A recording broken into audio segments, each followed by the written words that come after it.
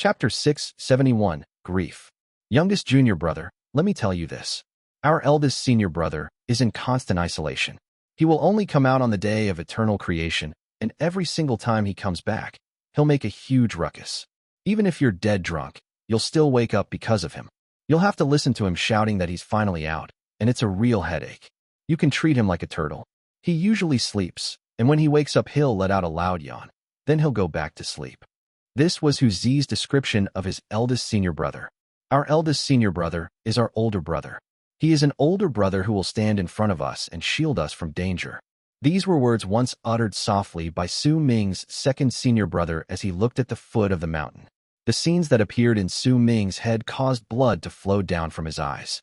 The color of that blood was crimson red, and it was formed by the maddened roars in his heart, as well as an outburst that was caused by a raging killing intent and extreme pain. Eldest senior brother. Su Ming looked at the man walking out of the vortex on the ground, and his vision seemed to have become indistinct. Eldest senior brother's eyes were lifeless. Not a single hint of light could be detected within them. His eyes were dull, as if they belonged to a dead person. However, the presence bursting forth from his body at that moment was strong enough that he could fight against Xuan. This was clearly an attack Tian had prepared for Xuan, and it was the killing move that would help him determine the ownership of Eastern Wastelands Tower. Su Ming's gaze met with his eldest senior brother's, but the two of them had changed since that time long ago. Due to the grief on Su Ming's face and the apathetic expression on his eldest senior brother's, the meeting of their eyes brought no joy to either of them, like what had happened when they were a family in the Ninth Summit and their gazes had met. There was only a feeling of unfamiliarity between them, as if they were strangers meeting in a foreign land. Tian, as long as I live, I will definitely kill all immortals. I will make you suffer utmost pain, and if I cannot achieve this, I will sink into the netherworld forever and have my soul disappear. Su Ming let out a shocking roar towards the sky as he cried tears of blood. Within that roar was a wave of madness and hatred that made all those who heard it feel their hearts tremble in fear. At the instant Su Ming roared, his eldest senior brother lifted his right foot from the ground and, with his still apathetic face, took a step forward and appeared instantly in front of Su Ming. His speed had already surpassed that of warping.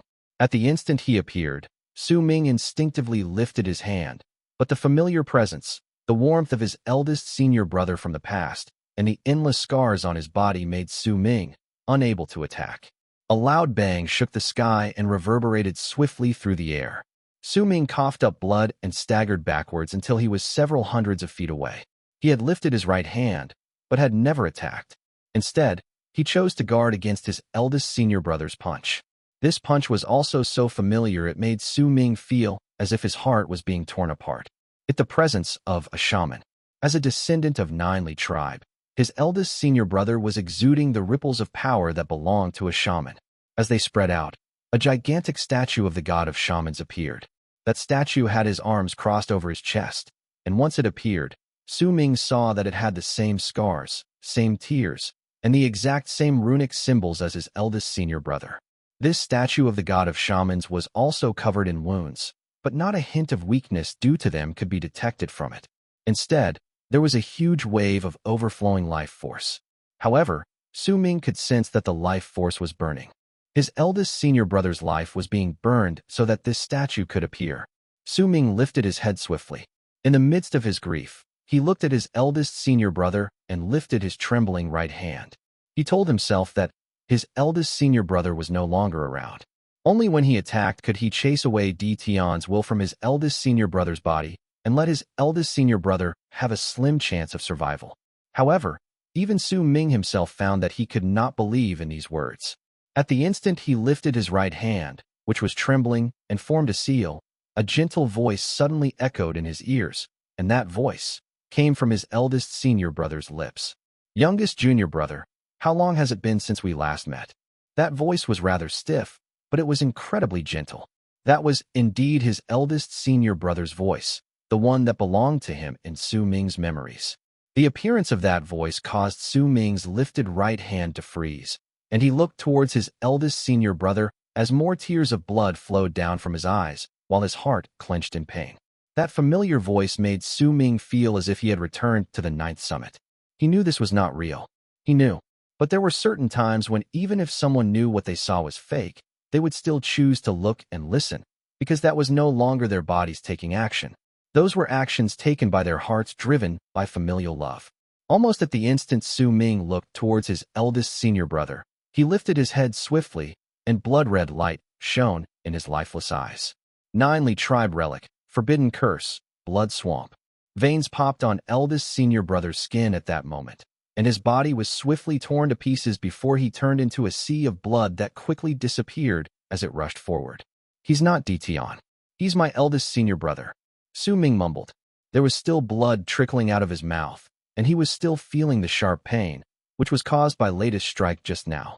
If eldest senior brother had executed Dition's divine ability, then Su Ming might have been able to deceive himself by saying that the person before him was not his eldest senior brother, but Dition's clone. But he had cast a shaman divine ability, 9 Tribe's art. All of this made Su Ming unable to attack. He could not attack his eldest senior brother, who was like a brother to him. Su Ming laughed brokenly, and during that moment, the sea of blood that had disappeared just now swiftly appeared around him. Youngest junior brother, why don't you tell me where you've been over the past few years? When that sea of blood appeared, eldest senior brother's apathetic voice echoed in the air once again, and it caused Su Ming to be filled with an indescribable sorrow in the midst of his broken laughter. He did not choose to dodge as that wave of sorrow filled his body. Instead, he simply allowed his eldest senior brother to surround him. Then, that sea of blood swiftly gathered on him, and in the blink of an eye, it had Su Ming completely covered. An even more shocking loud bang reverberated in all directions during that instant. Once the sea of blood regained its human form, Su Ming's body was like a kite with a broken string flying in a storm. Blood gushed out from his mouth, as well as other parts of his body. Su Ming's face turned pale. He fell back several thousands of feet before he managed to find his footing, and as he smiled brokenly, he looked towards his eldest senior brother. His injuries had become worse. However, at this moment, his eldest senior brother's words reached him again. Youngest junior brother, with this power, how could you look for master and your second eldest brother? Eldest senior brother took a step forward, and a loud bang exploded before Su Ming. Su Ming coughed up blood and fell back once more. If his body had not been strong enough, he would have collapsed and died a long time ago. But even so, his body was still hurting badly, and the pain would not stop. Su Ming wiped away the blood at the corners of his mouth. In the midst of his grief, his body was no longer the one in pain. It was his soul hurting. He was about to lift his hand again, but right at the moment he was about to counterattack in his sorrow. Do you still remember the time when we worked together and attacked Phantom Deus tribe? His eldest senior brother's voice echoed in the air. Su Ming's hand shook. Do you still remember the shaman soul I gave you before you went to the battlefield? Those words reached Su Ming's ears, and a shocking boom immediately resounded. Su Ming fell back again.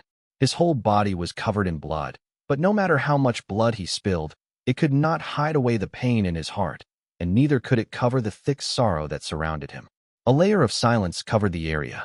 All the Immortals were watching the battle with complicated expressions on their faces. They could see Su Ming's abnormal behavior and could tell that the person who walked out of the coffin had an incredibly unique relationship with him. Eldest senior brother, this was what Su Ming had called the person in the coffin, and youngest junior brother was what that person had called Su Ming. These titles only served to prove their guesses correct. Tian Lan Meng stared at Su Ming's eldest senior brother in the sky with a dazed look, then at Su Ming. She bit her bottom lip, and an absent-minded expression appeared on her face. She had only learned of her identity as an immortal moments before the catastrophe of the Eastern Wastelands. This had caused her to sink into a long period of silence, and no one could have possibly understood the confusion and mixed feelings in her heart. When she gradually began to accept her identity, she found that the Immortals she saw and the things she heard them say were vastly different from those of the Berserkers. The Berserkers might also fight among themselves, but they were much less sinister and had way fewer methods they could deploy against their enemies compared to the Immortals, just like what was happening right at the moment. A fight to the death between brothers of the same master. Perhaps Dition had already predicted this. He might have even wanted to see this. Eldest senior brother. Su Ming lifted his head and let out a loud roar towards the sky. He told himself that his eldest senior brother's voice was numb and apathetic. He told himself once again that as long as he destroyed Dition's divine will, his eldest senior brother could return. Su Ming repeated this thought in his mind again and again, taking a swift step forward as he roared. With it, tears of blood were shed, and as he formed a seal with his right hand, the arms of his statue of the god of Berserkers immediately appeared behind him and charged towards his eldest senior brother with a bang. This time, his eldest senior brother did not dodge. Strangely enough, he chose to stand in the spot. He did not move, but at the instant the arms of Su Ming's statue closed in on him. Youngest junior brother, kill me. Youngest junior brother, I'm your eldest senior brother. Youngest junior brother, I'm under Tion's control. I can only fight against him for a while. Kill me. And in our next life, let us be fellow clan brothers again. There was an anxious tone in eldest senior brother's voice, along with a wave of grief, causing Su Ming to forcefully stop his charging statue of the god of Berserkers at that instant. Yet when he stopped, his eldest senior brother opened his eyes, and the apathetic, lifeless look in his eyes, along with the words he just said, made Su Ming understand that everything he had told himself was false. Youngest junior brother, kill me. Eldest senior brother may be saying these words, but he also took a step forward and closed in on Su Ming, ramming his head into him. With a bang that rang in the air, Su Ming staggered backwards, and a cross-shaped shadow appeared on his face. That cross-shaped shadow was the same as the cross-shaped scar on his eldest senior brother's face. Once it appeared on Su Ming's face, it looked as if it had sunk deeply into his flesh, and a burning, rotting sensation swiftly came from it. However, Su Ming was completely unbothered by this pain. He looked at his eldest senior brother and the apathetic, lifeless look in his eyes before he closed his eyes. After a brief instant, he reopened them, and the grief in his own eyes had been hidden in the depths of his heart. What appeared at the front were complicated feelings, as well as understanding and anguish towards life. Eldest senior brother, I understand now. With pain and grief in his body and soul, Su Ming lifted his right hand and pointed towards the sky. Later stage of the Berserker soul realm. Activate. Su Ming's voice almost turned hoarse from his roars as he vented the endless depression in his heart at that moment. Chapter 672, The Statue from the Palace. I wasn't strong enough. If I was strong enough, Tion wouldn't have dared to do this. My power still isn't enough for me to be considered a powerful warrior, or else I would be able to break the wall connecting Tion and eldest senior brother. All of this is because I'm too weak. I want to become stronger. I want to become endlessly stronger. I want to become a powerful warrior that can dictate its own fate. Su Ming roared in his heart. Red filled his eyes, and his chi burst forth from his body at that instant. This was his roar towards fate, his roar towards Tion. The anomaly in the world caused by his Berserker soul had yet to disappear. It was still around, and Su Ming's serendipity had yet to end. He could still become stronger, but he needed enough stimulation and incentives. The stimulation he had obtained from his battle with Ji and had not been enough. By devouring the golden robe Tion, that stimulation had reached an incredibly high level. Eldest senior brother's appearance and fate's decision against him had caused Su Ming to understand many things within a moment. There were certain things that were out of a person's control when he lived in this world, just like what happened between eldest senior brother and Su Ming himself. This was perhaps a form of life, and they needed to gain control over the power that was needed to break this life themselves. Only by endlessly becoming stronger and making themselves the lords of everything could they make sure that something like this never happened a second time. This was life. In anguish, Su Ming knew that he had gained a deeper understanding towards the word life, but the price for this epiphany was too great, and he would rather have not gained it. As his chi erupted and his power in the middle stage of the Berserker soul realm continued rising until the large amount of signs for the later stage in the Berserker soul realm showed up, Su Ming saw his eldest senior brother being pushed back by an invisible force. At that moment, Su Ming lifted his right hand slowly and swung it at the sky. I understood how to clear my mind in the ninth summit, and after that, I understood the power of wind. I fused with the wind crystal and became the wind berserker. As Su Ming mumbled and swung his arm, the sky started roaring again. More rainbows appeared, and their numbers were endless. They covered the entire sky until even the distortions up ahead looked as if they were only the wrinkles of the sky. When anyone looked over, they would find that their vision had been blocked off. As loud booms echoed in the air, a humming sound that made it seem as if there was someone roaring begun in the sky. It was as if that person was trying to say something, But due to the distorted sky standing in between his words and the people's ears, no one could understand him.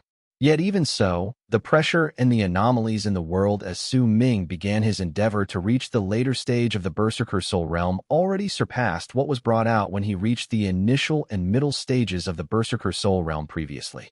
It was bound to happen. The vast presence of Su Ming's venture into the Berserker soul realm would be unprecedented. It was bound to happen. All those who watched Su Ming reach the later stage of the Berserker soul realm would find this scene to be the most brilliant and beautiful light that they had ever seen up to that point in their lives. I, Su Ming, now bring forth the Berserker's Wind Berserker. Appear. Su Ming's voice spread out, and as the world rumbled, an infinite amount of wind rose swiftly around him. The violent gusts then rose above the 9 heavens. The sky and earth trembled. At the instant this sight caught the world's attention, waves surged and tumbled about the endless Dead Sea far beyond eastern Wastelands. It was as if there were an endless amount of raging dragons roaring in the sea, and their roars swept up the seawater to bring up waves that surged into the sky, making it seem as if the entire Dead Sea was boiling and erupting.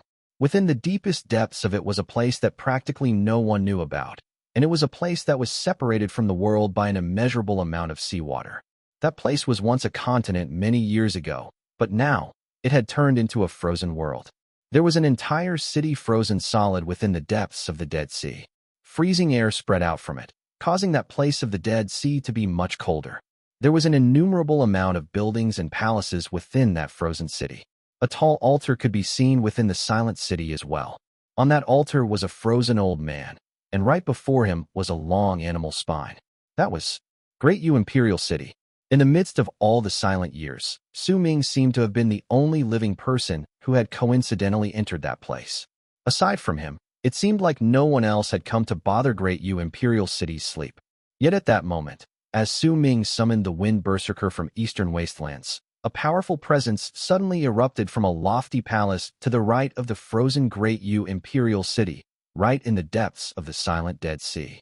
The appearance of that presence broke the silence that had lasted for years there.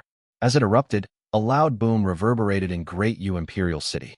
The lofty palace shattered in an instant and turned into broken pieces of rubble that spread out to reveal a huge statue that was several thousands of feet tall.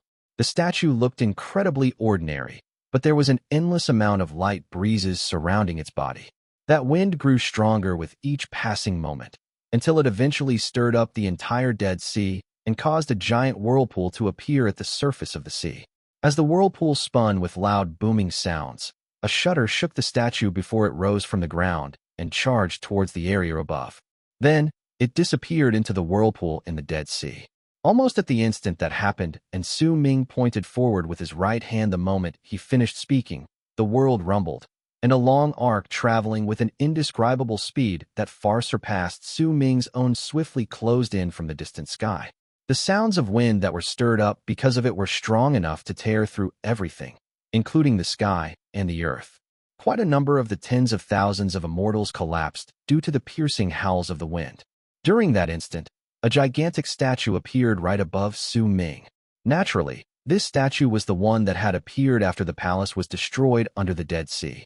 A power that belonged to wind burst forth from within the statue, stirring up all the wind within the land of Berserkers to gather about.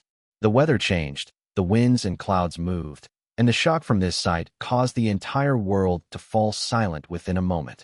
The statue did not move, continuing to float in midair.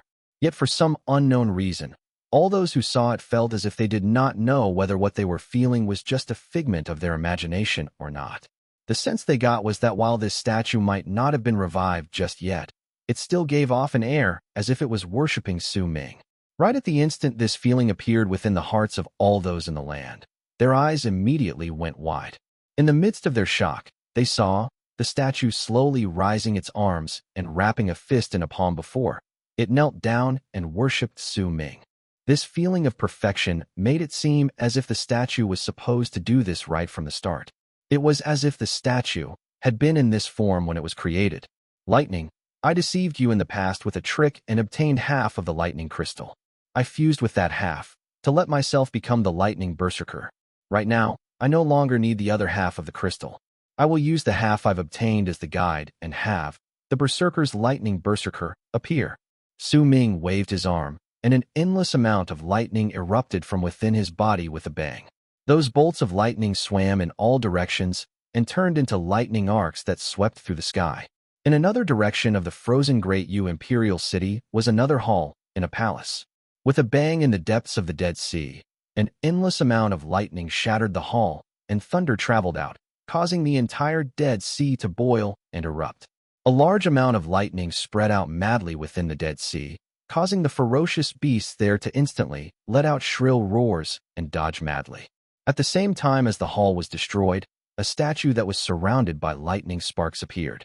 As thunder roared, it moved through the entire Dead Sea and shot straight out of the water's surface. The statue turned into a bolt of lightning that could break space itself, allowing it to leave that way. Chi Lei Tian was leading his people in a charge through eastern wastelands, when his expression suddenly changed drastically, and lightning started bursting forth from his body uncontrollably, filling the entire area around him. Those bolts of lightning let out thunderous cracks that sounded like roars, excited cries, and shouts of submission. The sudden change caused Chi Lei Tian to be momentarily stunned before he whipped his head around to look in the direction of the Dead Sea with disbelief on his face. I can sense the lightning Berserker deity statue. It was also right at that moment that Su Ming swung his arm and finished calling for the lightning Berserker. An endless amount of lightning instantly appeared in the wind. At the instant those bolts of lightning turned the sky into a pool of lightning, shocking roars instantly closed in from afar, and they belonged to a gigantic statue that was exuding an endless amount of lightning. That statue stopped right above Su Ming, directly opposite the Wind Berserker statue. Then, as if it was looking at Su Ming, it slowly lifted its arms and wrapped a fist in its palm, and like the Wind Berserker statue, it knelt down with a bang and worshipped Su Ming. This world originally did not have any Fire Berserkers. The Fire Berserker was just an incarnation of the third god of Berserkers and was what the people called him. I inherited the Fire Berserker's art when I was young, and since this Berserker died with the third, then now, the Fire Berserker will appear in the world through my hands. Su Ming closed his eyes, and when he opened them again, fire raged within them. Immediately, in another direction of the lightning and wind Berserker, a wave of flames appeared out of nowhere in the sky. He Feng has died, but his will still exists in this world. With his will as your soul, the fires of the Berserkers as your body, and the Berserker's Kismet as your consciousness. Fire Berserker, appear. Su Ming lifted his right hand and pointed towards the flames that had appeared out of thin air. Those flames immediately exploded with a bang, and at that instant, the entire land of Berserkers was set on flames by invisible fire. Right at the same time, it seemed as if the entire land was responding to Su Ming. A figure with wings appeared within the flames Su Ming was pointing towards. The figure was like the wings of the moon, but it resembled He Feng even more so. However, He Feng had already died, and the one that appeared right then was his will, which was remembered by the world after his death. Right then, his will manifested and fused with the world of Berserker's Kismet, and as it burned, a figure gathered in the air. It was also a statue, but it was burning statue. It appeared as He Feng, and as it opened its eyes and met Su Ming's gaze, the Fire Berserker statue slowly lifted its arms and wrapped a fist in its palm as a salute before it knelt swiftly on the ground to worship him. The Fire Berserker, Wind Berserker, and Lightning Berserker statues formed an equilateral triangle, and they were all kneeling towards Su Ming, who stood in the center, as if Su Ming was their king, their sovereign, the god of Berserkers which they acknowledged. Chapter 673, Later Stage of the Berserker Soul Realm. Later Stage of the Berserker Soul Realm. Su Ming was standing in midair, right in the center of the three Berserker statues. He looked at the sky, and there was an endless amount of rainbows shining around him, as if they were all worshipping the Berserker's king. The distortions in the sky became a backdrop for this scene of Su Ming being surrounded by the statues, resulting in him looking like the core of the world. Su Ming's chi erupted forth with a bang as the three Berserker statues knelt down and worshipped him. An invisible wave of air surrounded him, howling, and caused Su Ming's hair to move without wind and his robes to flutter. The presence of his cultivation base also erupted forth at that moment. It continued rising, until it reached the peak of the middle stage of the Berserker Soul Realm in the blink of an eye. He was only half a step away from the later stage, and he felt as if he could reach that stage if he just took one step forward. However, this half a step was not easy to take. Su Ming's chi and cultivation base might have increased exponentially, but they only reached the peak of the middle stage of the Berserker soul realm.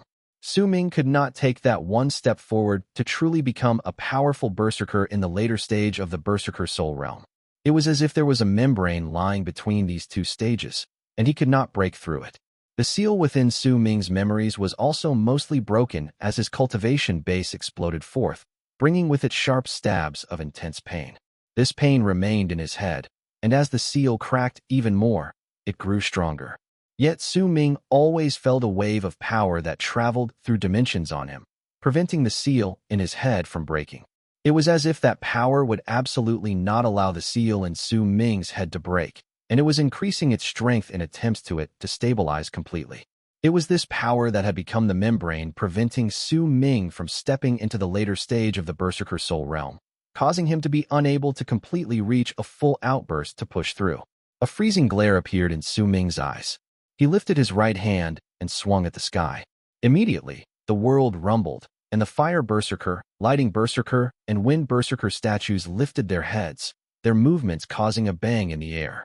At the instant they stood up from their kneeling postures, they fused together right above Su Ming's head. With the power that came from the fusion and the power of the world that was surging towards him from all directions, Su Ming charged once more towards the later stage of the Berserker soul realm. That charge turned into a loud bang that surged into the sky in his body and shook Su Ming's heart and soul. But he was still slightly lacking and could not break that membrane. Wind, rain, thunder, lightning. These are 4 of the 8 runic symbols in Hidden Dragon's Sect. I've fused lightning and thunder into my lightning Berserker art, and wind also has its own Berserker art. Only rain remains. Then, with my will, I will now gather all the rain under the sky to fuse it into my rain runic symbol and merge it into my statue of the god of Berserkers. A glint appeared in Su Ming's eyes. When he lifted his hands and formed a seal, he spread out his arms, and a large amount of rain immediately appeared out of nowhere as thunder roared and lightning filled the sky. Together, they swept through the land. This area was not the only place that was visited by rain. The entire eastern wastelands, Dead Sea, and the land of Berserkers were covered by rain during that instant. It poured down from the sky, and as it continued without stop, an endless amount of raindrops gathered together to form a gigantic runic symbol before Su Ming. That symbol was shining with a brilliant light, and it charged towards the place where the 3 Berserker statues had fused together before it instantly merged with them. Once that happened, the power that erupted from Su Ming's body became even stronger, but he did not immediately attempt charging into the later stage. Instead, with brightly shining eyes, he stared at the sky as if his gaze could penetrate space itself, pierce through death region, and see the world outside, straight at the source that was trying to stabilize his seal. I understood the curse from Madame G's ring and the candle dragon's eyes, and I mastered it when the reincarnations in the undying and imperishable world could not wipe away my soul.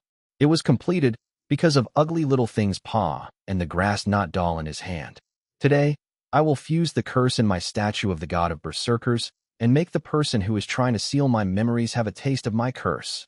At the instant the dark light appeared in Su Ming's eyes, he lifted his left hand, and a wave of black fog instantly seeped out of his fingers.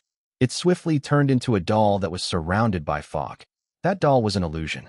It looked as if it was made from grass, and its features could not be seen clearly, but there was an incredibly strange presence spreading out from it. The fog doll seemed to possess a soul. It let out a piercing roar towards the sky, then charged to the 3 Berserker statues that had fused together with the rain runic symbol above Su Ming's head. The figures overlapped and merged together. At that instant, Su Ming's chi and cultivation base reached their pinnacle. This was the fusion of power from the Fire Berserker, Lightning Berserker, Wind Berserker, the rain runic symbol, and the curse. As they gradually overlapped and fused together as one, a large amount of the rainbows in the sky collapsed and turned into an endless amount of crystalline light that charged towards Su Ming, then fused into the overlapped figure of the 3 Berserker statues, the curse, and the rain runic symbol. A loud bang that turned into a humming sound replaced all manner of sound in the world, causing the immortals in the world to feel their minds roaring. and at the instant their minds turned blank because of the violent tremors in their heads. The three Berserkers became one. The curse fused together with the rain runic symbol and joined completely the three Berserker statues. When there was no longer any distinction between them, a huge body appeared in the world. This was just a torso, but at the moment it appeared, the pressure that spread out from within it was powerful enough to shake the sky and earth. Su Ming swung his arm, and the torso immediately crumbled with a bang, then turned into pieces that charged towards Su Ming. Once they fused into his body, Su Ming lifted his head and let out a long howl that made the world tremble. His howl reverberated through the 9 heavens, and his cultivation base erupted at that moment, increasing madly within the middle stage of the Berserker soul realm before breaking through and allowing Su Ming to step into the cultivation stage that would only appear in his dreams when he was still in Dark Mountain. The later stage of the Berserker soul realm. The number of powerful Berserkers in the later stage of the Berserker soul realm might be a little higher than those who had attained great completion in the entire world of Berserkers, but no matter in which region they resided, they could be said to be the most powerful warriors there. And even those who had attained great completion in the Berserker soul realm would go out of their way to recruit them to their side. All those who reached this stage were no longer weaklings. Unless they ran into people like Su Ming, who had managed to turn his whole body into that of a true Berserker, and whose power could not be measured with any of the previous conventions because his condition had never appeared before, then they were people who could look down upon the world. Almost at the instant Su Ming's level of cultivation reached the later stage of the Berserker soul realm, the power which had come from another dimension and was holding down the seal in his head was faced with a direct resistance. Once Su Ming's cultivation base erupted, his power caused a large part of the seal to break. As Su Ming fought back against that power, a bang went off in his head, and he immediately felt the power holding him down growing stronger. But even if it did so, it was not as pure as it was previously. It seemed that if more power was sent down, it would become increasingly murkier. In fact, when Su Ming observed it with his power once he arrived at the later stage of the Berserker soul realm, he found a trace of an invisible path that was used by this person to send his power into him. That path seemed to have been carved into his soul and had turned into an indirect picture. This picture was formed after 6 points were connected together, and that seal was contained within what they had drawn. This was the first time Su Ming saw the passage formed by those 6 points in his head. He let out a cold harumph and did not bother about the power of suppression that descended on him. Instead, he traveled up against the flow of the path, and his divine sense instantly fused into the picture formed by the 6 connected points. He wanted to travel up the path this person used to descend on him and see just who was the person who was suppressing him through another dimension. Almost at the instant Su Ming's divine sense touched the 6 connected points, a loud bang rang in his head, and his consciousness instantly became clouded. He could vaguely see the endless in-death fog surging about around him, and he felt like he was walking on a thin thread to charge towards the void. He had no idea how much time had passed. When the area around him became clear, he saw the brilliant galaxy once again, as well as the vortex that was in death region below him.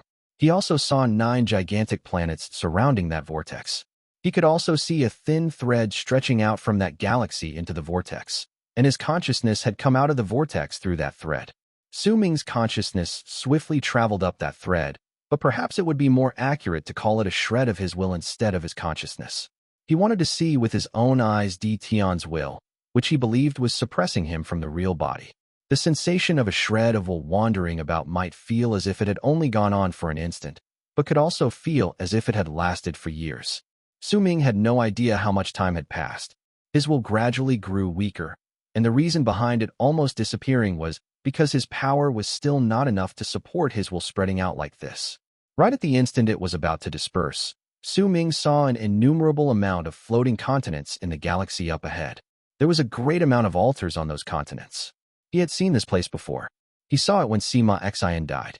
Su Ming's will dispersed, but right at the instant he was about to disappear, he saw himself following that thread and entering into the depths of the endless continents in the galaxy.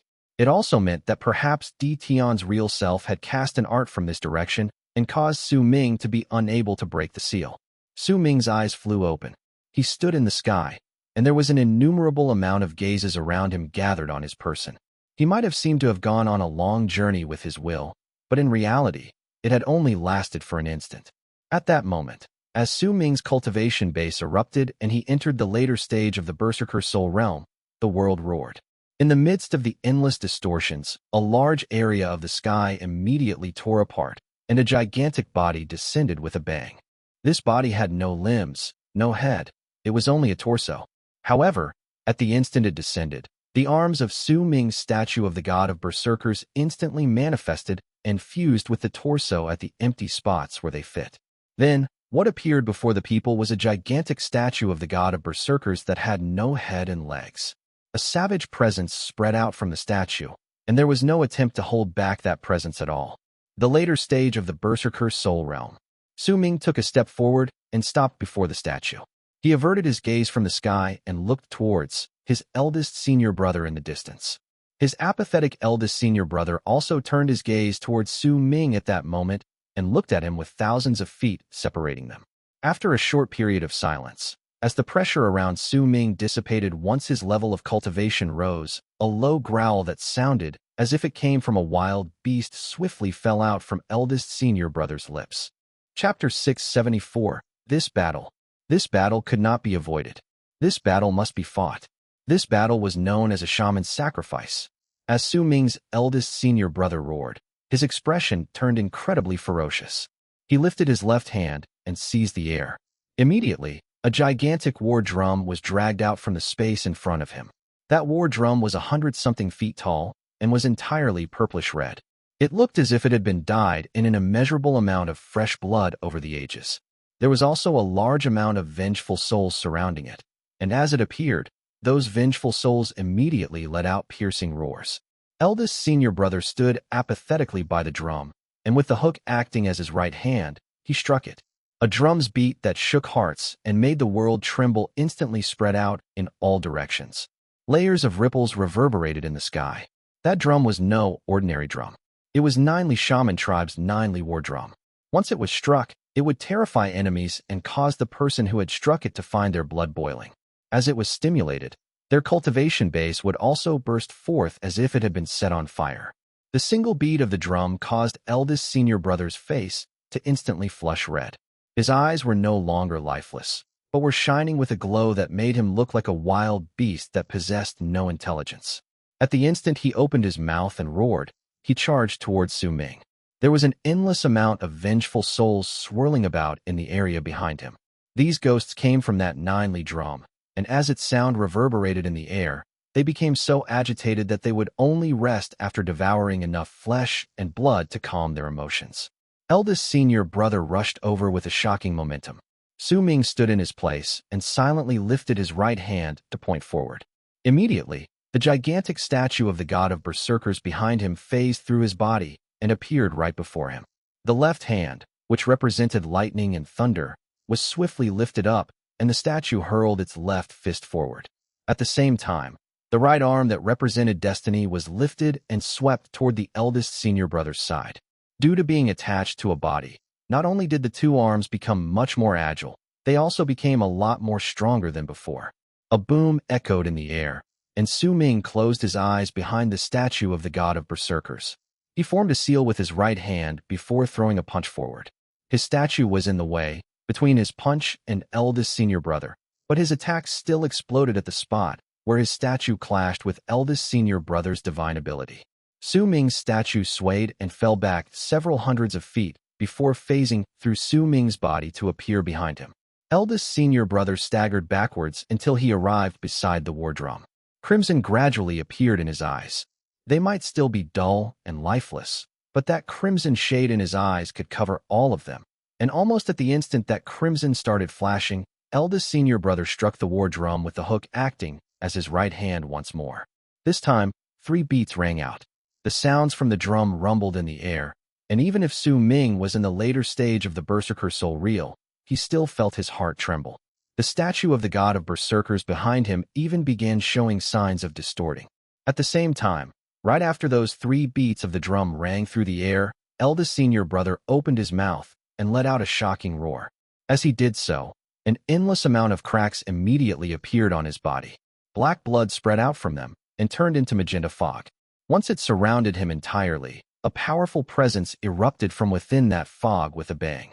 This presence was the pure presence belonging to a shaman, and along with it was the strangeness and the ancient air of the shamans. As that presence erupted, a hoarse voice spread out from the fog. I, the descendant of Nine Li, will now transform into the Shaman Lord. As his voice echoed in the air, the fog was swiftly absorbed by his body. When there was no longer any of it remaining, the eldest senior brother that appeared before Su Ming was distinctly different from before. Even though he still looked as before, but complex runic symbols had appeared at the center of his brows, his arms, his legs, and his chest. These runic symbols did not seem like they belonged to the Immortals, but looked more like words that could be found among the Berserkers, yet no Berserker would be able to recognize them. These were the shaman's seals for their spells. Youngest junior brother, I struck the war drum 3 times previously so that my blood would boil.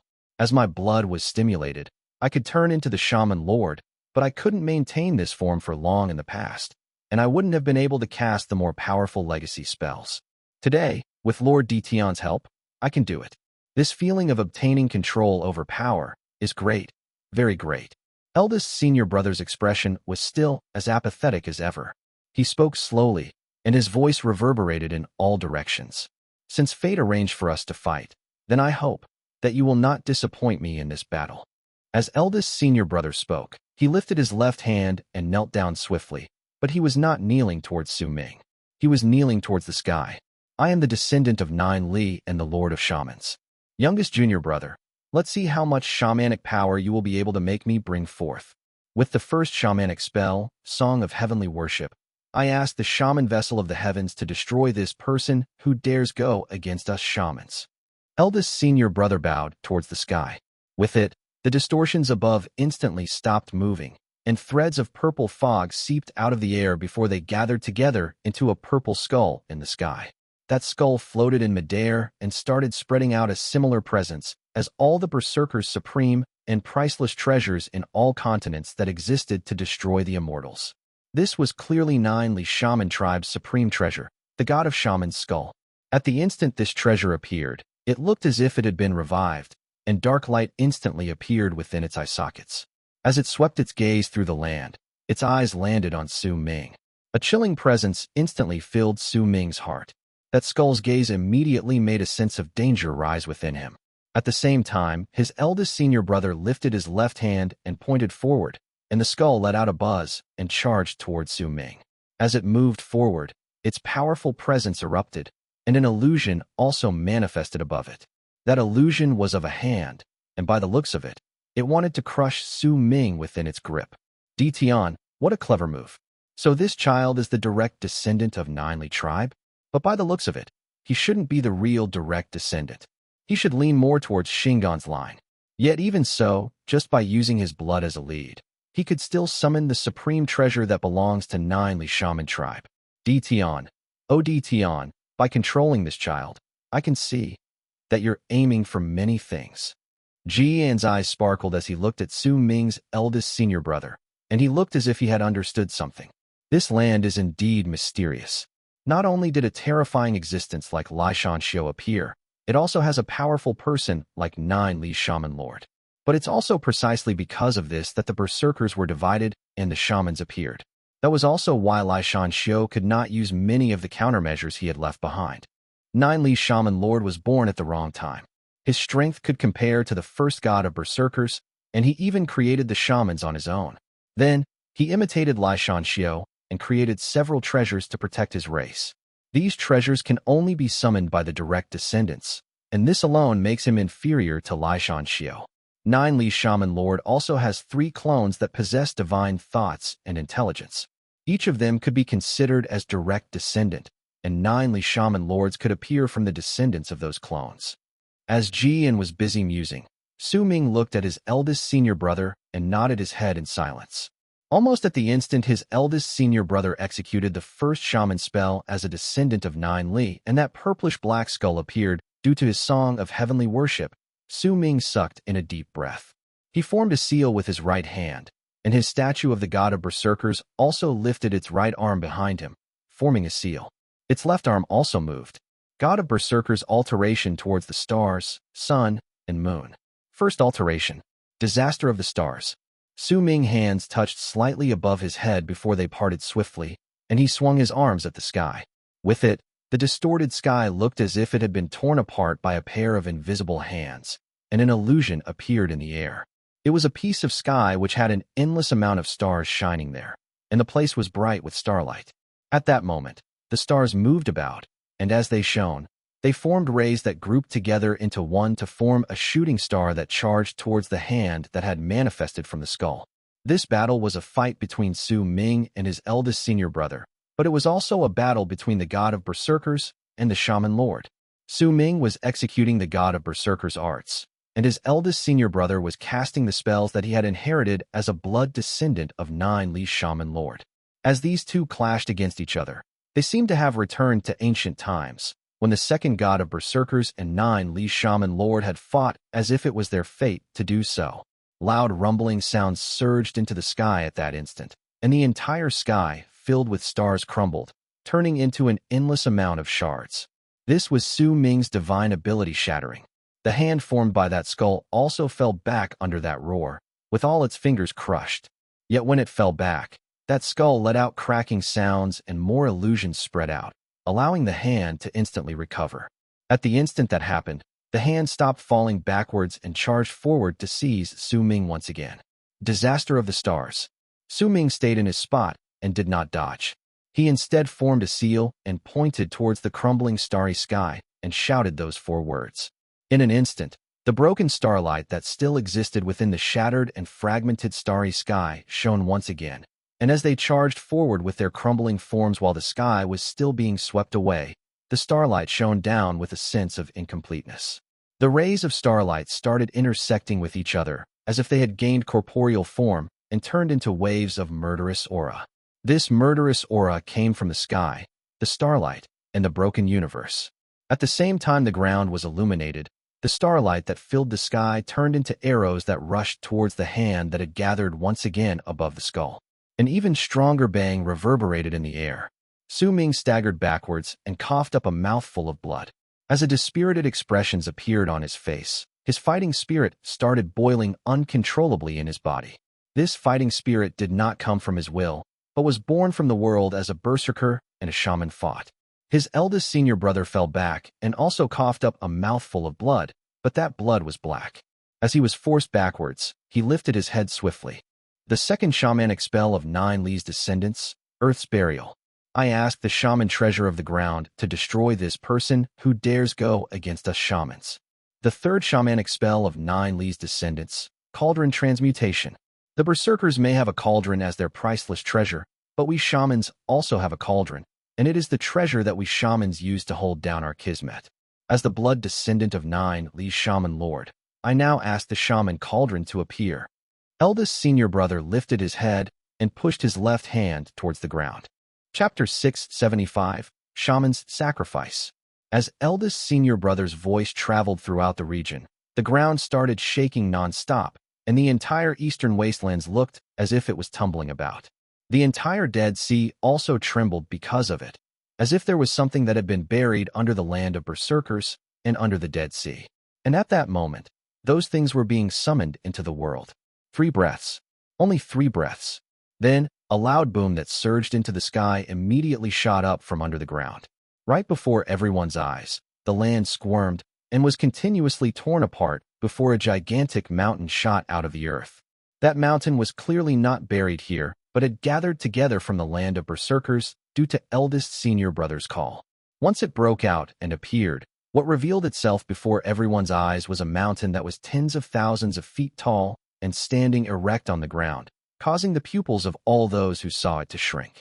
Right when Su Ming shifted his gaze to the mountain as it shot out of earth, cracks appeared on it, and booming sounds reverberated in the air. The mound of earth crumbled swiftly and turned into an endless amount of pieces that tumbled backwards. At that moment, a green armor appeared within it. That armor had been clearly buried within that mountain, and when eldest senior brother summoned it, it was finally brought into the world. The armor shone with a piercing blue light and flew up from the crumbling mountain, appearing on eldest senior brother's body within an instant before turning into a blue vortex. As he stood inside it, he equipped the armor and stood there, stirring up the aura existing in all directions, just like a supreme king. 9 Li's Shaman Lord. He lifted his right arm, and a circular hole that was the size of a palm appeared above the right hook. That hole was pitch black, and it looked as if it could swallow all light from the area, causing the space around its edges to look as if it was continuously shattering and disappearing. It was a terrifying sight to behold. The black hole was lifted up by the right hook on eldest senior brother's arm, and he turned his gaze towards Su Ming. This is the shaman's cauldron. Su Ming stared at the hole, then closed his eyes slowly. At the instant, his eldest senior brother took a step forward and charged towards him like a blue shooting star. Su Ming's eyes flew open. He lifted his right hand, then bent his body slightly to make himself look like a crescent moon. At the instant he formed that shape, he whispered softly, "God of Berserkers, alteration towards the stars, sun, and moon." Second alteration, shift in the moon. When the shattered starry sky turned dimmer due to his words, a crescent moon appeared in the night view above. A powerful dark light shone from Su Ming's body, and he turned into a crescent moon whose light scattered through the area. Wherever it went, a biting, desolate air would fill the place. Almost at the same time Su Ming executed this divine ability, an illusion of a moon appeared on his eldest senior brother's body, who was still closing in on him in the form of a blue shooting star. That illusion enveloped his body, making him look incredibly bizarre. Moon slaughter. Right at the instant his eldest senior brother was about to arrive, Su Ming opened his mouth swiftly and shouted. The moon in the sky cracked right from the center, and the moon on Su Ming's body also cracked, but it did not result in any harm to him. The illusion on him had just dissipated. However, an incredible amount of power erupted forth from the cracks that appeared in the moon on his eldest senior brother's body, making it seem as if it wanted to rip apart all that existed. Destiny's reincarnations created my right arm. Su Ming lifted his right hand and pointed forward. The right arm of his statue of the god of Berserkers immediately turned into a young man with purple hair, and the 2 mountains behind him closed in on his eldest senior brother. The lightning-enchanted vessel became the divine power in my left arm. Su Ming swept his left arm sideways, and his statue's left arm instantly turned into a bolt of crimson lightning that rushed towards his eldest senior brother. The 3 Berserker statues, the curse, and the rain runic symbol became the source that formed my torso. Su Ming's words were still echoing in the sky. His statue's torso immediately turned into the 3 Berserker statues and surrounded his eldest senior brother. At the same time, black rainwater poured down from the sky, bringing with it powerful curses. And the final alteration for the god of Berserkers, alteration towards the sun, moon, and stars. Sun's sacrifice. Once Su Ming said these words, a piercing golden light instantly erupted from his body. As it spread out madly through the area, his body looked as if it had turned into a golden sun. That sun was radiated a powerful light and heat, causing the entire world to be swiftly illuminated by its brightness. Within that light, Su Ming fused together with that sun, and with the heart of a martyr, he executed the strongest style within the alterations towards the sun, moon, and stars. The entire world was replaced by the sun's light, causing no outsider to be able to see what was going on inside. But the continuous booms and tremors on the ground, as well as the endless waves that were spreading in all directions, were enough to prove just how powerful and shocking the clash was this time. As booming sounds rang into the air, eldest senior brother fell back and black blood gushed out of his mouth. The blue armor on his body disappeared, and the shaman cauldron, too, vanished. His body fell to the ground with a bang, right beside his war drum. He lost, but he did not lose to Su Ming. He had instead lost to time, the time which allowed him to burn his blood. In the end, he could not make the span of time which he could become Shaman Lord last long enough. The light in the sky disappeared, and Su Ming walked out from within. He coughed up a mouthful of blood, and with a pale face, he looked at his eldest senior brother lying on the ground. If it was not because his eldest senior brother was unable to continue, then the victor for the battle just now would have still been undecided. Youngest junior brother, it is done. Eldest senior brother struggled to stand up and lifted his head to look at Su Ming. I have a final style. This style is the limit of my blood. It is my fate, and also my return. There was something unusual within eldest senior brother's words, and when Su Ming heard it, the grief that had originally been hidden away appeared once again. He nodded at him. Just like how he had understood what was going on previously, He now understood that his eldest senior brother's will was not something that Tian could control completely. His will still existed, and it wanted to go through the shaman's sacrifice. If he did not, then he would not live. This was a form of life. I have the blood of 9 Li flowing through my veins. All the shamans think I am a direct descendant, but I know that I am not. I am the scion of the 3 clones that belong to 9 Li's shaman lord, Shingon. Shingon's descendants have always been headless. Eldest senior brother stood up and sliced through his neck with the hook on his right hand. With it, his head flew up, but even as blood gushed into the air, his body remained standing on the ground. He showed no signs of falling down. At that moment, a human face emerged on his chest. That face belonged to eldest senior brother, and the head that flew up crumbled in midair, turning into an illusion wearing a crown and an emperor's robe. His face was filled with disbelief. As a descendant of Shingon, I will now forget my original name. From now onwards, I am Shingon. Acts of Execution 1, Return. A bang rang out of eldest senior brother's body, and the world went mad. Then, in eldest senior brother's lifted left hand, a gigantic bronze battle axe immediately manifested. Asterisk, asterisk, asterisk. Translator's note. 1. The connection between Shingon, Xing Tugon 4, and acts of execution, Xingfu, Xing Tufu 3. The word Xing can be a surname, which is the case for Shingon. It can also be execution/punishment, which is how acts of execution came to be. Chapter 676. The Immortals Descend. As the battle axe appeared and eldest senior brother grabbed it, a primal and savage air erupted swiftly from his headless body. That presence turned into a gigantic vortex and started sweeping in all directions from the entire area where eldest senior brother was standing. The world rumbled, causing drastic changes in the faces of immortals around the area. It was especially so for Jian, whose eyes had begun shining with a brilliant light. He stared at Su Ming's eldest senior brother, and a solemn expression appeared on his face.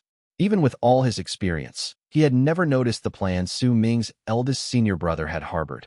Only at that moment was he able to see that determination and resolve within him. This person has an incredibly powerful will. That was why he was able to retain a small portion of his will even after he was controlled by Tian, and that will was resisting all this while in the depths of his soul. But the way he resisted was a little unique. He didn't struggle, but instead used Tian's power to stimulate his blood, which was equivalent to Tian helping him gain the greatest boost in the evolution of his blood. He even cut off his own head so that his blood would return to that which belonged to his ancestors. With Tian's power, he allowed himself to successfully turn into Shingon's will and bravery. This person is the same as Su Ming. They're both incredibly difficult to deal with, and by the looks of it, this Shingon's presence is even a little stronger than Su Ming's. The things he told Su Ming previously belonged to Tian, but were also his own words.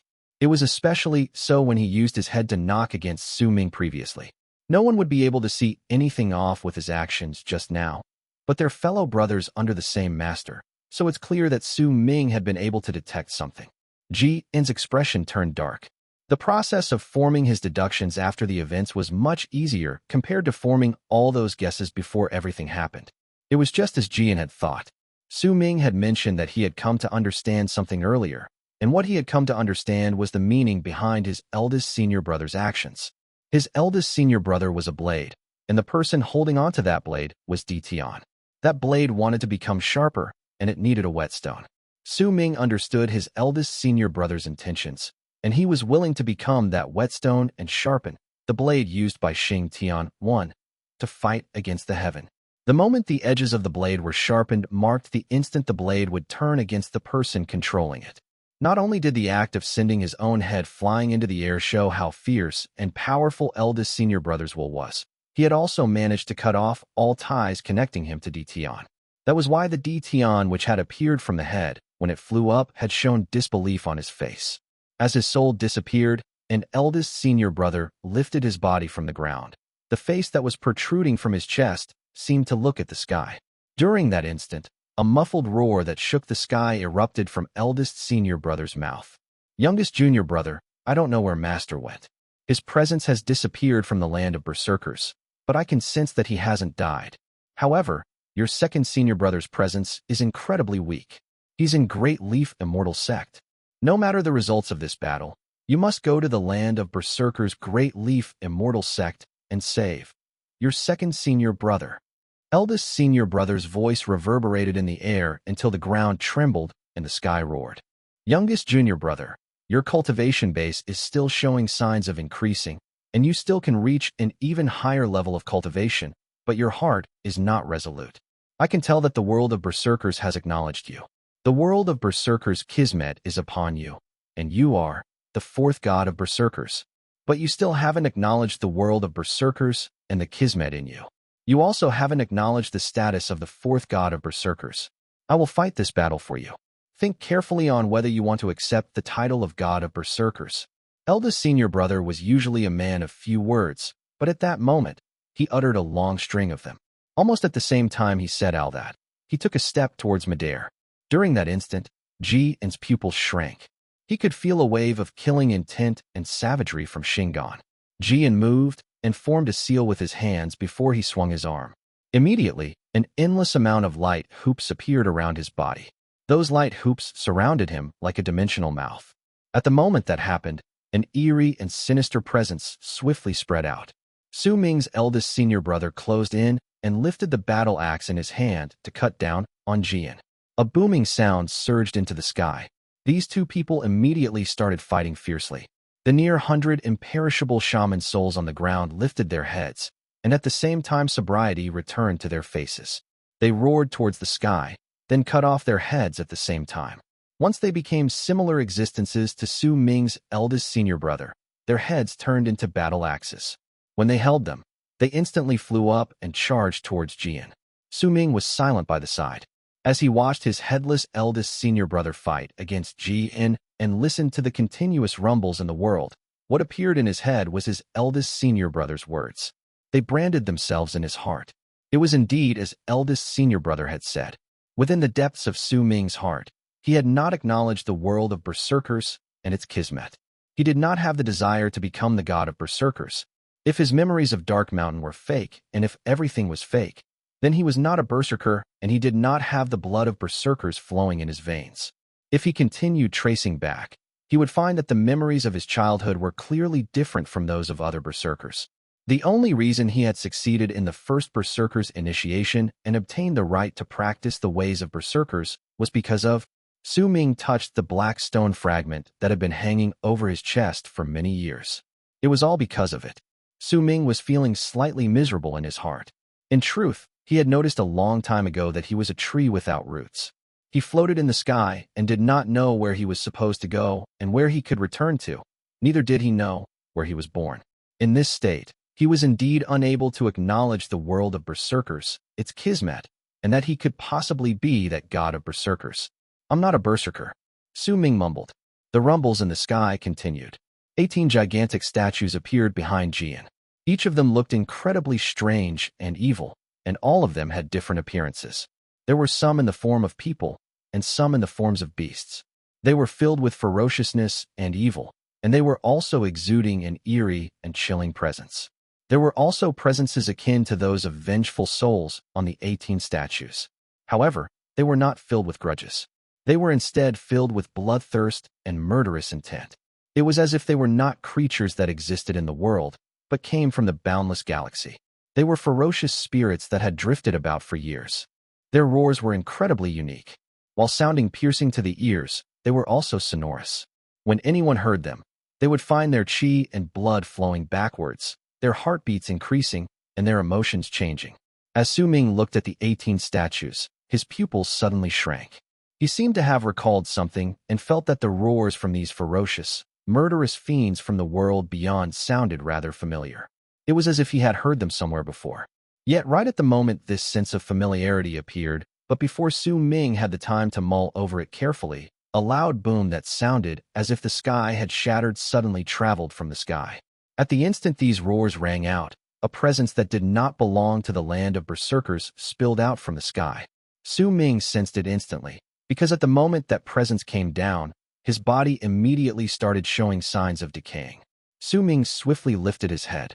When he looked up, he saw the two gigantic runes that had originally been there, but had later on been hidden away by the distortions in the sky.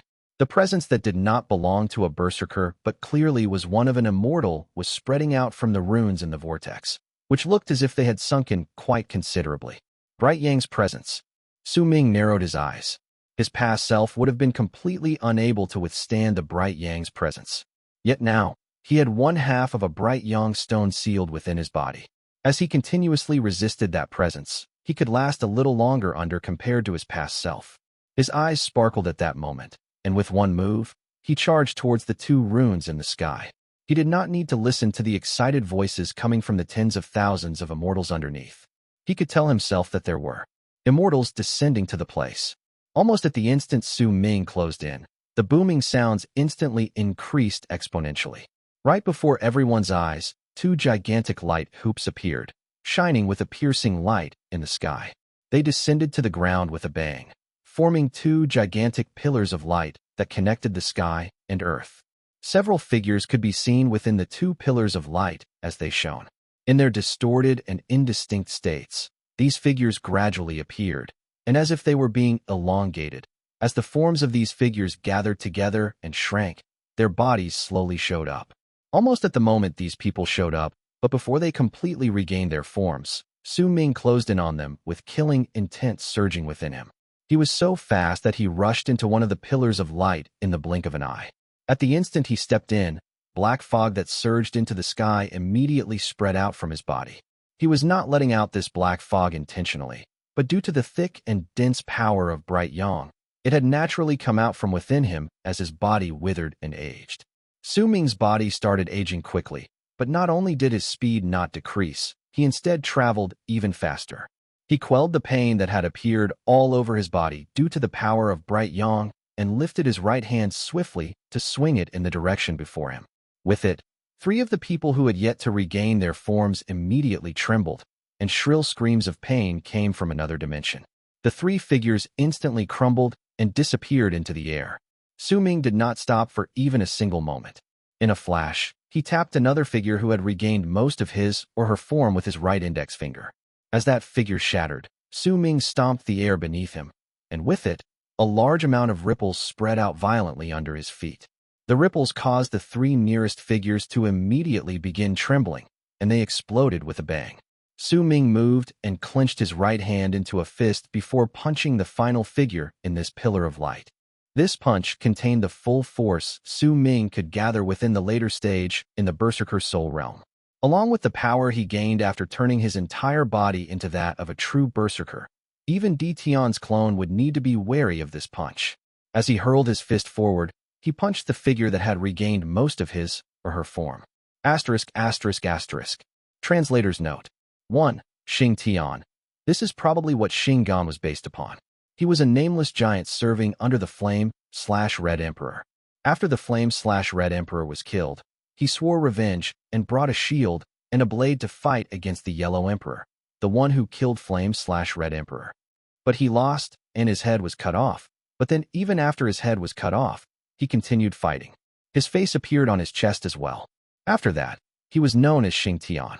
This came from Classic of Mountains and Seas, Classic of Regions Beyond the Seas, West.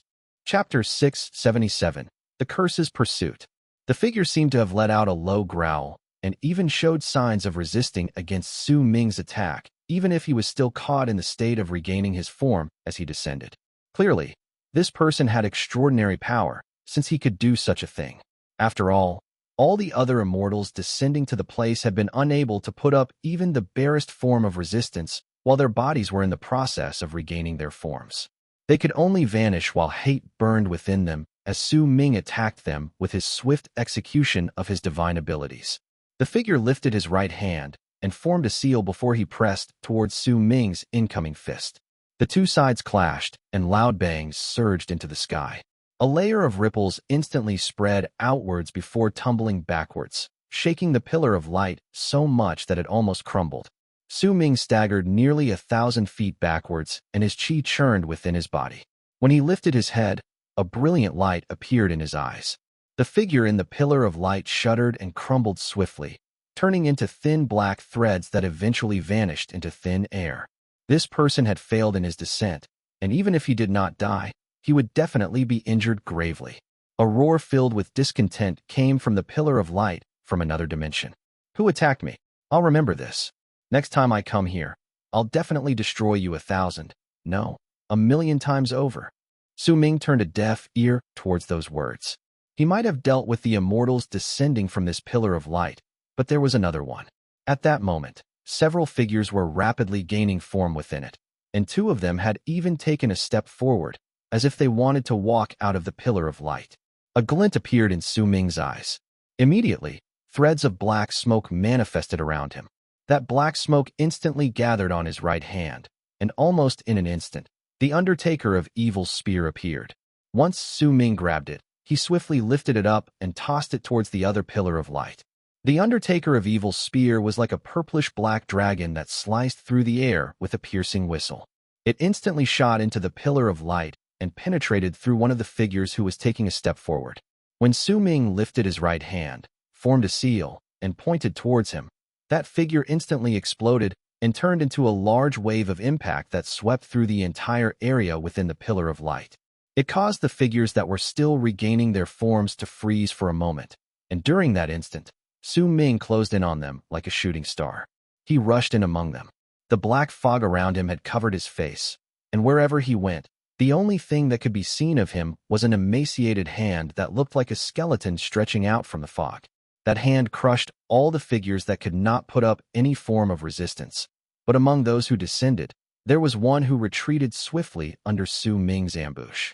That figure had only regained half of its form, but he did not slow down the slightest in his retreat. Almost at the instant Su Ming stepped into the pillar of light, that figure avoided the Undertaker of Evil's spear and shot back in desperation. He turned into a pale-looking middle-aged man dressed in a black robe, and as he ran, his expression was filled with livid sullenness. The Evil Sky Sect's Sect Elder was among the first batch of Immortals descending to the land, even though he could not have his real body come to the place. He could only form a magical body and send it to the land of Berserkers. But even if this was just a magical body, it could still bring up power that could suppress the Berserkers. After all, based on the Immortals' knowledge, the strongest group of people in the land of Berserkers were only equivalent to those who had reached Great Circle in ascendance. Yet during the instant he descended, he sensed a life-threatening danger that made his skin crawl. He had never expected something like this to occur in the process of him descending to the land of Berserkers. This was something that he had never even considered. No matter how intense the battle between the Immortal Sects and Evil Sect were, they would not do something like destroying the bodies of those who had yet to regain their forms. This sort of thing was too despicable, and the Immortals would definitely not accept it. Who are you? Once the black-robed man shot out of the pillar of light, he swiftly retreated. When he lifted his head to look, there was no longer any of his people in the pillar of light. There was only an illusory figure surrounded by fog, and that person was leaving with a single step. Once the person surrounded by fog walked out of the pillar of light, most of the fog dissipated to reveal an old face. However, his face soon started squirming about, recovering rapidly. When he took his 7th step, Su Ming regained his normal appearance. Just what is going on? The man in black's face turned even paler. The strange sight of Su Ming's body had filled him with fear, and his act of destroying the Immortals who descended made him wary. In the distance, he could see a headless person fighting against Xuan, and the booming sounds that surged into the sky due to their battle left him shocked. He did not know just what had happened in this place.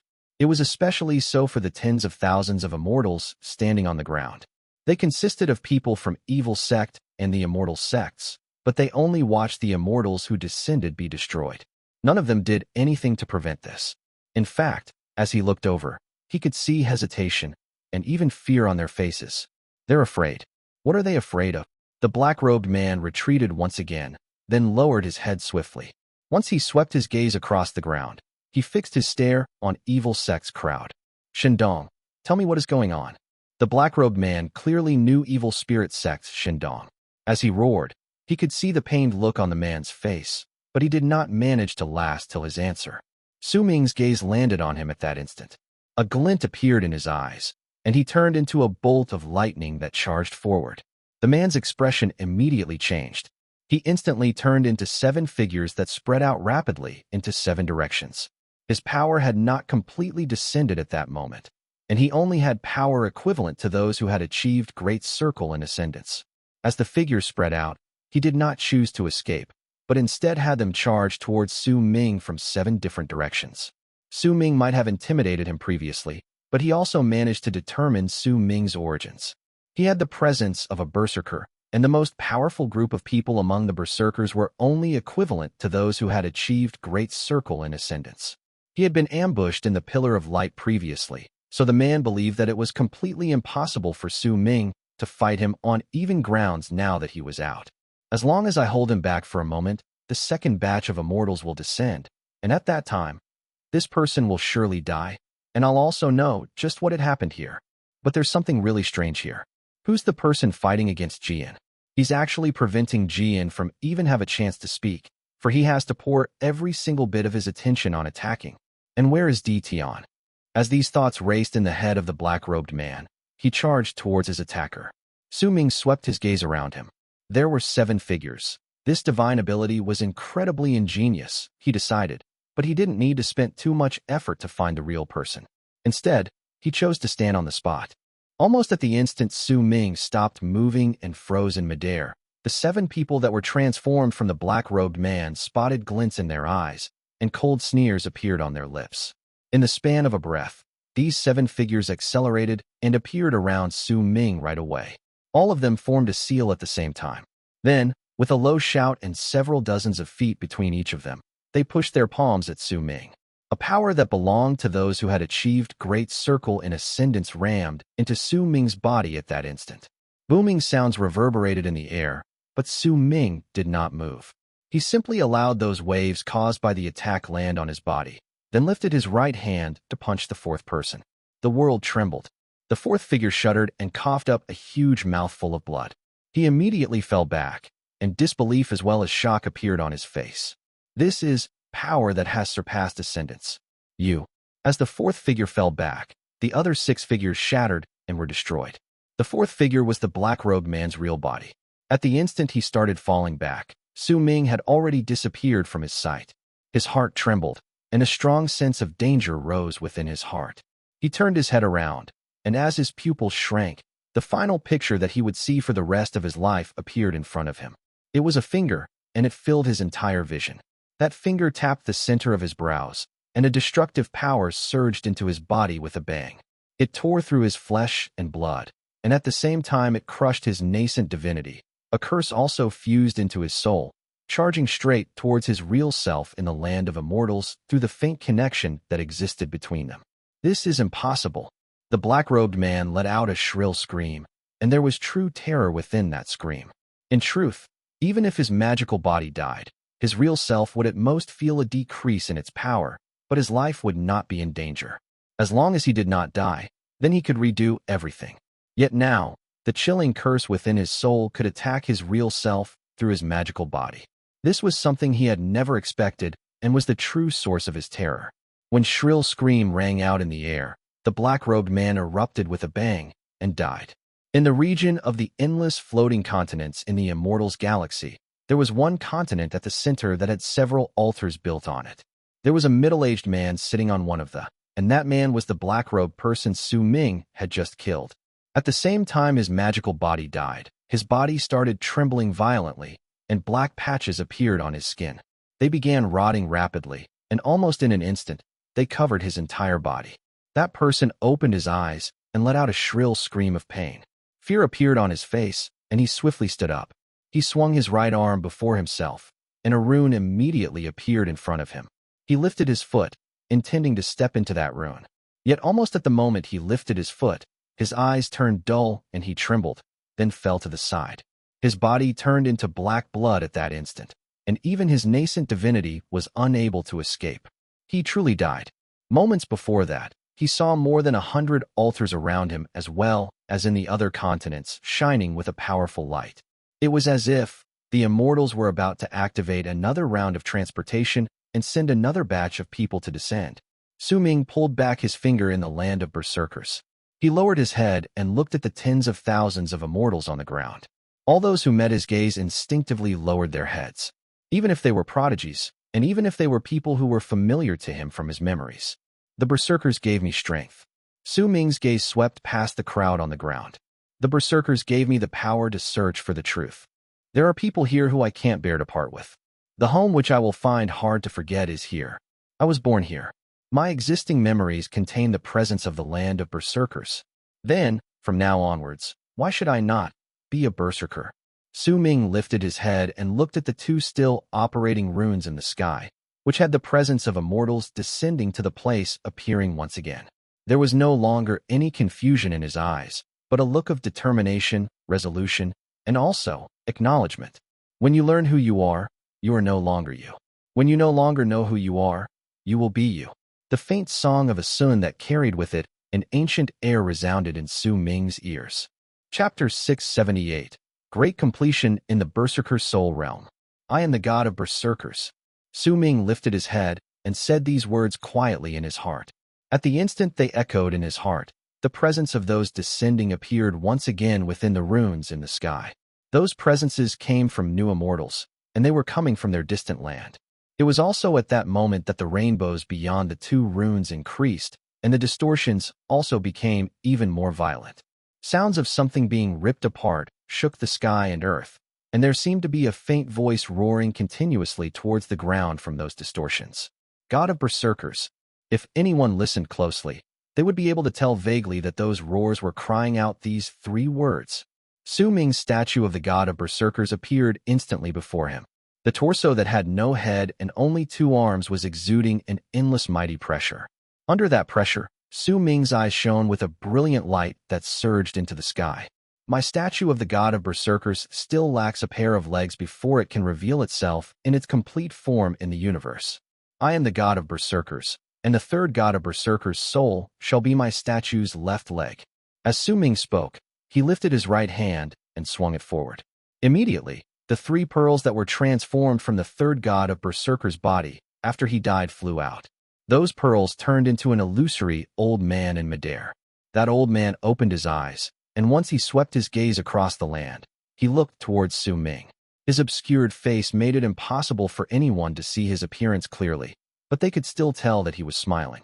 As he smiled, the old man's figure gradually disappeared. Almost at the moment he completely vanished, the left leg of Su Ming's statue appeared. Su Ming's hair moved without wind. He watched the old man disappear and saw the smile on his face. That was the smile the third god of Berserker's soul left behind throughout the ages. That smile contained acknowledgement. At the instant the statue's left leg manifested, Su Ming's cultivation base erupted within his body and reached the pinnacle of the later stage in the Berserker soul realm within an instant. Only a membrane stood in his way to attain great completion. As Su Ming's cultivation base increased, his presence was like a tidal wave that shook the sky and earth. The roars within the distortions in the sky grew stronger, and more rainbows appeared all around the area. The figures within the pillars of light that were formed due to the Immortals descending from the runes were gradually showing up.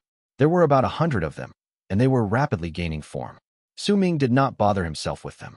He looked at his own statue of the god of Berserkers, then closed his eyes.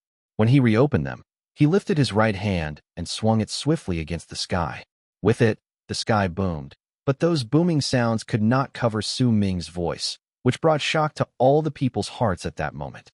Second god of Berserkers, you, who exist as soul fragments in the world, who cry out during each day of eternal creation, are you willing to gather here and become my statue's right leg? I swear the oath of a Berserker to you. I will surely destroy the Immortals and take revenge for you. Su Ming's voice reverberated in all directions, causing all those who heard it to swiftly fall silent. Besides the booming sounds from Jian and Su Ming's eldest senior brother's battle still ringing in the air, the area was in dead silence. Su Ming silently waited for his answer. If it had been any other moment, his words would not have obtained any answer. But now, he had the world of Berserkers kismet in his body, and he was in the process of forming his statue of the god of Berserkers. His voice fused into the world of Berserkers, and it reverberated with his meaning. All the soul fragments in the world could hear it. Time passed.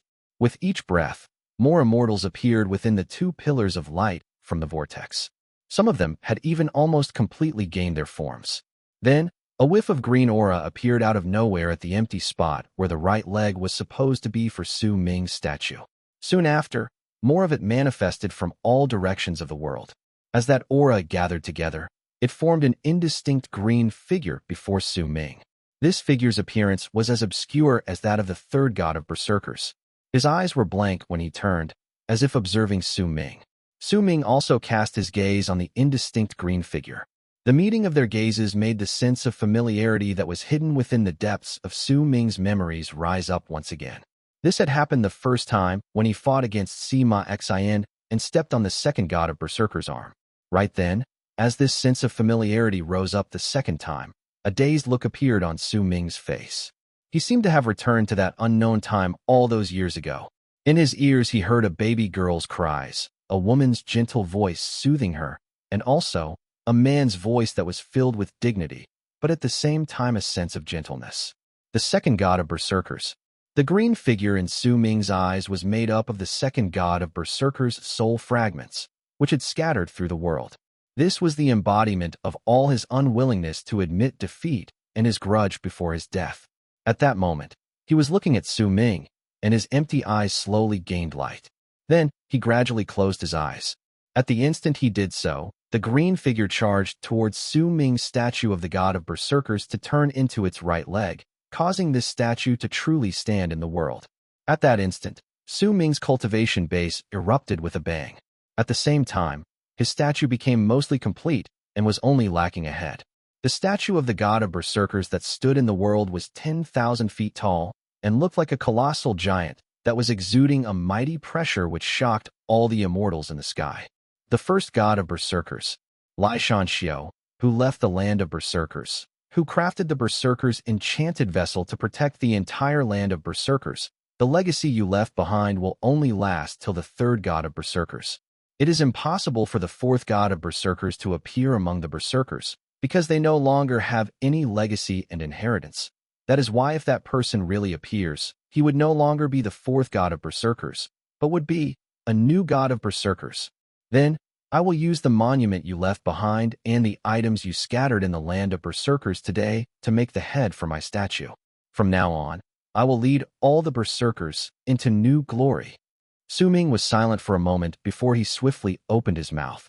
His words reverberated through the world and caused the world to resonate with him. During that instant, all the ferocious beasts in the entire land of Berserkers, Eastern Wastelands, the islands of South Morning, Northern Province, and the alliance of the Western region, started worshipping the sky while letting out shocking roars. Hidden in the forest of Eastern Wastelands was Berserker Fong tribe. There were several thousands of people kneeling on the ground behind the old man, standing on the empty ground at that moment. Their bodies were trembling, and the desire as well as the expectation in their eyes had almost reached their limit. Their gazes were gathered on the old man, who was the only person standing. At that moment, he was looking silently at the sky. After some time, he seemed to have made a decision in his heart, and he turned his head around and looked at all his tribe members behind him. Oh well, the flames within us have caused our blood to reach a boiling point. We of Berserker Fong tribe will take this risk, and if we succeed, the Berserkers will be different from now on, and if we fail, we will die buried under the Berserker sky. Berserker Fong tribe, come with me to pay our respects to the god of Berserkers. The old man swung his arm, and roars immediately rose from within the forest. In the span of a breath, nearly 10,000 long arcs charged out into the sky to move towards the spot where their burning blood directed them. The person in the lead was the old man. The tribe that was hidden in the mountain range had moved out earlier than Berserker Fong tribe. They could no longer remain silent. The flames in their blood had increased their level of cultivation, and at the same time, a will had also erupted within their blood. Eventually, most of the people in the tribe chose to fly into the sky to meet the god of Berserkers. All the Berserkers in Eastern Wasteland erupted at the same time and charged towards the spot where Su Ming was from all directions. Right at that moment, Su Ming swung his right hand at his statue of the god of Berserkers, and a gigantic stone monument immediately flew out from his storage bag. An ancient air spread out from it, and it was the legacy the first god of Berserkers had left behind after he went away. Su Ming's words made the stone monument shake as it flew out. It crumbled on its own and gathered instantly on the empty spot where the head of Su Ming's statue was supposed to be. Within an instant, that dust turned into a head. That head had no features, but its appearance completed the statue of the god of Berserkers. As his statue of the god of Berserkers was completed, a vast presence spread out.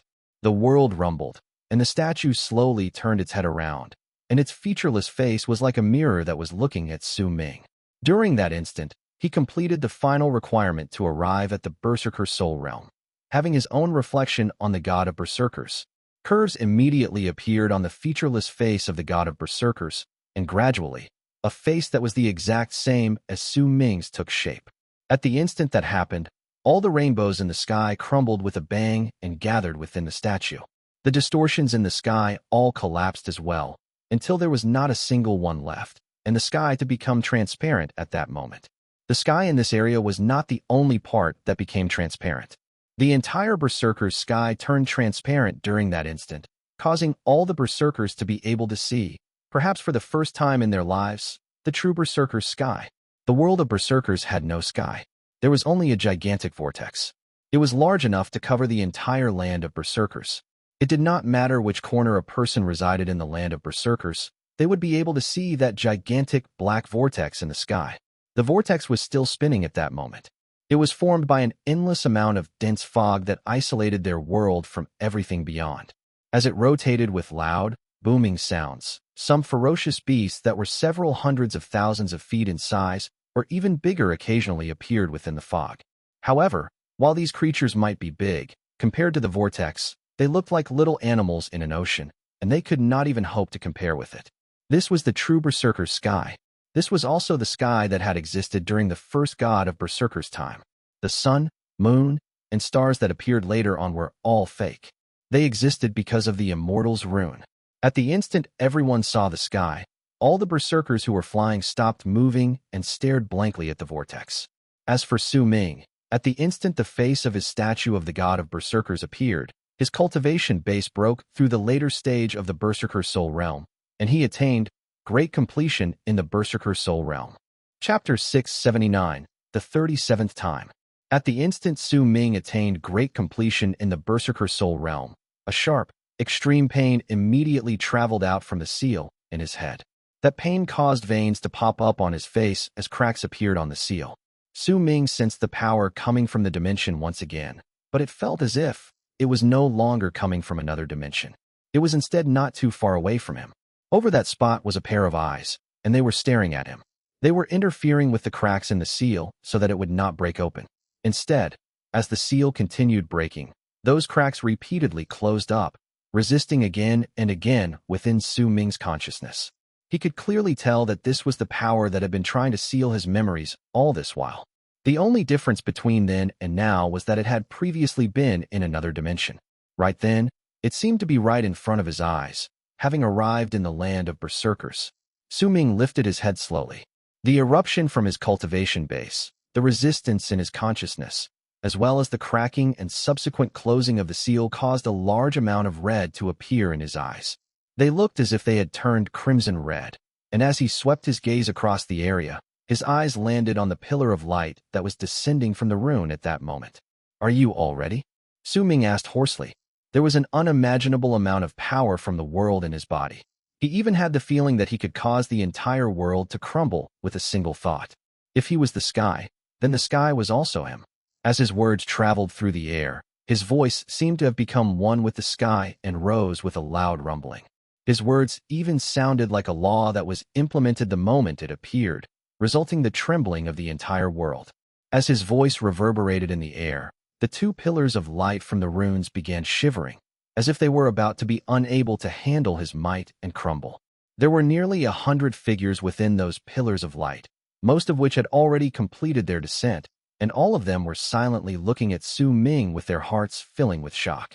They saw the entire process of Su Ming attaining great completion in the Berserker soul realm, and they also saw the 10,000 feet statue of the god of Berserkers before him.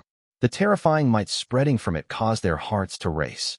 Su Ming's voice caused the pillar of light to tremble, which brought disbelief to the faces of all those people watching. "Welcome to the land of Berserkers." Su Ming swiftly lifted his head.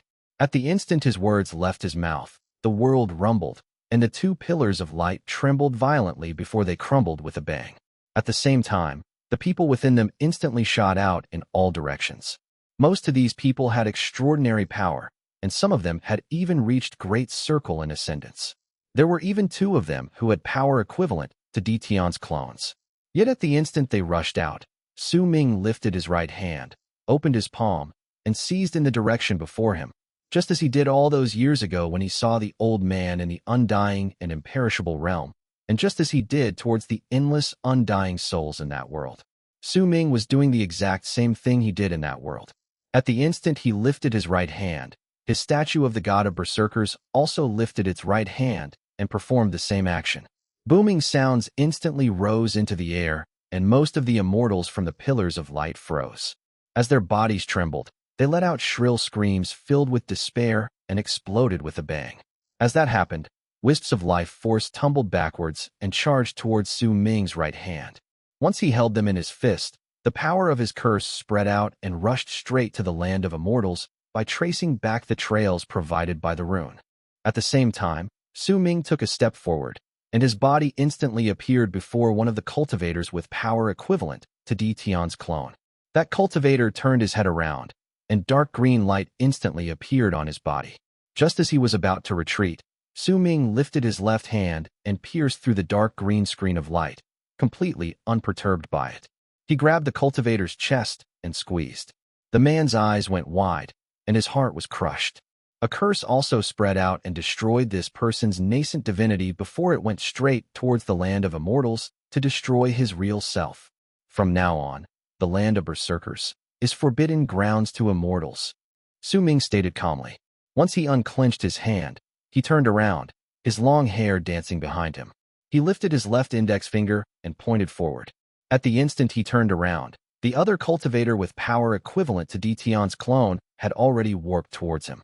Mountains and rivers appeared in his hand, and the sun, moon, and stars as well as the entire universe also seemed to be contained within it.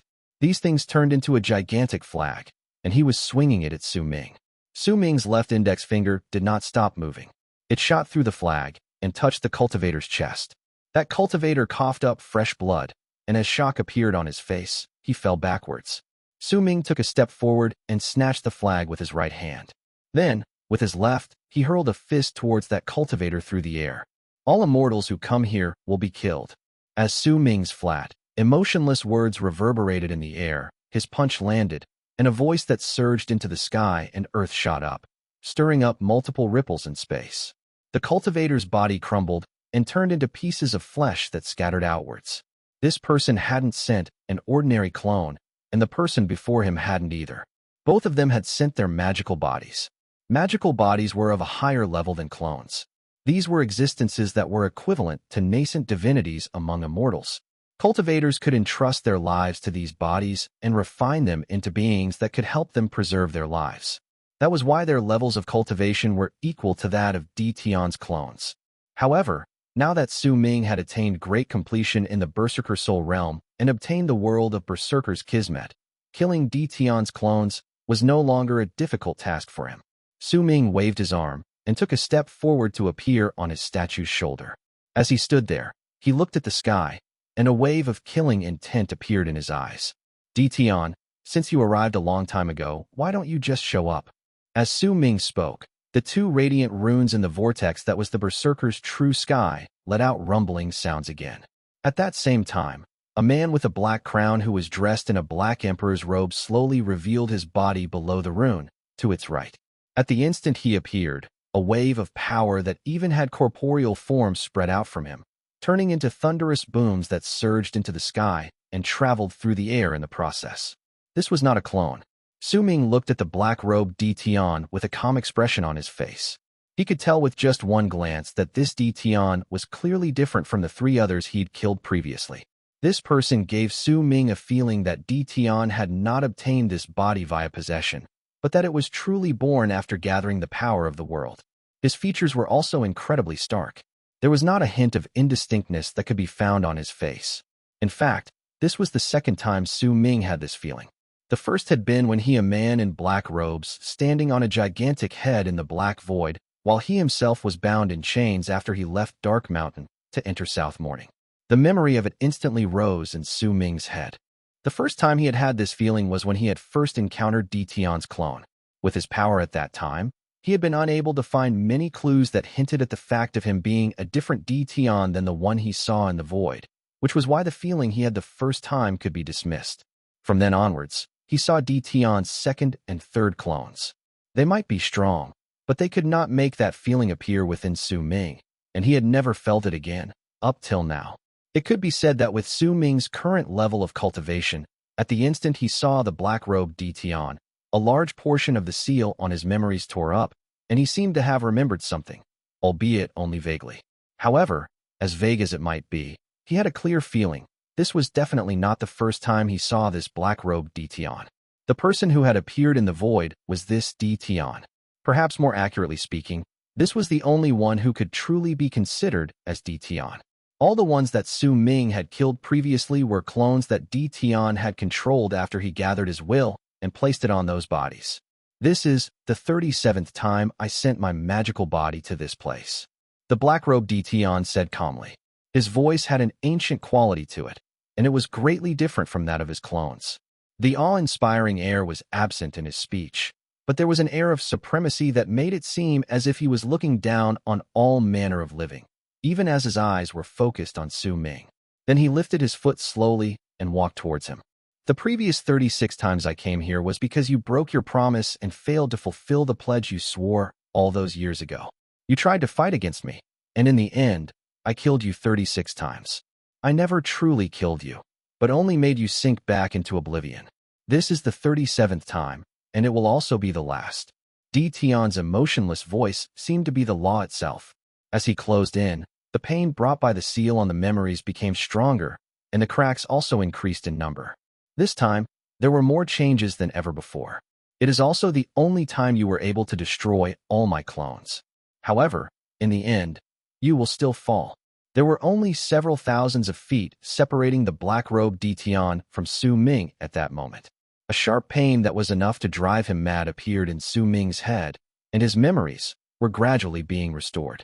At the instant Tion took another step forward, a bang resounded in Su Ming's head, and a large amount of pictures erupted swiftly in his mind, turning into a chaotic mess in his brain. In the midst of all that chaos, he saw images that belonged to 1,000 years ago. The boy 1,000 years ago had been sucked into the void during the change in Dark Mountain, but he did not appear in South Morning. Instead, he had gone to a continent he had never been to before. That place was filled with wind and snow, and the people there were all strangers. The things there were all unfamiliar. Several hundreds of years later, when he arrived at the later stage of the Berserker Soul Realm, he found his memories and tried to turn against heaven. Tion appeared, and during that battle, he had been bound by an endless amount of chains. At that time he had lost miserably, and the person who defeated him was a man who stood on a gigantic head. He was the black-robed Tion standing right before his eyes at this moment. This is the 37th time I descended, and just like the previous 36 times, if you will manage to destroy my magical body, from then onwards, I will no longer be able to descend to the land of Berserkers, and you will truly regain your freedom. I will even give you this plate. In Su Ming's newly appeared memories, these were exactly the same words spoken by the black-robed Tion before they fought 1,000 years ago. You truly disappoint me. This was the end of Su Ming's memories 1,000 years ago, and they came from the same person. The black-robed Tion walked towards him slowly and asked flatly, "Do you remember now?" Su Ming's eyes became even redder. He lifted his head and glared up at him with killing intent flashing in his eyes. Just like the previous 36 times, if you can kill my magical body, then you will truly be free from now onwards, and I will give this plate to you. As Tion spoke, he lifted his right hand, and a black plate flew out. There was a complete spine on that plate, and a ghastly presence surrounded it. At the instant Su Ming saw this thing, a loud booming sound instantly resounded in his head. He'd seen this plate before. Chapter 680, The Berserkers Arrive. Among those 36 times, there were 19 when you fell under my abyss sword. This time, I'd like to see how you will fare. When Tion moved forward, his presence was like one Su Ming had felt when he first saw him all those years ago. It was the presence of supremacy that was like mountains crushing his body, and as it charged towards Su Ming in an attempt to intimidate him, Tion lifted his right hand and seized the air in the direction of the sky. A ray of dark light instantly appeared above and charged towards Tion's right hand before turning into a sword on his palm. This sword was Tion's Abyss sword. It was still the same, but the wielder of it before had been Tion's clone. Right then, the person who held it was Tion's black-robed magical body who had made Su Ming fall into oblivion time and again over a countless number of years. This magical body was connected to Tion's own life, and his strength surpassed all his clones. It was the strongest power he could muster in the land of Berserkers. During the previous 36 times, Tion had used his magical body to perform the final judgment, and every single time he sent this magical body over, it would mean the end for Su Ming. Only at this moment did his magical body descend from the land of Immortals, and it was telling enough that Tion had only now truly made his decision. The most important reason behind his decision was because his magical body had descended to this place 36 times over the years, and the force of the laws within the land of Berserkers rejecting him had become incredibly powerful. Even if he did manage to descend, he could not stay for long, and so he had to end the battle as soon as possible. The other reason was because Tion had sensed a strong danger after the 36th time he made Su Ming fall into oblivion and sealed his memories. This sense had not come from Su Ming himself, but a pair of invisible eyes in the land of Berserkers. This pair of eyes always seemed to be staring at him, causing him to only send his clones to the land over the past 1,000 years and not dare risk sending his magical body again, as it was connected to his life. If it was not because he had to destroy Su Ming, he would not have sent his magical body to the land of Berserkers. Tion was also too worried to send someone else to handle this matter, and since all his clones were destroyed, he could only send his magical body. Once the Abyss sword appeared, the boundless vortex in the sky suddenly increased the speed of its rotation for an instant, and a wisp of death aura was dragged down by the sword to the land. It turned into a ball of black fog that surrounded the Abyss sword, and that black fog seemed to have turned into several faces of malicious ghosts once they surrounded the blade, and all of them were roaring at Su Ming. The first Abyss sword is to extol the heavens. The second Abyss sword is to rise the land. The third Abyss sword is to execute people. The black-robed Tion swung the Abyss sword in his hand, and it immediately split into 3, resulting in 3 swords now flying around Tion. As they danced about, more death aura surged forth from the vortex in the sky. The fourth Abyss sword is to send off souls. The fifth Abyss sword is to mourn the body. The sixth Abyss sword is to destroy the spirits. A glint appeared in the black-robed Tion's eyes. The 3 Abyss swords swayed once more before they turned into 6 swords that formed a sword rune. They charged towards Su Ming with a sharp whistle, and the death aura that they stirred up turned into thick black fog that tumbled about and formed a gigantic face of a malicious ghost in the sky. As it howled, it charged swiftly towards Su Ming. A powerful sense of danger instantly rose in Su Ming's heart. That sense of danger came from his soul and from a spot in his memories that even he did not notice previously. It was as if his sealed memories remembered that there were a dozen more times when his body and soul had been destroyed under this particular style, and he had sunk into oblivion because of it, just like Tion had said. If what you said is true, then this is the 37th time. I don't know why I would lose to this Abyss sword the previous dozen-something times, but now. Su Ming did not finish speaking. As he left his sentence hanging, not only did he not retreat, but he even took a step forward.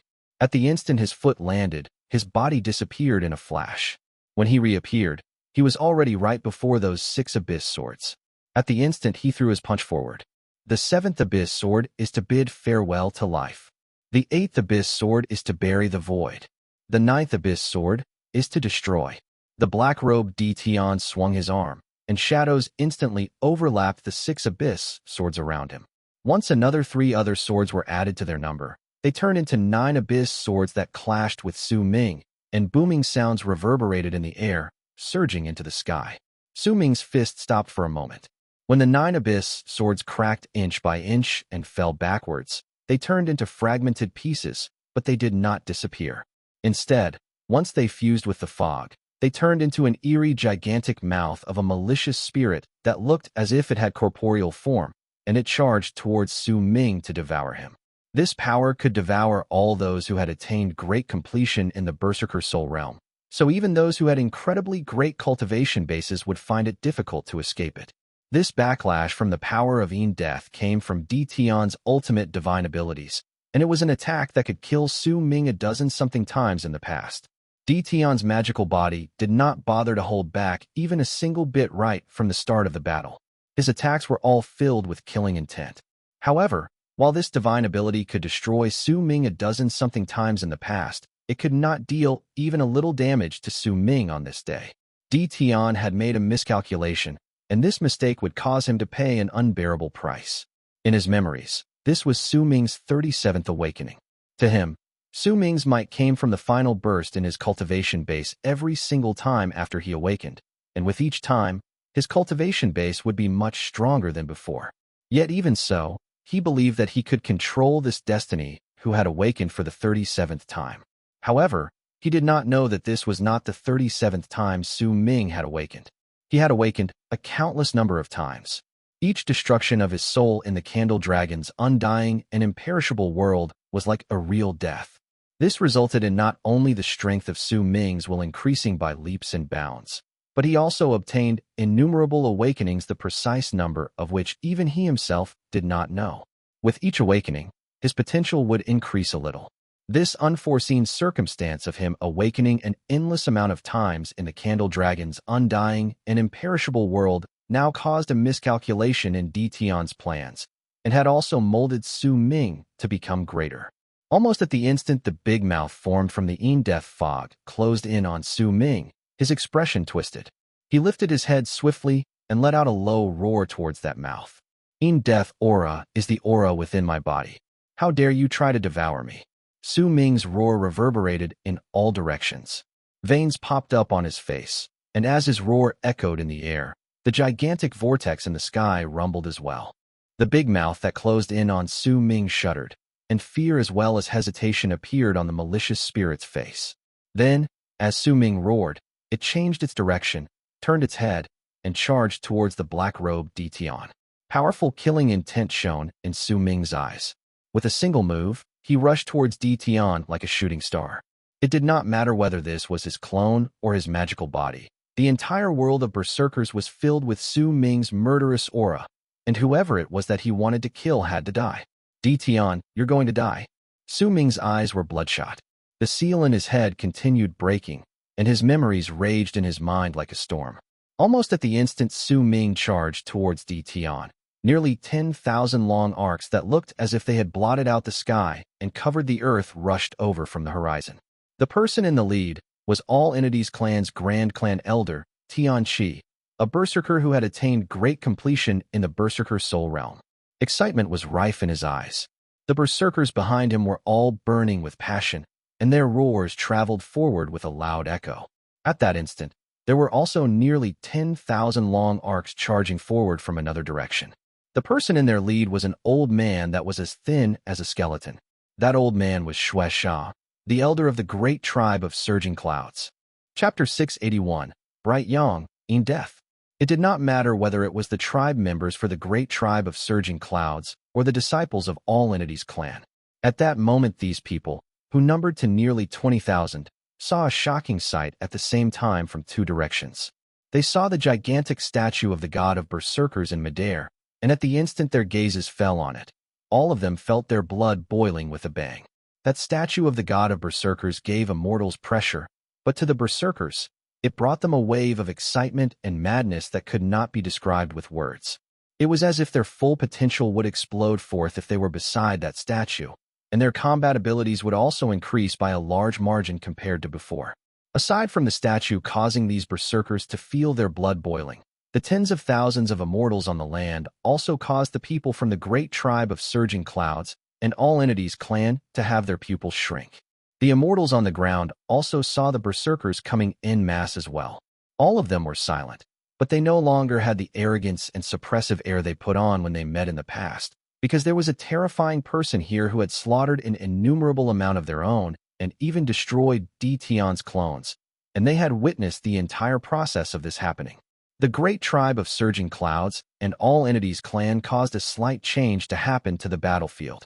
However, before the two forces of Berserkers could understand what was going on, they saw the gigantic statue of the god of Berserkers and the runes rotating and rumbling in the sky.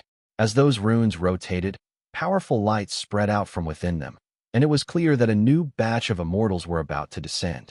Aside from these, there was also something else that caused the great tribe of surging clouds Xuan and all entities clans Tian Shi's gazes to gather in the same spot. It was the sight of Su Ming's eldest senior brother fighting against Ji and in the sky, with loud, booming sounds echoing around. Eldest senior brother held a battle axe in his hand, and in his other hand was a huge shield that had been formed by the near 100 shaman souls at some point in time. He was engaged in a battle to the death with Jian, and Jian's expression was dark while retreating continuously. He had already executed a large variety of attacks, but none of them could suppress the fierce will that propelled his opponent to press forward courageously. Black fog churned at the spot where these two people fought, and there seemed to be an endless amount of ferocious fiends from the world beyond roaring about. However, none of them seemed to have the courage to get closer to Su Ming's eldest senior brother. Booming sounds continued spreading outwards, and their battlefield took up half of the sky. There was a long arc that was charging towards the person with the crown and the black robe.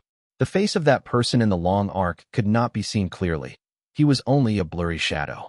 Almost at the moment these berserkers arrived and saw the battle in the region, a loud boom that shook the sky and earth traveled swiftly in all directions from the spot where there was a person fighting against the black-robed man who looked like an emperor.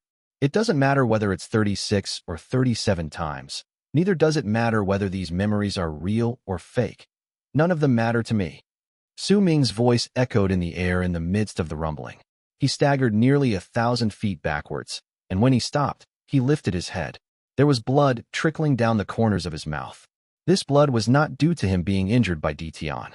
It had instead been caused by Su Ming biting the tip of his tongue to force his mind to clear up in the midst of the chaos that had been brought about by his memories erupting to the front of his mind.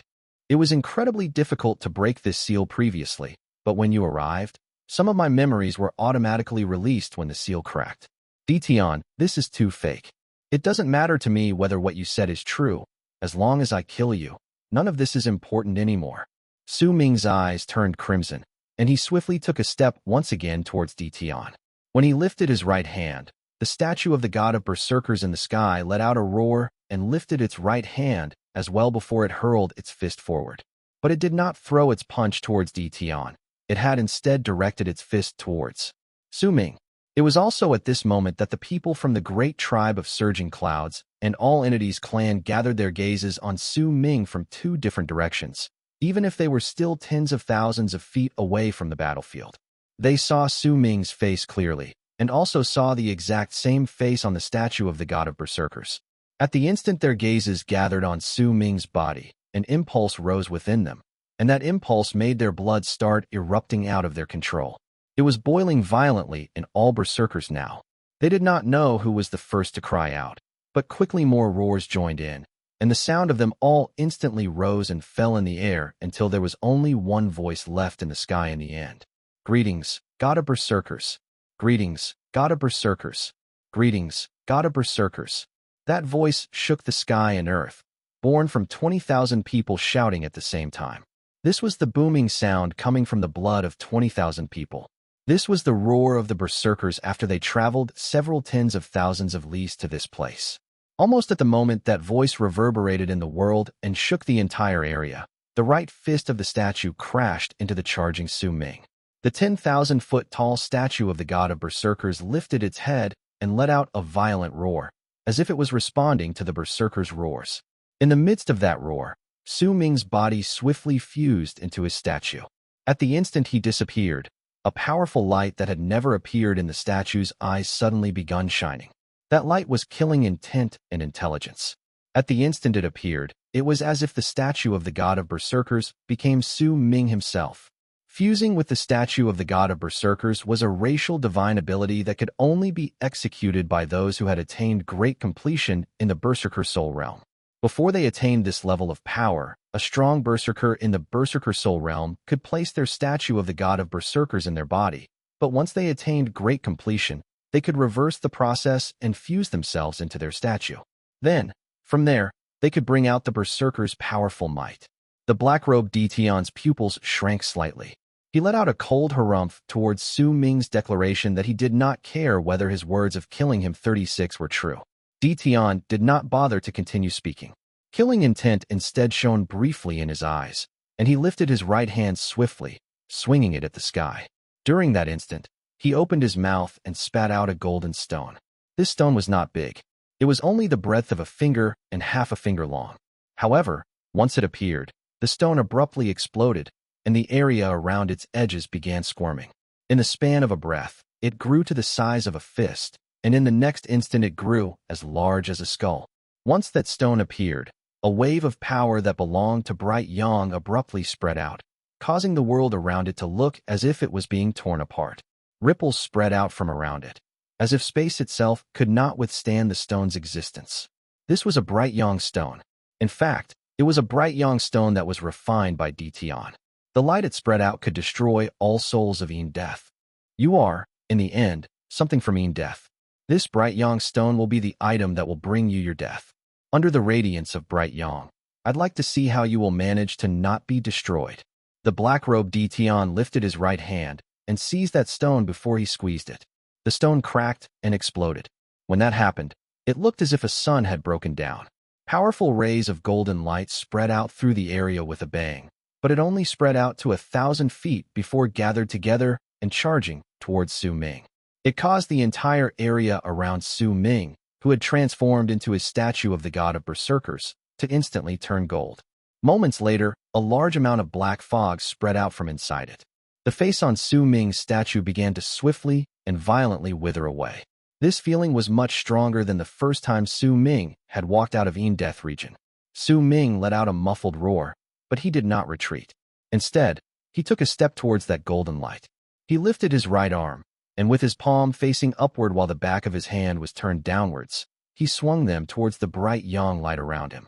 What scatters away is the past, and what remains is the future, but the moment now is destiny. Su Ming stated, his voice echoing in the air. When he swung his arm, the bright yang light that had caused him to feel death instantly fell back and moved away from his body, as if time had started flowing back. At that moment, his statue that was Su Ming's body was no longer enveloped by bright yang light.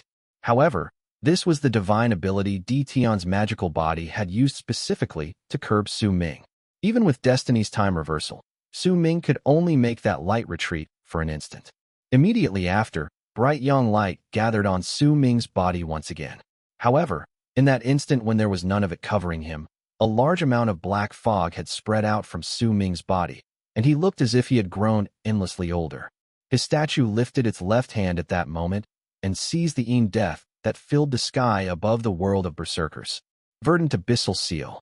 Su Ming let out a roar towards the sky, and as he shouted, 7 green shadows immediately appeared around him. They were Su Ming's 7 abyssal Ean Death seal. Bright Yang could curb Ean Death, but if he flipped it over, Ean Death could also curb Bright Yang. Bright Yang light came towards him once again. At the instant it covered Su Ming's body, the 7 green figures around Su Ming gathered together to kneel and bow towards him. At the instant they bowed down, the vortex in the sky let out a violent roar, and a large amount of black smoke descended swiftly, but it was not aiming to attack anyone. It was instead charging towards Su Ming. Su Ming had placed the verdant abyssal seal on his own body. By doing so, at the instant bright yang light was about to reach him, the black fog that was Ean Death came rushing towards him with a loud rumbling.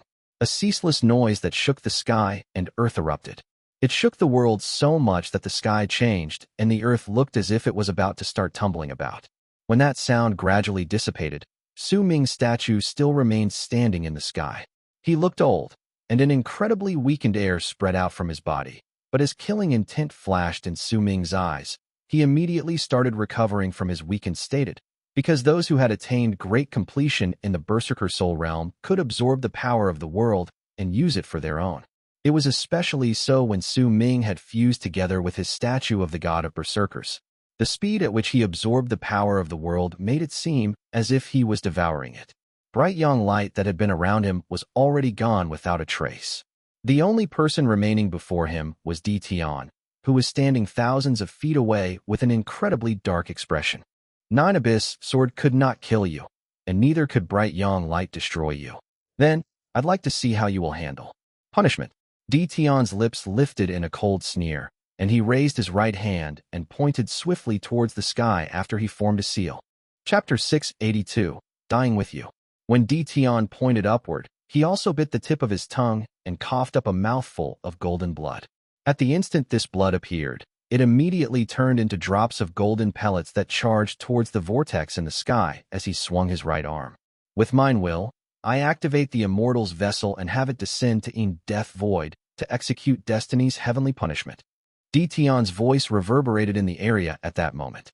There was a supreme might in that voice, causing all the people who heard it to feel their hearts tremble. It was especially so since the divine ability Tion cast this time was definitely nothing ordinary.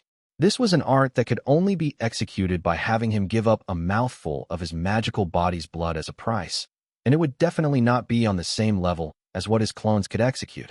Ever since Tion's magical body appeared, he had not once executed a weak art. It did not matter whether it was his Abyss Sword or this Destiny's punishment. All of them were killing moves. Almost at the moment his blood turned into long arcs and charged towards the vortex that covered the entire Berserker's sky. The vortex froze because of it, as if the rotations within it had stilled. In the boundless galaxy beyond the vortex in the Berserker's sky were 9 cultivation planets that kept vigilance on Death region. When the vortex stopped moving, brilliant light erupted from the galaxy, and as the light grew to a piercing degree, a strong ray swiftly erupted with a bang from one of the cultivation planets and shot straight into that layer of Death fog. This forced the fog to spread out, allowing a little of that strong ray of light to seep through and charge towards the land of Berserkers. But it was not just one. There were 9 of them. 8 other strong rays of light came from the other cultivation planets as well. With a loud whistle in the air, they burst into the galaxy, causing the Death vortex to roar and a thick layer of fog to start spreading outwards madly. Then a pit appeared in the center of the fog. Anyone in the world of Berserkers who lifted their heads and looked at the sky at that moment would be able to clearly see the center of the vortex in the sky.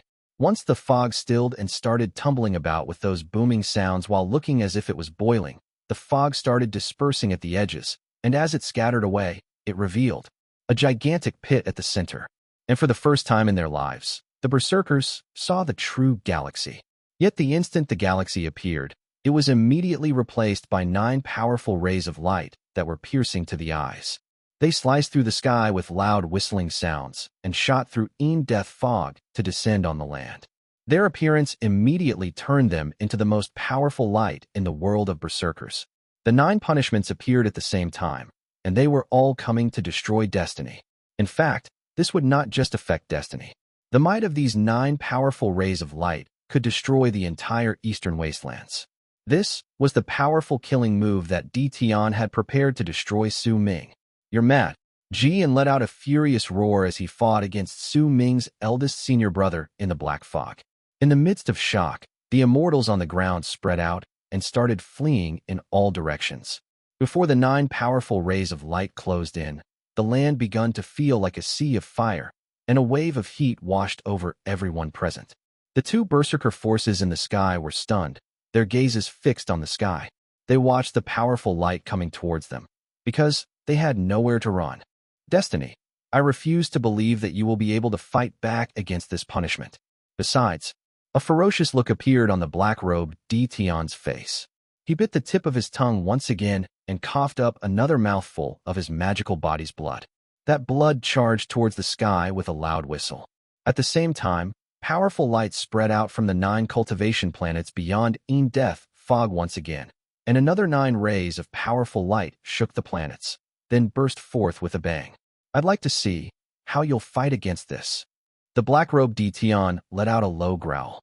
A malicious and cruel look appeared in his eyes as he looked towards Su Ming, who had fused with his statue of the god of Berserkers in midair.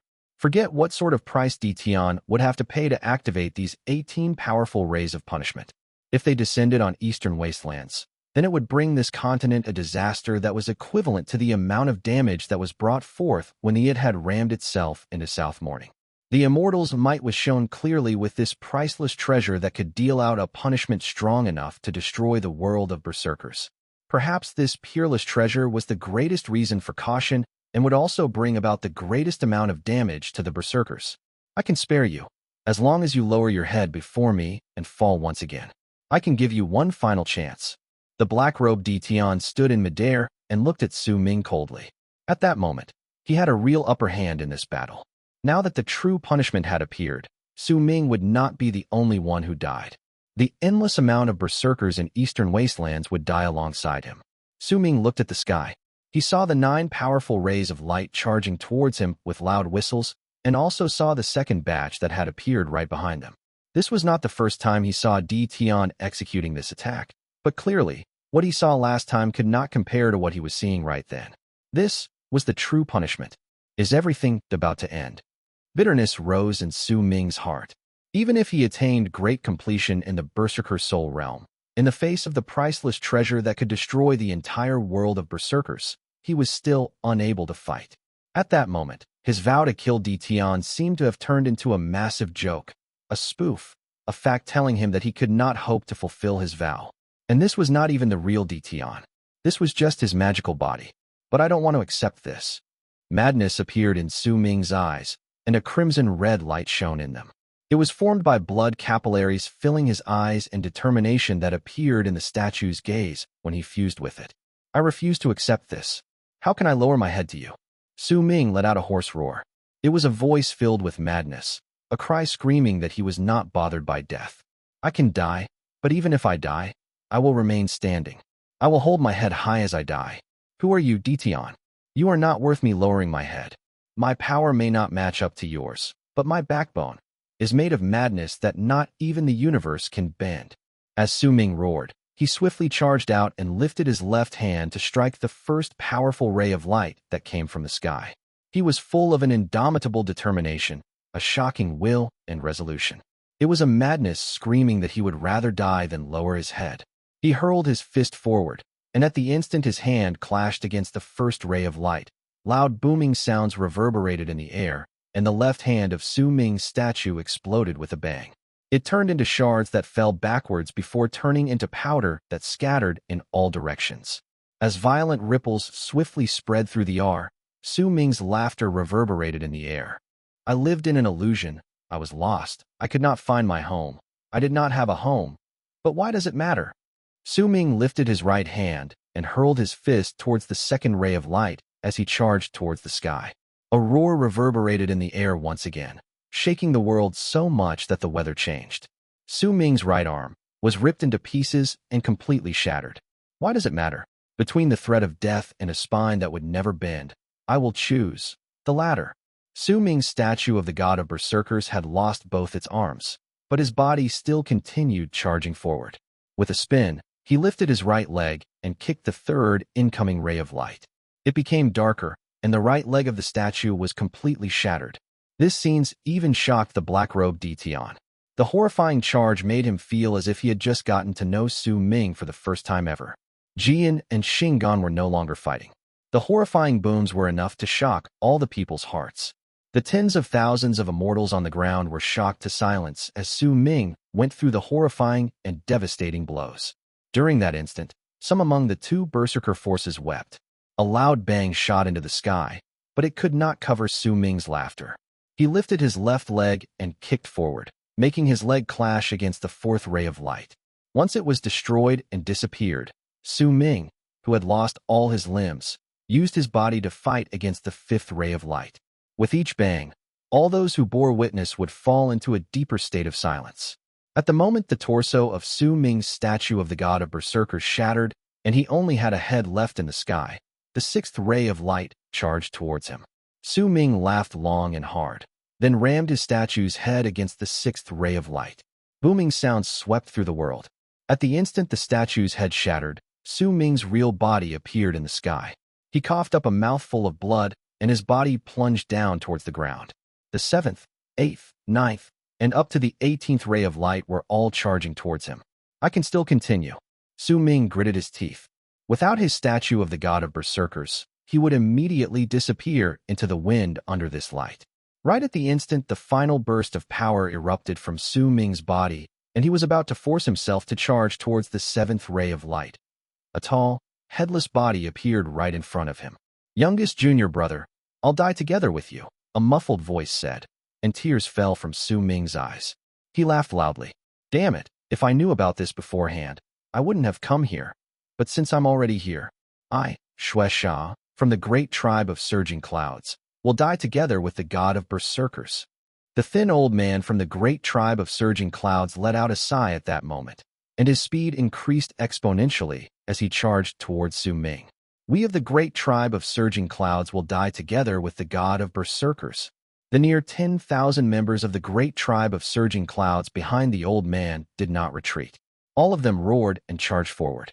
I, Tianqi, from All Entities clan, hereby greet the god of Berserkers, and am willing to die together with the god of Berserkers. All Entities clan's Tianqi was the first person to have chosen to come and pay his respects to Su Ming. At that moment, there was a slight complicated look on his face, but there was no hesitation within him as he said these words. With one move, he charged towards Su Ming. Right behind him, the members of the 12 tribes that formed All Entities clan roared together and charged forward with loud whistling sounds. We are willing to die with the god of Berserkers. The voices from these 20,000 people shocked all the Immortals' hearts at that moment. These voices created a huge wave of emotion in Su Ming's heart. He had never experienced this kind of feeling before. The indescribable warmth that was formed from what he was seeing now spread, for the first time, through his heart. Chapter 683, Elder. A race should have a soul. A race without a soul was bound to die out. The Berserker's soul had gradually faded away and died as the first god of Berserkers left, as the second god of Berserkers was torn apart, and the third god of Berserkers disappeared. The only thing left behind was bewilderment and a sickly illusion. The Berserkers lived in the glory that existed in ancient scrolls and refused to wake up. Perhaps more accurately speaking, they could not accept the state of decline their race was currently going through. The Berserkers were indeed no longer the race that had the worship of all worlds under the first god of Berserkers' rule. It was like an old man who had one foot in his grave and was walking down the final stretch of his life. The separation of the continents, the inability to continue their culture, the inner strife caused by the Shamans' betrayal, and the permeation brought by the numerous Immortals who descended over the years had caused the Berserkers to fall apart, leaving behind only an empty shell. Even their level of cultivation was eternally stuck at the Berserker soul realm, and they could not enter the next realm. As time passed by, this race began to gradually be unable to catch up to their history, and they were slowly abandoned by time. Would such a race still have a soul? No, it no longer possessed one, because it had already died. Its past glory only remained in the moaning notes of a Xuan. Its past prosperity had also been destroyed and turned into emptiness. It was a skeleton burning in flames, and it was destined to only be a comforting dream. It could let her people's blood burn, but it would be difficult for it to set fire to its people's souls.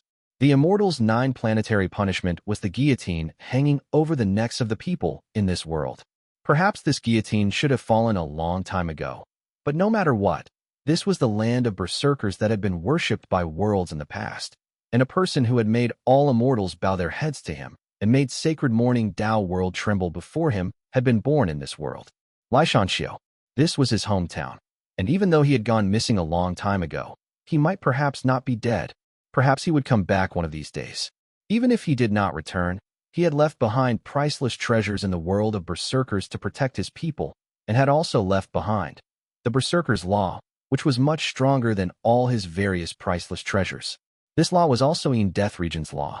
Under this law, all those who descended to the world would find their power weakened without bounds. If it was not for this law, then the Berserkers might have disappeared in time a long time ago. However, these were all just external forces. If a race was void of a soul, then it was still walking only towards extinction. What is a soul?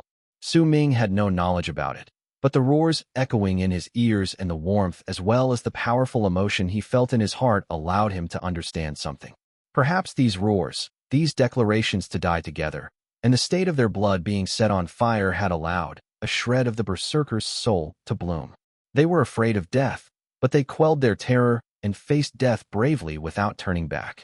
If the people's soul had already disappeared, if the race itself had already been cast aside by time, then, if he could not make his people rise once more, he would die with his race. The declarations of dying with the god of Berserkers might not have even been aimed at Su Ming, but toward all the Berserkers. They would die with the Berserkers. The roars from these 20,000 people, their shouts that shook the sky and earth, turned into the strongest howls in the world at that moment. Madness could be heard in their voices, and it was an outburst that was born after being oppressed for an innumerable amount of years. Under this outburst, why should death even matter to them? Under this outburst, and under this will to rather die with the Berserkers, the emotion Su Ming felt in his heart made a warmth bloom in his body. It was one that he had never experienced before, and it had nothing to do with any sort of love. This was the shoots of the newly born Berserker's soul. This soul was no longer the Berserker's soul of the past. It was a soul born from the unwillingness to accept fate even in the midst of destruction, a madness born from being empty, and a determination to die in glory rather than live in dishonor. This soul had no form. It could not be seen, could not be touched, but during that instant, the tens of thousands of immortals on the ground could strongly sense a will from the 20,000 people in the sky that seemed as if they could rise from ashes and crush everything. Jian's face turned pale. He took a few staggering steps backwards. At the level of cultivation he could see the hints of what was going on with just a glance. As he watched the 20,000 Berserkers roar and saw their wills erupting with loud booms, his expression changed rapidly. The Berserker's soul. The black-robed Tion's expression changed immediately. He had also not expected that the 9 planetary punishment he executed would cause these 20,000 Berserkers to show signs of forming a soul. This sign was a form of belief and a worship. It was also a form of determination. Once this sort of resolution appeared within a race, then it would become incredibly terrifying in the future. It was a racial soul that no form of power could destroy, unless all the descendants of that race were killed off and none remained. These 20,000 people are seeds. If they don't die in this disaster, once they spread out, they will spread the seeds of this Berserker's soul throughout the entire world of Berserkers, and they will affect all those with Berserker blood. At that time, the Berserkers will be like a race that opened its eyes, having woken up after sleeping for tens of thousands of years. I absolutely cannot let this happen. These people must all die. A glint appeared in Tion's eyes, and he bit the tip of his tongue to cough up another mouthful of blood before he lifted his right hand and swung it at the air. The golden drops of blood charged towards the vortex in the sky, and as it rumbled, piercing light erupted once more from the 9 cultivation planets that kept watch over Death region beyond Death fog, and another 9 powerful rays of light descended with loud booming sounds.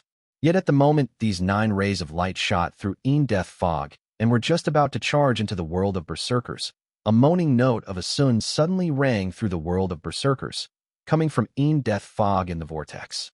The notes of that Xuan began ringing incredibly abruptly, and they sounded like the weeping of the Berserkers.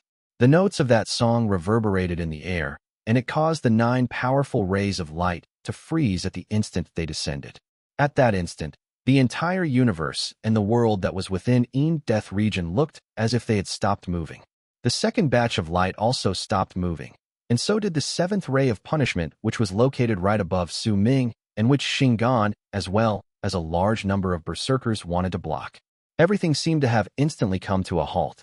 The only thing that existed was the moaning song of the Xuan.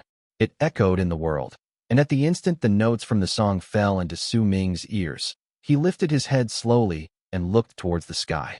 He was familiar with this song. He had heard it several times before, and the last time he heard it was before his battle against Tion's clone.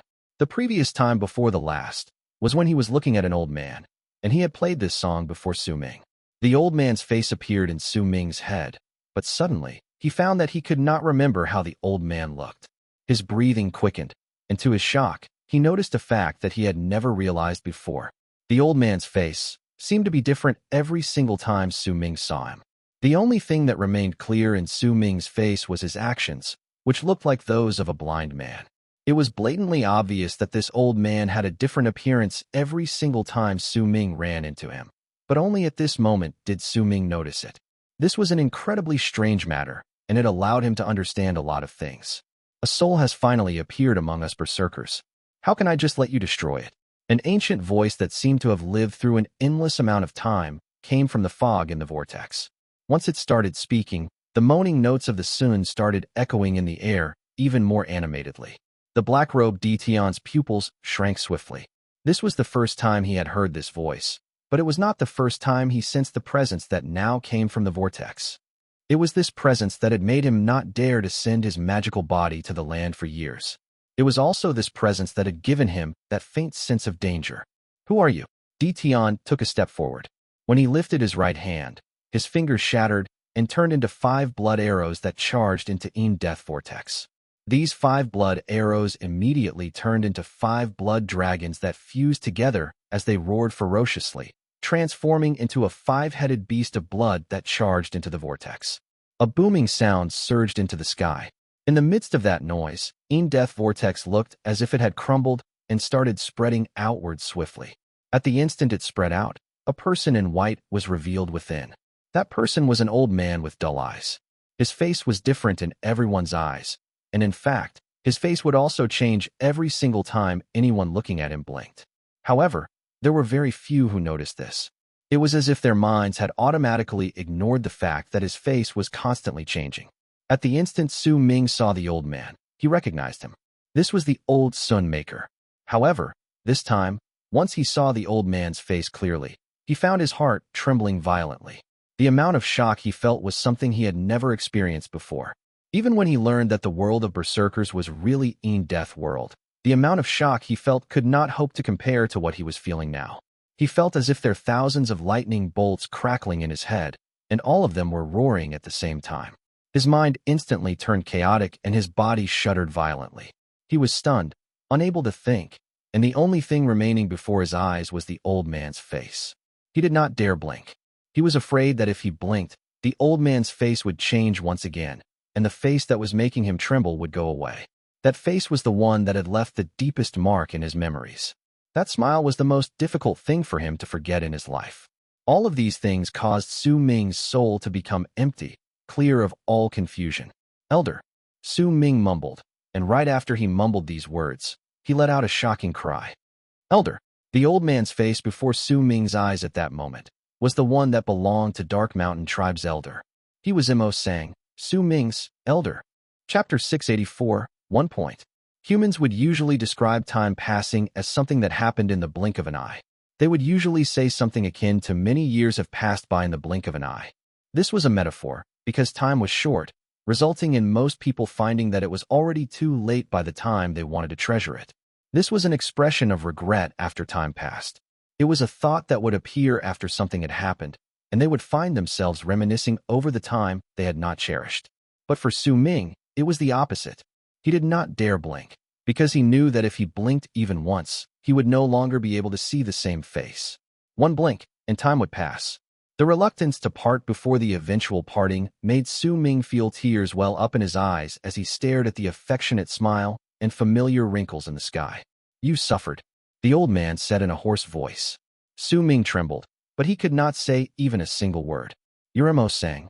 "No, you're not Imo Sang."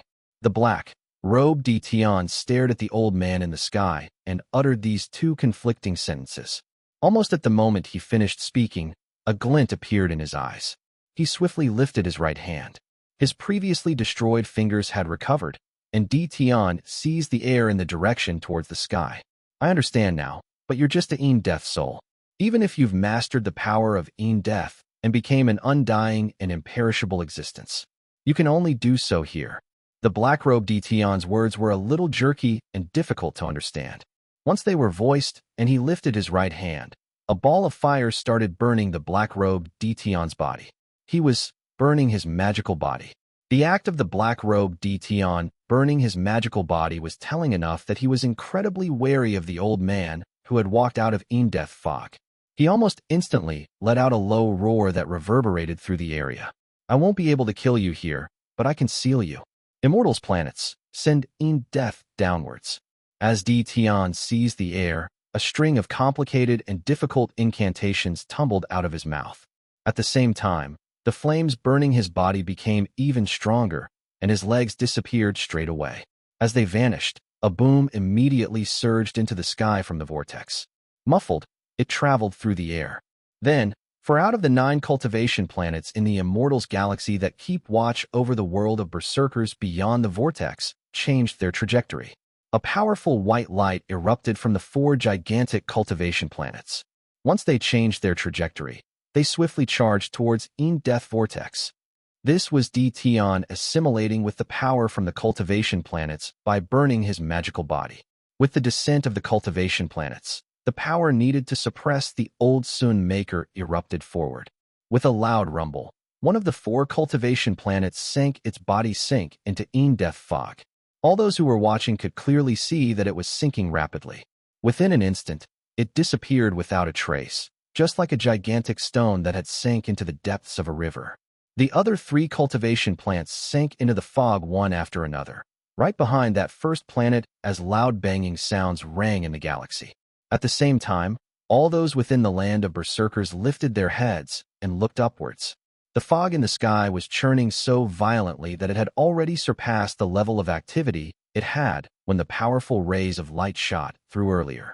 At that moment, the fog in the sky was roaring like a raging sea.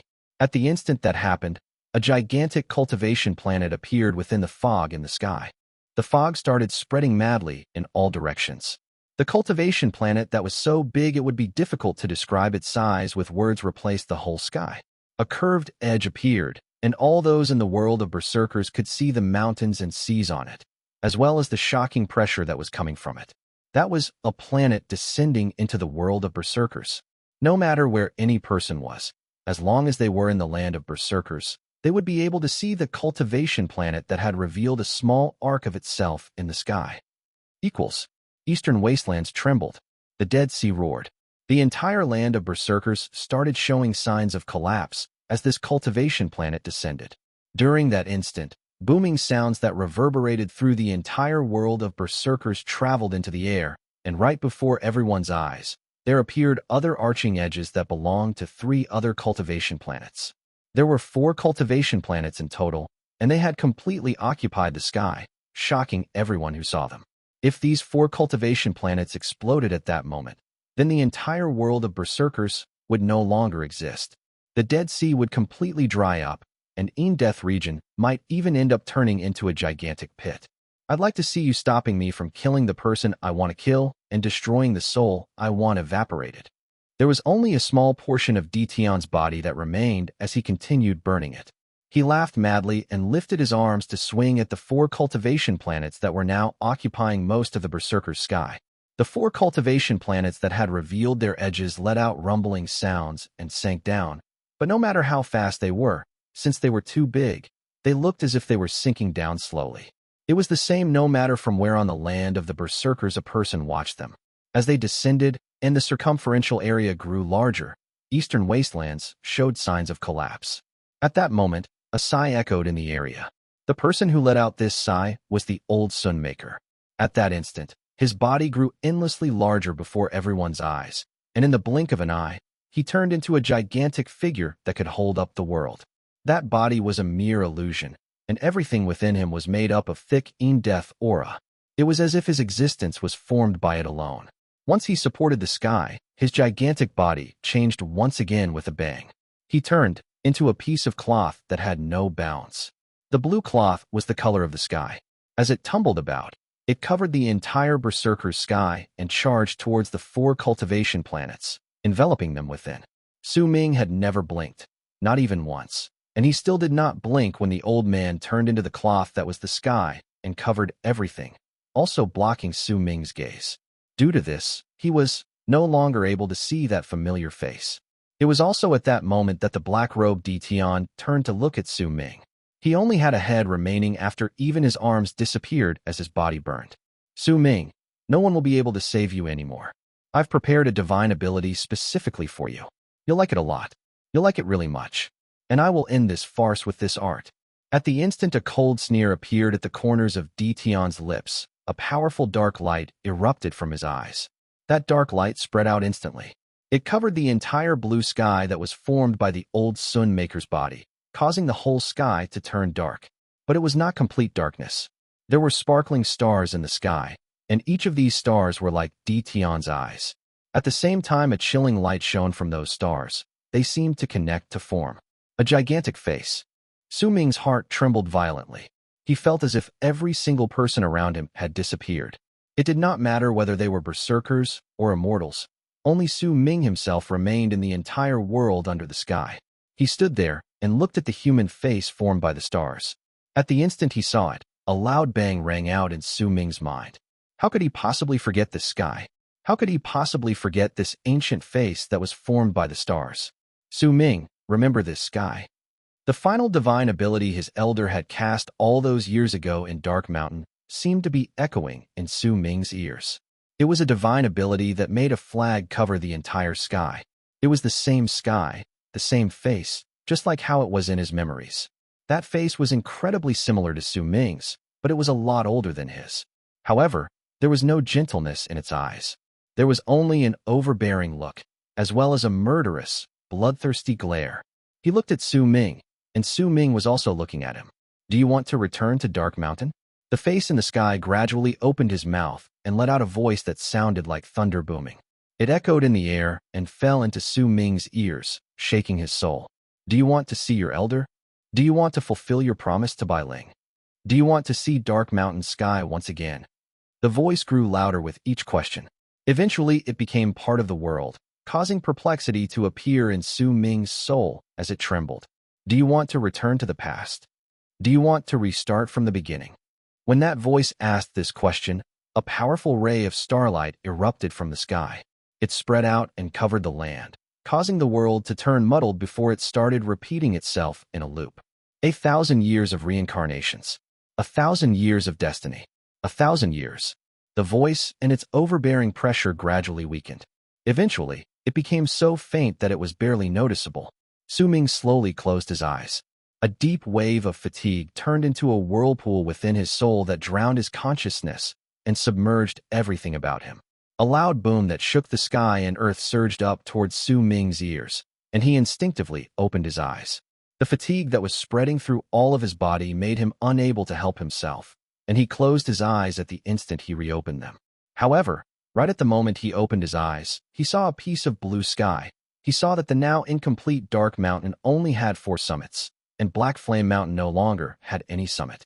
He also saw Black Mountain Tribe's elder, who should have been dragged into the void. There was also the familiar figure of his elder, who was originally standing on the mountain before he fell down in the midst of his exhaustion. This is the past, Su Ming mumbled. This was the final scene he saw before he closed his eyes once again. This time, after he closed his eyes, Su Ming felt that he had a very long dream. In his dream, he saw himself going to a place called South Morning. Over there, he came to a place named Ninth Summit, which he called his home. He had 3 senior brothers and a strange master who liked to change his clothes often. He also went to Eastern Wastelands and became the god of Berserkers. When Su Ming opened his eyes, he woke up from this dream and found himself lying on a small bed. Everything around him was incredibly unfamiliar. You're awake. A familiar voice reached Su Ming's ears. It came from a pale-looking teenager, who was Bai Ling. Chapter 685, 60 years. So, it was all just a dream. However, the world in his dream had been so real.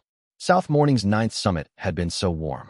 The concern shown by his senior brother Hu Zi, his second senior brother, and his eldest senior brother would fill his whole entire body with warmth when he recalled it, and he would miss it dearly, in a manner which he could not describe. So, those were all just part of the dream. He had not been swept into the void above Dark Mountain. His elder had not disappeared. He had never gone to South Morning, and neither did he have a master called Tian Xiezi. So, it was really just a dream. He had not entered Freezing Sky Clan, and neither had he gone to the world of Nine Een. He did not meet with any shamans either, much less witness the catastrophe of the Eastern Wastelands. Neither did he form all that amount of enmity towards that man called Di Tian. He did not attain great completion in the Berserker soul realm in the end as well, and he did not become the god of Berserkers. This dream lasted so long. Su Ming mumbled as he leaned against a dried-up tree in the region Windstream tribe had given to Dark Mountain tribe. He sat there and looked into the distance. The wind from the horizon sounded as if it was moaning, and as it blew on his body, it made him instinctively feel a little cold. In my dream, I saw all those familiar faces. Bai Ling, Chen Xian, Wu La, and the others. I saw the Immortals, Shamans, Berserkers, the old Sun Maker, and In Death region. Su Ming sighed softly. Was it really just a dream? He lifted his head and looked at the flying snow in the sky. A dazed look appeared in his eyes. Right behind Su Ming was a tribe that was no longer whole. His tribe members who had migrated from Dark Mountain had lost their families and their home. They could only be affiliated to Windstream tribe within the tribe's area. The elder was gravely injured, and he was still in a state of unconsciousness. Lei Chen left. Su Ming had no idea where he went. Perhaps he would return someday. Perhaps. Wu La died. Ninsong died. Many of his tribe members had already turned into corpses. Waves of sorrow filled the entire tribe, and they were so heavy that it made Su Ming's breathing freeze a little. Shan Hen had also died. He died in Su Ming's hands, and Su Ming lowered his head and looked at his own hands, staying silent. The little girl called Tong Tong was curled in a corner of the tribe behind him. She was hugging a broken doll, and tears were falling down her cheeks. Su Ming, we're about to start. In the midst of his silence, a deep voice reached him from his side. That voice belonged to Bei Ling, and he was walking towards Su Ming with a pale face, stopping under the tree Su Ming was sitting on. Su Ming looked at Bei Ling. In his dream, he saw that this person was an immortal, and he belonged to Great Leaf Immortal Sect. He was Tion's disciple, but that was just a dream, was it not? Su Ming shook his head and jumped down from the tree. A funeral service to make offerings to the deceased in Dark Mountain tribe was held in the tribe in the midst of the tribe members' grief and silent cries. The burning flames danced about in a strange, distorted fashion. Arranged neatly within those flames were the corpses of all those from Dark Mountain tribe. Those were all the remains they had managed to retrieve of their deceased. Most of these corpses were incomplete. There were few that were whole. The flames licked the bodies. In the midst of the coldest blizzard during winter, all Dark Mountain tribe members silently knelt on the ground. They looked at the flickering light from the burning flames and listened to the cracking sounds traveling through the air. All the silent cries of the tribe members turned into a depressing air, causing the area around them to become even colder. Su Ming saw Wu La and many familiar faces within those flames, and a number of those that were less so. The funeral service ended during the third midnight. Su Ming stood in his tribe and looked at the snow in the sky, then at the ground that was no longer dark due to the illumination of the snow. He saw a girl's figure standing there, as if she was waiting for him in silence. It was Bai Ling. The blizzard was strong, so strong that it seemed to have broken the world into fragments, and these pieces could no longer gather together to become one. In that snow, Su Ming walked towards Bai Ling and stood with her. They remained in silence. Neither of them spoke. Bai Ling, who was dressed in white mink fur and who had snow on her dark black locks, was an incredibly breathtaking sight with her beautiful face in this snow. However, the concern and sadness in her eyes caused her to look at Su Ming with a dazed expression, and slowly, tears fell from her eyes. I'm about to leave. I'm going to a place far away. My parents have sent a message to have someone pick me up. Bai Ling bit her bottom lip and looked at Su Ming. Come with me, she whispered softly. Anguish filled Su Ming's heart. He had lost a lot of his tribe members, and too many other things had slipped from his hands. He could not leave, but it was even more difficult for him to make Bai Ling stay.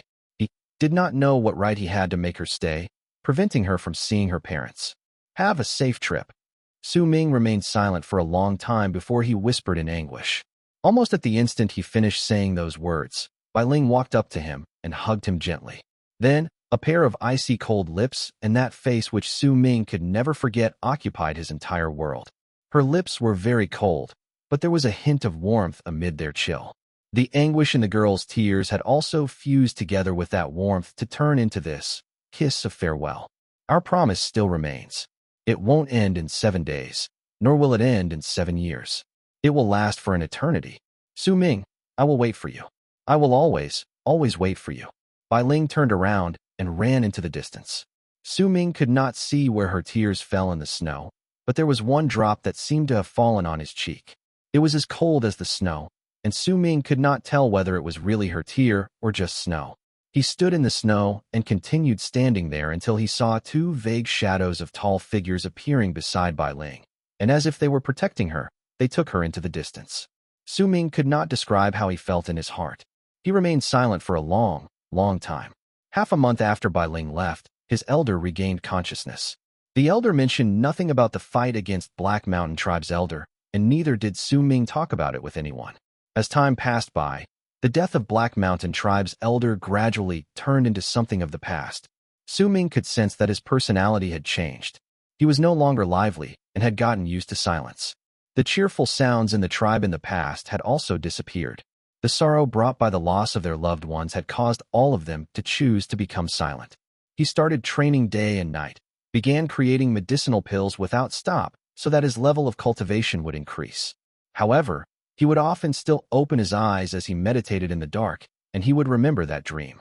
In the blink of an eye, 10 years passed by. 10 years could change many things. As the children grew up and time passed, the sorrow of 10 years ago became incredibly faint. However, the people would still remember the devastating tragedy that occurred at that time every Memorial Day. Dark Mountain Tribe had turned into an affiliated tribe of Wind Stream Tribe because their elder had already lost his power and become an old man who had one foot in his grave. During these 10 years, Su Ming stayed beside his elder until the winter of the 10th year. That was a cold night. Freezing wind moaned in the air and blew against their tent, causing the lamp within the tent to flicker. His elder lay inside. At that moment, he was already incredibly old. He was looking at Su Ming, at the young man who had grown up before his eyes. I cannot continue staying by your side. La Su, don't be sad. This day was bound to come. Remember the things I told you in the past. Remember, Berserker's Realm Mountain. You must find Berserker's Realm Mountain. You have to find it. I don't know precisely where this mountain is either. I only know that it is in your heart. Look for this mountain. You will be able to find all that you desire there. These were the elder's final words to Su Ming before he breathed his last. The elder passed away. On the third day, the flames of the elder's life were extinguished, and Su Ming entered the awakening realm, becoming the second to do so in the tribe. The first was Bei Ling. The existence of two berserkers in the awakening realm caused Dark Mountain Tribe to have an incredibly high position among all the affiliated tribes in Windstream Tribe, and it also allowed Dark Mountain Tribe to migrate back to their home. Even Windstream Tribe would not prevent this migration because the current Dark Mountain Tribe had already obtained this right. This was a trip back to their home after a long separation of 10 years. At the instant the entire Dark Mountain Tribe returned to the ruins of their home, many of the elderly folk wept and knelt down on the ground. Their cries echoed in the air. Dark Mountain was no longer as it was. There were only 4 mountains left, and after 10 years, this tribe under Dark Mountain began rebuilding itself, and its past form gradually reasserted itself. This was their home. It was Dark Mountain Tribe's home, and it was their people's soul. Time passed by quietly as the 4 seasons went by one after another. Bei Ling and Xuan's wedding was held during autumn under Dark Mountain. That wedding was incredibly grand, because one of the people in the couple was the tribe leader of Dark Mountain Tribe, and the other was the daughter of their previous tribe leader. At the moment Bei Ling reached Awakening Realm, he was elected as Dark Mountain Tribe's tribe leader. This wedding that was hosted after their people returned to their home was filled with joyful laughter, and many became drunk in this happiness. Su Ming stood in the distance in silence and looked at his people dancing around the bonfire at night. Joyful songs reached his ears. He saw the happy smile on Xuan's face and also saw the tall and firm stature that would give the handsome Bei Ling the might that belonged to a tribe leader. Su Ming silently drank his wine. He remembered Bei Ling. It had been 17 years since Bei Ling left. Su Ming could still remember the cold kiss she had given him 17 years ago before she left. He could also remember that promise. He could still remember the long dream that he had when he woke up 17 years ago, but it only appeared in his head occasionally now. On this night, Su Ming became drunk. The 17 years of silence and his personality that made him a man of few words caused him to possess an incredibly awe-inspiring bearing within Dark Mountain Tribe. It was especially so after he became Dark Mountain Tribe's elder. That imposing air around him made all his tribe members not dare speak too much before him. With a hint of tipsiness and a pot of wine in his hand, Su Ming looked at Bei Ling and Xuan before he turned around and walked back to his house.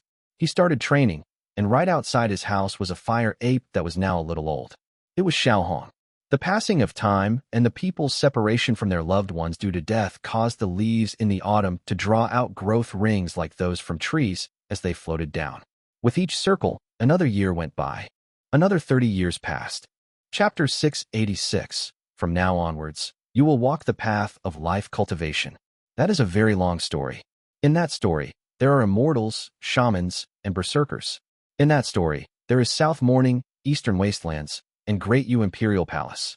In that story, there is Ninth Summit, the undying and imperishable world, and also the god of Berserkers. During one particular autumn within the tribe, there was a dozen-something children sitting in a circle under a big tree while autumn leaves fell all around them. These children all had their eyes wide open as they listened attentively to an old man telling his story while he sat under a tree. That old man looked incredibly ancient. Wrinkles had already appeared on his skin, and there was white in his hair. His smile was incredibly affectionate. There seemed to be some strange power contained within his voice that attracted the children's attention, and they were all immersed in his story. That old man was Su Ming. It was the 60th year since Bai Ling left. The people who went through the upheaval that happened to Dark Mountain Tribe 60 years ago had already returned to the earth. New generations of their tribe members grew up and became the pillars of strength for the tribe. Dark Mountain Tribe had become much bigger, and the territory they occupied under Dark Mountain had also become incredibly large. When Su Ming reached Bone's Sacrifice Realm 3 years ago, he became the strongest person in a circular area of 10,000 lis. Even if there were powerful berserkers who had reached Bone's Sacrifice Realm in Windstream Tribe, but they were not Su Ming's opponents. He was no longer the boy he had been all those years ago. Time had left behind wisdom and age on his body in its tracks. Perhaps it was because he was old now, but as Su Ming gradually forgot the battle 60 years ago, he began to feel nostalgic about it. In the end, he became the god of Berserkers and fought against Tian. Su Ming smiled and told the story to the children around him slowly. Grandpa Elder, who won in the end? That Tian is a jerk. Grandpa Elder, come on, tell us. Who won in the end? I don't know who won in the end either. The story ended at this point. Or perhaps it hasn't. Su Ming stood up and patted the head of a boy about 7 or 8 years old beside him. This child was Bai Ling's youngest grandson. In the midst of all the children's reluctance and unwillingness to part with him, Su Ming left. His story had indeed ended. During these 60 years, he had expanded Dark Mountain Tribe by a lot more than it had ever possessed in the past. He had made Dark Mountain Tribe become the strongest tribe in the area. Even if he left the place, danger would not come to his home, because Bai Ling had also reached Bone's Sacrifice Realm, and during the past 60 years, 4 other Berserkers had reached Awakening Realm. And there were many more of those under the Awakening Realm. This was the effect of Su Ming's medicinal pills. During this year, on the day when leaves fall the most during autumn, Su Ming packed up his luggage and walked out of his house, intending to leave the now powerful Dark Mountain Tribe. Xiaohong did not follow behind him. Xiaohong had already become old, and it had returned to the forest to stay with its children. It was morning. At this point in time, there would usually not be many people walking out their houses and moving about in the tribe. Yet now, at the instant Su Ming walked out of his house, he found his entire tribe standing outside, and they were all watching him quietly. We send you off with our respect, Elder. All his tribe members, no matter young or old, knelt down. Their voices echoed in the air, causing Su Ming's footsteps to come to a halt. He looked at his people, and after a long, long time, he smiled and nodded. Go off now. I'll come back. Su Ming waved his arm and walked towards the tribe's gate. When he walked out of his tribe, he saw an old man standing next to the gate. This old man stood as tall and straight as a spear. His sparkling eyes looked as if they contained lightning inside. And as he looked at Su Ming, too, looked at him. This was Bai Ling, who had reached Bone's Sacrifice Realm. Are you really leaving? Bai Ling remained silent for a moment before he asked languidly. Su Ming turned his head around and cast a glance at his tribe before he stated calmly. It's been 60 years after that upheaval. Dark Mountain Tribe has become powerful. You don't need me here anymore. But Lei Chen hasn't come back. A reluctance to part appeared on Bai Ling's face.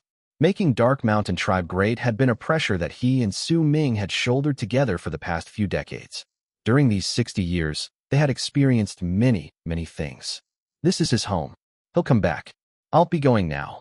Su Ming walked past Bai Ling and patted his shoulder. As he smiled, he took a step towards the sky and turned into a long arc that gradually disappeared into the horizon. Su Ming left. This was the first time he truly left after 60 years. 10 years later, in a boundless forest filled with evergreens to the south of the Alliance of the Western region, Su Ming moved from the middle stage to the later stage of the Berserker Soul Realm. 20 years later, he stood on the highest mountain in the continent to the east of the Alliance of the Western region and let out a long howl towards the sky. He had attained great completion in the Bone Sacrifice Realm. 5 years later, Su Ming stood on a boat at the edge close to the Dead Sea in the Alliance of the Western region. At that moment, he was no longer a berserker in the bone sacrifice realm. The ripples of power that could fuse with the world coming from his body were a clear sign that he had already reached Berserker Soul Realm. He had searched through the Alliance of the Western region for 35 years, and during this time, he had walked through the entire Alliance of the Western region, but he could not find Bai Ling. They had been separated for nearly 100 years, and that separation seemed to have turned into an eternity. It only existed as he reminisced about the past, but he could no longer clearly see that memory. When Su Ming stood on the boat, he left the Alliance of the Western region. As the waves in the Dead Sea roared, he rushed forward along with the waves in the sea, alone in his boat. The Dead Sea was incredibly huge. With its foul stench crashing into his face, Su Ming plowed through. His goal was South Morning.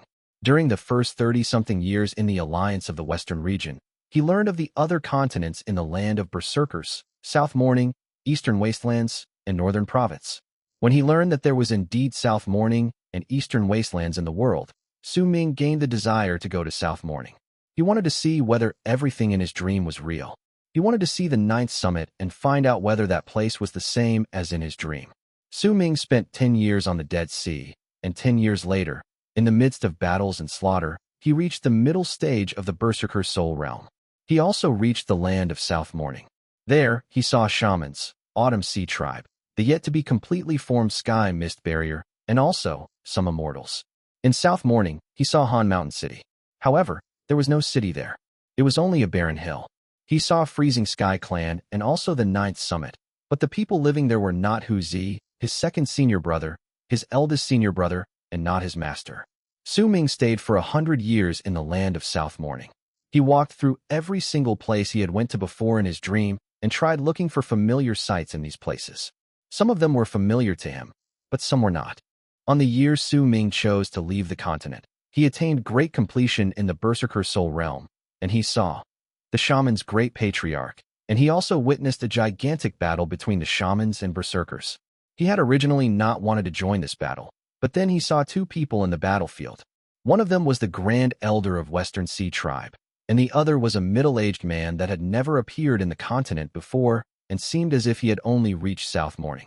At the instant Su Ming saw the man's face, something happened that rarely afflicted him. His heart trembled a little. The middle-aged man was incredibly similar to Tian Xiezi. However, Su Ming's face was already ancient and filled with signs of time. He watched the middle-aged man working together with Western Sea Tribe's Grand Elder to fight against the Shaman's Great Patriarch. That Great Patriarch seemed to have surpassed the strength of those who had attained great completion in the Berserker Soul Realm. So Su Ming chose to join the battle and attack. The battle ended. The Great Patriarch dissipated and his soul fell into deep sleep. Even if he regained consciousness, he would no longer have his current power because his soul had been grievously injured. The reputation of the three great berserkers in South Morning rose up because of this battle, but no one knew Su Ming's name, and he gradually turned into the most mysterious one among the three great berserkers. Su Ming left. He had found his answer. He stepped on the boat that carried him all the way here from the Alliance of the Western region, and with complicated as well as sentimental feelings, he left South Morning to go to Eastern Wastelands. He went to two places when he arrived there. One of them was located in the depths of Eastern Wastelands. It was a barren piece of land under a mountain, which was the place where Ugly Little Thing's family lived in his dream. He also went to the center of Eastern Wastelands, to a place that was filled with endless pits and floating stones, the place where Immortals had descended in his dream. He stood on one of the big stones in the land where the Immortals had descended for a long, long time. He looked at the sky as everything in his dream continued surfacing in his head. In the end, he started laughing. There was a carefreeness to his laughter, along with understanding. It was an understanding towards life. It was a thorough insight towards reincarnation and also control over fate. Tian. As Su Ming laughed, a chilling glare gradually appeared in his eyes.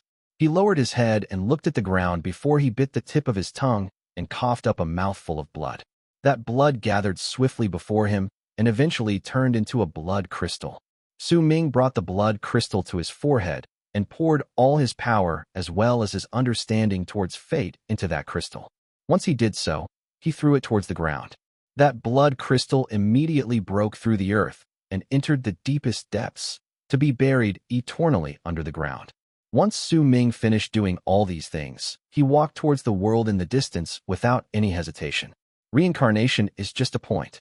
Su Ming's voice seemed to be echoing faintly and indistinctly in all directions even after he left.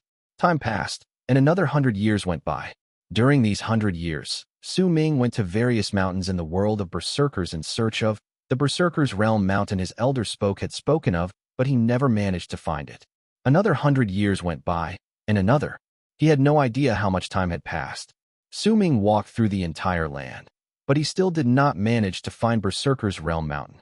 When he was eventually filled with fatigue in his heart and soul, he sat down at the top of a mountain at a place whose name he had already forgotten and which was located in a continent somewhere in the world, and looked at the sky in the distance. Berserker's realm mountain. He mumbled to himself. Elder said it's in my heart. Su Ming closed his eyes. Once he did so, the 4 seasons began passing by one after another in a circle around him, and time passed, though he had no idea how much. One day, Su Ming opened his eyes, and a smile filled with understanding appeared on his aged face. When he opened his eyes, a mountain appeared right before him. It was a mountain that reached the clouds, and 3 big words were carved deeply into its walls. Berserker's Realm Mountain. Su Ming stood up, and with one step, he landed on Berserker's Realm Mountain. He looked towards the canyons that ran 100,000 feet deep from the top of the mountain, and with a smile, he took a step towards there. He did not activate any of his power and charged swiftly into the depths of the canyon. The piercing howls of the wind roared in his ears, and his face started rapidly changing, and in the end, that ancient face of his turned into that of a teenage boy. His world crumbled with a bang at that moment, and as it turned into an endless amount of fragments that tumbled backwards, he heard the song of the sun from his dreams. You have understood reincarnation, mastered inception, and awakened the race's soul. You gave up your life in the Berserker's Realm Mountain. You broke out of fate's clutches and entered the other side of the mirror. From now onwards, you will walk down the path of life cultivation. Who am I? I will give you the answer when you reach Berserker's Realm Mountain once again in reality. I will wait for you. Chapter 687. That point. The song of the sun and that voice were the final things Su Ming heard before he sank into unconsciousness. His world rapidly crumbled as his body sank and turned into fragments that were swept away, like a ball of flame that had been lit out of thin air and burned away everything. This might perhaps not have been a dream, but another form of reality. The goal of Tian's art was to make Su Ming sink into oblivion. It was just like what Su Ming had went through previously. He would sink into oblivion and go through his next life as if he had been reincarnated. Besides Tian himself, no one knew what his plans were. Even if there were many immortal sects who had joined the plan and entered this setup that had lasted for years, they could only continue guessing his plans. No one could get a clear grasp of Tian's thoughts. Perhaps the destruction Tian mentioned was not aimed towards his life, but to his memories. However, this time, Su Ming had escaped Tian's control, and that control Tian had over him was to be understood in its literal sense. At the moment Su Ming opened his eyes, the first thing he saw was the gigantic death vortex, which covered the entire sky. The second thing he saw were the arching edges of the cultivation planets up ahead, as well as the sky which had been covered by the blue cloth. The third thing he saw was the starry sky that was summoned by Tian's divine ability. The huge face which was formed by the stars was showing an expression of disbelieving shock, and his gaze met Su Ming's own. The fourth thing Su Ming saw was the black-robed Tian, who by then only had his head left as his magical body continued burning in the distance. It was the first time Su Ming saw shock and astonishment on Tian's magical body. His shock was real, as well as astonishment, and the disbelief on his face was also real. Su Ming woke up. This is impossible. Tian, who now only had his head, lost his dignity for the first time ever and lost control over his emotions. He also, for the first time, cried out in disbelief. Veins popped up on his face. Clearly, his agitation was so great that it could almost surge into the sky as if it had form. He could not believe what he was seeing. This had overturned all that he knew and crushed his confidence. It's impossible for you to wake up. This is the art that will make you sink into oblivion, which I activated by burning my magical body. This is a process that you cannot fight against. You should be incapable of fighting back against it. You should be like the previous times and sink into oblivion because of this art and go through another one of your reincarnations, again and again, for all eternity. This is your destiny. This is the destiny I bestowed upon you. How could you wake up so soon? Your life is mine. Everything concerning you has to go according to my will. Tian went mad, and his cries of surprise echoed in the air. At that instant, he lifted his head swiftly and roared towards the sky madly, as if he had sunk into hysteria. It's you. You are the one who intercepted my art. You are the one who made him wake up from his state of oblivion. It's you. Who are you? Just who are you? Tian's voice rumbled in the air. Compared to him, there was a slightly complicated look on Su Ming at that moment, but calmness was the dominant expression on his face. I finally understand everything. Su Ming mumbled. He, too, lifted his head and looked towards the sky. At that moment, the face formed by the stars was distorted, as if it was also roaring. A long time ago, an enchanted battleship flew out of true Sacred Yin world, which was the spirits of 9 Yin's enchanted vessel. With Sacred Yin's will, they searched for all the corpses that belonged to the strong in the boundless galaxy within the 4 great true worlds. One day, the spirits of 9 Yin found an infant's corpse. They believed that this corpse fulfilled their requirements, and that was why they sealed it within the enchanted battleship. Many years passed since then. The spirits of 9 Yin's enchanted vessel crumbled when it ran into an accident in true Morning Dao world. It fell into a place called Yin Death region. That place is where the Berserkers are, and due to the spirits of 9 Yin's enchanted vessel, the world of 9 Yin was formed. The first god of Berserkers went to that place. The second and the third also went there. Perhaps the second god of Berserkers took with him a baby when he left the world of 9 Yin. Perhaps it was the first's order to search for that baby. But no matter what, the second god of Berserkers brought that baby back to Great Yu's palace and treated that baby as his own child, no different from his own daughter. That was a dead baby, because he was originally a corpse to begin with. Su Ming mumbled softly. There was no anguish in his voice, only understanding. Not long after the second god of Berserkers brought the baby's corpse back, due to the first's departure and the fact that the Berserkers were no longer as strong as they were before. Due to the Immortals' wariness and their fear towards the Berserkers' growth, they launched a war against the Berserkers. They won that war. They killed the second god of Berserkers and tore up his body.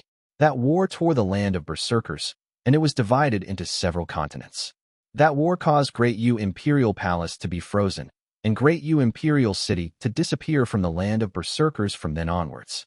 After the war, the dead baby's corpse and the second god of Berserker's daughter was taken back to the land of Immortals by Tian. They discovered the remarkable qualities of that dead baby, and perhaps because the second god of Berserker's daughter had come into contact with the dead baby, the baby girl also possessed some of those remarkable qualities. From then on, the siblings were reduced to mere puppets. The dead baby was sealed in a region somewhere in the land of Immortals, and his little sister was taken away by Xuan. Tian. At that time, perhaps you found a method for you to become infinitely stronger by using that dead baby, and from then on, you executed that so-called plan of yours that would last for years against that dead baby. Perhaps the baby was not really dead. Perhaps his death in Bright Yang region meant that he could be alive in Yin Death region. I don't know what you discovered, but this discovery made you carry out a plan. This plan was to make that dead baby sink into oblivion again and again in Yin Death region. He sank into oblivion and was sealed time and again. You fabricated a memory for the baby, and that memory was known as Dark Mountain. With that memory as a foundation, you made him sink into oblivion again and again. Since memories are like a picture, once you paint it, you can make that baby sink into it and never be able to walk out. I don't know how many times I've sunk into oblivion, but I do know that this time, after I woke up, after Xiaohong gave me that stone fragment in Dark Mountain, I was different from all those previous times. This is reincarnation. This is fate. This is me. Su Ming averted his gaze from the stars in the sky and looked calmly at Tian, who was practically in a state of hysteria. There is one person, perhaps he is just a soul, but when you first carried out your plan, he entered your plan and started changing things quietly in an attempt for me to wake up. He wanted me to truly open my eyes and take a look at the world outside. I also have an answer in my heart as to who that person is, Su Ming whispered softly. Tian's breathing quickened. He, who now only had his head left, found it burning as well. Red filled his eyes, and madness shone within them. He glared at Su Ming, and for the first time ever, greed appeared in his eyes, revealing his true emotions. That greed made him look as if he wanted to swallow Su Ming whole and obtain everything of him. You are destiny. Your life has been planned out. It doesn't matter even if you've come to understand many things. You are still in death region. You are still in a state of oblivion. Even if you've woken up, you are still in that state. At the same time madness appeared in Tion's eyes, stars began shining in them. The light grew to a piercing degree within an instant, and brilliant starlight erupted from the eyes of the roaring face made of stars in the sky. This is your destiny for 1,000 years, and you will sink into oblivion for 1,000 years. Now sink into oblivion again. As Tion roared, the face in the sky roared as well. All the starlight gathered on Su Ming at that moment, showing Tion's unwillingness to admit defeat. He was executing the art once more. It's useless. Su Ming sighed deeply and shook his head. He lifted his right hand and pointed forward with his index finger. This is a point. As Su Ming spoke softly, a crystalline dot appeared at the spot where his index finger was pointing. I will draw towards the left and make a circle, and when I stop drawing, I will find that the end is in the same spot. Su Ming's right index finger started drawing towards the left, and he drew a circle. The spot where the circle was completed was its beginning and its end. It was the point that fused both the beginning and the end together. This is reincarnation. Then if I draw from the right and make a circle, rotating from the end. As Su Ming spoke, his right index finger started drawing another circle backwards from that dot. The spot that caused the circle to be complete was still the same point. This is also reincarnation. When Su Ming finished speaking, an indefinable presence radiated off his body. That presence was not of those who had attained great completion in the Berserker soul realm, but was a presence that surpassed Berserker soul. It grew thicker and surrounded Su Ming's body, causing the starry sky to erupt with a bang at the instant it descended and touched it. It was as if the area where Su Ming was had turned into a forbidden region for starlight. His hair flew while his eyes remained calm. His words contained endless wisdom, and they were echoing in the world. Reincarnation is a point, and that point is Berserker's Realm Mountain. That point is the start and also the end. You can walk to the future from that point, and you can also head to the past. This point is also the mirror's point. The mirror's face is the normal world. It is where the past moves towards the future. It is then the opposite inside the mirror. Life and death move in opposite directions.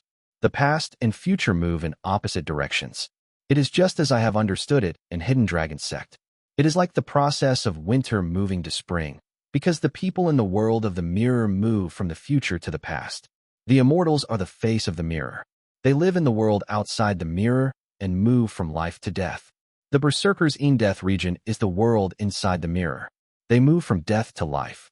The presence that had surpassed great completion in the Berserker soul realm erupted from Su Ming's body at that moment and surrounded him, causing him to look like a deity. You. An even greater level of shock appeared on Tion's face.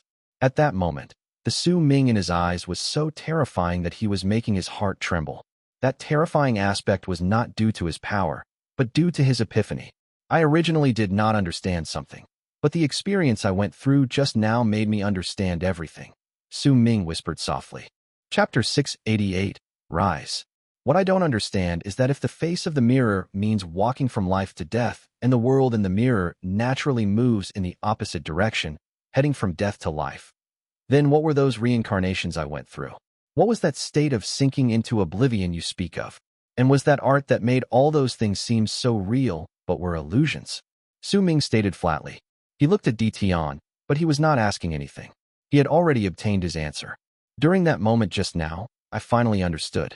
The face and back of that mirror don't make a complete cycle of reincarnation. Su Ming shook his head, and a variety of emotions stirred up slightly in his heart. It is just like the existence of yin and yang. People only see these two faces, but they forget that there is another point. The world outside the mirror belongs to the Immortals, and the world inside the mirror belongs to the Berserkers. But in truth, there is a mirror inside the mirror. If two mirrors were positioned opposite each other properly, then the endless darkness would then be the mirror inside the mirror.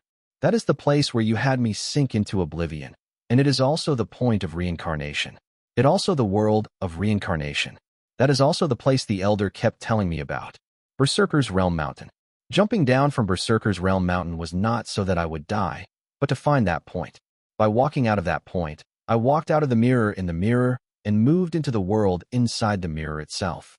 The me right now truly exists in the mirror, and my next step is to move from death to life, from the world inside the mirror to the world outside, from death to bright yang, from the land of Berserkers to the land of Immortals. At the instant Su Ming finished saying all these things, the presence that surpassed that of great completion in the Berserker soul realm increased exponentially.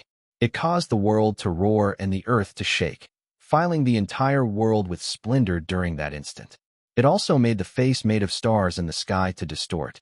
When Su Ming lifted his right hand and swung it in the air, the face shattered with a bang, revealing the blue sky. This was what the old Sun Maker had transformed into, and it was the art that prevented the cultivation planets from descending. Su Ming's hair moved without wind. His cultivation changed drastically at that moment. This change caused the presence that was spreading out of Su Ming's body to turn into a mighty pressure, and it instantly covered the entire land and sky, spreading over the whole world of Berserkers. The Berserkers' sky and world trembled.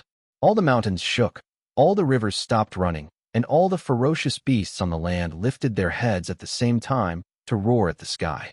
Even the ferocious beasts that were fighting against each other stopped fighting and lifted their heads to roar. Their voices echoed through the entire land of Berserkers. Huge waves rose up in the Dead Sea, surging into the sky. It was as if the entire Dead Sea had started boiling.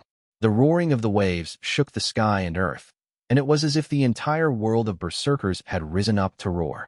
The roars that erupted from South Morning, Eastern Wastelands, the Alliance of the Western Region, and the Northern Province caused the entire land of Berserkers to obtain a soul that could gather these split-up continents together at that instant.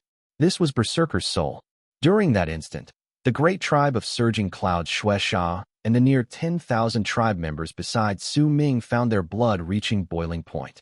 Their breathing quickened, and a presence they could not hold back erupted from their bodies. The tens of thousands of Immortals found their bodies trembling under this pressure, and one by one, they started kneeling down, unable to control themselves.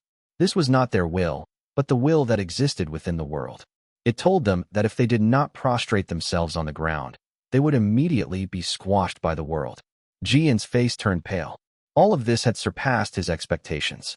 In fact, perhaps not even a single Immortal had expected that something like this might happen due to the appearance of Eastern Wastelands Tower. Su Ming's power climbed up madly. The change in his cultivation base turned him into the most radiant light in the world. Streams of light, which had appeared out of nowhere, begun gathering together before Su Ming, then turned into a gigantic statue. Su Ming could recognize this statue.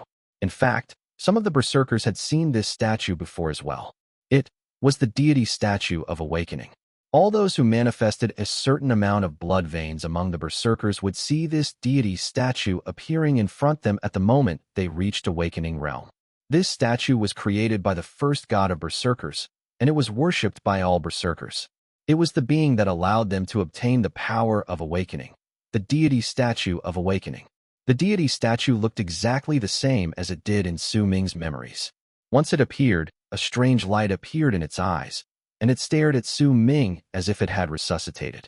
It wrapped its palm in its fist and bowed swiftly. This was the deity statue of awakening's form of worship.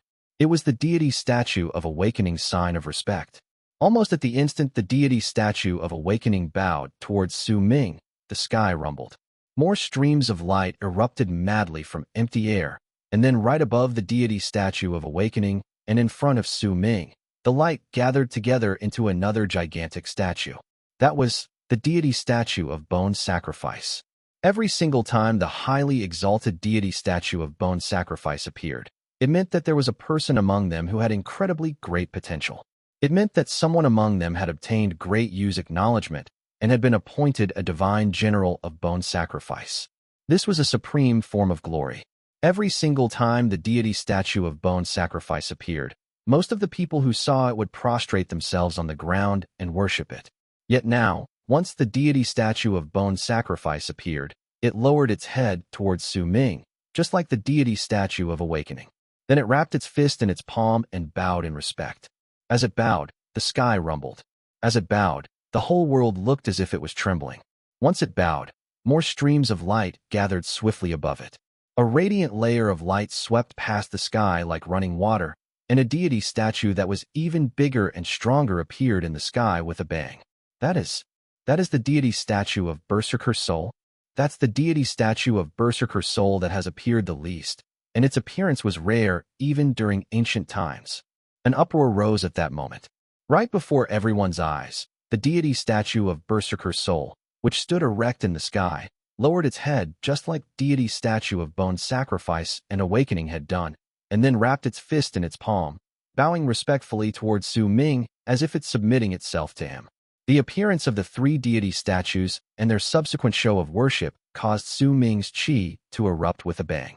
At this moment, he had far surpassed the power those who had attained great completion in the Berserker Soul realm possessed, and his chi was still rising continuously. A terrifying, mighty pressure was spreading out from his body, and the statue of the god of Berserkers that had crumbled previously slowly manifested behind him. All these scenes caused a dazed look to appear on Di Tian's face, along with a fierce and crazed expression of struggle. The three deity statues of Berserkers have bowed towards him. This is the legendary life cultivation realm. This is the presence of life cultivation. This is the presence of life cultivation appearing once again in the land of Berserkers since ancient times. The thin and old Xuan from the great tribe of surging clouds could no longer control his excitement. He looked at Su Ming with his body trembling. The fire and respect within his eyes instantly flared up, burning at an intense degree. This is the day the Berserkers rise. I, Xuan, am willing to follow the god of Berserkers and die with the Berserkers to break a path that will lead us to the land of Immortals for the god of Berserkers. Xuan had went mad, a madness born of excitement. He knelt down towards Su Ming, and as he trembled, he swore the Berserker's oath. From now on, I offer my soul to the Berserkers, and I sacrifice my body to the people. With my flesh and blood, I will break open the sky for the Berserkers, and with the power contained in my blood, I will give up everything for my people's rise to power. Xuan's voice reverberated in the air with his agitation, with the resuscitated excitement in his old heart, and with his tears that were falling down from his eyes in his exhilaration. He loved the Berserkers, truly, deeply, loved his race, and only at this moment did he no longer need to suppress his love. Only at this moment did he no longer need to be in despair and could let out his emotions in a violent outburst. The near 10,000 tribe members from the great tribe of surging clouds knelt down behind Xuan and shouted out the same Berserker's oath as he did. All entities clan's Tian Chi was also weeping at this time. He knelt down in excitement, and with the near 10,000 people from the 12 tribes behind him, he, along with them, shouted out the Berserker's oath, offering his everything to Berserker's people. It was also at this moment that the endless long arcs from several other directions arrived in a mad dash. This sort of speed had already surpassed the limits of what a person could do. It was a form of madness born out of recklessness. I, Chi Lei Tian, greet the god of Berserkers. I offer my soul to the Berserkers, and I sacrifice my body to the people. With my flesh and blood, I will break open the sky for the Berserkers, and with the power contained in my blood, I will give up everything for my people's rise to power. That was Chi Lei Tian's voice, and right behind the old man who was surrounded entirely by lightning sparks was the 10 million-something members of his tribe shouting out the oaths and roars that could shake the sky. I, Yaman, elder of Berserker Fong tribe, greet the god of Berserkers. From now on, I offer my soul, my body, my blood, and my flesh to the Berserkers. With the power of my blood, I will give up my everything to the Berserkers. I am willing to have my soul scatter for the rise of the Berserkers, and I will never regret it. There was a certain timbre to his ancient voice that showed just how excited he was. Then, the 10,000 people from Berserker Fong tribe descended to the place with the fastest speed they could muster and shouted out their oaths as well. I, Wu Shuang, elder of Golden Rain Mountain tribe, brought 10,000 of my people to greet the god of Berserkers. We of Golden Rain Mountain tribe are willing to be the vanguards for the rise of the Berserkers, and we are willing to trample through the universe for the god of Berserkers and our people. The Hidden Mountain tribe had also arrived with a bang. They appeared and knelt down altogether, resulting in Su Ming being the only one in the entire world standing in the air as his chi continued erupting forth. Su Ming's hair danced in the air, and he looked calm. In his ears, familiar voices echoed. I, cultivator of fated kin, greet respected senior Mo. I, Nangong Hen of fated kin, greet respected senior Mo. The people who did not come in groups appeared from all directions and shouted in loud, booming voices that were filled with excitement and passion. The fated kin had arrived. Su Ming looked at all the people kneeling around calmly as he stood in midair. He looked at Di Tian, who only had a small portion of his head left due to the flames burning him, and he saw that his face was pale. He saw the madness and the unwillingness to admit defeat in his eyes, as well as a deep perplexity. Reincarnation is a point. That point is Berserker's Realm Mountain. It is also here. Su Ming lifted his right hand and seized the air in the direction of the ground. With it, the ground collapsed, and a blood crystal that was buried in the depths of the earth for an unknown amount of time turned into a long arc and charged towards Su Ming, bringing with it an ancient air. Right behind it, more blood crystals flew out from the ground with a bang. These blood crystals turned into long arcs and charged towards Su Ming, swiftly fusing with his body. With each fusion, Su Ming's cultivation base would erupt madly, the might of his body increasing at a terrifying pace. From now onwards, I will walk down the path of life cultivation, Su Ming stated flatly, with determination and resolution shining in his gaze. At that instant, he sensed the frozen Great Yu Imperial City. Chapter 689, Entering Life Cultivation Realm. The blood crystals closed in on Su Ming and fused with his body. With each blood crystal, Su Ming's cultivation would swiftly increase exponentially. His chi stirred up the world and the universe, and an awe-inspiring air that could not be described with words was born in his eyes. This mighty pressure was the peerless presence of the universe and the world. This awe-inspiring air also symbolized the Berserker's crazed outburst after living in oppression for countless years. Su Ming did not count just how many blood crystals he obtained, and neither did he need to calculate the number, because he was no longer bothered by it. It did not matter how many reincarnations there had been. There might have been 10, 100, 1,000, or even more. To him, it no longer mattered. What was important was that he had moved out of the cycles of reincarnation from the mirror within the mirror, and that he now knew clearly that he was no longer in that cycle of reincarnation. Because he was no longer in the mirror within the mirror, he had leaped off the Berserker's Realm Mountain and found that point, then had walked completely out of there. He knew that he was real, and he was the only one who was real. That is why it no longer mattered to Su Ming how many reincarnations he had went through.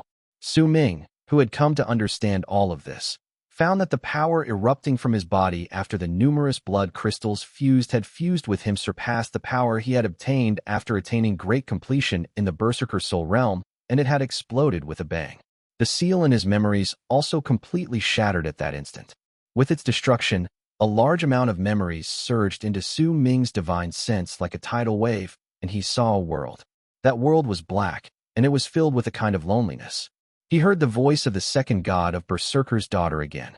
She was his little sister, and every single time she called out to him, Su Ming's heart ached in pain.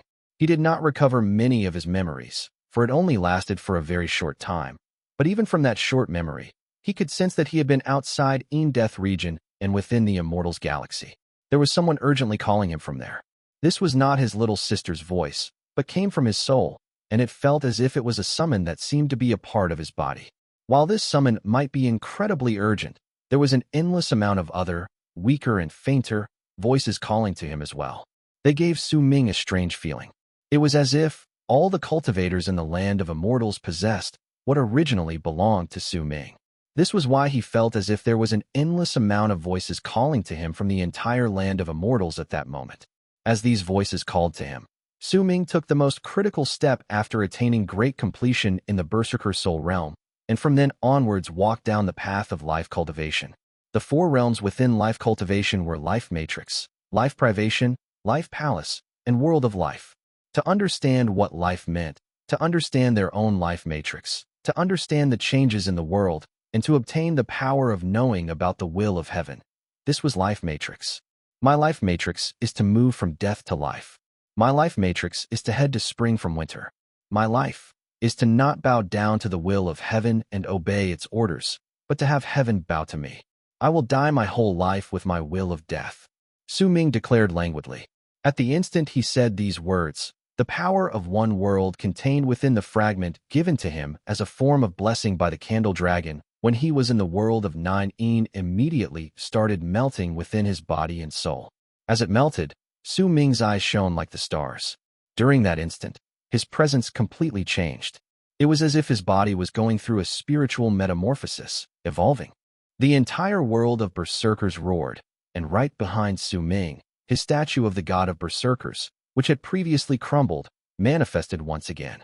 As the 10,000 feet statue manifested in the air and slowly gained corporeal form, all the Berserkers who had arrived here let out delighted howls, worshipping the statue as they knelt in its direction. These voices spread in all directions and shook all the Immortals who heard them, for within those voices was madness, a frenzy born from oppression, and the Berserker's soul. As those voices echoed in all directions, the Dead Sea started churning even more violently and looked as it was about to surge into the sky. The endless waves roared madly, and many of the sea creatures inside the sea trembled before quickly rushing away. At the time when the Dead Sea produced its most intense roar, the water of the sea started spreading back in all directions, as if there was something big rising from the depths. As the sea water flowed backwards, a whirlpool that was several hundreds of thousands of leagues big appeared on the surface of the sea. That whirlpool rotated with loud booming sounds, and wisps of freezing air spread out from within it, causing the world of Berserkers to instantly become much colder.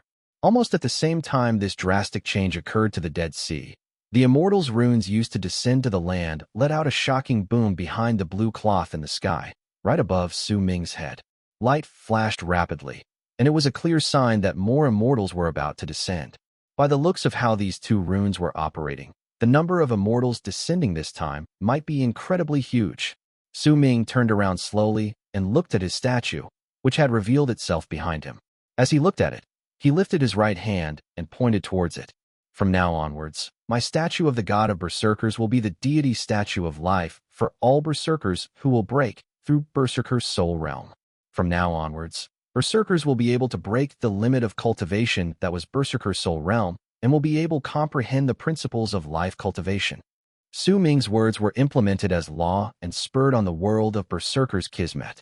As his voice reverberated in the air, his statue of the god of Berserkers instantly let out a ray of light that surged into the sky, and the presence of life cultivation appeared on it. It was spoken in the Berserkers' ancient legends that when another god of Berserkers appeared, he would be able to change the fact that Berserker's cultivation system, so Berserker's soul realm would no longer be the limit. When that new god of Berserkers created the deity statue for the new realm, all the Berserkers would reach a breakthrough.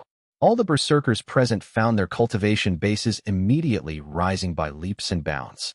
Even those who were not in the battlefield also noticed their cultivation bases increasing exponentially as their blood burned.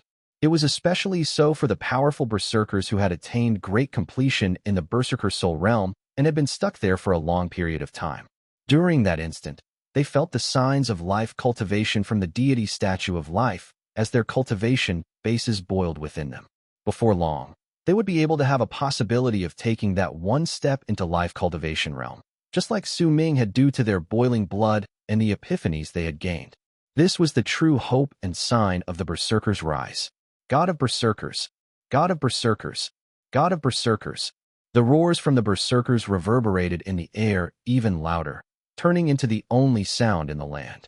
As that sound rang in the air and Berserkers worshipped Su Ming in reverence, he turned his head around and looked towards Tian, who now only had a small part of his head left as he continued to burn. Your reincarnation art is far inferior to the Candle Dragon's undying and imperishable world. Far, far inferior. To be more precise, the reincarnation in the mirror within the mirror which Tian had set on Su Ming's body had the same principles as the Candle Dragon's undying and imperishable world. However, Su Ming had been able to keep his mind intact even through the innumerable cycles of reincarnation in the undying and imperishable world, even refining a powerful will inside it before walking out after gaining an epiphany from it. Compared to it, Tian's art was simply nothing. He had sunk into a state of oblivion earlier and returned to Dark Mountain hundreds of years ago, but if Su Ming had been unwilling, he would not have returned. He had only sunk into oblivion earlier because he had wanted to search for that point. There was a complicated look as well as an expression of shock that could not disappear on Tion's sullen face. All of these things were out of his expectations, and so it was completely impossible for him to change anything.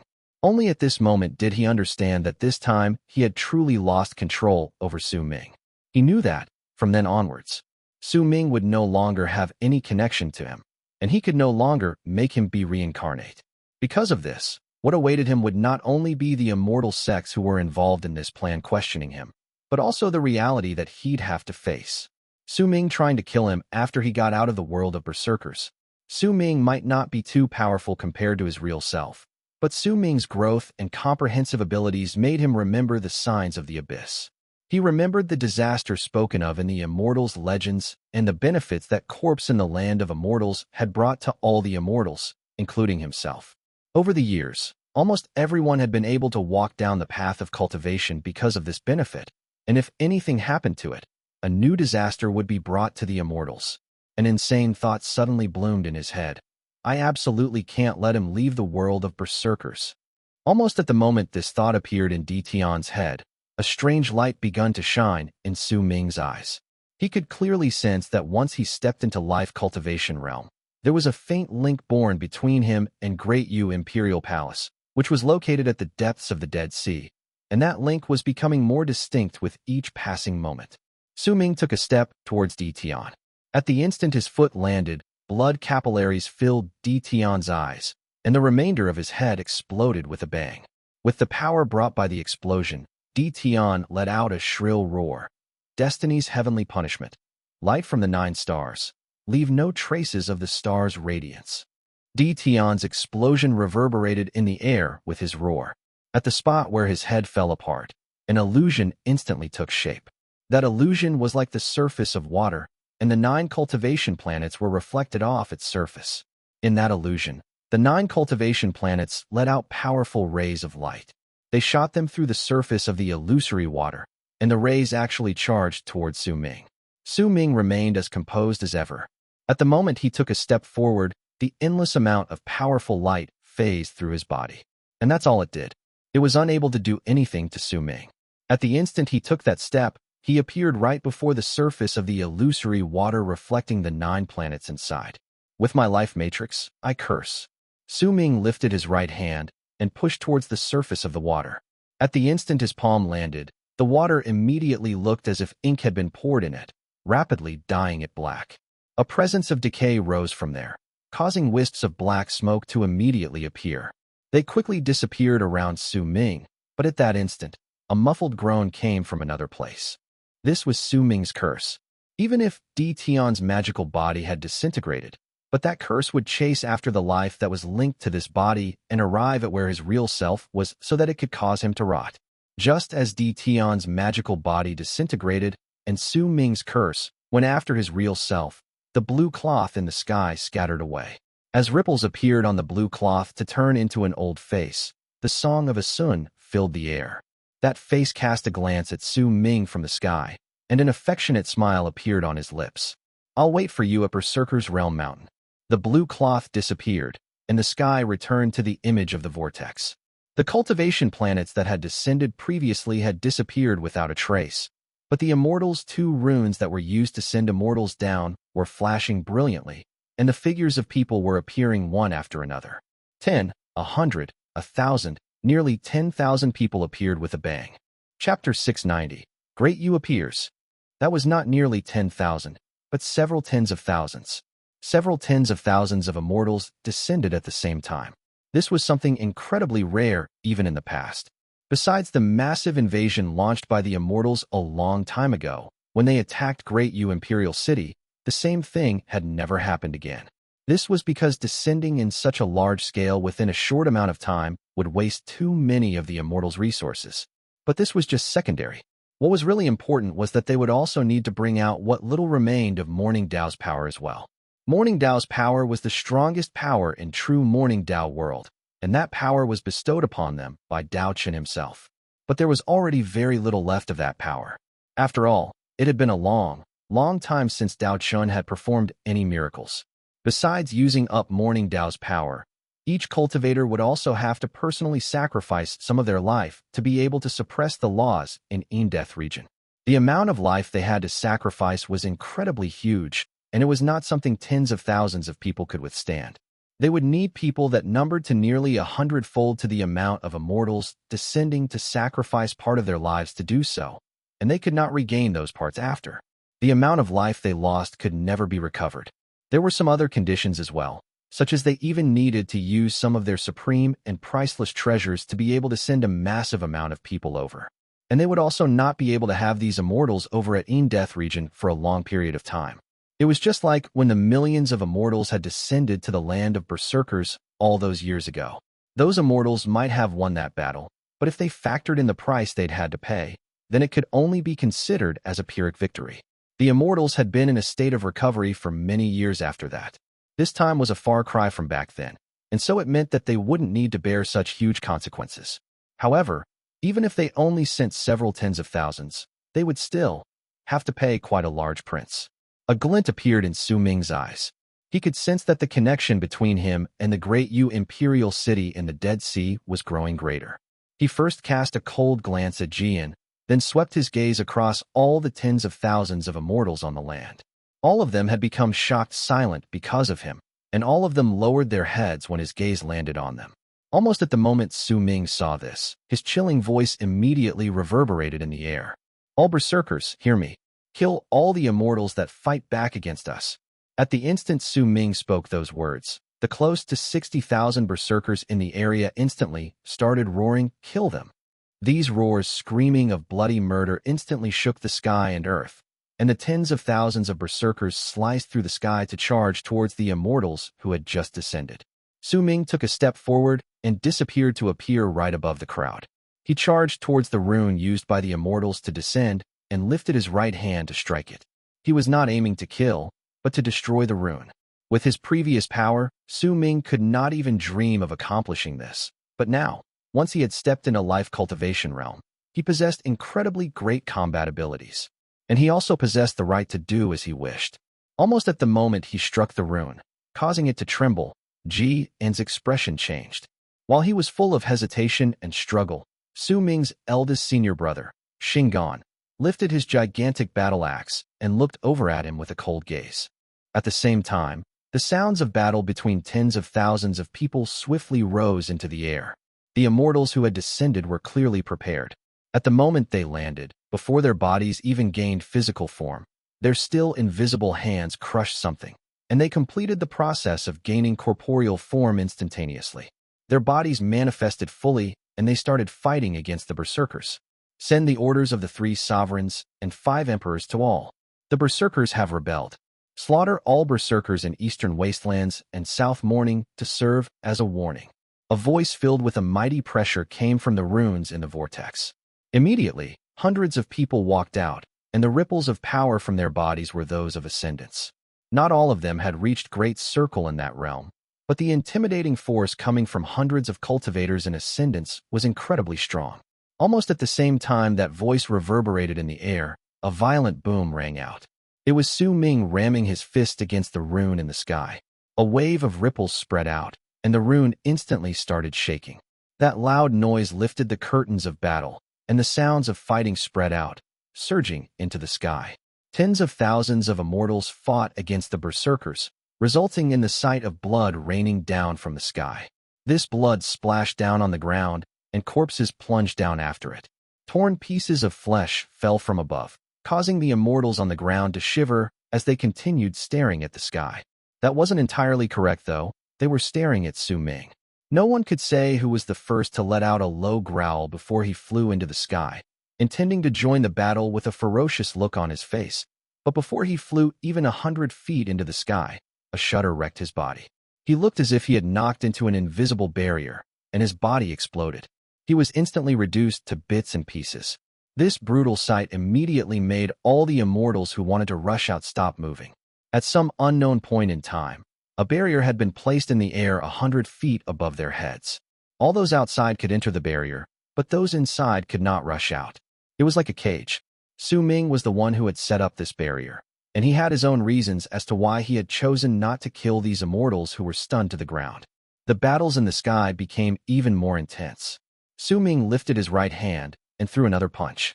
The ripples of destruction spread out from his body in all directions. At the same time they crashed into the rune, they also destroyed all the immortals who had wanted to get closer to him. The immortals' rune. Murderous aura flickered in Su Ming's eyes. During that instant, a large amount of black aura of death surrounded his body. Due to it, Su Ming seemed to be filled with malice and ghastliness. He lifted his right hand and threw another punch. At the instant he did so, the immortal's rune let out a loud bang that shook the entire area.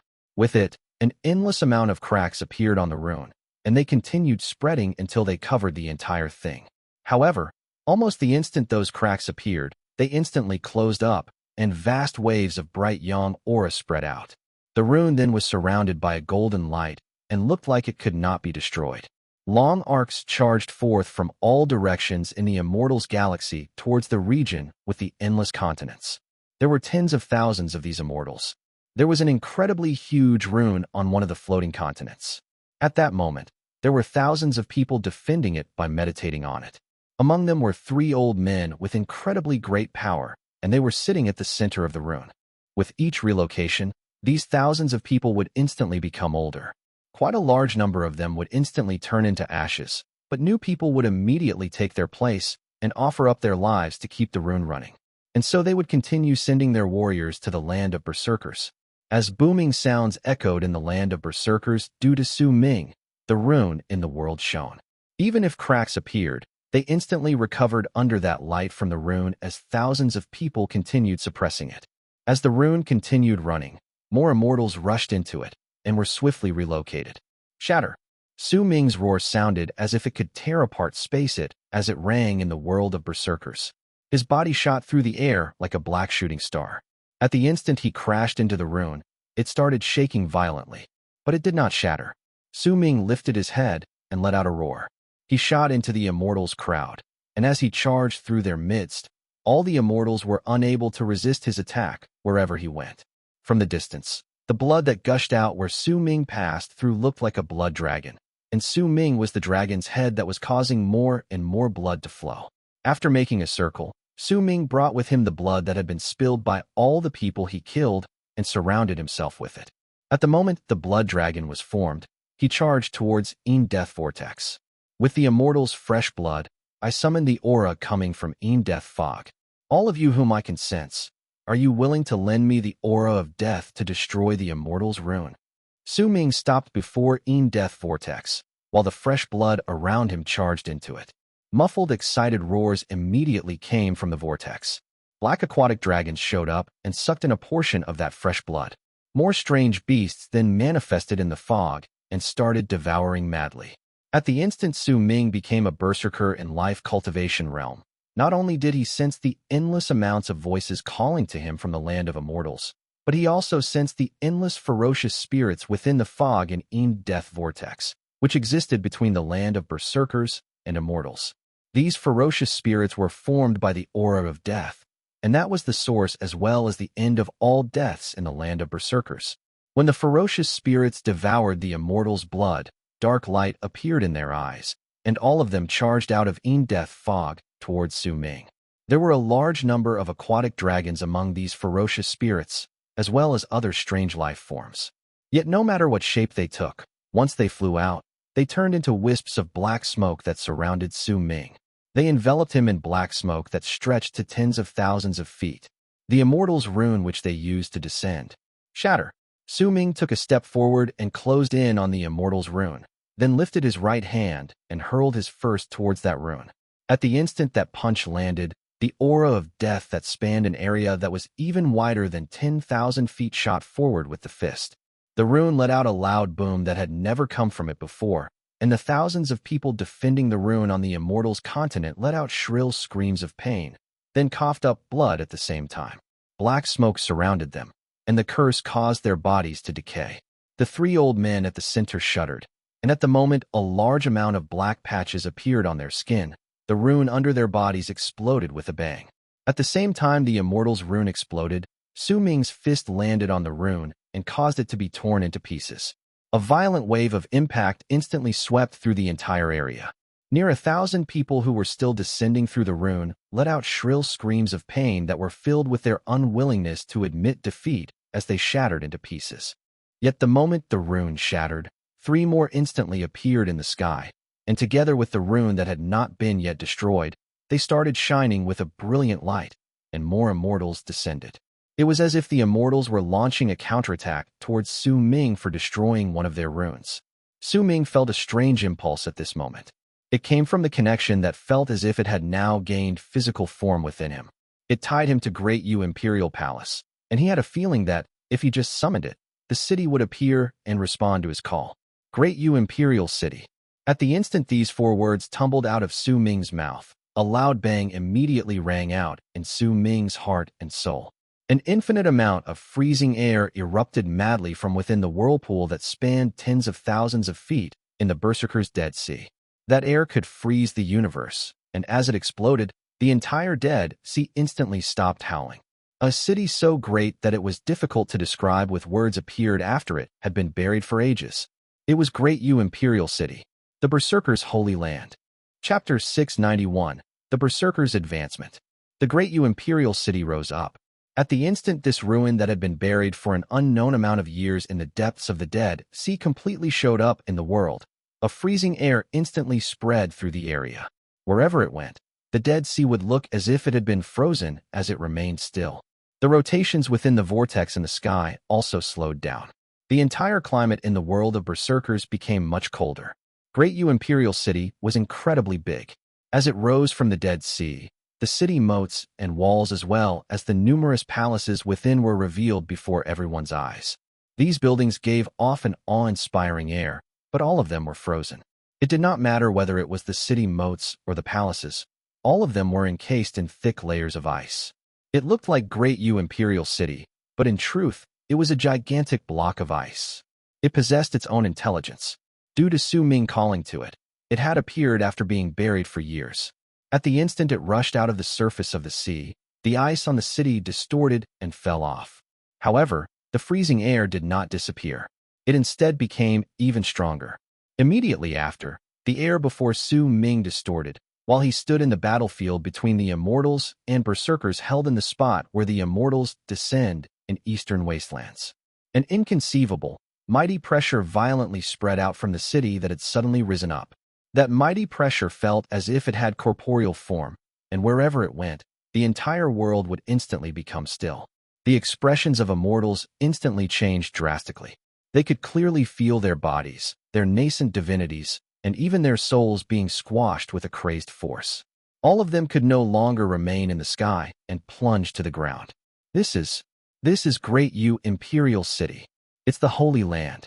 It's Great Yu Imperial Palace. It's the Great Yu Imperial Palace which had disappeared countless years ago. The Berserkers burned with fevered ardor. In the midst of their disbelief and their endless excitement, they looked at Great Yu Imperial City. A bang rang in their heads, and they knelt down to worship the city as their bodies trembled. Tears fell down the cheeks of all Berserkers. To them, Great Yu Imperial City symbolized everything that was the Berserkers. At that moment, when they saw Great Yu Imperial City with their own eyes and saw the ice that had encased it for an unknown number of years, a fire born from rage blazed through their blood. All the Immortals, on the other hand, instantly turned pale. Even the 4 relocation runes in the sky stopped operating at the instant Great Yu Imperial City appeared, and no more Immortals descended. This was Su Ming's retaliation towards the 4 runes. He stood high above and looked at the city he had summoned. At that moment, the faint connection in his heart binding him to the city had become stronger. It was especially so when he saw an old man sitting on a lofty altar under all that ice. He was Great Yu's court diviner. Su Ming also saw the numerous dead corpses kneeling under the frozen altar in the Imperial City. All of these were the warriors of the past. The air was still extremely cold. Once Great Yu Imperial City rose up, all the battles stopped. Su Ming took a step forward and appeared above the Imperial City, stepping on the gigantic block of ice. Around him were tens of thousands of Berserkers who were kneeling on the ground as they wept. No matter what level of cultivation they possessed, at that moment, all the Berserkers only had one single thought in their heads. That thought was like a storm in their minds and a fire that had been buried after being oppressed for a long time. Great Yu Imperial City. It was their Berserkers' holy land. With a single thought, I have made Great Yu Imperial City rise up from the endless Dead Sea, Su Ming declared, his voice reverberating in all directions as he stood on the ice. All the Berserkers were kneeling and worshipping the city at this moment, and tens of thousands of Immortals were shuddering, still in a state of shock. Melt Great Yu Imperial City's ice with the Berserkers' tears. Dispel the ice on Great Yu Imperial City with the Immortals' blood. Make Great Yu Imperial City stand tall in our land once again. From now onwards, we swear to kill all Immortals who descend in our land. As Su Ming spoke, his nascent divinity, which was formed through the Immortals' cultivation methods, melted and fused with his will and his soul due to his level of cultivation having reached life cultivation realm. It then turned into Atman, one, a soul unique to those in life cultivation realm. Su Ming lifted his right hand and swung it. Immediately, the tears flowing down the cheeks of all the Berserkers who were kneeling in the air worshipping the city flew up. These tears then gathered together and charged towards Su Ming. To be more precise, they were charging towards the ice encasing Great Yu Imperial City. With their hot tears, the Berserkers would melt the ice. With their tears, they would make Great Yu Imperial City stand tall. The endless amount of tears brought with them everything within the Berserkers' hearts and souls. At that moment, tears poured down like rainwater and scattered on the ice encasing Great Yu Imperial City. Within an instant, that ice started showing signs of melting. Not enough, it hasn't melted enough. My fellow Berserkers, my fellow people, let us use the heat of the Immortals' blood to melt the ice on our holy land. Su Ming swiftly lifted his head. At the instant his words reached the Berserkers, they immediately lifted their heads, and a crazed killing intent appeared in their eyes. With the heat of the Immortals' blood, we will melt the ice on our holy land. These were the words shouted out by all the Berserkers at the same time. These roars had reverberated in the air when Su Ming became the god of Berserkers and caused the Berserkers' blood to burn and their cultivation base to increase exponentially. It was also there at the time when Berserker's soul was born. When Great Yu Imperial City appeared and lit up the flames in the souls of all the Berserkers in the place, waves of madness crashed about in their hearts. A Berserker who had attained great completion in the awakening realm suddenly found his cultivation base erupting with a bang as the roars that symbolized all the Berserkers rang in the air. At the time he wrapped his fist in his palm and bowed towards Su Ming, he broke through great completion in the awakening realm and reached the initial stage of the bone sacrifice realm. Almost at the instant this person's level of cultivation reached a breakthrough, more people's cultivation bases erupting within their bodies, and many of those who were in the awakening realm reached bone sacrifice realm. Similarly, those who were the backbone of the Berserker's power, the people in bone sacrifice who had attained great completion in bone sacrifice but did not have the confidence to reach higher found their cultivation bases breaking through, allowing them to reach Berserker's soul realm. This was not a single person's cultivation base increasing, either. It was something fell by all the Berserkers in the place at the same time. All of their levels of cultivation increased by a stage when their blood started burning and Great Yu Imperial City rose up. Those in the initial stage reached the middle stage, and those in the middle stage reached the later stage. As for those in the later stage, they attained great completion, and those who had attained great completion reached a new realm. It was especially so for Shui Sha and Tian Shi, who were originally powerful Berserkers who had attained great completion in the Berserker soul realm in Eastern Wastelands. They might not have truly stepped into life cultivation realm, but as all the Berserkers' blood evolved and their roars shook the sky, they took half a step forward in their level of cultivation. They were no longer Berserkers who had attained great completion in the Berserker soul realm, but were people who were half a step into life cultivation realm. They might not be able to compare to Su Ming's strength, but their existence alone caused a tremendous change in the Berserkers' overall power. The same change happened among the tribal leaders who were in the Berserker soul realm since the beginning. The increase in their levels of cultivation not only brought out their roars that shook the sky and earth, but also symbolized the rise of the Berserkers. Kill them, Su Ming shouted out and lifted his right hand to point towards the Immortals on the ground. The black aura of death around him then immediately charged forth and turned into a black aquatic dragon, rushing into the Immortals' midst. At the same time, all the Berserkers, now filled with excitement born from the explosive increase in their cultivation, turned into long arcs to charge towards the Immortals. As booming sounds exploded into the air and Su Ming pointed forward, the black aquatic dragon started ripping apart the Immortals. The tens of thousands of Immortals that were trapped in the barrier Su Ming had set up previously shuddered, filling up with despair. In the midst of it all, most of the people found their bodies exploding with a bang, and blood spilled into the air. An even more brutal fight began. The Immortals who died did so with their minds broken as they watched Su Ming and Berserkers rise to power. If Su Ming had not set up other plans for them, it would have been impossible for them to live up to this moment. Right then, their value was their blood, and it was to be used to melt the ice on Great Yu Imperial City. This was Su Ming's retaliation towards the Immortals, sending 3 other runes after one of them had collapsed. Since you brought out 3 other runes, I summoned Great Yu Imperial City and killed all the Immortals to melt the ice with their blood. If you create more runes and send more Immortals here, then this war between the Immortals and Berserkers will last until one side is completely destroyed. The sounds of battle echoed through the world, and Jian's face was pale.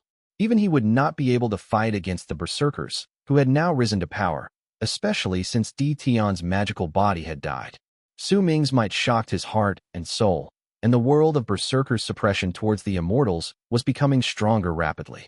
Perhaps before long, as this suppression increased, the Immortals' power would become even more limited. Jian knew that all laws were balanced. If there was a powerful law around, there would also be weak laws lying about. The evolution of the Berserkers' blood, the increase in their levels of cultivation would make the laws in the world of Berserkers become stronger. Once that happened, then it was only natural that the power the Immortals could bring out in the land of Berserkers would once again be suppressed.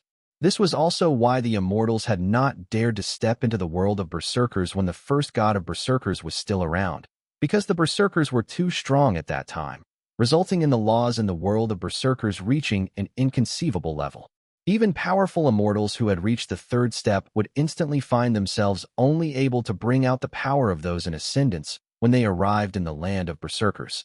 At that moment, Jian lifted his right hand without hesitation, and a simple jade slip with an endless amount of runic symbols carved on it appeared on his palm. An ancient air spread out from that jade slip. Clearly, it was a relic, and it was definitely no ordinary item. The runic symbols glowed on the jade slip as if they contained the laws in the galaxy. At that moment, Jian did not hesitate and crushed that jade slip. At the instant it was destroyed, a powerful light erupted from Jian's magical body. As that light shone, his body immediately disappeared. Su Ming looked coldly at the spot where Jian had disappeared. He could feel the waves of relocation coming from a rune over there, which was a sign of Jian leaving the land of Berserkers. This body of his might just be a magical one, but as one of the 3 sovereigns, he was definitely not someone normal Immortals could compare to. His jade slip could break through the space separating worlds, allowing him to leave this place. ******. Translator's notes. 1. Atman, Eung, E402. E is thought / will, Auen is soul. Will, thought, mind soul doesn't really encapsulate the idea behind it all, because the word Yid in Confucianism means the attitude towards the things in the world, and these views can affect the perception towards good and bad. If you then link it to the word soul, doesn't it mean how a person acts and behaves due to his/her inner soul?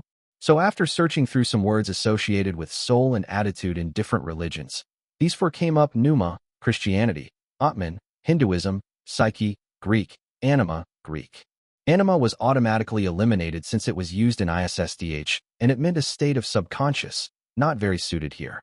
Psyche was then eliminated because it was more geared towards creativity, apparently.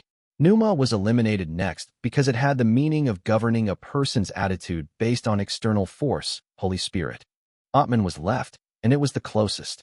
First, it is born from the self, represents the inner self, and also means the essence of the individual, so it was practically perfect for this context.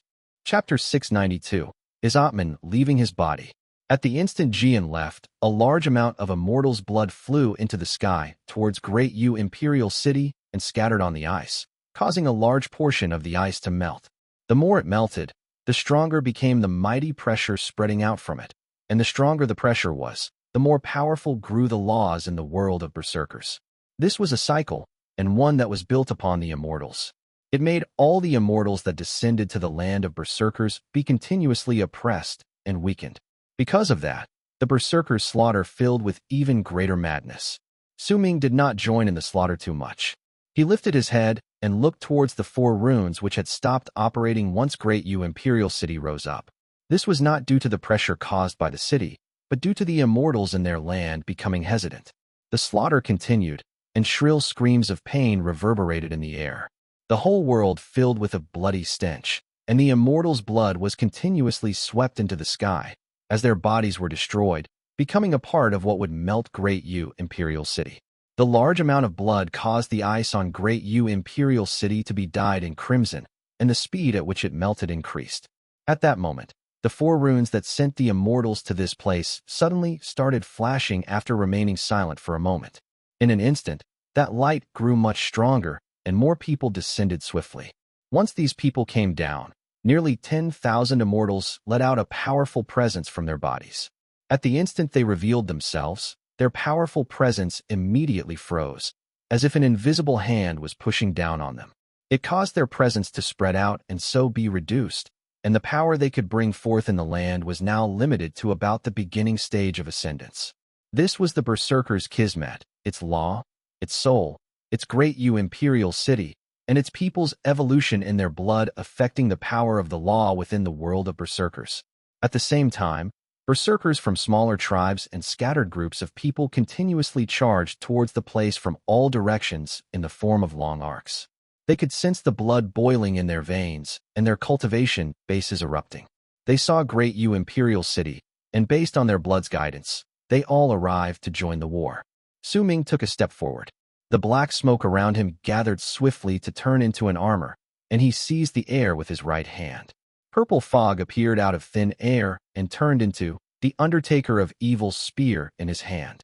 He seized the spear, and as the murderous aura all over his body surged into the sky, he took a step forward. The world rumbled at that instant, and an illusory foot manifested in the air. This was Su Ming's god of Berserkers' 7 steps. He took 7 steps in succession, and the 7 gigantic illusory feet instantly fused together to turn into a scene that seemed as if a giant was walking high above. Its foot stomped on the near 10,000 Immortals who had descended from the sky. As violent booming sounds reverberated in the air, Su Ming turned into a long arc and charged into the crowd. Not a single Immortal could make him pause for even a single instant wherever he went. This was a massacre where there was a huge disparity in power between the two sides. It could be said that Su Ming, who had stepped in the life cultivation realm and reached the initial stage of life matrix, was invincible in the world of Berserkers. This sort of invincibility might have several causes, but the most obvious one was that there was a law suppressing the Immortals. No matter what, at that moment, Su Ming was invincible. Even if there were people who could dominate Su Ming in terms of power in the world of Immortals, but when they were in the world of Berserkers, they would be limited by the law. It would then be difficult for them to defend against even a casual strike from Su Ming. The Undertaker of Evil's spear swept through the land, and as Su Ming moved forward, he pierced through the center of an old Immortal's brows. An unwillingness to accept defeat and despair appeared on the old man's face, which was born from him being a cultivator who had arrived at the 2nd step. He believed that if he was in the land of Immortals, this person would definitely not be able to kill him, but in this place, he could only swallow his hate. Su Ming flung his Undertaker of Evil's spear, and the old man's body immediately shattered. His blood then charged towards the ice encasing Great Yu Imperial Palace. Su Ming took a step forward, and without even looking back, he seized the air behind him with his left hand. A middle-aged man who was charging towards him from behind in an attempt to kill him felt an intense pain coming from his neck. He could not breathe, and this was because Su Ming's left hand was like a clamp that had seized him up. Without even a moment of hesitation, Su Ming squeezed harder, and with a bang, the middle-aged man's head exploded. The aura of death from Su Ming's body surged into that man's corpse and destroyed his nascent divinity as well as his soul. As Su Ming continued with his slaughter, the Immortals fought back violently. The bloody stench in the world was so thick that it was difficult to describe it with words. The only thing that could be said was that the ground was red. Besides the vortex in the sky, everything that the people could see was red. Kill them. Su Ming swung the Undertaker of Evil's spear before him, and it let out a series of loud booming sounds which resulted in a huge number of Immortals' bodies crumbling and disintegrating wherever it went. The scenes of Su Ming's slaughter greatly stimulated the Berserkers. His invincibility made all the Berserkers let out excited roars. They wanted to kill all the Immortals and chase them completely out of the land of Berserkers. God of Berserkers! God of Berserkers! Such roars reverberated in the air and shook the sky and earth. The entire battlefield looked as if it had turned into hell. During that instant, the 4 runes in the vortex in the sky let out a powerful ray of light once again.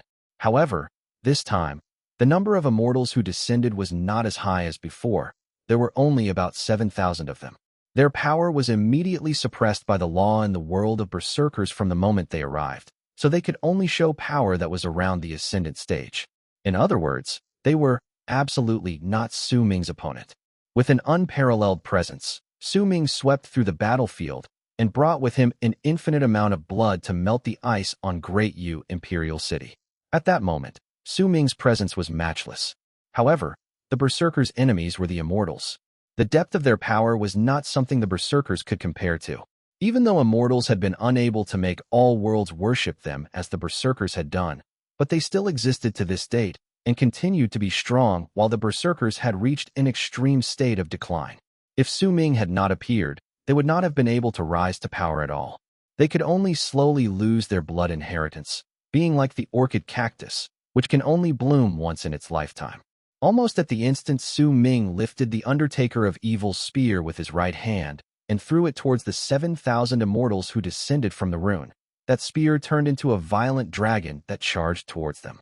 But at that instant, right when Su Ming was about to move forward, in an incredibly strange fashion, he suddenly froze.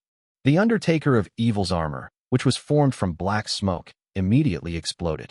Blood trickled down the corners of Su Ming's mouth, and a sharp pain that was almost unbearable came from his chest. That pain appeared incredibly suddenly, and Su Ming was completely unprepared for it. He felt as if there was a needle piercing his body, attempting to stab him through the heart. Veins popped up on Su Ming's face. As his body shivered, he lifted his head swiftly upwards and glared at Death Vortex. He could clearly sense that no one around had ambushed him. This strange pain seemed to have appeared out of nowhere. Almost at the instant the pain in his chest begun, Su Ming experienced an even greater pain at the center of his brows. It was as if a needle had pierced through the spot between his brows and stabbed his brain. Su Ming trembled, but the 2 waves of pain did not disappear. The unbearable sensation spread to his arms and even his legs. The pain was like a tidal wave that submerged him, and it infuriated him. He coughed up a huge mouthful of blood and staggered backwards.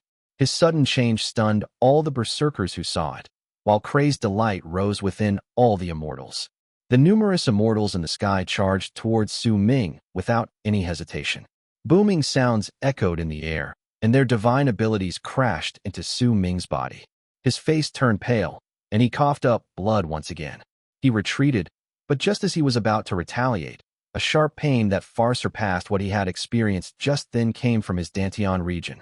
It was as if a hand had reached deep into his stomach and yanked his organs in an attempt to drag them out of his body.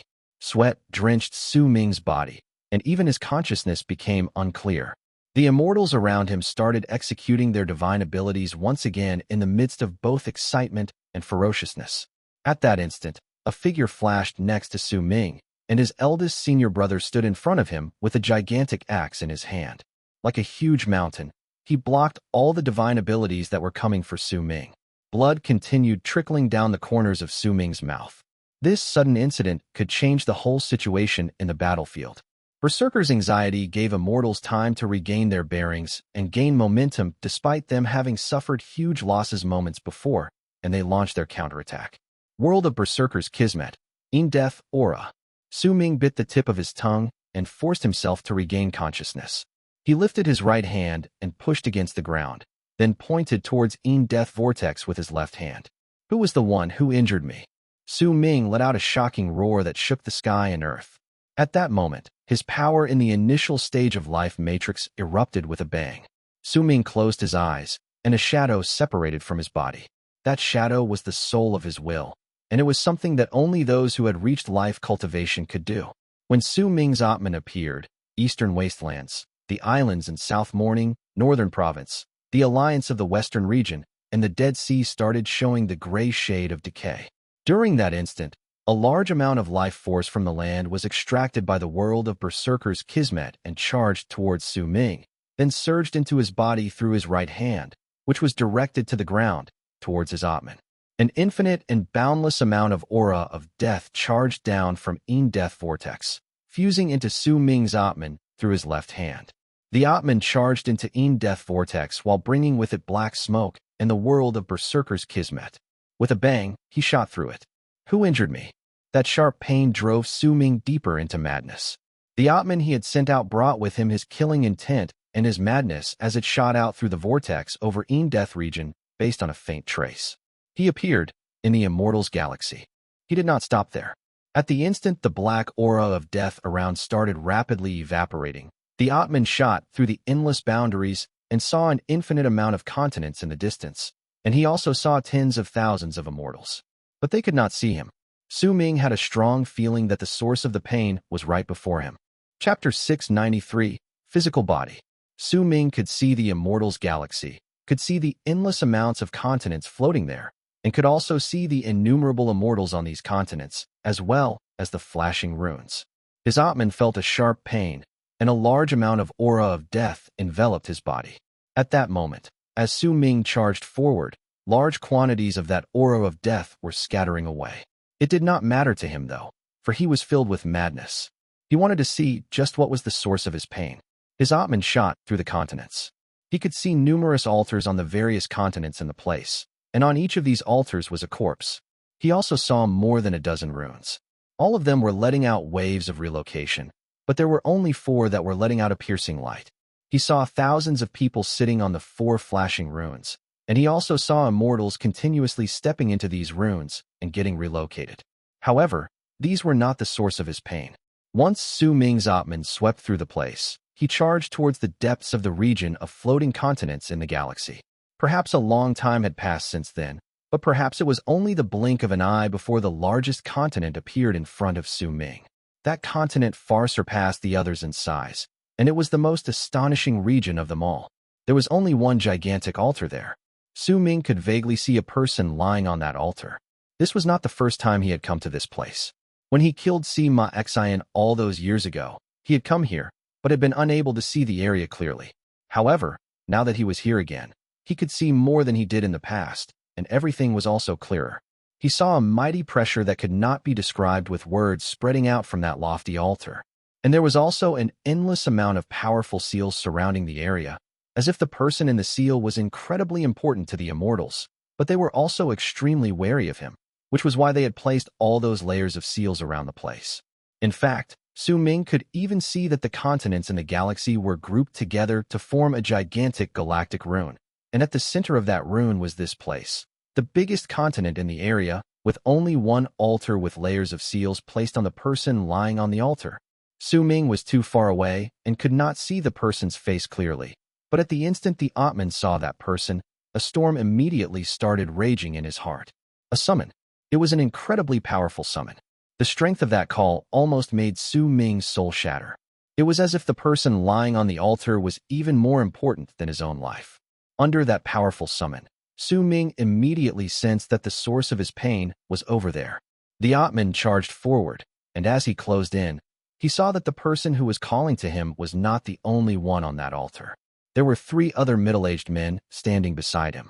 These 3 people stood around the person calmly, but they gave Su Ming a feeling as if they were ancient, ferocious beasts. It was as if the entire galaxy was trembling because of them, and a mighty presence that almost made Su Ming suffocate surrounded the area. These 3 people were dressed in white, black, and red respectively. The middle-aged man in white was holding a black needle in his right hand, and there was a transparent bottle in his left. There was red liquid inside the bottle, and it looked like blood. At the instant Su Ming closed in, he saw the man in white pushing the needle deep into the bottle, and once some of that red blood stained the needle, he brought it out and stabbed the sealed person between his brows. Instantly, Su Ming felt a sharp pain at the center of his brows, and his Atman shuddered violently, as if it was about to disintegrate. At the instant that man stabbed the sealed person, Su Ming finally saw the appearance of that person on the altar. A loud bang that was strong enough to shatter Su Ming rang out in his heart. The sealed person was a young teenage boy of about 18 to 19 years old. He was dressed in a sackcloth, and his face was as pale as that of a dead person, or perhaps it would be more apt to say that this was a dead person, a corpse. He was incredibly thin and feeble. His pale skin and shut eyes gave people a feeling of a naive child from the mortal world. There were black needles embedded deep into the center of his brows, his chest, his limbs, and his dantian region, but that was not all. Besides these spots where black needles could be found, there were also 100-something white needles on his body. At the instant Su Ming saw this boy, his Atman shuddered. These shivers came straight from the depths of his soul, and it was as if he was one with this corpse.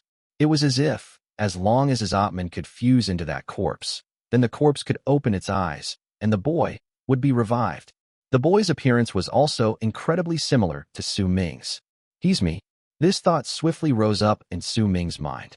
He could also sense a hint of familiarity with the blood and the black needles, and that familiarity seemed like a faint voice addressing him as Big Brother.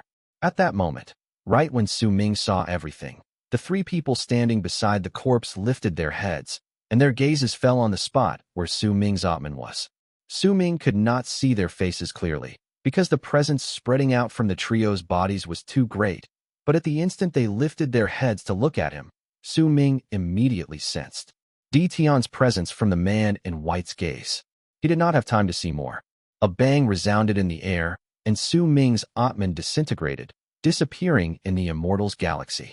At the instant his Atman vanished, Su Ming swiftly opened his eyes in the world of Berserkers. Right before him was his eldest senior brother, and before him were thousands of Immortals charging towards them with ferocious looks on their faces.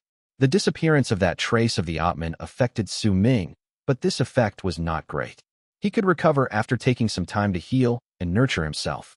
Yet that trace of his Atman had been able to see everything, and so there was a dazed expression on his face when he opened his eyes. He had finally obtained the answer to the final question in his heart. The boy on the altar was him. He was the baby from all those years ago. However, while that baby might have been dead, if anyone looked at him from another angle, he was also not a dead person. Over the years, this dead infant had slowly grown up into a teenager, and this was enough proof to show that there were mysteries within him that perhaps other people were unable to fully comprehend. But he was still dead, because his soul was no longer in his body, but was in death region. Su Ming trembled. The dazed look in his eyes disappeared, replaced by clarity, as well as madness. He understood now. That boy was him, and Su Ming himself was currently just a soul. He was a soul that was sent to death region. When he combined all the memories he'd restored, a clear picture appeared in Su Ming's head. When Tian brought the two babies out of the land of Berserkers all those years ago, the Immortals saw their uniqueness in the land of Immortals. One of them was the older brother, and the other was the little sister. Since the little sister gradually grew up, she was taken away. No one knew where she went, and the only clue about her whereabouts was Xuan. The older brother was left behind in the endless darkness and could only lie quietly while madness fueled his rage. He could stop the endless amount of Immortals from using his body to practice their cultivation. In the end, everything within his body was discovered, and they found out that a soul had appeared in his body. Once this change happened, his soul was slowly extracted as he grew up. Perhaps they could not destroy it, but it could also be that if his soul died, it would be impossible for his body to retain that aspect that made him so interesting to the Immortals. That was probably why his soul was not killed, but was instead sent into death region to be doomed for eternity. Perhaps it was at this moment that Tian saw the uniqueness of that soul and executed that long-term plan of his. Su Ming understood all of this at that moment. I will leave death region, return to the land of Immortals, fuse with my real body, and open my eyes. Su Ming's expression turned dark. With madness and a hint of grief on his face, he started laughing brokenly once he understood everything. That laughter contained his hate towards the Immortals, his determination to fight against destiny, and his desire to overturn the universe. A roar left Su Ming's mouth, revealing his fury. He stood up from his seated position. The pain was still spreading through his body, continuously surging like a tidal wave to the rest of his body in an attempt to drown him completely. You strike my physical body so that you can destroy my soul. But even if you crush my body, you won't be able to truly wipe away my soul from death region, because we are in different worlds. You are in Bright Yang, and I am in death. This pain is nothing. Su Ming lifted his head and roared as his body trembled. The pain turned into madness within him. His eldest senior brother was fighting against thousands of immortals before him, and with bloodshot eyes and immense pain, Su Ming shot forward. Kill. He would bring forth a massacre so great that it would surge into the sky, draining away the pain in his body. Only by murdering could Su Ming make people pay with their deaths for the pain he had to suffer. Only. Kill them. With a roar and bloodshot eyes, Su Ming charged into the Immortals' army. Wherever he went, not a single immortal could put up a fight against him. With his invincible power in the land of Berserkers, he killed all immortals who had most of their power limited when they descended to this place. Blood rain poured down from the sky and fell to the ground, causing the entire region to turn into a bloody hell. Su Ming turned his pain into infinite slaughter. He drenched his body in the immortals' lives and blood to drain away his suffering. Su Ming lifted his right hand and threw a punch forward. Immediately, a female cultivator before him widened her eyes. She collapsed, unable to fend against Su Ming's power of life cultivator. As her blood spilled into the air, Su Ming took a step forward and opened his mouth to let out the god of Berserkers' roar. That roar reverberated in the air and shook space itself, so much that distortions appeared within it. The sound echoed in the hearts of all immortals before Su Ming, and tremors caused by these booms wrecked their bodies so badly that they started bleeding from their eyes, nose, ears, and mouth, and they also became dazed. Chapter 694, bidding farewell to his memories. Where did I come from? Su Ming waved his arm, and a loud bang immediately reverberated in the air before him. A sea of fire started up there, and from the distance it looked as if most of the world had been engulfed in flames. Why was I dead when I appeared? Su Ming's eyes were bloodshot. He lifted his left hand and formed a seal before he pointed it forward. Immediately, the space in front of him shattered, and cracks swiftly spread out. Wherever they traveled, the bodies of all immortals in their way would be torn apart in the places where the cracks went through them. Do I have any other fellow members of my race? Su Ming leaped up, and as his expression twisted, veins popped up on his face. The pain in his body made him descend further into madness, and the more violent the pain inside him grew, the more frenzied his killing would become. He used this method to fight back the unbearable sensations. Pain can make a person crumble. This is common knowledge. But pain can also make a person go mad, and this was an overthrow. Do I have parents? With a roar, Su Ming charged forward and rammed his head against an old immortal's body. This old man, whose level of cultivation was at the second step when he was in the land of immortals, was now as brittle as paper. Once Su Ming rammed his head against the man's forehead, that person's head exploded and scattered like paste. His body fell to the ground, and his nascent divinity was instantly destroyed. Do I have a home? Su Ming seized an immortal before him, and in his pain-induced madness, he tore apart that immortal's body. For what reason was I alive? Wherever Su Ming went, blood would turn into drops of rain, and the amount of blood he shed was enough to shock the Berserkers. They roared excitedly when he passed through, and then would resume killing the immortals in a frenzy. If you cause me pain, then I will strike back and take several times the amount of lives from your people. Su Ming lifted his right hand, and the Undertaker of Evil's spear manifested in the air. After he threw it out, a bang rang out, and shrill screams of pain reverberated in the air. Right at that moment, the 4 relocation runes in the sky started shining with a piercing light once more. Thousands of immortals descended, and once their bodies rapidly gained corporeal form, for powerful rays of light erupted from within the runes. 2 of them charged towards the ground and crashed into the invisible barrier Su Ming had placed there. The barrier instantly shattered, allowing the immortals on the ground to fly up. The other 2 rays of light charged towards Su Ming and closed in on him in an instant. Su Ming whipped his head around, lifted his right hand, and seized the first ray through the air. Booming sounds surged into the sky. That ray of light instantly distorted and shattered. However, the second ray of light shot through and crashed into Su Ming's body. Su Ming staggered 100-something feet backwards. Blood trickled down the corners of his lips, but the crimson glare in his eyes only grew stronger. Immediately after, the thousands of immortals who had just descended charged towards Su Ming. Once the barrier on the ground shattered, all the immortals fighting against Berserkers on the ground instantly flew up, causing the battlefield to swiftly expand. Su Ming continued killing. All the Berserkers let out roars that signaled their rise in power as they killed. Right then, The war had developed to a point where both sides would not cease to fight until one of them perished completely. It would either be the Berserkers being completely wiped off, or the Immortals giving up on descending to their world. From then on, they would vanish from the world of Berserkers, and all those quietly remaining would wait for their deaths. With a punch, Su Ming broke space itself. The ripples that spread out wrecked all the Immortals around him with tremors. He lifted his left hand and seized the air. Immediately, 3 Immortals were caught in the direction of his left hand. As they let out screams of despair, their bodies crumbled. A large amount of blood was swept up from all directions of the battlefield to charge up towards Great Yu Imperial City, and the ice on the city begun to rapidly melt. In fact, some of the areas in the city were already exposed to the air. Once Su Ming seized these Immortals with his hand, he swiftly turned around and lifted his right index finger, pointing at a powerful gust of wind that was charging towards him from the side.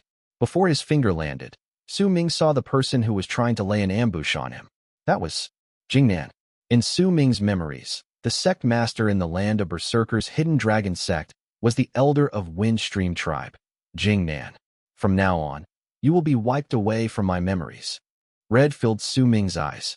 His voice was as cold and biting as the winds in winter. By the time the words fell into Jingnan's ears, Su Ming had already tapped the center of the man's brows with his right index finger. With a bang, Jingnan crumbled and died. Su Ming, a furious roar came from the crowd. It was Qinchong, who was Qinchong in his memories. He was a prodigy of Windstream tribe. At that moment, when he saw Su Ming killing Jingnan, sorrow appeared on his face, and he charged towards Su Ming. When he closed in, he lifted his right hand and seized the air. Immediately, a jewel-encrusted purification vase appeared in his hand. If you attack me, you will also be wiped away from my memories. As Su Ming stated that flatly, Qinchong closed in on him. When he lifted the vase in his hand, a gust of freezing wind shot out from the mouth of the bottle. That wind brought with it moaning sounds and sharp whistles which swept through the area and charged at Su Ming without even the slightest bit of hesitation. A glint appeared in Su Ming's eyes. In silence, he lifted his right hand and pushed against the incoming wind, moving straight through it until he pressed his hand against the vase. The vase trembled and immediately shattered to pieces before falling backwards. However, it could not move faster than Su Ming's right hand. It shot straight through the vase and seized Qinchong's throat. The great disparity between their power caused Su Ming to easily be able to kill Qinchong. You're seeking death? Su Ming looked at Windstream tribe's prodigy in his hands as he held onto Qinchong's throat. This person had been surrounded by people in the past, while Su Ming had only been able to watch by the side. So what if I am? You've already killed so many Immortals. Why would it matter to you if you kill me as well? Su Ming, you're no longer the same as you were in Dark Mountain. Su Ming tightened his grip, and with a crack, Qinchong died before he could finish his words. Su Ming's great power also destroyed his nascent divinity. Don't speak of Dark Mountain before me. You are not worthy. Su Ming let go of his hand, and his gaze fell on the area around him. He saw the faces from his memories among the Immortals, and they were all staring at him coldly at that moment. There were also some of them who had complicated looks mixed with the cold glares in their eyes. Those came from Wu La, Qin Xian, Bei Ling, and Nan Song. You've killed Qinchong and Jingnan. Then kill us as well. The person who said these words was Lei Su. In Su Ming's memories, she was Bai Ling's grandmother. The old woman swiftly shot out from the fighting crowd, and with a ferocious look on her face that was full of mixed feelings, hatred among them, she charged towards Su Ming. Su Ming fell silent. At the instant Lei Su closed in on him, he lifted his right hand and pointed at her. Then, before the old woman could even manage to get close, she shuddered and her head exploded. She died, just like that. At the moment all the people in Su Ming's memories saw Lei Su die, they fell silent in this blood-filled war zone, just like Su Ming. He lifted his head and swept his gaze across the land. A crease suddenly appeared between his brows, and with a cold harumph, he took a step backwards. With it, he immediately crashed into a person who had suddenly appeared behind him. A shrill scream of pain reverberated in the air. Sky Mist's ancestor appeared behind Su Ming, and his body was torn into shreds. Clearly, when he had been knocked into, his life force had been completely shattered. Sky Mist's ancestor. Su Ming lifted his left hand and seized the air in the direction of the nearly dead, retreating old man. Immediately, that old man's body started twisting, and he coughed up blood. Then, he charged towards Su Ming's left hand, and Su Ming grabbed him by the chest. Su Ming. Right at that moment, two long arcs came from the battlefield. They were Tian Lan Ming and Tian Lan Yu. The two of them closed in swiftly. The person who called out Su Ming's name was Tian Lan Ming. As for Tian Lan Yu, she was charging forward with an apathetic look on her face, looking like a moth rushing into flames as she rushed towards Su Ming. Su Ming cast a glance at Tian Lan Ming, and his left hand froze for a moment before he crushed Sky Mist's ancestor's chest. His heart and his nascent divinity were crushed at the same time. Tian Lan Ming's face turned pale. She took a few staggering steps back. During that moment, Tian Lan Yu closed in on Su Ming. As she lifted her right hand, she formed a seal and pointed forward. With a cold look on his face, Su Ming lifted his right hand and seized Tian Lan Yu's hand at the moment she closed in on him. Then, with a one push upwards, a crack tore through the air, and Tian Lan Yu's right hand twisted, and it was shattered instantly. Cold sweat broke out on Tian Lan Yu's forehead, but she gritted her teeth and did not let a single sound escape her lips. Sky Mist's ancestor injured me in the past, and I wanted to kill him. As for you two, Su Ming cast a glance at Tian Lan Ming and let go of Tian Lan Yu's hand. With a swing of his arm, the woman was flung several hundreds of feet backwards. She fell back to Tian Lan Ming's side with a pale face. You're on your own now, and all of you as well. Su Ming swept his gaze past the faces in his memories. I will let you leave today, and from now onwards, we will be strangers. Su Ming appeared right before Evil Dust Sect Seacombe, who trembled at his approach and tapped the center of his brows. But that doesn't include you. Su Ming took another step forward. This time, he appeared right before Bai Su. The woman's expression changed, and she started retreating. With an expressionless face, he pointed forward, and as Bai Su let out a shrill scream of pain, her body torn to shreds. It doesn't include you either. Su Ming turned around and looked at Bai Su's older brother, Evil Immortal Sect's Bai Su. The man's face instantly turned pale, but in a fit of savagery, he chose to self-destruct. Clearly, he wanted to use the power he could bring out by self-destructing to injure Su Ming, even if it meant he would have to die in the process. However, before he could even finish self-destructing, Su Ming had already walked past him, separating his head from his body. And you too. Su Ming appeared right in front of Bitu. This man had been Black Mountain Tribe's elder in the past, and was the sect master of Bloodlust Sect in the land of Berserkers. At this moment, he did not stand a chance before Su Ming. Chapter 695, The Immortals' Last Resort. The world roared. The four runes in the vortex started rotating again, and thousands more of immortals descended. The ice on Great U Imperial City had already mostly melted, and as it did so, a large amount of cold wind spread out, causing the temperature in the area to drop by a large margin once again. The fighting continued, and there was also quite a large number of berserkers who had died. This was a battle that caused both sides to descend into madness. After all, Immortals' power was slightly higher overall than that of berserkers. If it was not because of the limitations set by the laws in the world of berserkers, not because the berserkers' level of cultivation had risen due to the Su Ming's existence, and not because Su Ming's eldest senior brother had sent out his shaman souls in the battlefield, then it would have been very difficult for the berserkers to win this battle. Yet fortunately, as the war continued, more berserkers arrived due to the calling of their blood and joined the battle. It made the devastation brought by this fight become increasingly higher. Su Ming was an invincible force among the berserkers. Since he was someone who had reached the life cultivation realm, none of the immortals whose power was limited to only the ascendant level were his opponent. More importantly, as the ice on the Great U Imperial City continued melting, the laws in the world of berserkers became stronger. Because of that, even if the immortals continued sending people downwards, it was still becoming incredibly hard for them to win, unless they could send nearly 100,000 immortals in one go. Only then would there be a possibility for them to turn the tides of this war. But that was impossible. The difference in the price they had to pay between sending thousands of immortals in different batches and sending nearly 100,000 in one go was huge, and this price was not something the immortals were readily able to accept. After sending thousands of immortals, the runes in the sky stopped flashing for a long time. The immortals that were sent during the last dispatch also numbered less than 2,000. The battle continued. The berserkers' madness and the immortals' despair caused the battle to slowly turn in favor towards the berserkers. However, it did not matter whether it was the immortals, the berserkers, or even Su Ming, they were all filled with deep fatigue. If the Berserkers had not been joining the fray in continuous streams, their fatigue would have become worse. At that moment, 2/3 of Great Yu Imperial City had already melted. Besides a small portion that was still encased in ice, many other spots were now completely free. Su Ming's whole body was drenched in blood. Most of it belonged to Immortals, but some were his own as well. He did not know how many Immortals he had killed. He could no longer count the number. His breathing was ragged. There was evident fatigue in the red of his eyes. However, the battle continued, and so Su Ming could not stop.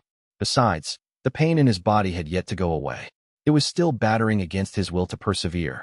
Su Ming did not retreat under this fatigue, as well as the torment dealt on him by the pain. Instead, he endured everything and went on fighting in this war that seemed to have no end. The Berserkers had gained a huge upper hand. There were less than 20,000 Immortals left, and they were all surrounded by the Berserkers who were intending to whittle away their numbers from the edges bit by bit until they were all destroyed. At that moment, the runes that had not shone for a long time suddenly burst forth with piercing light. Once they did that, Su Ming looked over, and his pupils shrank.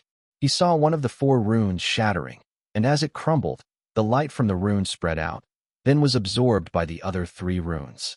At the same time, 2 more runes exploded, and once their light was absorbed by the last remaining one, the light shining from it became brighter than ever before.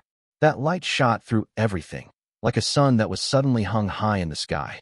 A presence that even Su Ming found terrifying spread out from that one and only remaining rune. The Immortals had destroyed their own runes to gather together a power that would deliver a shocking relocation. Clearly, this was the strongest power the Immortals had prepared for this battle, in a situation where they would not send 100,000 Immortals in one go. If they were sending a person over, then this person would surely possess an item that would not be oppressed by the laws in the world of Berserkers. He would also possess a power that could completely suppress Su Ming. If they were not sending a person over but were sending a treasure, then that treasure would surely be something astonishing and extraordinary. Hope rekindled itself in the Immortals who were full of fatigue and despair. With loud cries, they rushed out and looked at the only rune in the sky, which was also their only hope. Su Ming leaped up.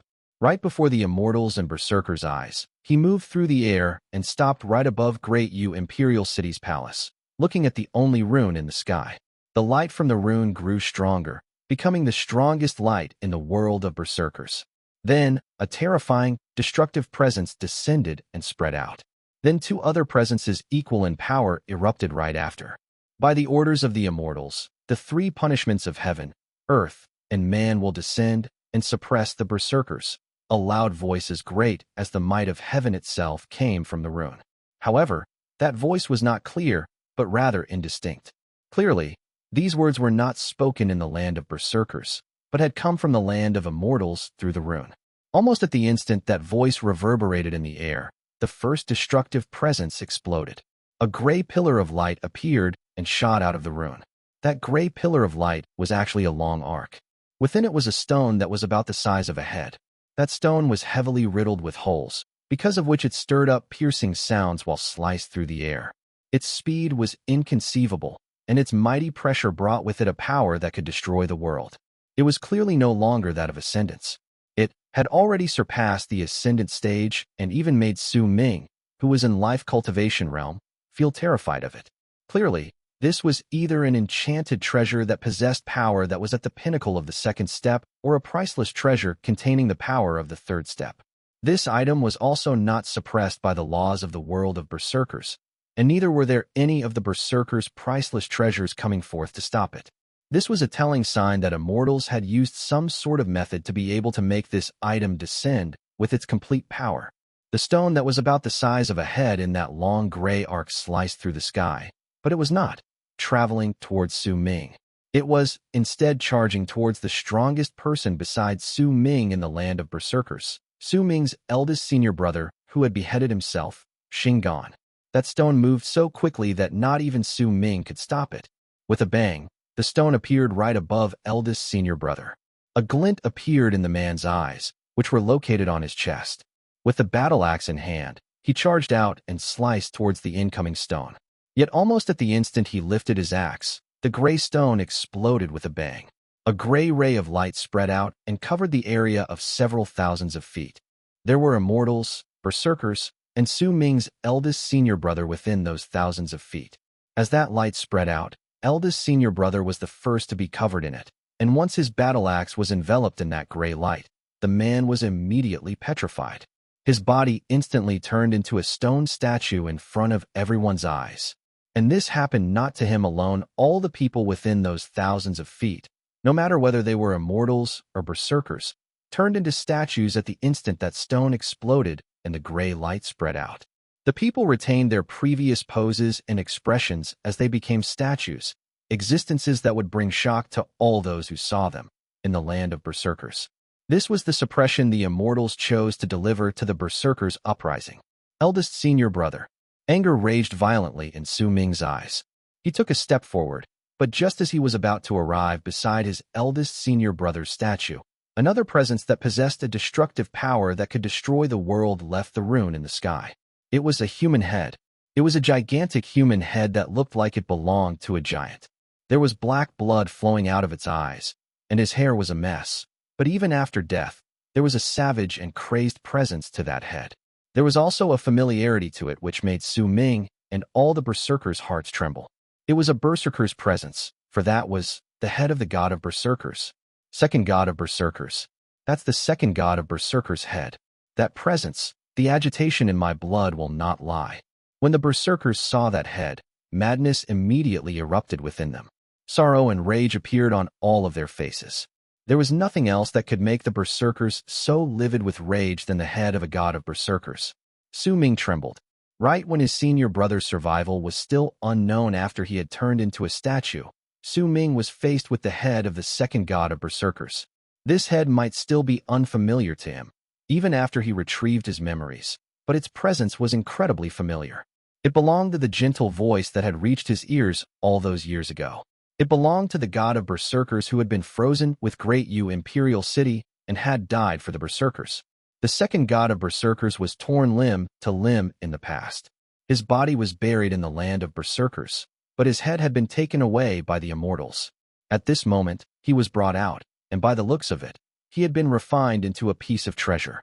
Almost at the instant the second god of Berserkers had appeared, and all the Berserkers descended into rage and madness because of it.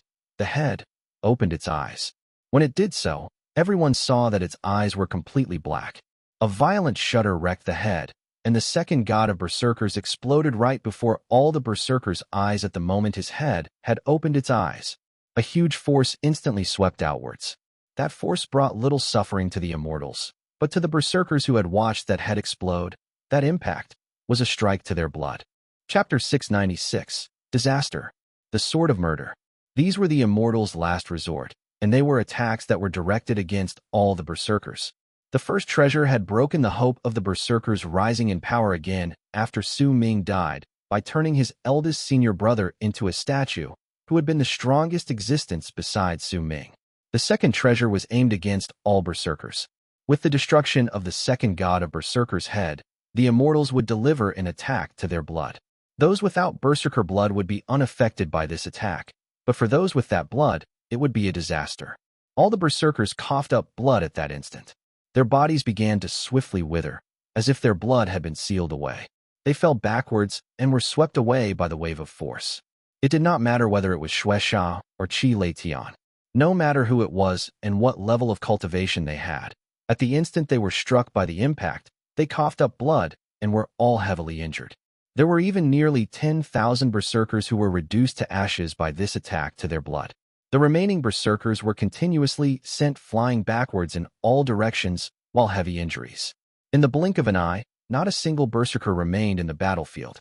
All the people were swept away, and none of those who remained had any idea how many tens of thousands of least the others were sent backwards, or whether those Berserkers were even still alive after this attack to their blood. All of them were gone, except Su Ming, his eldest senior brother's statue, and the other statues in this place. Aside from them, the only others that remained were the Immortals. At that instant, the blood that the Berserkers coughed up gathered together in midair and turned into a blood-red rune that swiftly descended on the ground to cover all the Immortals. You will all be transferred to your sects in the land of the Berserkers. Activate the rune to your sect and recover as you wait for the next time we descend.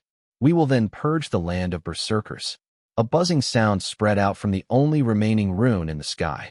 When it reverberated in all directions, the Immortals disappeared into the blood rune. Once all the Immortals disappeared, and there were only corpses, fresh blood, and one still alive Berserker in the area, Su Ming looked up at the sky. There was no longer any hint of madness on his face. He had instead calmed down. The Immortals' tactics had once again let him come to know how powerful his enemies were. They were the Immortals, a race with great depth and whose reign had lasted for countless years. However, Su Ming understood well that sending this priceless treasure that the laws in the world of Berserkers could not completely suppress had forced the Immortals to pay an incredibly devastating price as well. He might not know what that price was, but it had surely pained Immortals greatly to part with it. This was a battle that had no victor. The Immortals did not win, and neither did the Berserkers. That blow to their blood would have resulted in most of the Berserkers dying if it had been delivered in the past, but now it had only caused some suffering. After all, that blow had come after the burning of their blood, and once all of their cultivation bases had increased exponentially. Because of that, even though the impact from the blow might be great, there were many who managed to survive. And once they collected themselves back together, they might experience another outburst in their cultivation bases due to surviving such an attack. This event might not necessarily have been a bad thing for the Berserkers. For Immortals, though, there were far too many of them who had died in this battle. They could not leave. They might have been sent back to their sects in the land of Berserkers, but they were no longer as arrogant and conceited as before. The voice from the rune telling the Immortals to return to their sects had also revealed something. The Immortals were probably unable to send anyone to the land of Berserkers for the time being, which was why they did not use this chance to descend. Instead, they were forced to have the Immortals in the land of Berserkers activate the runes in their sects to protect themselves. After all, the attack to the blood was only limited to the Berserkers in the area. There were still many Berserkers who were charging forth from eastern Wastelands and the islands in South Morning who had not suffered any damage. This was originally a war waged between the Immortal sects and Evil Sect to decide the ownership of Eastern Wastelands Tower, but it had turned into a battle between Immortals and Berserkers. Yet no one won this battle, and the end result was both sides suffering great losses. The only thing that did not end well was the killing intent the Immortals harbored for Su Ming. The third presence that could destroy the world came from the rune in the sky. The strength of this presence was so great that it caused the only rune in the sky to start trembling violently at the instant it appeared.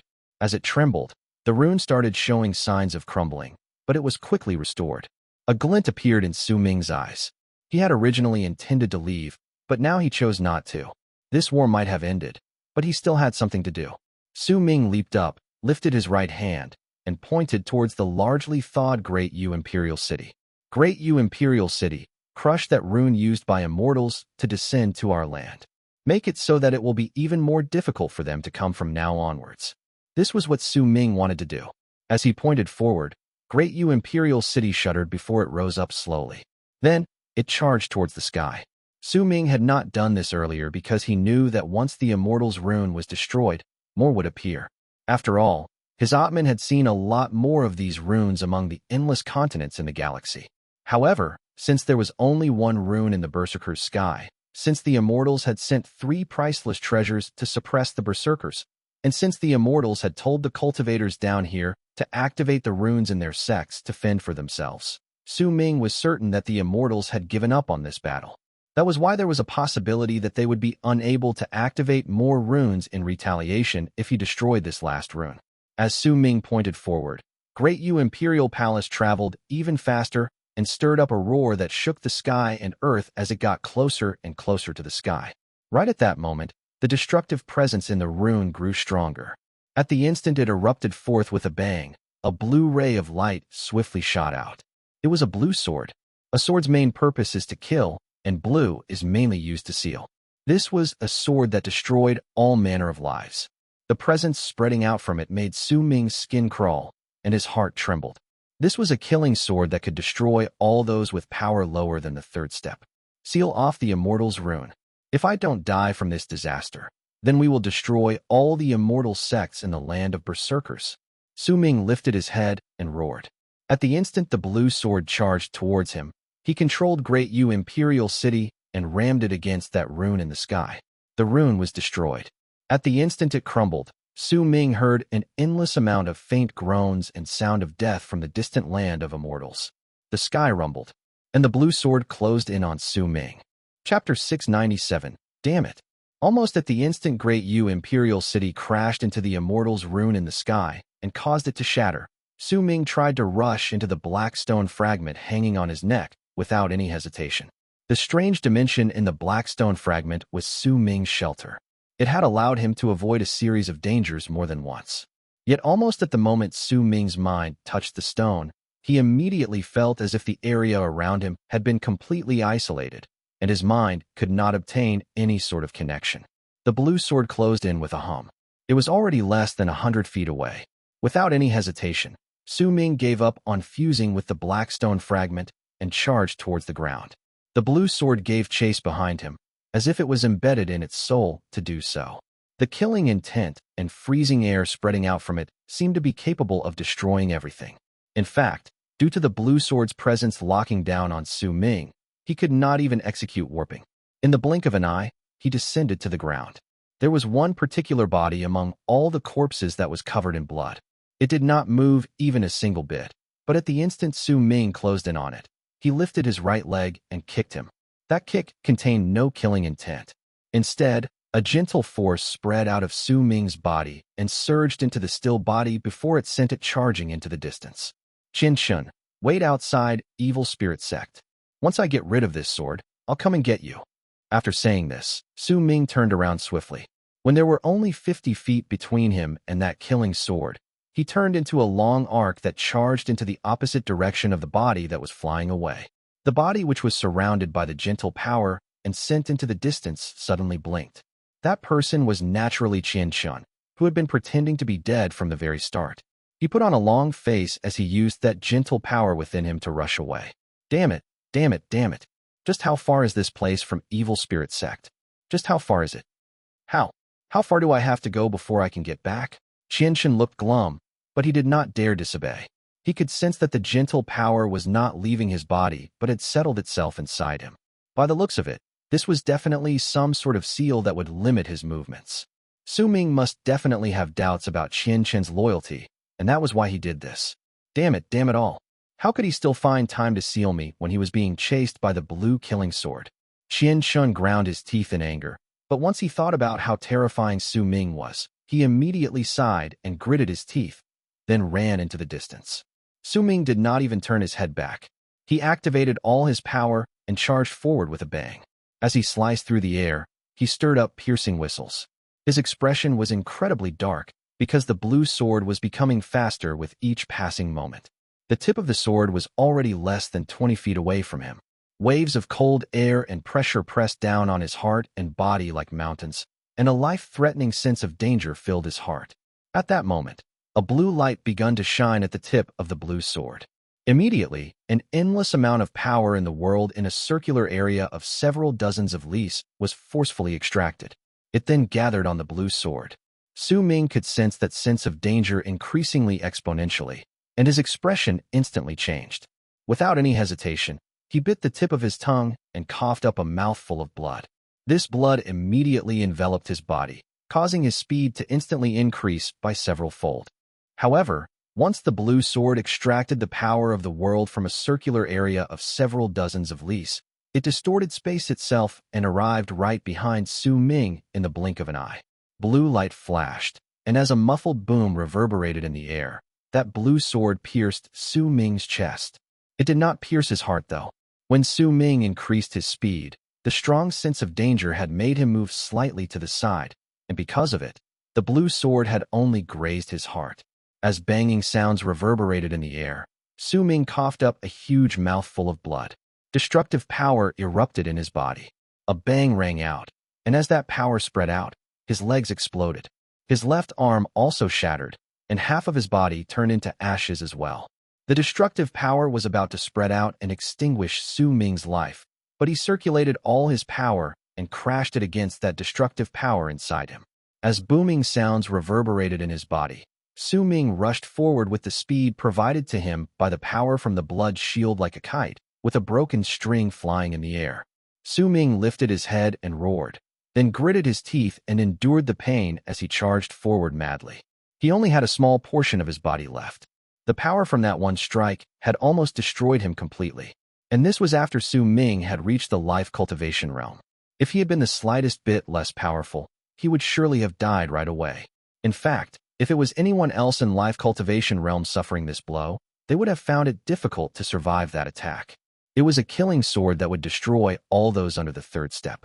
However, Berserkers were people who mainly cultivated their bodies, and Su Ming had turned all his flesh, blood, and bones into those of a true Berserker during Bone Sacrifice realm.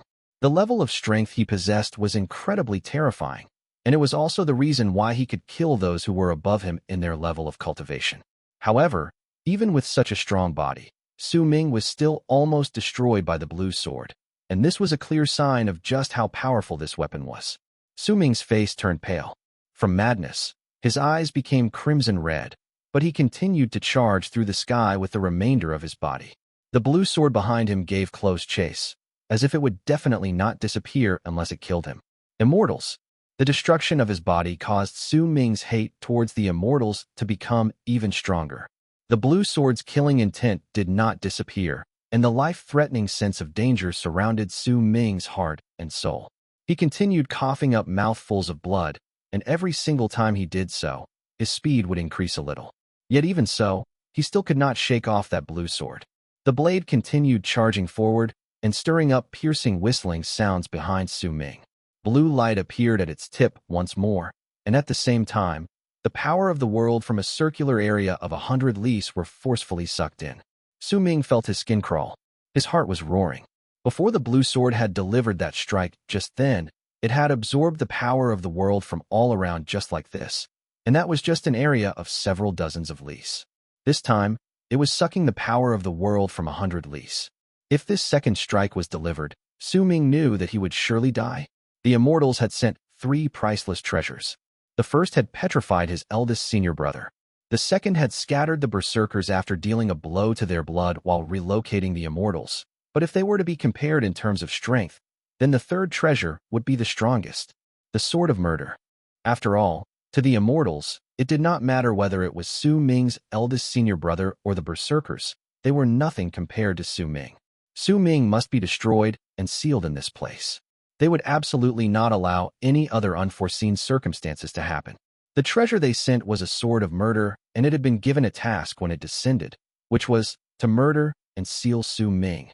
Su Ming's expression turned dark. At the instant he sensed the power of the world in that circular R of 100 lis being forcefully sucked away, he stopped charging forward and turned the remaining half of his body around. During that instant, he lifted his right hand with the back of his hand turned downwards and his palm turned towards the sky. That which exists between the past and the future is destiny. As Su Ming roared, the blue sword let out a hum, less than 10 feet away from Su Ming, as it continued sucking the power of the world from all around it. It was also at that moment that Su Ming swung his right hand at the incoming blue sword. With it, the reversal of time was executed with Su Ming's current power as a Berserker in the initial stage of Life Matrix. Its might was far stronger than what he could bring out previously. With it, not only was the blue sword affected, the world around him, and even the wind as well as clouds were affected. In fact, Su Ming had a strong feeling that if he had enough power, then he could even reverse the law of the world. In fact, once he reversed the law of the world, he could make that world's time flow backwards due to his will. He could make all his enemies rot away and return to the starting point of the universe. At the instant this feeling appeared in Su Ming's mind, it gradually disappeared. When he swung his right hand forward, the incoming blue sword stopped for the first time. The blue sword started trembling. Once it was less than 5 feet away from Su Ming, it started moving backwards slowly, and as time started reversing, the large amount of power of the world started flowing out from that sword, as if it was returning back to its original place. Sweat broke out on Su Ming's forehead. The power of destiny was his origin, divine ability. He had always thought that he was using up his cultivation base to cast this divine ability, but only at this moment did he realize that not only did the power of destiny use up his cultivation base, it also used up his spirit. This then resulted in a great wave of fatigue washing over him. Before he stepped into the life cultivation realm, and the initial stage of life matrix. Su Ming's destiny art had been incredibly weak in terms of level. That was why it was also known as the Sign of the Abyss, because it had been merely just that, a sign. That was why the consummation of his soul had not been bad. In fact, it had been so weak that Su Ming hadn't even noticed it. Similarly, its might was of only ordinary level as well. If his past self had executed Destiny's time reversal at this moment, he would not have been able to do anything to the blue sword. Yet at the moment Su Ming stepped into life cultivation realm and reached the initial stage of life matrix, the might of his time reversal could bring about an effect. As the blue sword withdrew and the large amount of power of the world spread out, Su Ming reached his limit of Destiny's power. He pressed his right hand against the center of his brows. God of Berserker's statue of life cultivation. Su Ming let out a roar, and the 10,000 feet statue of the God of Berserkers manifested around him with a bang. The statue moved through Su Ming's body and clasped its right hand with its left before ramming both of them into the blue sword. A powerful presence erupted forth from the statue of the God of Berserkers, as if it had activated the world of Berserkers' Kismet and added it to its own body, and had also activated the power of the world all around it. As a loud bang rang into the air, Su Ming turned around and charged away with a pale face. He did not stay for long in this place. He knew just how strong that blue sword was. Even if he had cast Destiny and brought out his statue of the God of Berserkers, he wasn't able to destroy it, but he could stall it for some time. This amount of time could allow Su Ming to seek refuge and heal his body. At the time Su Ming retreated, he brought out a large amount of medicinal cores and crushed them. He then sucked in a deep breath, absorbing all the powder into his mouth to nurture his body. His flesh and blood started squirming within him, healing rapidly. Chapter 698, Pursuit. As Su Ming swallowed the large amount of medicinal cores, and his flesh as well as blood started recovering, he stopped moving forward and instead charged towards the higher altitude. He had chosen to seek refuge in Een Death Vortex. No matter how strong the blue sword was, it was an item from the land of Immortals, which meant that it came from Bright Yang region. If that was the case, Su Ming deduced that Een Death Vortex could suppress the blue sword. Su Ming did not have time to think too deeply into things. Once he made his decision, he charged into the vortex in the sky like a shooting star. At the instant he widened the space between him and the blue sword up to several thousands of feet. Booming sounds came from behind him. Blood trickled out of the corners of Su Ming's mouth. That was the injury he sustained when his statue of the God of Berserkers was unable to continue blocking the blue sword. Su Ming knew that this was not due to his statue of the God of Berserkers not being strong enough. It was instead because his power was not sufficient to bring out all the statue of the God of Berserkers' power. As of then, he could at most bring out a fraction of its might. As booming sounds reverberated in the air, Su Ming's statue of the God of Berserkers disappeared into the world, but it did not shatter. The blue sword let out a piercing whistle and sliced through the sky, turning into a blue long arc that charged towards Su Ming. Su Ming's body was rapidly recovering. His speed had already reached the limit of what his current level of cultivation could allow.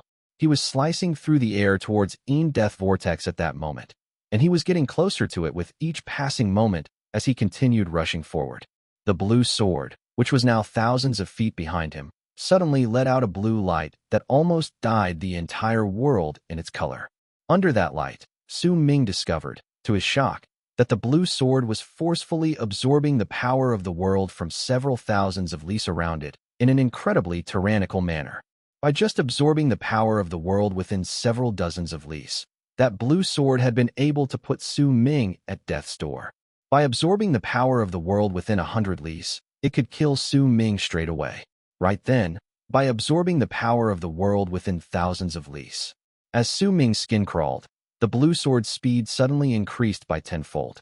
It was fast to begin with, but now, as its speed increased by tenfold, it traveled at a pace where it would be difficult to describe its speed with words. In just a flash, that blue sword shot through thousands of feet. Even the sense of danger Tion had once brought to Su Ming was a far cry from this. He had a feeling that he would absolutely not be able to step into Een Death Vortex before that killing sword launched its attack, and he would not be able to avoid that attack. Even if he was already incredibly close to Een Death Vortex, less than 1,000 feet away from it, but that 1,000 feet could determine his life and death. It mattered little if it was a distance that gave others a feeling that they could touch it if they stretched out their hand. He only had a small part of his body left, and fatigue filled his body and soul. His eyes were all red. The level of devastation he currently suffered was nothing like what he'd ever faced. If it had been anyone else, they might have already found their will crumbling before the blue sword even arrived. Su Ming gritted his teeth, and his expression twisted. He looked almost sinister and vile. At the instant the killing sword closed in on him and death was knocking on his door, he laughed. There was an endless amount of freezing cold in his laughter, and it was tinged with determination as well as madness. No one can take away my life. Su Ming's soul was set on fire at that instant. It was the burning of his soul. It was an unyielding will and determination in the midst of madness. As Su Ming's soul burned up, a large amount of power erupted from within his body. This was an outburst of power exchanged for burning his soul, and it was incredibly great. Su Ming's body was originally recovering, but as his soul burned up and exploded, all his recovery was dispelled, causing his flesh and blood to twist. The pain brought by having his body being torn not only did not manage to suppress Su Ming, but instead made him descend into further madness. Almost at the instant the blue sword closed in on him, Su Ming clenched his right hand and hurled his fist forward at that blue sword in a bout of madness. A loud boom shook the sky and earth at that instant. This was a strike delivered by Su Ming's burning soul. It was the strongest attack he could deliver with his power when his soul was set on fire. This punch surpassed the limits of Su Ming's level of cultivation and had reached an even higher level compared to what he could originally bring forth. As that boom echoed in the air, Su Ming's right arm shattered completely. What little remained of his body exploded, all except his head, and under that violent impact, his head was sent sweeping backwards. In an instant, he was sent 1,000 feet back, straight into Death Vortex. At the same time, the blue sword let out a loud buzz, and for the first time, there was a shrill note in that buzz. This sword possessed a spirit, and Su Ming's punch had struck it, causing it to fall 100 feet backwards in midair before it stopped. However, once it stopped moving, the power of the world from a circular area of 10,000 lis swept towards it with a bang and gathered on it. The blue sword absorbed it in the span of a breath, and immediately after, it turned into a piercing ray of blue light that charged into Death region. It would not stop until it killed Su Ming. At the instant Su Ming's head was swept into Death fog, his consciousness became clouded. The injuries he sustained could not be described with just the word grievous. This was already in the territory of fatal. If it was anyone else with these sort of injuries, they would surely die. That is to say, if their levels of cultivation were below life cultivation. Once a person stepped into life cultivation, then even if this sort of injuries were fatal, it was not completely impossible for them to heal. Life cultivation was a cultivation of a person's own life. This form of cultivation was different from the Immortals on this aspect, but they were also similar. The Immortals had nascent souls and nascent divinities. No matter how terrible were their wounds on their physical bodies, as long as their nascent divinities were not destroyed, they could possess someone else and continue living. They could also think of other ways to gather up a physical body. The Berserkers could not do this, but once they moved into life cultivation, then even if everything about their bodies was destroyed, as long as a piece of flesh remained, then there were endless possibilities lying ahead of them. The only prerequisite to this was that their soul was not destroyed. Berserkers' souls were different from Immortals' nascent divinities in the sense that those within life cultivation could not use their souls to possess other lives. However, as long as their souls were not destroyed, then their bodies would not be destroyed. If that had not been the case for the second god of Berserkers, then the Immortals would not have needed to use Morning Dao items to suppress him after he was torn apart. His soul was simply too strong. It might have disintegrated, but its fragments still existed in the world. That was why, to prevent any form of accident from happening, that change in the world had occurred. Su Ming would have surely died with these kind of wounds if he had not stepped into life cultivation realm. But now that he had done so, as a Berserker in the initial stage of life matrix, he had obtained this specialty of the Berserker's cultivation system. Even if he only had his head, as long as his soul was not destroyed, then he could be restored. However, the burning of the soul before Su Ming rushed into Death fog was a grievous blow to him. However, his will was incredibly strong. Even if he had burned his soul, he could still keep his mind clear. Besides, he had only burned his soul for a short time, which was why he had not suffered any fundamental damage. At that moment, Su Ming opened his mouth wide and sucked in a deep breath as he stood in Death fog. Immediately, a large amount of aura of death charged towards his head. Once it fused with him, signs of recovery appeared on Su Ming's body once again. Muffled, piercing whistles came from behind him.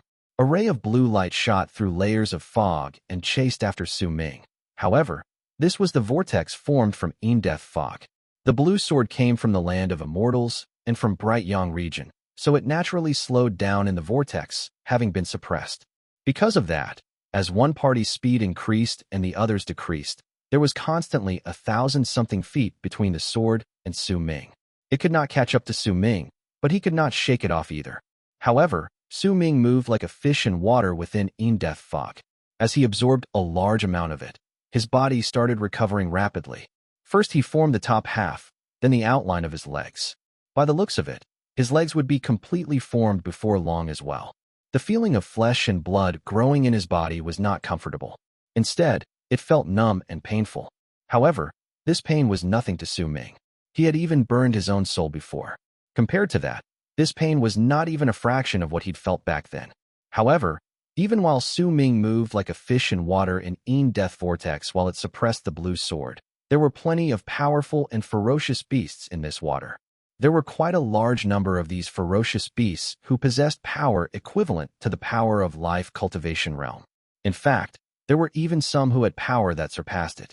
There were some ferocious beasts who had their own territories in this vortex, and there were also some who loved devouring other beings.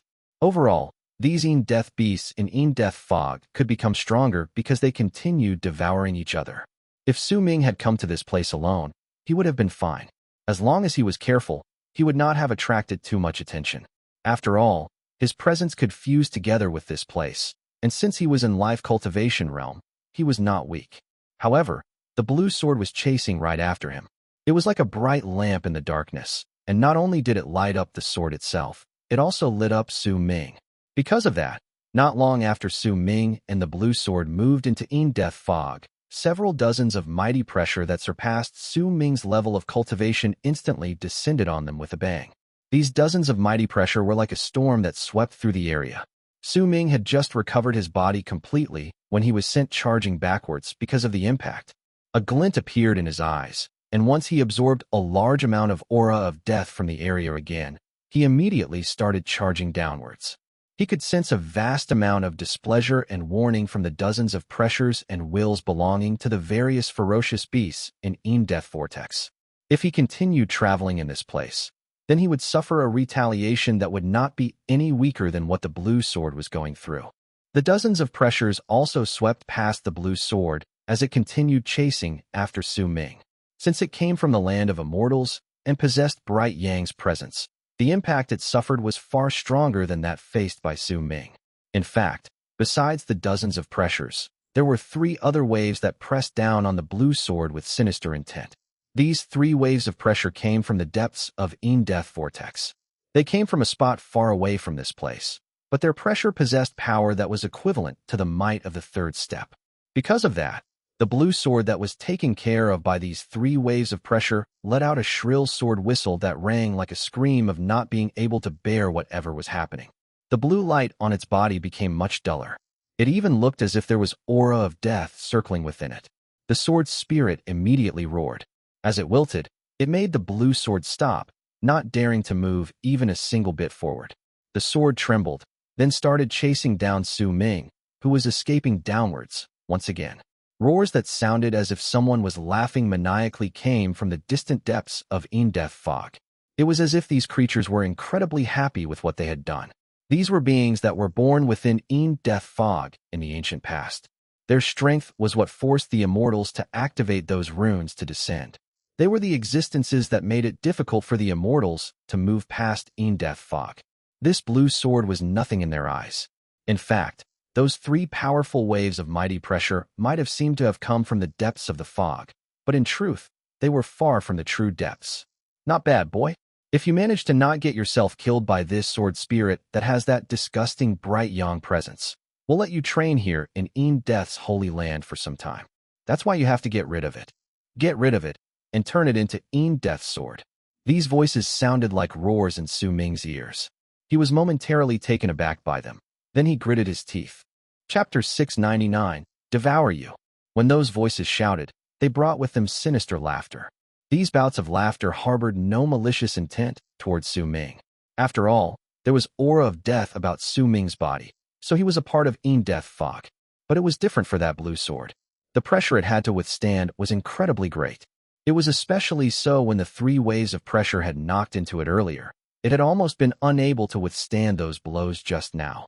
The 3 waves of mighty pressure that were as powerful as the mighty in the 3rd step brought with them a barbaric and murderous air as they forced a wave of death aura into the blue sword. The sword had then let out a whistle that screamed that it had found what they did to be unbearable.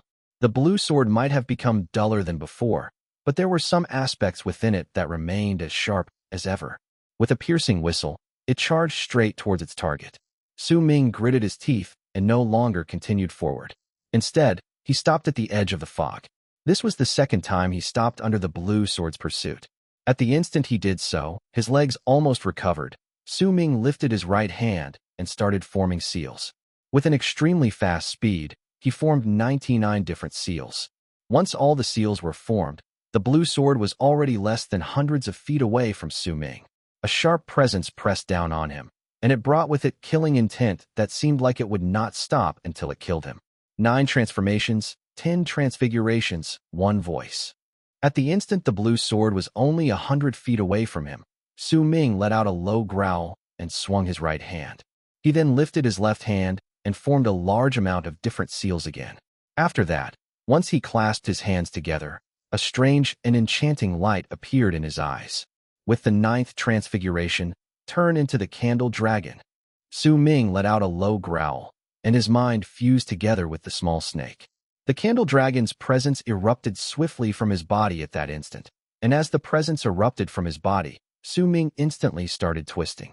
Almost at the instant the blue sword closed in on him, Su Ming disappeared and appeared right above the blue sword as a gigantic candle dragon. This was Su Ming's 10 transfigurations art. The candle dragon could devour the world and the stars. When it opened and closed its eyes, it could replace the sun, moon, and stars. At the instant Su Ming turned into the candle dragon, the blue sword crashed into his body. A loud bang that shook the sky and earth spread out, causing death aura to violent churn in all directions. There were also words spoken with an ancient air and malicious intent, mixed along with loud laughter coming from the depths of the fog. You transformed into the candle dragon? Not bad, boy. Put more fire into it and get rid of that sword. How dare you show Bright Yang's presence in Death's holy land? That puny toy sure has some guts. Even the Immortals' sword spirits with the power of the mighty, or even those beyond, would not dare act so arrogantly in Death's holy land. Lad, if you don't get rid of that thing today, I'll get rid of you. Put more fire into it. Damn it all, didn't you eat before you came here, lad? The voices with their odd chuckles continued coming from within the fog, but Su Ming did not have the time to even be annoyed by them. The blue sword was still incredibly powerful. At the instant it touched the candle dragon's body, it shattered. It fell backwards continuously, and it looked like its entire body was about to crumble. However, at the time the candle dragon's body crumbled, it opened its mouth wide and sucked in a deep breath at all the death fog around it. Immediately, a vast amount surged towards it with loud rumbling sounds. Once the candle dragon sucked it in, it used that fog to withstand the blue sword's might. The booming continued without stop. As the two continued fighting, only a small part of the candle dragon, which was Su Ming had transformed into, remained. The other half of it had already disappeared without a trace. Pain filled Su Ming's entire body. His eyes turned crimson, and the candle dragon swiftly opened its eyes. A strange and enchanting light appeared within them, and red also filled their entirely, as they glared at that blue sword. The sword's blow could not kill Su Ming when he was in the form of the candle dragon. As the booming echoed in the air, the sword was forced into death fog and continued tumbling within, its light growing even duller. The sword let out a sharp whistle and turned around, but this time, it did not charge towards Su Ming. Instead, it was charging to reach the area outside the fog. It wanted to leave death fog. Only by leaving this place could it devour the power of the world around and get rid of the death aura inside its body. Only then could it bring forth its real might. It had already locked onto Su Ming. No matter where Su Ming went, it could instantly sense him and chase after him. However, As of then, it needed a few spans of breath so that it could absorb enough power of the world. That was why it had decided to temporarily give up on chasing Su Ming. But just as it was about to rush out of the fog, the three mighty pressures from the depths of the vortex turned into furious roars. Damn it! How can you let it run? Why don't you get rid of it? How can you not even get rid of a sword? And you're the god of berserkers in the world below. You waste of space. You good for nothing. Utterly useless piece of trash. If you don't get rid of it, then just wait for it to get rid of you. Even though these sinister voices were roaring, there were no anger within them. However, these three voices had been continuously speaking since Su Ming entered the fog with that sword on his tail to the moment he attacked it, and they gave off an incredibly long-winded air. Su Ming would have been fine with them if it had been any other time, but he was currently heavily injured, and he was originally annoyed to begin with. As the three voices continued nagging him, he lifted the candle dragon's huge head and let out a roar towards the fog. All of you shut up. His roar moved through the fog like a thunderbolt. At the instant those words spread out, the three voices paused for a moment, as if they could not believe that Su Ming would actually dare to yell at them. When Su Ming yelled out, the blue sword already had half its body outside the vortex. It was about to charge out completely. Once it was out of death fog, then, before long, it would be able to bring forth a powerful might. Then, unless Su Ming refused to get out of death vortex for the rest of his life, he would definitely be in danger the moment he stepped out. Also, there was a high chance that this sword would be able to fully recover outside. Once it gained even stronger power and rushed into the fog again, Su Ming would be in danger once again, unless he rushed into the depths of the fog. This was a chance. It could be said that this was the only chance Su Ming had to destroy the sword. His eyes turned crimson red, resulting in the candle dragon's eyes shining with madness. At the instant the blue sword was about to leave the fog, the candle dragon swiftly opened its mouth wide and sucked in the air in the direction of that blue sword. The candle dragon could devour mountains and rivers. In fact, an adult candle dragon could devour an entire world, and this mighty talent was incredibly terrifying. The candle dragon Su Ming had turned into might still be a baby, but the candle dragon's blessing and the power of one world was contained within his heart and soul, and because of them, it allowed Su Ming to possess endless possibilities in the things he could devour. At the instant he sucked in that breath, all the death fog around the fleeing blue sword that was already halfway out of the vortex tumbled backwards swiftly. It was as if an invisible but incredibly powerful suction force had filled the area and was spreading outwards with a bang. As the death fog tumbled backwards and charged towards the candle dragon's mouth, the power of the world within that fog also surged into the candle dragon. The blue sword, in the meantime, erupted with a powerful ray of blue light, trying to escape being devoured by the candle dragon. Red-eyed, Su Ming appeared on the candle dragon's head. He glared at the blue sword, and all his power erupted forth as he activated the 10 Transfigurations art. It caused the candle dragon's ability to devour to become stronger. You want to kill me? Then I'll eat you first.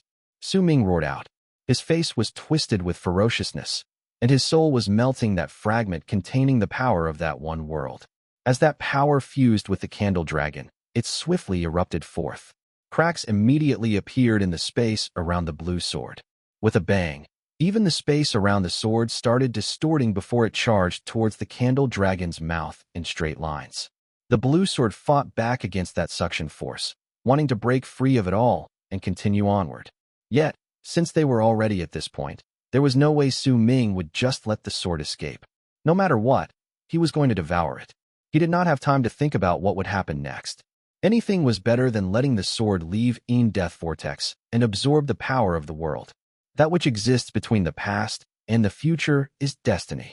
When Su Ming lifted his hands, he had the back of his left hand turned upwards and the back of his right hand turned downwards, then swiftly slammed his hands together. Everything around him instantly started flowing backwards. A tremor wrecked the sword. It could no longer move forward and could only move back. Destiny's power, the candle dragon's ability to devour the world, and death fog's invasion into the sword had caused the sword to turn duller as it was oppressed by these 3 powerful waves of mighty pressure, and it was finally made to turn back. However, this sword was incredibly powerful. Even if it was moving backwards, it only did so for 100-something feet before it stopped. Then, the sword swiftly turned around. It no longer chose to rush out of the fog to try and escape from being devoured by the candle dragon, but instead, as piercing blue light shone around its body, a wave of killing intent and murderous aura erupted from it with a bang. It actually decided to go along with the flow of the suction force and the reversal of time to charge towards the candle dragon's mouth. Both sides swiftly closed in on each other. A loud boom that shook the sky and earth erupted within the fog. As it echoed in the air, the candle dragon devoured the blue sword, but its body crumbled at that instant. As it crumbled, Su Ming shot out. This time, the candle dragon was not devouring the sword, but it was Su Ming who did so. At the instant his body appeared, blue rays of light erupted from within him, and they could be clearly seen swimming beneath his skin. That blue light was the blue sword. Intense pain wreaked havoc in Su Ming's body, but the ferocious look remained on his face, along with determination. He circulated his cultivation base within him and started absorbing all the death fog around him to suppress the killing sword within his body. All right, I'll forgive you for yelling at me just now. Lad, you've got guts. You actually had the courage to devour that sword. Haha, you did good. Refine it. Turn it into your enchanted treasure. Make it death sword. Damn it all, if you manage to not die, then you can come as you please into Death's holy land in the future. Shrill howls escaped Su Ming's mouth. A large amount of blood mist burst from his body with a bang. The color of that blood mist was blue, and rays of blue light were spreading out from his body. Clearly, that blue light was in the process of destroying Su Ming's body as it attempted to escape him. Chapter 700, Eastern Wastelands Tower. The blue sword was raining destruction within Su Ming's body, but similarly, because it could not get into contact with the world outside, the death aura in the sword became even thicker. As the color of the sword became dull, it looked as if it was beginning to distort. However, the power of that sword was still not something Su Ming could hope to fight against. Even though he had used the death aura in the place to suppress it, the level of suppression brought by the aura was not enough. Because of that, Su Ming could already predict that if he continued staying here, that sword would cause him to crumble and rush out of his body before long. I absolutely can't let it come into contact with the world outside. Su Ming roared in his heart. Once he absorbed the death fog around him once again, he swiftly shot forward. I have to look for a place that will help me suppress the sword. Blood flowed down Su Ming's eyes, ears, nose, and mouth. He looked incredibly ferocious, but he had no time to care about that. If he did not completely resolve the dangers brought by the sword this time, then the consequences would be too grave. Perhaps other people would not choose to devour that sword so madly if they knew this might happen to them. After all, the three great wills had not expected that Su Ming would devour the sword. Choosing to let that sword leave and become great outside while he would temporarily be safe could have allowed him other options. He could have chosen to stay here and not leave, or asked for help from the three great wills and pleaded for their protection even if he had to pay a great price for it. But Su Ming would not choose this path. He would only make one choice. If you want to kill me, then I will also kill you. I will not run nor hide. I will face danger head-on, and it will either be that I die or that you are destroyed. It is just as I act towards the Immortals. It will either be that I die or that they are destroyed. If I wake up, then the sky will be dyed red. If I open my eyes, then the Immortals will have no hope for survival. This was a chance as well, and it was a chance that Su Ming was unwilling to let go of. He had a vague feeling that this was the only chance he had to get through this murderous disaster. Suppress it. Suppress it. What place could help me suppress this sword and provide me vast amounts of protection so that I could set my mind at ease to recover and suppress the sword? Eastern Wastelands Tower. Su Ming lifted his head swiftly, and a brilliant flash that could surge into the sky appeared in his eyes. Eastern Wastelands Tower was a place where Su Ming was the only person who could step in without any sort of requirements, even if that tower still had not gathered enough bloodlight to shine in 10 million lease. Besides, this tower was the Berserker's supreme treasure and was an item left behind by the first god of Berserkers, capable of just by its existence to bring chaos to the Immortals. There was no other place more suited than the tower to suppress the sword and heal himself in Eastern Wastelands. Besides, this was the closest place near Su Ming anyway. The reason why he didn't choose Gretu Imperial Palace was because even though he might have a hint of connection to the place, but he would never forget the roar he heard within the city when it was still in the depths of the sea. The murderous intent contained within that roar brought a chill to Su Ming even now. A glint appeared in Su Ming's eyes, and he sucked in another breath of the vast in-death aura around him. At the instant his body almost crumbled, and the blue light shone through him. Su Ming took a step out of the fog without any hesitation. With it, he appeared between the sky and earth. He did not stop for even single moment and turned into a long blue arc. As loud whistling rang in the air, he charged into the distance. Eastern Wastelands Tower was located at the center of Eastern Wastelands. It was not too far from where Su Ming was. He might not know where it was located precisely and had never been there before, but since Eastern Wastelands Tower had appeared because of him, the faint lead in his heart guiding him towards the tower was the best guide he could have. As he charged forward, the blue light spreading out of his body became stronger. After a moment, he looked as if he had been entirely covered in blue. Blood continued gushing out of his body, and the blue light was flowing out even more violently. Banging sounds continued ringing within him, but there was determination and perseverance shining in Su Ming's eyes. As he continued suppressing the sword, he traveled even faster. Before long, a piercing layer of bloodlight that was about several hundreds of leagues appeared before him, and at the center of that blood-red light was a tall tower with 99 floors. There was an air of time about that tower that spoke of endlessness. It stood erect on the ground and was incredibly eye-catching. That tower was dyed red under the blood-red light, and it looked quite terrifying. A matchless mighty pressure descended on Su Ming at the instant he stepped into that bloodlight. The power from that pressure caused the blue sword in Su Ming's body to shudder, but Su Ming was not too affected. His spirit was lifted, and he increased his speed. This was the Eastern Wastelands Tower that had caused Immortals to descend into madness, to the point where they fought each other so that they could step inside it. In the top of the tower was the epiphany that belonged to the first god of Berserkers, Lai Shan Xiao, and it also contained the clue that would lead the one who reached it towards the Berserkers' supreme treasure, Baron Cauldron. As Su Ming got closer, the pressure from Eastern Wastelands Tower became stronger. Since the tower was incredibly tall, it would naturally form an oppressive feeling that would descend on the hearts of all those who saw it. The blue sword shuddered and started struggling madly, as if it wanted to rush out of Su Ming's body because it did not want to get closer to Eastern Wastelands Tower. The more it struggled, the more chaotic the state within Su Ming's body became. His flesh and blood crumbled, his bones shattered, and the tip of the sword even pierced out of his chest. Right at the instant it was about to rush out, Su Ming lifted his left hand and pressed down against the tip of the sword in his chest. He didn't care that his hand was stained with blood and pushed the sword back into his body. "Go back," Su Ming panted harshly. His face was pale, but the ferociousness and madness on his face were enough to terrify all those who saw him. Almost at the instant Su Ming closed in on Eastern Wastelands Tower, the door at the bottom of the tower opened up by itself.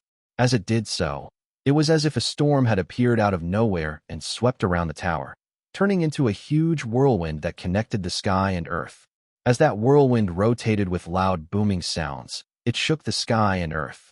It seemed like the tower had been waiting for Su Ming's arrival, or else it would not have opened its doors by itself the moment he closed in.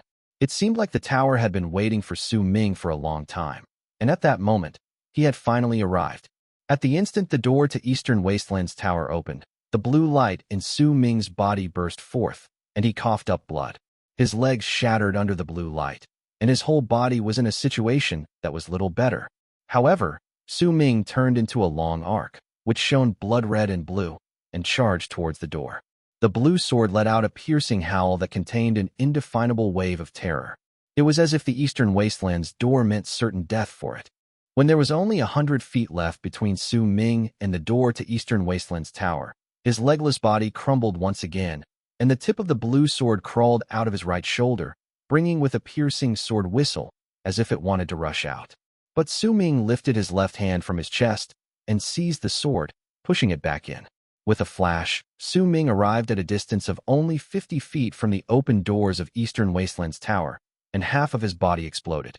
His flesh and blood sprayed through the air, and as the blue sword struggled madly, the shadow of a boy appeared on it.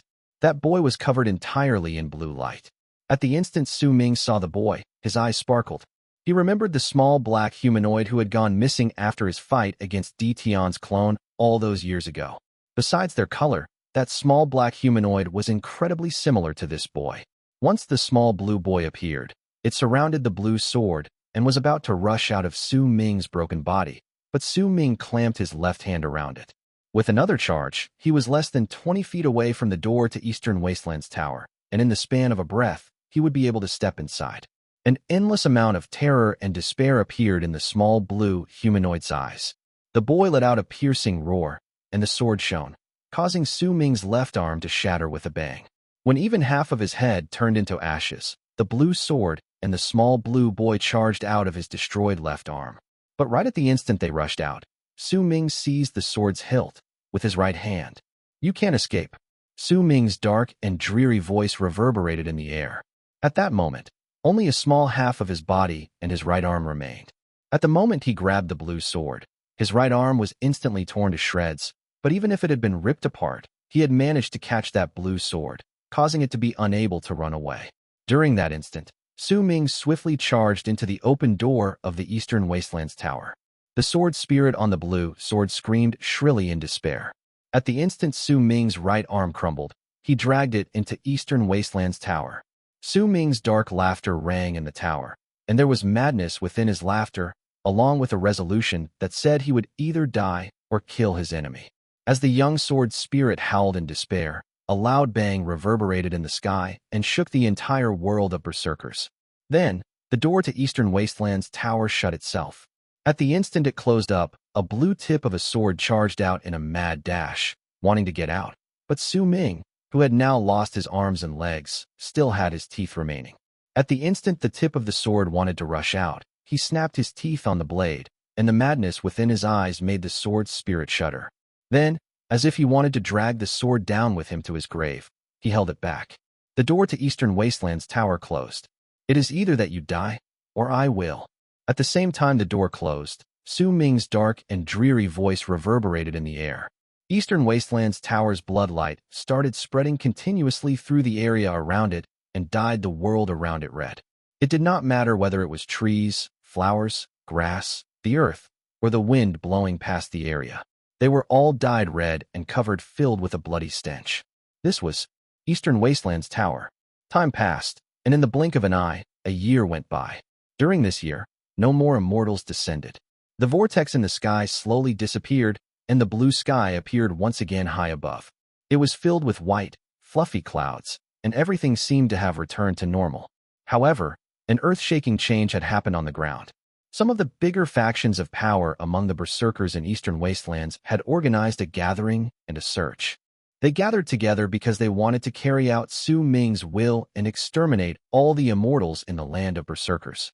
Even if Su Ming had disappeared for a year, they still continued with it. They were searching because of Su Ming. They were searching for Su Ming, searching for their god of Berserkers. Chapter 701. A Fat Lamb is Here. A considerable distance away from Evil Spirit Sect was a long mountain range. At that moment, there was a monkey-faced middle-aged man in the forest located at the foot of the mountain. He was walking carefully. As he continued onwards, he observed his surroundings carefully, as if he was going to run with the wind at the slightest scare. That person was Xuan. His face was beaten black and blue, and he looked incredibly pathetic. His robes were also in tatters, making it seem as if he had gone through a lot of suffering. It was unknown as to what sort of attack he had suffered. At that moment, with panic on his nervous face, he moved forward carefully. There were two long arcs charging forth in his direction about thousands of feet away from him. These two long arcs were Berserkers. One of them seemed to be around the middle stage of the Awakening realm, and the other was in the initial stage of the Bone Sacrifice realm. The two were only passing through the place. The long arcs did not stop for even a moment as they continued charging forward, about to move past the area. During the past few days, as the Berserkers rose in power, long arcs like this had appeared in many places over the Eastern Wastelands. They would either be rushing to some place, gathering together, or searching for something. Since the Immortals had closed their gates to their sects, few of them could be found moving about. However, there were some scattered ones here and there who would occasionally be discovered by Berserkers, and once they found these Immortals, a slaughter would occur. At the instant Xuan saw the two long arcs in the sky, his eyes widened. If he fell to the ground and pretended to be dead or crouched down and hid in the bushes, then perhaps he would not be discovered. After all, these two Berserkers were just passing by, and they were traveling quite quickly. but he seemed to be too scared. Perhaps what he experienced during the last days had caused him to be like a burnt child that dreaded fire. At the instant he saw the two long arcs, he let out a shrill scream and jumped up before running into the forest, still screaming. The two long arcs in the sky had originally passed by the area where Qian was, not noticing his existence. But once he screamed, they came to an abrupt halt. The eyes of the two berserkers immediately shone, and they looked swiftly towards the ground. Their gazes penetrated through the big leaves, and they saw the rapidly fleeing Qian. Immortal. The two people cast each other a glance, having immediately found something off about Qian. The ripples of power and presence that came from him gave a sensation as if he was an immortal. Qian had not sent that presence outwards earlier, but as he continued charging forward, he seemed to have lost control over it, and he was letting it out in a large area. Immediately, the two berserkers changed their direction and charged towards the fleeing immortal in the forest. Cold sweat broke out on Qian's forehead. The look of panic on his face made it seem as if he was about to be scared to death at any second. As he shivered, he swiftly ran forward, but every single time he increased his speed slightly, he would trip over the roots in the forest, allowing the two berserkers to close in on him. Right at the instant they were less than 100 feet away from Qian. A cold harumph came from the forest. An incredibly powerful presence swept through the world, making it lose its color. Then, that presence turned into a mighty pressure and descended with a bang. That pressure was incredibly domineering, and it was rich with the presence of a berserker who had attained great completion in the berserker soul realm. It was enough to make all those who sensed it to feel their hearts tremble. How dare a puny immortal like you trespass into my isolation grounds? When an old voice reverberated through the air, the two berserkers who were chasing after Qian immediately changed their expressions. The two of them stopped and wrapped their fists in their palms before bowing towards the forest with respect and zealousness on their faces. Almost at the moment these two people bowed in the direction of the forest, an old man dressed in white robes and with a head full of white walked out from the depths with a face as if he was afraid no one could see just how noble he was. The old man had rosy-colored cheeks. Once he appeared, his presence grew stronger and shook the sky and earth, causing the air around him to distort. Qian looked as if he could no longer continue running under that pressure and shivered. He was struck dumb as he stared with a blank look on his face at the old man walking towards him. The old man had an awe-inspiring appearance. When he got closer, he cast Qian a glance with a gaze like lightning. He then lifted his right hand and pointed towards Qian through the air. That one single point of his finger was done quietly, and not a single spark could be seen. There was not even a single ripple of power that traveled out. He seemed to only have pointed casually at Qian. Even the two berserkers had not sensed anything. Even if one of them had reached the initial stage of the bone sacrifice realm, he had been unable to see anything off about that one finger. To him, not a single divine ability had been used. However, Qian let out an incredibly shrill scream of pain at that instant, even though that old man had pointed at him when there was 100-something feet between them. As he shuddered, he coughed up a huge mouthful of blood and seized his own throat with his hands. His face instantly turned purple, and he fell to the ground. After a few spasms, he stopped moving. This sudden scene caused the two berserkers' hearts to shudder and then begin racing. Shock and fanaticism appeared in their eyes as they looked at the old man. Even if the immortal who had died had not possessed a high level of cultivation, that one single finger from this senior of their race had definitely contained a power that could change the world, or else he would definitely not have been able to kill that person without a single ripple of power. The mighty pressure that could make others suffocate spread out from his body, and that one point that contained power that could change the world were enough to cause fanatic looks to appear on the two berserkers' faces.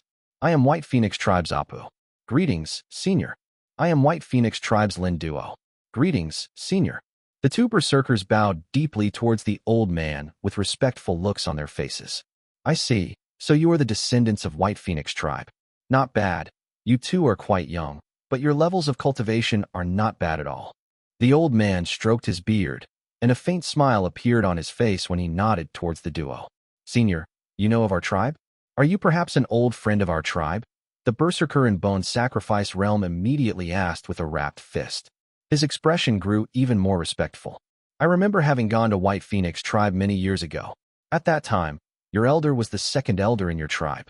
A nostalgic look appeared on the old man's face, and he looked quite sentimental. The two berserkers immediately sucked in a sharp breath from his words. They stared at the old man blankly while a huge storm raged in their hearts. If anyone else had said these words, they would have surely not believed them. However, when this powerful old monster said it, the two of them chose to believe him, especially when that vast presence of his made it clear that he was a berserker who had attained great completion in the berserker soul realm and possessed that one attack that contained the power that could change the world. Our second elder he is from 5,000-something years ago. The young man in the awakening realm had a slight quiver in his voice. He looked to be burning with extreme zeal. Let's not talk about the past. I've been in isolation for far too long. By the way, why did you two appear here while chasing after this immortal? The old man shook his head, as if he did not want to remember the past. Senior, the two of us have received orders to gather outside Evil Spirit Sect to keep an eye on it with the other tribes. When we passed by this place, we saw this immortal snooping around. That's why we wanted to kill him. The two berserkers did not hesitate and spoke obediently without holding anything back. Keeping an eye on Evil Spirit Sect? The old man cast the two berserkers a look. Senior, you've been in isolation for many years in this place, so you must surely not know about what had happened recently in the land of berserkers. The god of berserkers appeared a year ago. He set all the berserkers' blood on fire and made us rise in power. He also swore to chase away all the immortals in the land of berserkers. Something like this happened. A stern expression immediately appeared on the old man's face. Is what the two of you said really true? It is absolutely true. We wouldn't dare lie to you, Senior. The two berserkers quickly said. A glint appeared in the old man's eyes. In silence, he placed his hands behind his back and paced up and down a few times with a pensive look on his face. After a moment, he stopped moving and lifted his head to cast a look at the two berserkers. This is too grave a matter. I cannot continue isolating myself like this. I will have to search for some old friends to ascertain this. Do not tell anyone about meeting me, even if it's your elder, the old man said languidly. The two berserkers immediately lowered their heads and voiced their obedience. Also, I've been in isolation for far too long, and I haven't ventured out in many years. I'm not entirely certain of the changes in the world. How about this? Give me all your stone coins as a deposit. If what you said is true, then I will return you your money when I go to White Phoenix tribe. If you dare deceive me. Heh. The old man stated flatly with his hands still behind his back. The two berserkers were momentarily stunned before doubt appeared in their hearts. But once they remembered the old man's level of cultivation, they quickly brought out their storage bags and took out all their stone coins inside, placing them on the ground before the old man respectfully. The old man waved his arm, and the sparkling spirit stones immediately disappeared without a trace. He nodded his head while looking as calm as ever. All right, you can go now. I'll be off to verify whether what you said is true or not. There were slightly odd looks on the berserkers' faces, but they did not dare say too much. Once they wrapped their fists in their palms and bowed towards him, they quickly turned into long arcs and left. While they were in midair, they cast each other a look, and both thought of something the elderly in their tribe had said, which turned out to be incredibly accurate. The higher their levels of cultivation, the stranger people became. Once the two berserkers left, that presence of a powerful person immediately disappeared from the old man in the forest. As his eyes sparkled, he brought out the spirit stones and bit down on them with a face full of smiles. He looked incredibly pleased with himself. As for Xuan, who had coughed up blood previously and seemed to have died, he slowly crawled up to his feet and stared at the old man with wide eyes. This was not the first time he had done this sort of thing. Over the past year, he had done this a dozen-something times. Ever since he was on his way to Evil Spirit Sect and coincidentally, ran into this old man and was robbed blind, his world had changed. Grandpa Crane, when are we going to Evil Spirit Sect? Xuan looked glum, but he still had to put on an obsequious look. Why are you in such a hurry? Once we have 100,000 spirit stones, I'll let you go to Evil Spirit Sect. Wait a little longer. Oh, another fat lamb is about to arrive. Little Xuan, we have more business to attend to. The old man's spirits lifted when he looked into the distance. Chapter 702, The Path of Cultivation. Eastern Wastelands Tower was within the hundreds lease of bloodlight, resulting in the land looking like it was a blood-soaked hell. The bloody presence around there was filled with an intimidating air, preventing anyone from getting closer. It was especially so for the mighty pressure within the bloodlight itself. If anyone tried to trespass into its area, they would feel as if a huge mountain was pressing in on them, and the closer they got to Eastern Wastelands Tower, the stronger the feeling would be. During the span of that 1 year, Berserkers would occasionally appear around Eastern Wastelands Tower. Some of them would step into that blood light and try to get closer, but all of them would be sent tumbling backwards by the mighty pressure without exception. They might not end up dead, but the will within that blood light contained a majestic air and a warning tone telling them that this place was forbidden to them. The Berserkers were searching for Su Ming, their god of Berserkers. During the past year, they had searched through the entire Eastern Wastelands, but they had found no traces of him. Gradually, they cast their gazes on the tower, but due to the blood light prohibiting them from entering the area, they could not venture inside and verify whether Su Ming was there or not. Compared to the blood light surging into the sky outside, the inside of Eastern Wastelands Tower was different. It was filled with a layer of golden light. That light was gentle, and it filled the entire first layer. Su Ming sat there with his legs crossed. His body had fully recovered a long time ago. Floating right before him was a golden sword, but if anyone took a closer look, they would be able to see blue light occasionally flashing, still struggling within that golden light. This sword was naturally the blue killing sword Su Ming had faced last year. During the time he was in the tower, Su Ming had used all his energy, his power, and the mighty pressure of the tower itself to continuously suppress this sword, forcefully turning most of this blue sword, which had been wounded when it was in death fog, gold. This shade of gold was the color of the inside of Eastern Wastelands Tower. Su Ming had not once stopped suppressing the sword. At that moment, his eyes flew open, and at the instant he did so, a flash of gold appeared in his pupils. He lifted his right hand and struck the sword. The golden light in the area started distorting before it surrounded Su Ming's right hand. When he struck the sword, that golden light seeped inside it and once again began chasing away all the blue light. The sword hummed and shuddered, and the blue light flashed violently inside the sword. It was still struggling. Su Ming stared at the sword and let out a cold harumph, then lifted his left hand and swung it. Immediately, a large amount of golden light came surging, then rushed into the sword and continued suppressing it. I can now control 10 times more power of the Eastern Wastelands Tower compared to a year ago. Su Ming mumbled. His gaze fell on the walls of the tower around him. Ignoring just how tall the entire tower was, the area of the first layer alone already occupied several thousands of feet, and all of it was permeated with a golden light. Su Ming could still remember how he had charged into the tower and seen this light for the first time.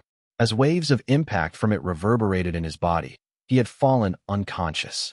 When he woke up, his body had already recovered completely, and the blue light was surrounded by an endless amount of golden light as it floated in midair. It could not break free and could only let out shrill whistles. Once Su Ming woke up, he could sense that the connection he had with Eastern Wastelands Tower had become stronger. In fact, the golden light that filled the area seemed to be a modified form of some form of power, and he could borrow it for his own use. However, at that time, he could only use a small portion of that power, unlike now. He could now activate and bring a large amount of the golden light towards himself to suppress that sword and also refine his own body. Life Cultivation Realm is divided into Life Matrix, Life Privation, Life Palace, and World of Life. According to the words left behind by the third god of Berserkers, Life Cultivation Realm is actually composed of 4 words: Matrix, Privation, Palace, and World. The third god of Berserkers' words reverberated in Su Ming's head. During this year, he could not leave Eastern Wastelands Tower because the sword before him had yet to be completely refined, and there was a link tying him to the sword as he refined it. Only after he had completely refined the sword and made it one with his body could he walk out of Eastern Wastelands Tower. That was why Su Ming had spent most of his time pondering about Life Cultivation Realm besides training and refining his body, as well as the sword in this tower during the past year. The Candle Dragon had also said that all races try to perfect themselves when they practice cultivation. They absorb the power from world planes and fix what they lack in their own bodies so that they can achieve perfection. I've arrived at the initial stage of Life Matrix and have come to understand my own Life Matrix. If I want to raise my level of cultivation again, then I'll need the power of a world plane. The Candle Dragon once gave me a fragment containing the power of one world as a blessing. That fragment might have been the key that allowed me to enter Life Cultivation Realm. Understanding appeared on Su Ming's face. Only by having sufficient power of a world plane and understanding towards their own life could a person break through a sort of shackles of their own bodies and let themselves go through an evolution that affects their bodies, thereby perfecting themselves. However, reaching this sort of perfection is incredibly difficult. It doesn't matter which race it is. Perhaps only 1 or 2 people out of each of them are able to truly attain perfection. And the function of a particular blood inheritance is to let this sort of perfection continue, because when a person succeeds, he or she will be able to change the evolution within the entire race. Perhaps it is precisely because of this that there are incredibly powerful races in the universe, and there are also extremely weak ones lying around as well. As for the power of a world plane, that is the essence of a world. A glint appeared in Su Ming's eyes. He looked at the golden light that filled the area, and a smile gradually appeared on his face. The first god of Berserkers left this eastern Wastelands tower in the world. The golden light in this place can nourish my soul and fuse with my body to become a part of my cultivation base. It thus might contain the power of a world plane. Besides this place, the entire world of Berserkers is also a world. It could let all Berserkers absorb the power of the world to perfect their bodies and for them to practice their cultivation. As Su Ming continued mulling over his thoughts, he lifted his right hand and seized the air. Immediately, a sealed stone appeared on his palm. Within that stone was a sleeping poisonous wasp. God Ascension Nectar. There are a lot of legends surrounding this nectar. Even if most of these legends are false, its might can still be understood clearly. Then, perhaps, this nectar also contains a mysterious power of a world plane. Su Ming stared at the poisonous wasp and only put it away after some time. His eyes sparkled, and he immersed himself in his thoughts. The first god of Berserkers might have brought the Berserkers outside and made the worlds worship them because there were many powerful warriors during that era. The power of the world in the land of Berserkers was not enough to maintain their path of cultivation. That was why they had to leave. They had to go to the worlds outside to snatch the power of their world planes. In the end, Lai Shanxiu left because he had obtained a sufficient amount of power of world planes. It could be said that he had fused the essences of multiple worlds and gathered together the plane Culpus Solar 1. Perhaps he had truly reached plane Culpa realm, but there's also a possibility that he was half a step off from that realm. That was why he had to leave, because the power of world planes was no longer useful to him. He wanted to search for the power of plane Culpa so that he could continue walking down his path of cultivation. This is all so that he could reach perfection. If that is the case, then perhaps there is a uniform name for life cultivation realm, the Immortals cultivation system in the 2nd step and 3rd step, and the other races at this stage have their own names. Perhaps this name is World Plane, and after this stage, it will be Plane Culpa, which is what Lai Shanxiu has achieved. It's also the Immortals' 4th step. It is also what the Immortals become after they have surpassed being immortals and become gods, or perhaps become a state of being that is even higher than that. There are also the words Hong Luo had used when he described Di Tian in the past. Once he fused with the Immortals' heaven, then he will become the Lord of a world plane because it is equivalent to him fusing with the Immortals' world plane. Di Tian is one of the 3 sovereigns and 5 emperors. Unless he is the strongest among them, then could it mean that these 3 sovereigns and 5 emperors have fused with the Immortals' heaven and have reached a state where they are the lords of world planes? In other words, it is possible that there are many lords of world planes in the world. The differences in their levels of cultivation will be distinguished by how much they have fused with the Immortals' heaven. Di Tian's real self is far stronger than I am. By the categorization among the Immortals, he should be one of the elites among the people in the 3rd step. I understand now. Su Ming lifted his head, and a brilliant light flashed in his eyes.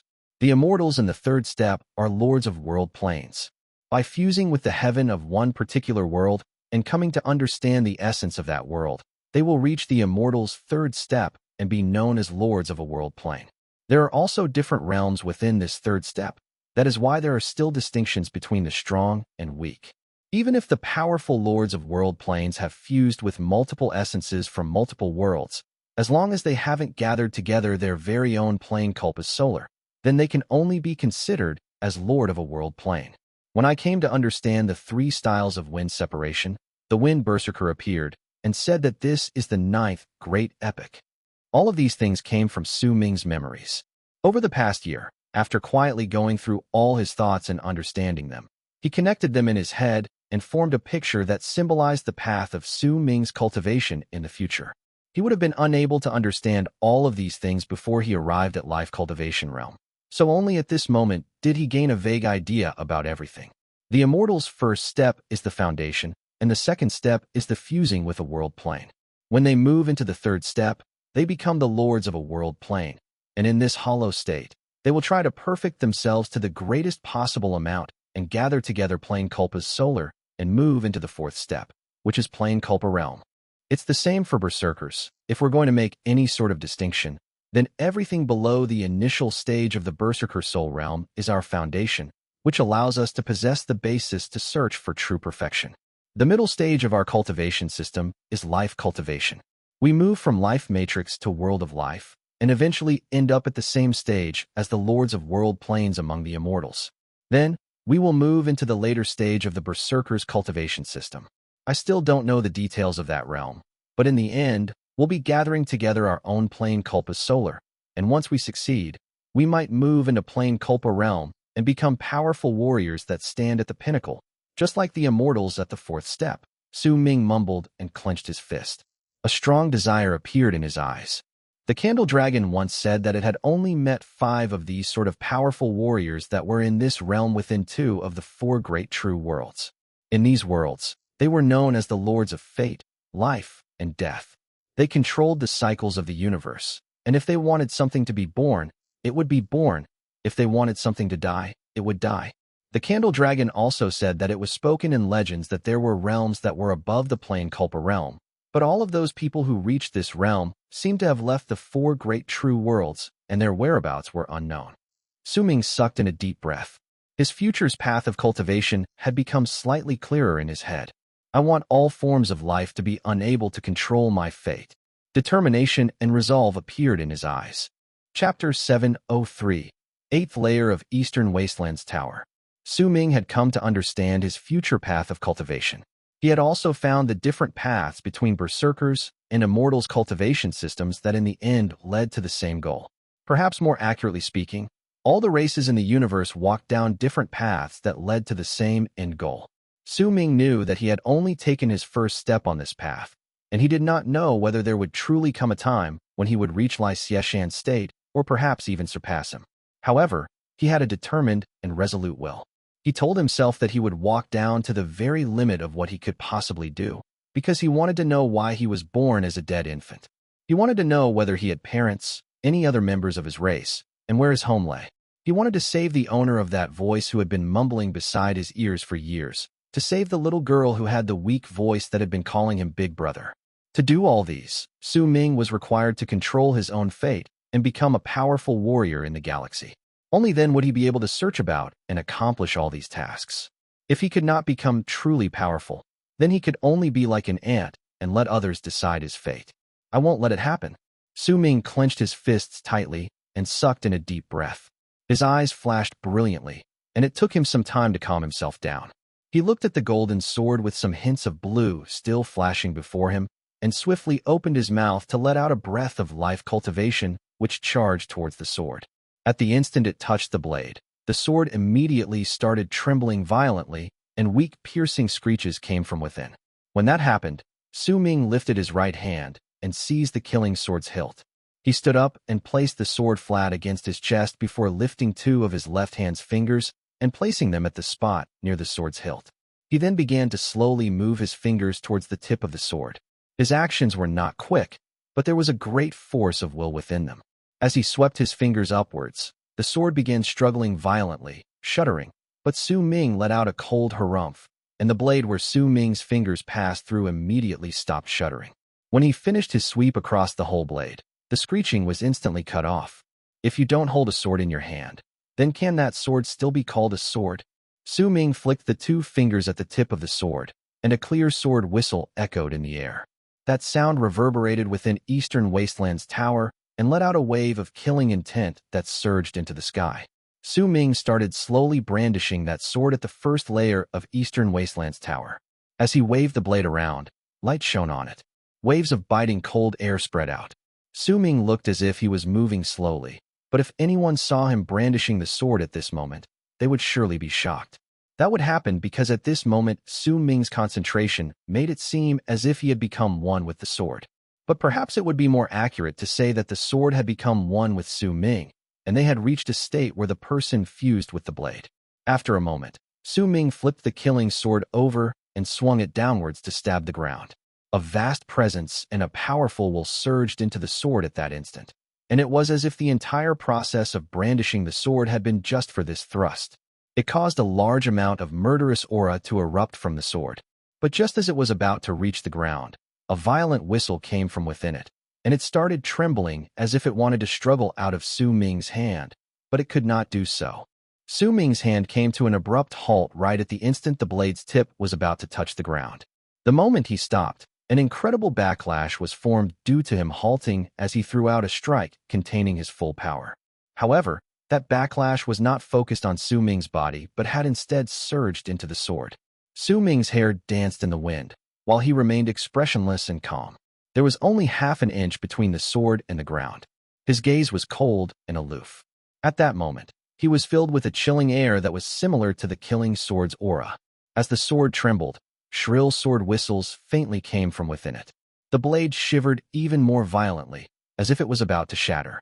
Su Ming's full power should have been released once it was gathered on the blade, charging into the ground, but that energy had not been released.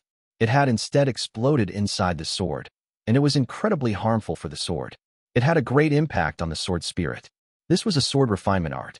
It was a method Su Ming had obtained to refine a sword from the legacy he inherited from Hong Luo. It was just like what he had done before, just one of the methods he used. During the past year, Su Ming had used several methods like this to continuously refine the sword as he suppressed it. "Will you submit to me?" Su Ming asked unhurriedly. After a short period of silence, a piercing voice filled with an unwillingness to admit defeat and surrender came from the sword. It was the sword spirit's roar. "During the past year, I've asked you the same question over and over again every month. My patience is limited," Su Ming stated flatly. He lifted the killing sword and swung it lightly. Immediately, ripples spread through the air from the sword. Then, once Su Ming let go, he lifted his right hand and formed a seal and tapped the center of his brows.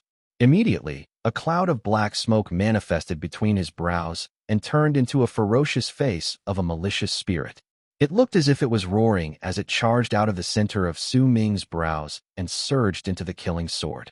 "The evil spirit skills I learned from the stone statue at the 8th layer indeed have their own unique qualities," Su Ming mumbled to himself, then lifted his left hand and formed a fist which he swiftly pushed towards the ground. With it, the golden light on the ground immediately scattered. A wave of earthen aura surged into Eastern Wastelands Tower from Su Ming's left hand and covered the entire ground. Due to it, Su Ming's left arm immediately withered away. At the time, the arm looked as if it had been reduced to skin and bones. White light surrounded it. Su Ming looked at his left hand, which was now surrounded by white light and looked like a skeleton's arm, and seized the killing sword. At the instant he touched the handle, the blade let out a shrill scream of pain. Su Ming's left arm recovered swiftly, as if he had absorbed some strange power from the killing sword that made his arm return to normal. However, the vigor contained within the sword had clearly become much weaker. The surging indulger's divine ability to refine the body with a spirit. A smile appeared on Su Ming's face. He swung his arm, and a large amount of golden aura swiftly surged towards him, surrounding the sword to continue suppressing it. He cast a glance at the killing sword before averting his gaze and lifting his head to look at the ceiling. A brilliant light flashed in his eyes. "The time has come for me to challenge the tower again. This time, I should be able to do it." Su Ming sucked in a deep breath and took a few steps forward to stand at the center of the first layer. When he stood there, he closed his eyes and calmed his heart so that his mind would scatter and fuse slowly with his surroundings.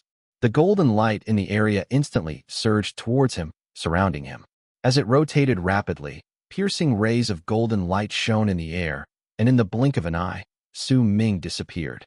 This sort of light continued appearing in the 2nd, 3rd, and up to the 8th layer of Eastern Wastelands Tower. As golden light filled the 8th layer, Su Ming's body slowly appeared at the center. After some time, when his body became completely visible, Su Ming opened his eyes. The main reason behind his ability to control more of the golden light in the 1st layer during the past year had been because he had managed to conquer the first 7 layers of the tower during and moved into the 8th one. With each layer he cleared, his connection to Eastern Wastelands Tower would become stronger, which was why he could absorb more of the golden light. With his original power, he could have cleared even more layers, but when he stopped for a moment at the third layer at the start, he gave up on the idea of charging through the other layers. At the moment, he was standing at the center of the 8th layer. He took a deep breath, and a resolute look appeared in his eyes. He had already passed through the 7th layer 3 months ago and moved into the 8th one, but only now did he have enough confidence to walk into the 9th layer. I didn't expect that the 8th layer's test would be able to stop me for 3 months. Su Ming shook his head. He had not thought about this at first. In fact, this had been completely inconceivable to him. Su Ming lifted his foot and took a step forward. Once he walked out of the center, the world before him changed and yellow sand filled the air. The burning sun looked as if it wanted to burn the ground. Right before him were 4 gigantic stone humans. These 4 stone humans stood erect on the ground. Each of them was nearly 1,000 feet tall and appeared vaguely in the sand. There was a primitive air about them. Eastern Wastelands Tower has clearly given 2 different methods to move through the tower since the 2nd layer. The first is to charge through each layer and continue onward, while the second is to fuse with each one. Once you completely fuse with a layer, you will naturally be able to enter the next one. Breaking these 4 statues fulfills the requirements for the first method and allow me to go straight to the 8th layer. But if I wanted to do that, I would have done so 3 months ago. A glint shone in Su Ming's eyes. He went towards the first stone statue and looked at it quietly for some time before sitting down cross-legged in front of it. He formed a seal with his hands, and the presence of life cultivation spread out from within him. Waves of a berserker's presence also spread out from his flesh and blood, which had all turned into those of a true berserker. As the presence of the berserker surrounded Su Ming, the first stone statue's eyes flew open, their gaze landing on Su Ming's body. After a moment, Su Ming stood up and walked towards the second stone statue. After looking at it for a moment, he stomped on the ground, and not a single hint of a berserker's presence could be detected on him. A wave of pure aura that belonged to an immortal spread out from his body, causing the second stone statue to open its eyes. The third statue had a fierce look on its face and looked like a demonic fiend. There was also a malicious spirit's face sticking out of the center of that stone statue's brows.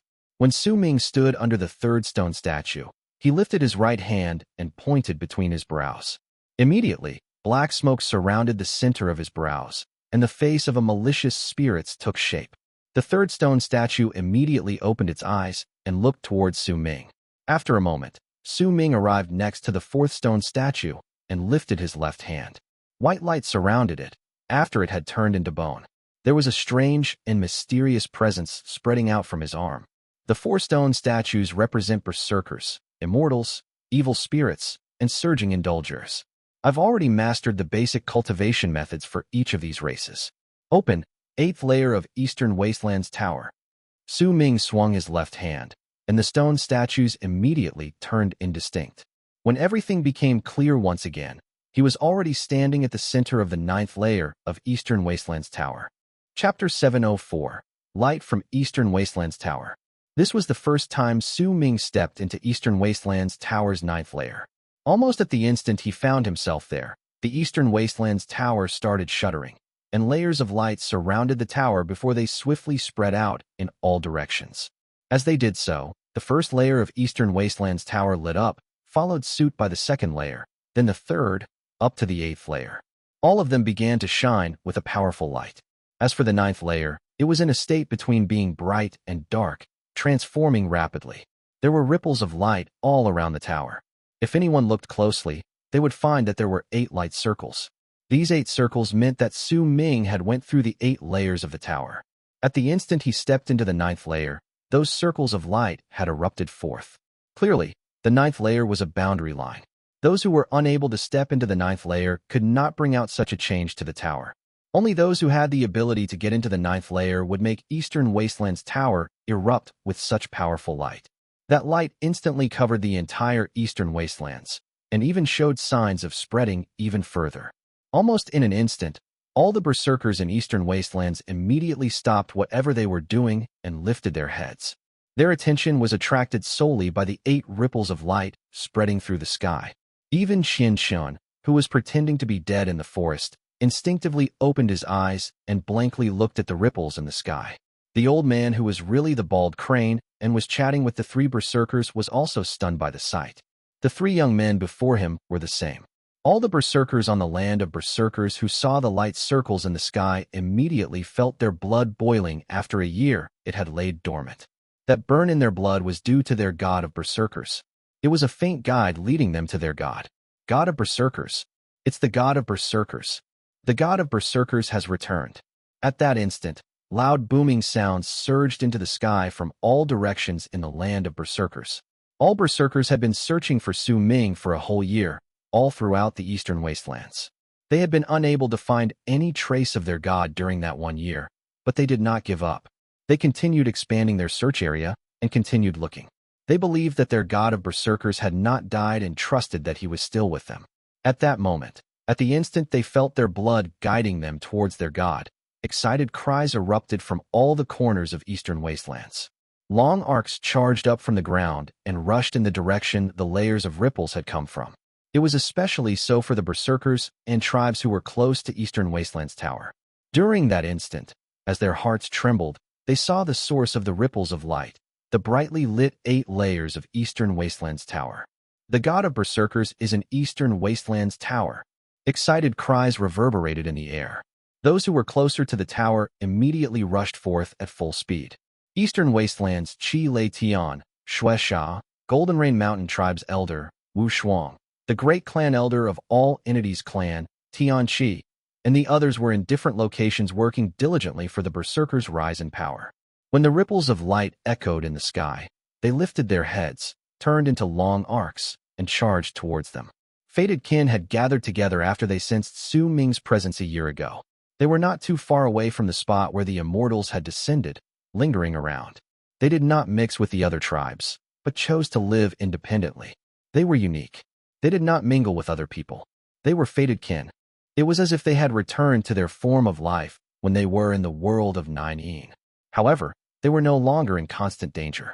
During that 1 year, the region where they had made their home was continuously transformed and gradually changed into a suitable place where fated kin could bring forth even stronger combat abilities. They had also been searching for Su Ming, their respected senior MO. Now, at the instant the ripples of light reverberated in the air, all fated kin stood up in excitement and turned into long arcs that charged through the air towards Eastern Wastelands Tower. This was an act committed by all berserkers in Eastern Wastelands and most of what the berserkers in the islands in South Morning did. An innumerable amount of berserkers charged through the air, and their goal was similar. All of them were heading towards Eastern Wastelands Tower. Su Ming did not know of the excitement in the world outside. At that moment, he was standing at the 9th layer of Eastern Wastelands. There was an incredibly dense layer of golden light around him, and there was a wisp of world plane's presence within that golden light as it surrounded Su Ming, resulting in his body being only faintly visible within that presence. As the world plane's presence surrounded and continuously surged into him, Su Ming closed his eyes and circulated his cultivation base to swiftly absorb that presence so that he could turn it into the power of his own life matrix. This was Eastern Wastelands Tower's serendipity, and this was the 9th time Su Ming had obtained a serendipity here. When he first moved into the first layer of Eastern Wastelands Tower, he had received its serendipity for the first time. He had been critically wounded at the time, and due to the tower he was able to heal his injuries. Then, as he moved through each layer, he had gradually come to understand this place. This was a tower that had been sealed for ages. Only the first person who got past each layer would be able to receive its serendipity. Right then, Su Ming was the only person within Eastern Wastelands Tower. When he opened his eyes after some time, his body was filled with a spiritual air. He stood there and quietly sensed his cultivation base. The world plane's power in the 9th layer far surpassed the previous 8 layers. The amount he absorbed this time brought quite a lot of nourishment for his cultivation base. I'm still a slight distance away from reaching the pinnacle of the initial stage of life matrix. But if I continue this way and move through a few more layers, then perhaps I'll be able to reach it. Su Ming sucked in a deep breath of the world plane's presence within the golden light, then lifted his foot and walked out of the center of the 9th layer. At the instant he did so, his vision immediately became indistinct. When everything cleared out, a tall mountain appeared before his eyes. This mountain was incredibly tall. The tip of it could not be seen clearly in the blue sky, endless clouds hiding the summit away. There was a river in the sky right behind that mountain. It was huge and stretched endlessly into the horizon. It was connected to the earth, and waves of water poured down to the land like a waterfall. However, that water would turn back further down in the distance and charge back to the sky to fuse back into the river, making the river in the sky flow in a cycle. Su Ming stood far away from that place, but he could still hear the rushing sounds of the water flowing in that river. However, since the mountain was too tall and hid most of the river from view, Su Ming could only see a small part of it and not the whole thing. One mountain, one river, and a desert. That desert covered the entire land, and the sand that was swept up brought with it moaning sounds that reverberated in all directions. It covered the mountain and river in Su Ming's eyes. This was the 9th layer of Eastern Wastelands Tower. Eastern Wastelands Tower's 9th layer. One mountain, one river, one desert. You who came to this place can activate all your power and destroy everything here. You can also choose to understand the conception of this place and break through it naturally. You have two choices, two paths, a buzzing voice stated, reverberating from all directions. There was a feeling of age to that voice, as if it had been here for a very long time. This was not the first time Su Ming had heard this voice. When a person reached a new layer for the first time, they would always hear this voice. If they went down and returned back to it, the voice would not speak up again. A glint appeared in Su Ming's eyes. He took a step forward and disappeared within the span of a breath. When he reappeared, he was already standing on a mountain rock jutting out of the middle section of the mountain. As he stood there, he looked into the distance, and the river appeared clearly before his eyes. The river in the sky was incredibly huge. The rushing of water spread in all directions, but the water itself looked incredibly far away, and Su Ming did not feel as if he'd gotten any closer or made any significant changes to the distance between him and the river when he had moved from the center of the 9th layer. In silence, Su Ming lifted his head and looked at the mountain. He turned into a long arc and charged towards the top. Time trickled by slowly. An hour later, Su Ming frowned. He was still on the mountain. When he lifted his head, the summit was still hidden in the clouds. Even if he had already reached the higher parts of the mountain, he could not move to its top. After a moment of pensive silence, Su Ming lowered his head and looked at the ground. After some time, his pupils constricted. There is no end to this mountain, he mumbled. The mountain seemed to be very tall when he looked at it previously, yet once he stepped on it, he had managed to find some clues about it. There was no end to this mountain. With every set amount of distance he traveled up, the mountain would stretch and grow. Because of this, it had no end and no summit. After a brief period of silence, Su Ming turned into a long arc and left the mountain and charged towards the river before him. Yet no matter how fast he traveled, the river remained as far in the distance as it had been before. It was as if the area between them would continuously lengthen as Su Ming moved in its direction, just like the mountain's height. Su Ming had seen a scene like this before, at the altar behind Fated Kin's Mountain, when they were in the world of Nine Yin. That altar would forever remain before him, and no matter how quickly he traveled, he would never be able to catch up to it. Su Ming might have managed to conquer the altar under the old spirit of Nine Yin's guidance, but the level of depth and sophistication within the mountain and river far surpassed the world of Nine Yin's altar based on what Su Ming could see with his current level of cultivation. He gradually stopped chasing after the river and slowly went down until he landed on the desert. He sat down on the ground and looked at the sand underneath him. He could sense that there was a deep meaning contained within the mountain, river, the desert.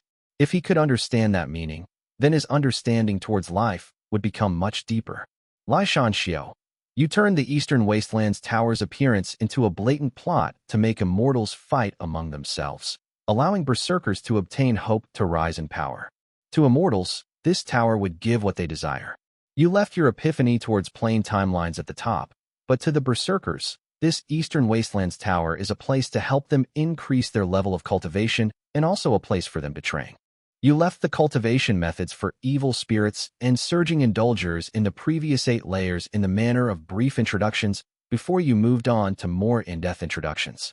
You also introduced these 2 races in the 6th layer. You must have your own reasons for doing so.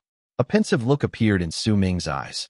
After some time, he closed his eyes and went on to silently sense the mountain, river, and desert within Eastern Wastelands Tower's 9th layer. Time trickled by. Chapter 705. My Autumn. Half a month later, Su Ming opened his eyes, and a hint of fatigue appeared in his eyes. He looked at the mountain, river, and desert before him. He had not been able to fully understand the meaning of life behind the three. He stood up slowly and walked towards the direction from which he had come. When he returned, everything was as normal.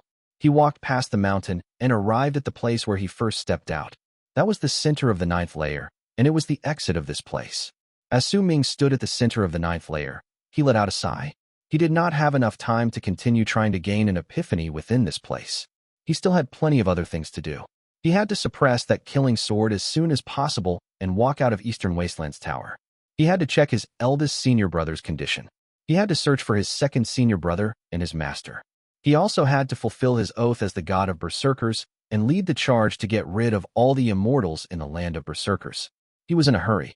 The Immortals might descend again at any time now.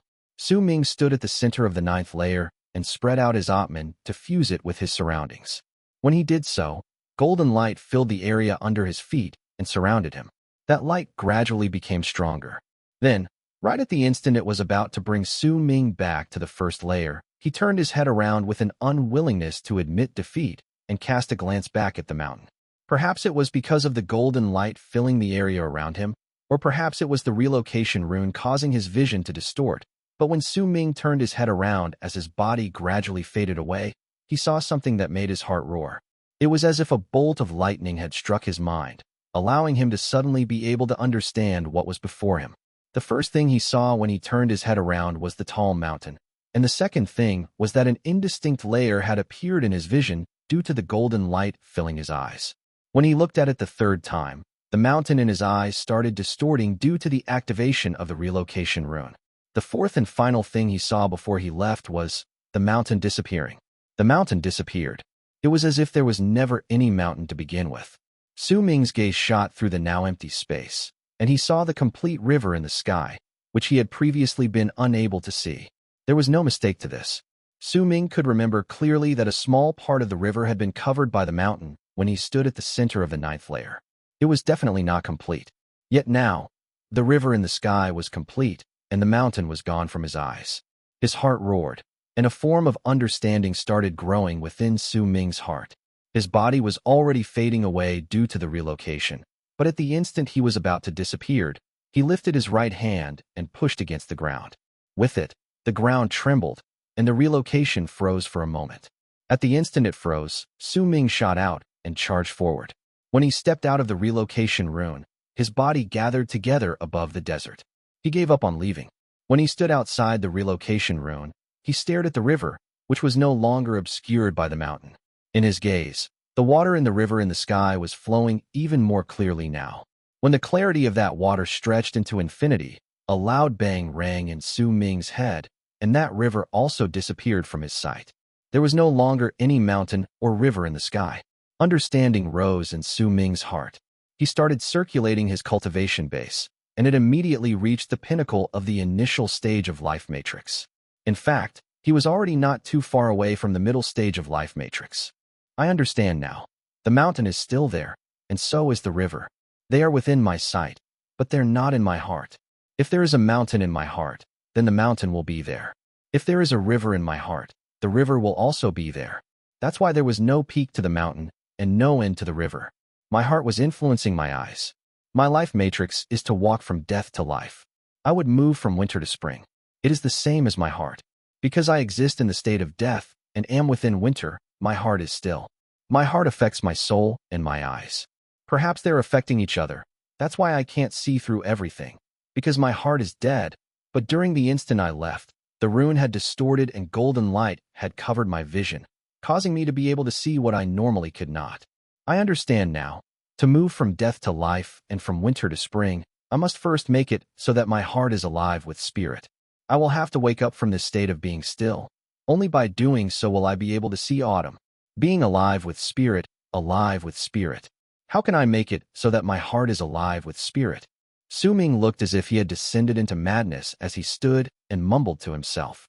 His eyes were filled with a large amount of blood capillaries, and he was staring at the sky without shifting his gaze once. He might not see the mountain and river anymore, but he still did not want to blink. This current state he was in was incredibly precious to him. He was afraid that if he blinked even once, he would wake up from this epiphany.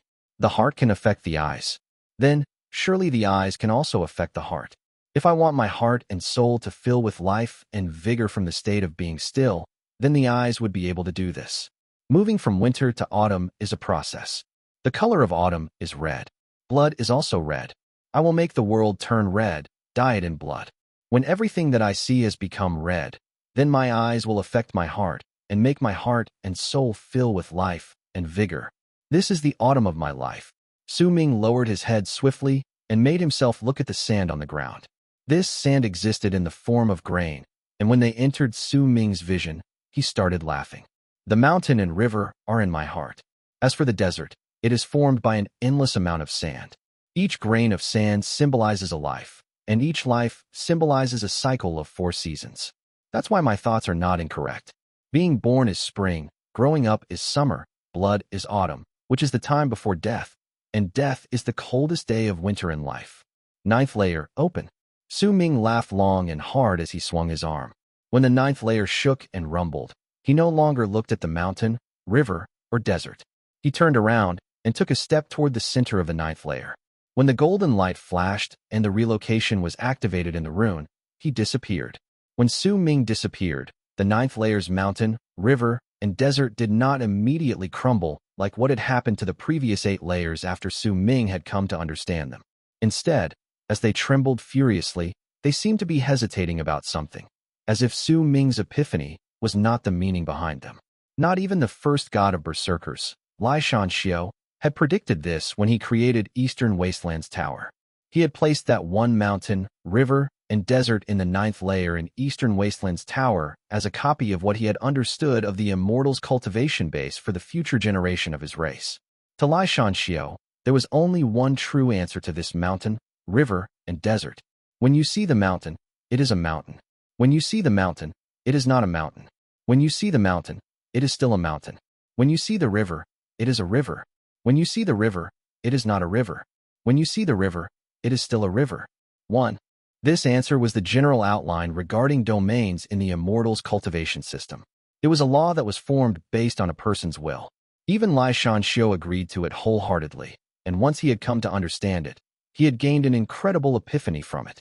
As for the desert that was formed by an endless amount of sand, Lai Shanxiu had wanted to let his future generation understand that each grain of sand symbolizes a world, and the entire universe is formed this way.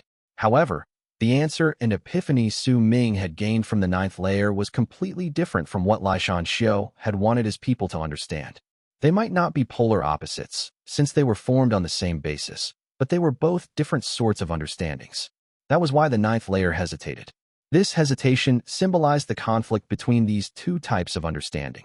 One of them was from the Immortals, which was also Lai Shanxiu's will, and the other was born from Su Ming himself. It was his own form of understanding.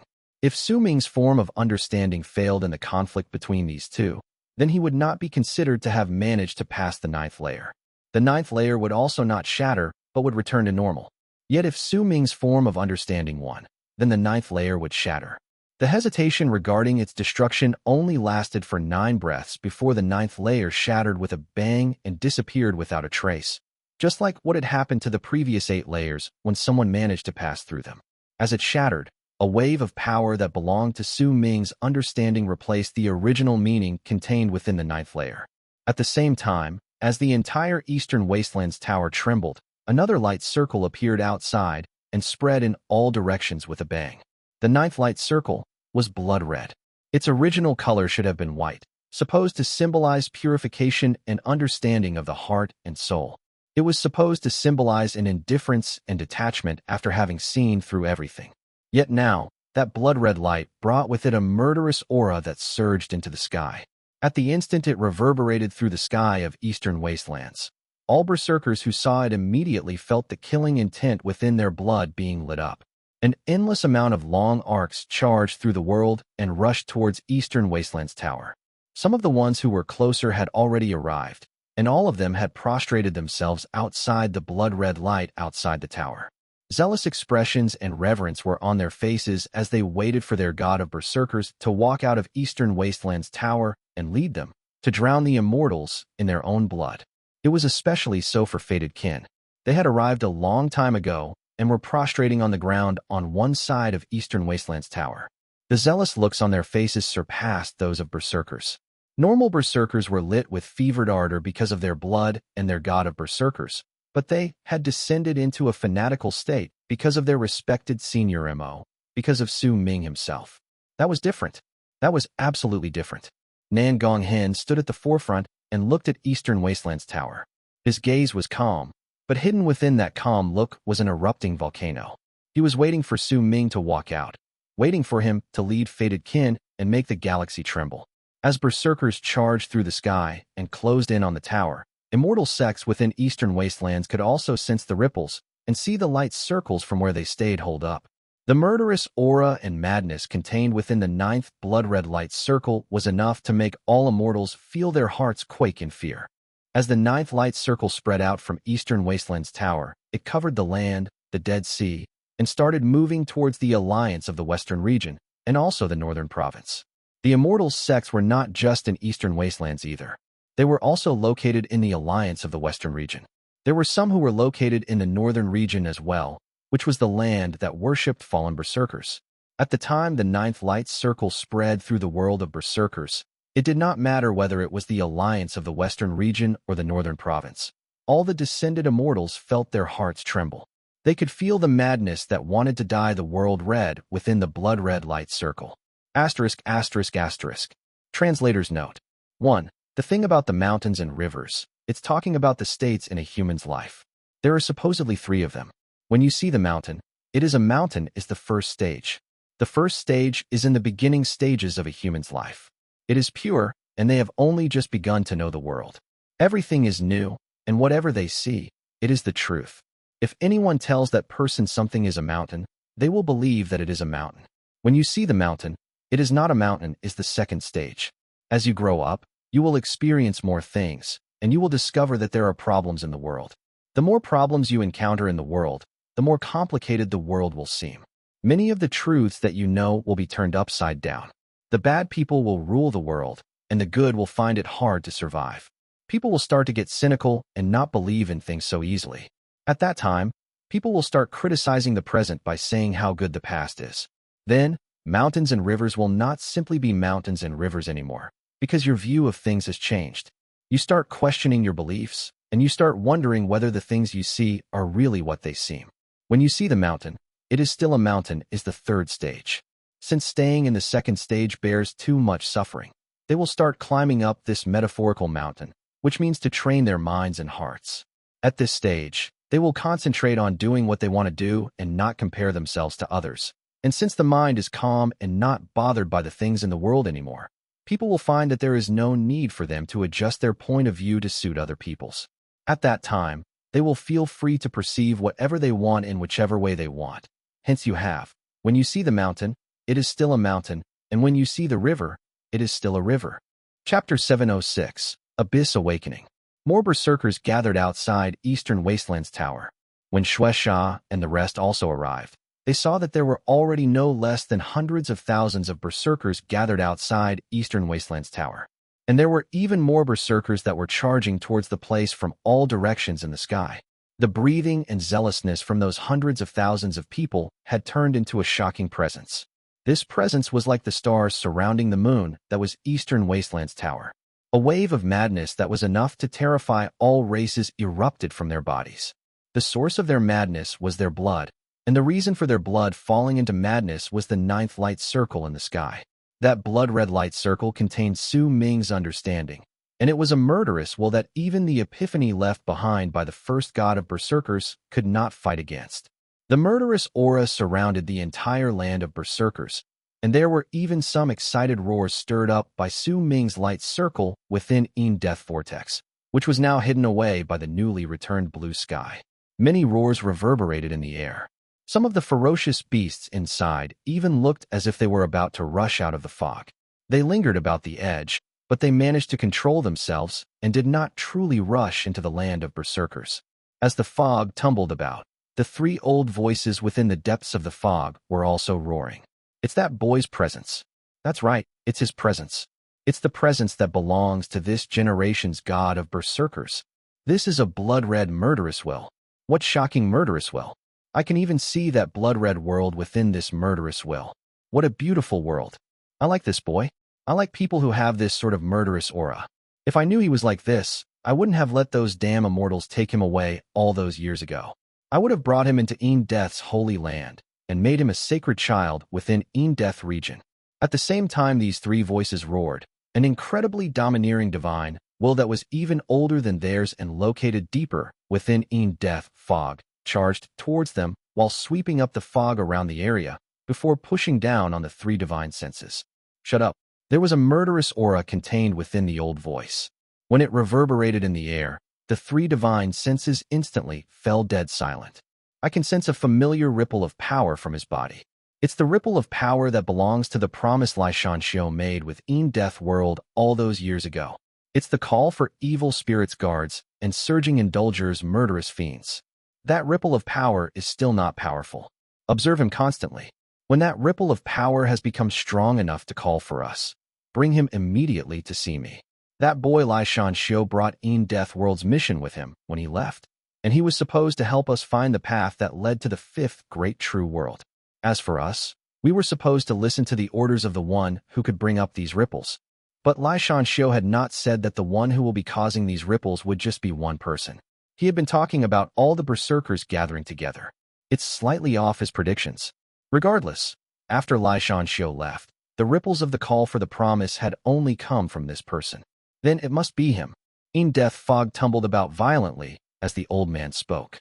There were two other vortices within the depths of the fog. These two vortices were still and did not move.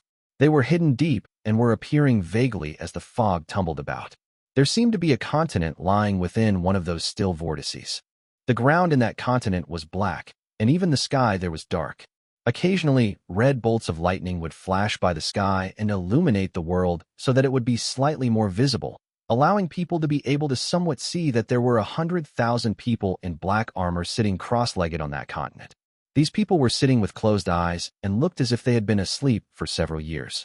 They were all about 30 feet tall, and there were ferocious faces of malicious spirits on their countenances. These faces all looked like masks. If Su Ming was there, he would immediately be able to sense clearly that the presence spreading out from their bodies belonged to evil spirits, which he had managed to master when he was within the first 8 layers of Eastern Wastelands Tower. There was also a continent within the other still vortex. However, the earth in that continent was crimson red, and it was the same for its sky, but occasionally black bolts of lightning would appear, submerging the land in darkness. There were also 100,000 people sitting cross-legged on the ground there with their eyes shut, wearing red armor. Any person would be able to see that their bodies were all just skin and bones. Waves of red light surrounded them, making them look incredibly bizarre. They were the surging indulgers. Since ancient times, the warriors of these two races had lain dormant in these places and continued sleeping within the vortices. They waited for the day the person who could wake them up would arrive. At the instant the blood-red light from Eastern Wastelands Tower's 9th layer reverberated in the air throughout the land of Berserkers and sent Su Ming's will to all corners of the world, the eyes of the 200 warriors within the two vortices fluttered, as if they were about to open their eyes. However, the call from the promise was still incredibly weak. That was why after that light fluttering, their eyes fell shut once more. As the light circle from Eastern Wastelands Tower swept through the world of Berserkers, as Berserkers who numbered to more than hundreds of thousands worshipped in zealous ardor, and as golden light flashed at the center of Eastern Wastelands Tower's 1st layer, Su Ming appeared. His whole body was filled with a murderous aura. His understanding towards making his heart no longer be in a state of stillness, and his desire for autumn had caused a tremendous change within him once he left the 9th layer. There was no outsider interfering with this change, neither was there any other beings offering any sort of guidance. This was Su Ming's own understanding, and it was born of his own will. Autumn's color. Su Ming licked his lips. A strange and enchanting glare appeared in his eyes, and he walked slowly towards the killing sword. As he closed in on the blade, it immediately started shuddering, as if it had sensed that there was something off about Su Ming. It could sense that the person seemed to have transformed into somebody else compared to his past self. Su Ming's murderous will far surpassed the killing sword's own, and it to let out a mournful whistle as it shuddered. Su Ming lifted his right hand and slowly took hold of the sword's hilt. "I'll ask you one last time. Will you submit to me?" The killing sword trembled viciously in Su Ming's hands. Golden light flashed on the blade, and blue light emerged, then transformed into a small blue humanoid. That small humanoid was incredibly weakened, and once it appeared, it looked at Su Ming with terrified eyes. It could sense that even though Su Ming did not seem incredibly powerful right then, there was a presence around him that made even the sword's spirit tremble. That presence made it seem as if this person had awakened the unknown. You are a killing sword. You should love killing, but all your slaughter is for death.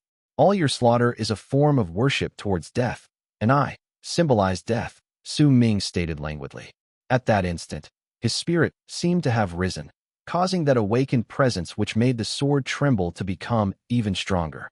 At the same time, at the spot where Su Ming's physical body was located at the center of the endless continents surrounding him in multiple layers, a wave of death abruptly erupted from his physical body with a bang. The outburst of that presence made the sharp needles that had sunk deep into the body to be pushed out a little, as if they could not contain that presence in his body. The hearts of all powerful warriors in the land of Immortals shuddered at that instant.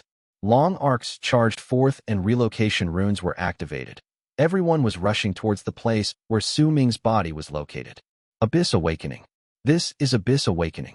An old man with a head full of white hair stepped into a relocation rune with terror on his face. Chapter 707. Exiting the Tower. At the time, many Immortals rushed towards the large number of floating continents in the galaxy using various methods. The corpse that had given Su Ming an incredibly strong feeling lying on the altar suddenly erupted with a presence that made all the Immortals anxious. The sharp needles on the corpse were crawling out madly, and by the looks of it, they would soon charge out of the body completely, resulting in no seal being able to hold down the corpse. A strange mark appeared at the center of the corpse's brows. That mark looked like a dried-up leaf, but as it shone, it gave off a false impression that it was about to regain its life force. Cracking sounds rang in the air as lines appeared on the altar. Those cracks were spreading in all directions until they covered the whole ground. As the corpse's presence grew stronger, a bang rang in the air, and nearly a third of the needles in the corpse were forced out, shattering into dust in midair. Right at the moment more needles were about to be forced out, long arcs arrived next to the corpse, and light from runes shone beside it. Some people had even torn space itself to reach it. There were 9 people who arrived. These people had either arrived in the form of long arcs, via relocation, or had torn through space. They were shrouded by fog, and their faces could not be seen clearly, but at the time they closed in on the corpse, all of them let out a shout at the same time. The shouts by these people turned into a wave of sound that surged towards the corpse. The 9 people then lifted their right hands and formed a seal before pushing at 9 different spots on the corpse. At the same time, a violent shudder wrecked through these 9 people's bodies when they started suppressing the corpse. While these Immortals were doing so, more people continuously arrived to the area around Eastern Wastelands Tower. They numbered between 400,000 to 500,000. And they were kneeling around the area and worshipping the tower that was shining with the light circles. Su Ming stood calmly within Eastern Wastelands Tower and held the killing sword in his right hand. There was an indifferent expression on his face, but there was a terrifying wave of murderous intent that was erupting continuously from the depths of his soul. The killing sword trembled violently in his hand. The awakened presence that terrified it eventually made it let out a submissive cry. As that cry echoed in the air, the final sliver of blue light disappeared, and once it was completely replaced by golden light, the sword let out a piercing light in Su Ming's hand. Su Ming let go of the hilt and pointed towards the killing sword. It instantly charged towards his right index finger, turning smaller as it came and making it seem as if there was golden light surrounding Su Ming's right index finger. When that golden light scattered away after a moment, a sharp golden nail was added to the tip of the fingernail. At that moment, after being pushed into an incredibly pathetic state that he had even spared no pains in lighting his soul on fire more than a year ago, Su Ming made the sword submit to him. By borrowing the awe-inspiring might of Eastern Wastelands Tower, he had managed to do so using the awakening of his soul after he understood the bloody meaning behind autumn, as well as managing to gain a hazy notion of something. "I like red," Su Ming whispered softly, then lifted his right hand and pushed against the door of Eastern Wastelands Tower. With it, booming sounds came from the gate, and it slowly swung open. At the moment it opened, an endless amount of golden light charged out and shook the entire land. During that instant, excited roars came into the tower from the world outside. Su Ming walked out calmly. When he moved out of Eastern Wastelands tower enveloped by the golden light, he saw an endless amount of excited berserkers. His statue of the god of berserkers manifested in midair at that time, the 10,000 feet statue appearing erect in the world. The presence of life cultivation spread out from it, the mighty pressure that made all the berserkers' blood boil, and it told all of the berserkers one thing. Su Ming was the god of berserkers they had been searching for over the past year. Greeting, god of berserkers. Greeting, god of berserkers. Greeting, god of berserkers. The rise and fall of the voices that belonged to the 400,000 to 500,000 people fused together, turning into a shocking roar and the berserker's will. It became the berserker's soul, and as it reverberated in the air, all the people shouted at the top of their lungs. The excited cries could intimidate even the heavens themselves, bring the earth to submission, cause hearts to shake, and make souls roar. Su Ming stood outside Eastern Wastelands Tower silently and looked at all the excited eyes staring at him. Roars that surged into the sky reached his ears. Within this wave of sound, and amid the berserker's excitement, a strange form of resonance gradually took shape, tying his heart together with these people. This resonance was a feeling that could not be described with words. It was as if Su Ming could make these people move with just one word. Even if he wanted them to blast the sky open, they would not hesitate to do so. It was as if Su Ming was their god at this instant. Or perhaps not just for this instant, but for all eternity. Su Ming closed his eyes. After a moment, the waves of sound traveling into his ears increased, and they showed no sign of stopping. When they grew so loud as if they were about to turn the world upside down, he opened his eyes and slowly said, "I want to slaughter my way to the Immortals' territory." His voice was not loud, but even in the mid of the roars let out by the 400,000 to 500,000 people, his voice still spread in all directions and reverberated over the whole land.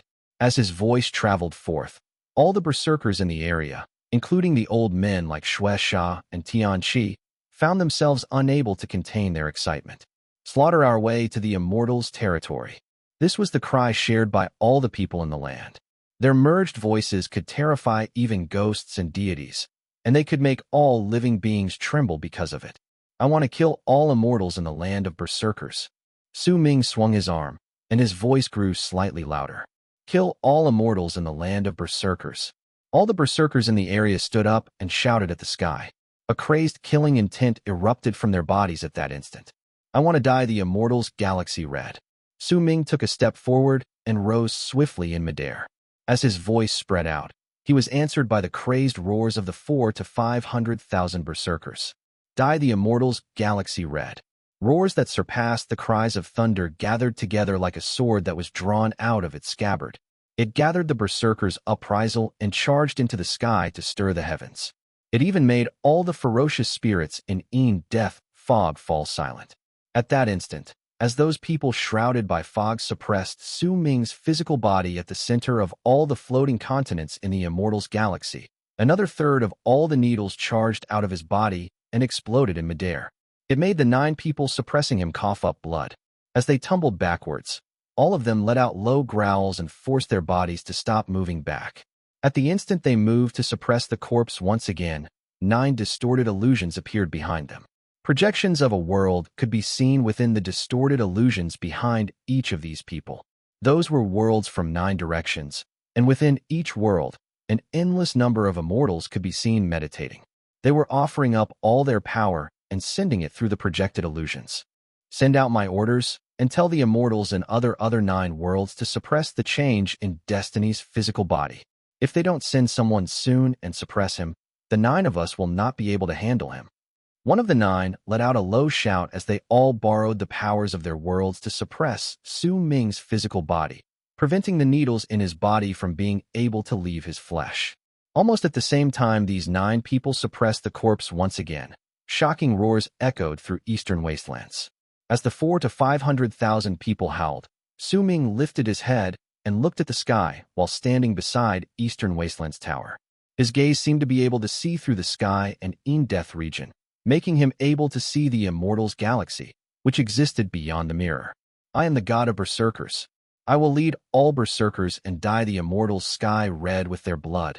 Su Ming did not just say these words, but lifted his head and roared them at the sky. With it, all the Berserkers in the area did the same thing and let out roars that shook the sky. All their wills were gathered on Su Ming at that instant, and he had a feeling that he could fuse with the world of Berserkers. As some part of his soul awakened, as he understood the meaning of autumn, and as the Berserkers will fuse together, Su Ming's cultivation base erupted with a bang. Once that happened, red gradually appeared in the sky. The rivers on the ground seemed to have also been dyed by that color during that instant and gained a red glow. At the spot where Su Ming's physical body was, once his cultivation base erupted, all the needles that had sunk into him once again due to the suppression shuddered, looking as if they wanted to surge out. The expressions on the 9 people's faces changed drastically where they stood around the body. At that moment, a tyrannical and powerful divine sense came charging forward with a bang, tearing through space to appear right above Su Ming's physical body. Whoever it was lifted his or her right hand and pushed down swiftly. Soon after, a divine sense with an ancient and old presence charged through the torn space and pushed down on Su Ming's physical body. If anyone took a look here, then they would see that there were nearly 100 immortals who had gathered around to suppress the sealed body, and all of them possessed incredibly powerful might. As the light from the runes shone, a divine sense that surpassed that of all the divine senses belonging to the people in the area tore through space from somewhere and arrived with a bang, suppressing Su Ming's physical body. Abyss awakening. Even if he awakened, he would still have to forever pay tribute to us immortals. Under the suppression from the various powerful and mighty presences among the immortals, as well as some ancient existences, Su Ming's physical body gradually calmed down. The mark of the dried leaf at the center of his brows disappeared, and he stopped moving. Su Ming could not sense any of what happened in the land of immortals while he remained in the land of Berserkers. However, at the moment his body was finally suppressed, he felt as if a huge stone was pressed down against his heart, and his hate for all immortals erupted forth even greater than before. He had a strong feeling that there was only a little left before his cultivation base would move into the middle stage of life matrix. This sliver of difference would need the world to run crimson, requiring an endless amount of blood and lives. Chapter 708. Destroy the Sect. Su Ming no longer attempted to clear the other layers of Eastern Wastelands Tower. He left seeking the answer for the things after the 9th layer to the future, because he had far too many things he needed to do at the moment and did not have the time to stay in the tower. By his predictions, if he wanted to gain a complete epiphany towards Eastern Wastelands Tower, not only would he require a level of cultivation higher than his current one, he would also need an endless amount of time. Su Ming's murderous aura filled his entire being. He wanted to turn the sky red and see autumn to verify his epiphany so that he could enter the middle stage of life matrix. As the 400,000 to 500,000 berserkers roared around him, Su Ming cast a glance at the land in the distance. His Atman filled the area, but he was only looking for one thing. It was his eldest senior brother's statue, located at the spot where the Immortals descended. That statue was kept in perfect condition at its original spot. There was also Su Ming's protection on that statue, which he had left in secret as he escaped from the killing sword. Su Ming did not believe that his eldest senior brother would just die like this. He absolutely refused to believe it. In silence, Su Ming averted his gaze. He did not dare to take his eldest senior brother away, because he was uncertain. He did not know whether his actions would bring more harm to his eldest senior brother. Eldest senior brother, I'll make you wake up. Su Ming lifted his head. When he swept his gaze past fated kin, he nodded, then looked towards the world in the distance. As he spread his Atman outwards, he found an Immortals sect located in that direction, Sky Mist Dao. This was the biggest sect Sky Mist Dao had in the land of Berserkers. It was also their base within the land of Berserkers. The sect had currently entered seclusion and activated all their great runes, which covered an area of several hundreds of thousands of lease, making the area into an incredibly powerful defense. It would be difficult for Berserkers to move even half an inch forward through the area of the rune, but the people of Sky Mist Dao could also not venture out. Come with me to destroy the Immortals sects in the land of Berserkers. Our first target is Sky Mist Dao. Su Ming waved his arm, and his voice spread through the whole area in waves. All the Berserkers who heard his words felt their blood boiling. Their eyes turned crimson red, and they let out hoarse roars. They had been waiting for this day for far too long, and now it had finally arrived. Under the lead of their god of Berserkers, Su Ming, they would sweep through all the immortal sects in the land of Berserkers and make their land become a forbidden ground for immortals from then onwards. Tian Shi, Shui Sha, Chi Lei Tian, and the others were the group whose level of cultivation were the highest besides Su Ming. They had witnessed his fight against Di Tian and saw the immortals' relocation rune shatter. At that moment, when they saw Su Ming walking out of Eastern Wastelands Tower and heard his words wanting to destroy all immortal sects in the land of Berserkers, they flew up without hesitation and wrapped their fists in their palms before Su Ming, worshipping him. We are all willing to obey the god of Berserkers' will and are willing to follow the god of Berserkers to destroy the immortals. We will follow the god of Berserkers and destroy the immortals. The same words escaped the mouths of all Berserkers in the area in the form of crazed roars. Long arcs shot up from the ground and charged into the sky.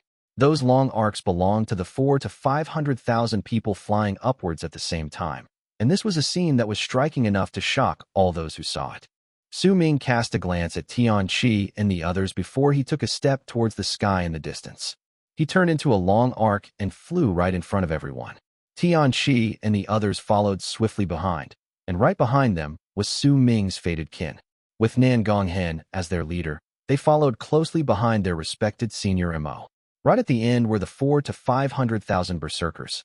With a presence that covered the sky, they turned into brilliant arcs that caused a huge shadow to fall on the ground. As they charged forward, they followed Su Ming and rushed towards Sky Mist Dao. Time passed swiftly. The flight of 500,000 people stirred up a huge gust of wind that swept through the world. An endless amount of sand and stone on the ground was swept up. The layers of clouds in the sky were torn apart before they could even get close to the crowd. In the mid of all the moaning sounds from wind that was stirred up due to the charge, the crowd landed right above Sky Mist Dao after a day. Sky Mist Dao was one of the immortal sects in Eastern Wastelands, and it occupied a territory of hundreds of thousands of lease. There were 18 mountains located inside this territory, and there was an innumerable amount of beautiful towers on each of these mountains. They could accommodate hundreds of thousands of disciples to train within them, and a large circular rune was located on the ground with these 18 mountains as a basis. The rune could absorb the spiritual aura from the world so that immortals could continue training. It was especially so right then. Once all the runes in Sky Mist Dao were activated, a thick layer of fog filled the area around it, surrounding the place, and lightning arcs could be seen flashing inside. There were also low growls echoing inside that fog, giving off an air that it did not welcome any forms of life inside.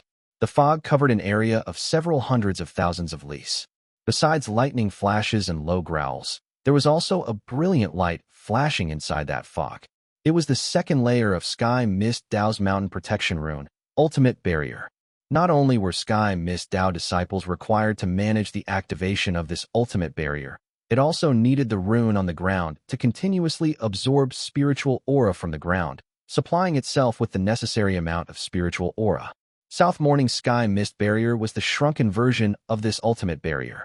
There were also Sky Mist's immortal guards inside this ultimate barrier.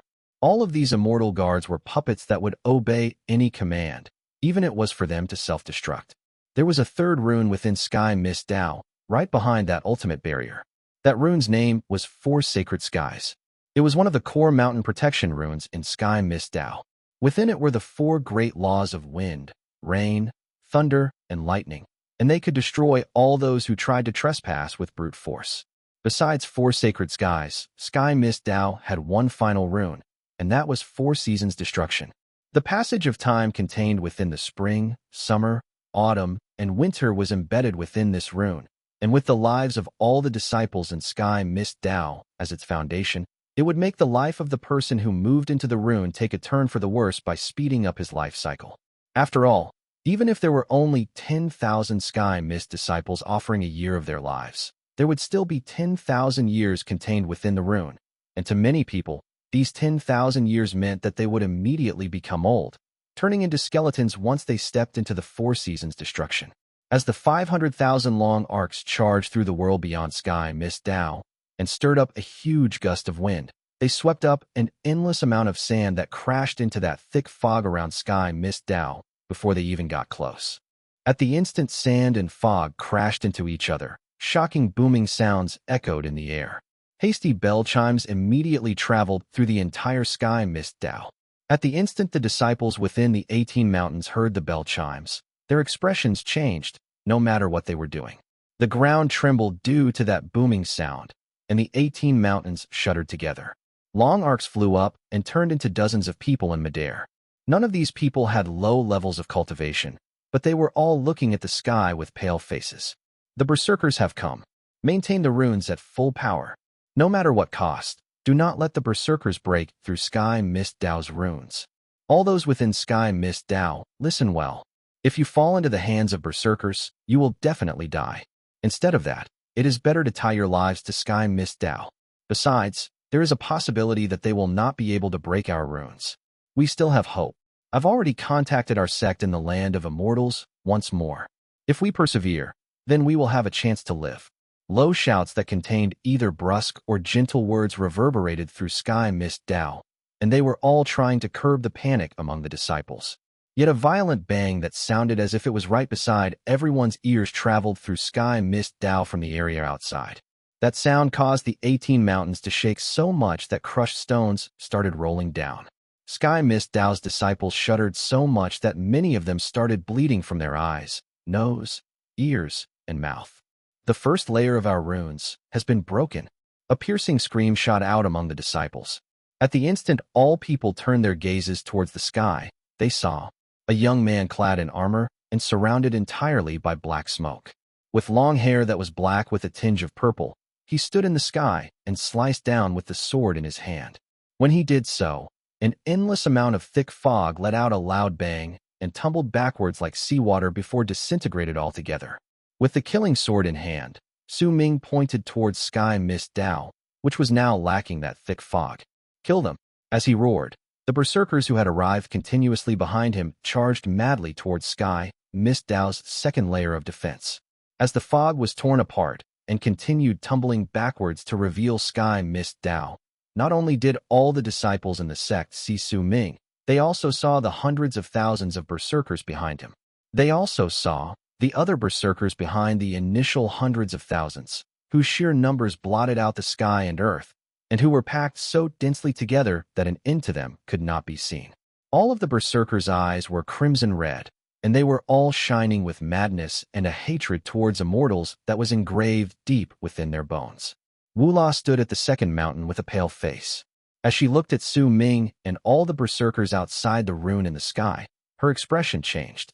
Slowly, the complicated look on her face disappeared and was replaced by a sigh. She tightly wrapped her fingers around a pair of bells in her hand. Tian Lan Yu's face was also pale as she stood on another mountain, but there was an endless amount of cold spreading out from her. She kept her gaze fixed on Su Ming while another woman stood quietly right next to her. That woman was Tian Lan Ming. She looked at Su Ming in the sky, and all the memories of the past surfaced in her head. Their initial meeting all those years ago and their journey together as they harbored some fondness for each other. But those possible beautiful moments that might have existed turned to dust due to their separation because of the great war between the Shamans and Berserkers. Her hesitation after they reunited in the world of Berserkers caused her to be unable to forget the grief and understanding that had appeared on Su Ming's face at that time. Is it fated? Tian Lan Ming bit her bottom lip, and tears fell from her eyes. As the 500,000 people charged forward from beyond Sky Mist Dao, Su Ming held the killing sword in his hand and walked towards the second layer of defense. At the same time, in a forest far away from this spot, located near Evil Spirit Sect, Qian found himself lying on the ground and continuing to fake death once again. There was an incredibly beautiful woman in front of him. She was blinking rapidly while eating roasted seeds in her hand and throwing the seed skins on the ground. There was a huge yellowish-brown dog beneath her. That dog was sticking out its tongue lazily and sweeping up those seed skins before swallowing them. The old man that was really the bald crane was putting on the air of a powerful person and an unfathomable demeanor, as if he was afraid that other people did not know that he was a veteran, and he was chatting away with the woman. Are you saying that this god of Berserkers, Su Ming, is your disciple? The woman's eyes went wide, and she put on a naive expression.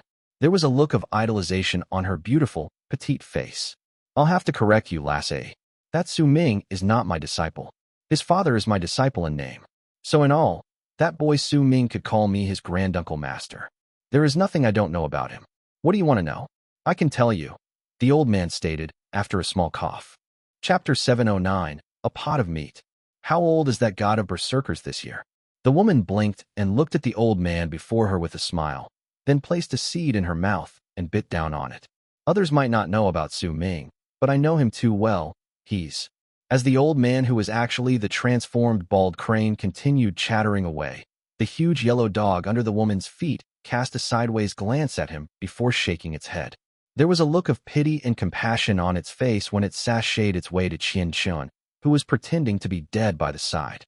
As it walked around Xuan's body, the yellow mutt stuck out its nose and sniffed him carefully before sticking out its tongue to lick his face a few times. A large amount of slob fell down on Xuan's face, but he did not dare move. He could not help but find his heart racing against his chest. He kept his eyes shut tight, but he could still smell the stench coming from that wet tongue. But this was not even the main point. He was actually a person who had descended to the land of Berserkers, and while he was not an immortal, he still had some unique divine abilities. None of them were offensive, but he could somewhat see through the true form of certain objects. This divine ability was well liked by the younger disciples of his race, and it was an art they had to have when they wanted to travel around worlds. This divine ability would let them find many treasures that other people could not find, and allow them to seem as if they possessed insight. In fact, there were some direct connections between this divine ability and the reason why Xuan had been able to use a unique method to descend to the land of Berserkers. When he first ran into the bald crane, he had used this divine ability and saw that the person he was looking at was actually a transformed bird. The bald crane had then introduced itself as Old Crane, and that was why Xuan constantly addressed it as Grandpa Crane and Sir Crane. Only then did the bald crane see how clever he was and dragged him in as its companion. At that moment, as that mutt continued licking Xuan with its tongue, his heart trembled. He had a feeling that there was something off about this mutt. That stench from its mouth made him instinctively execute his divine ability and push his mind slightly outward to look towards the mutt beside him. Xuan was left stunned after his glance. He even opened his eyes wide to look at the mutt in shock. What he saw with his art was no mutt but a yellow dragon. And it was a dragon with an incredibly ferocious look. At that moment, the dragon was looking at him and sticking out its huge tongue to lick his face. A large amount of dragon saliva fell on him, and in Xuan's eyes, the yellow dragon seemed as if it wanted to swallow him whole. There was nothing else that could drive Xuan into more despair than an evil dragon licking him. Under this extreme terror, his eyes rolled upwards and he fell unconscious. This time, he truly fainted. However, before he was knocked out, he could still hear the bald crane's ancient voice ringing in his ears. Lassay, there are too many things regarding the god of Berserkers past. I feel thirsty after saying so much. By the way, why are your parents not here yet? We already made a promise that if you wanted to make a powerful warrior like me join your side, you would need to bring someone who has equal status to me here so that we could negotiate. Oh well, I'm a little hungry now. How about this? That mutt seems quite fat. Why don't you kill that mutt and make a pot of braised meat? These were the bald crane's words Xuan heard before he fainted. It was also why Xuan fell unconscious very happily and in a very straightforward manner. At that time, booming sounds surged into the sky in a place where Sky Mist Dao was located. They reverberated in all directions in a manner that was deafening to the ears, causing the land of Sky Mist Dao to tremble and cracks to appear in the sky.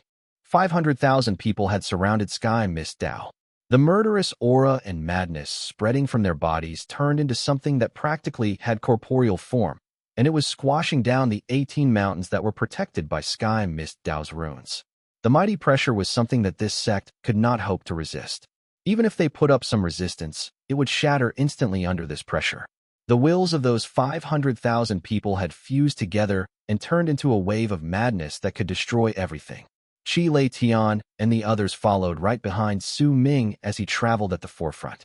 At that moment, even though there were mixed feelings within Chi Lei Tian's heart, he did not harbor any thoughts to take back the lightning crystal from Su Ming. In truth, when he first saw him at the spot where Immortals descended a year ago, he had been able to recognize that this was the person from South Morning that he had planned to torture to death.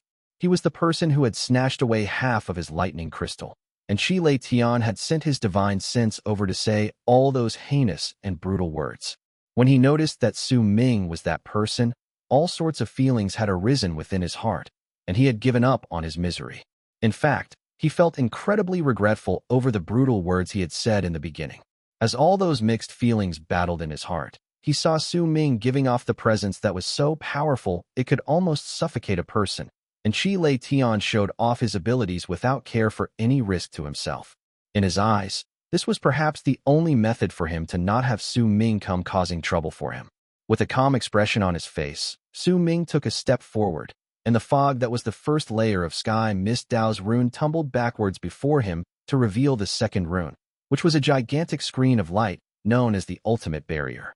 That screen of light surrounded the entire Sky Mist Dao. In fact, if anyone looked at it for a longer period of time, they would find that it was not a single, thin layer, but consisted multiple layers that formed a barrier in the shape of a city wall, and it was protecting Sky Mist Dao within it. There was also an endless amount of spiritual aura spreading out from the ground to fuse into the barrier so that it could continue to operate.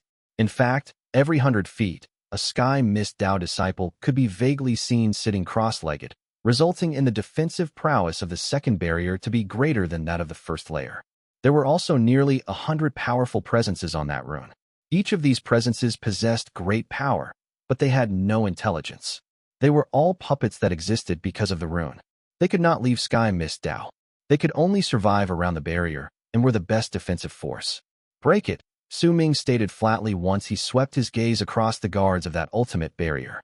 As his words traveled through the sky, Chi Lei Tian and the others immediately charged towards the barrier.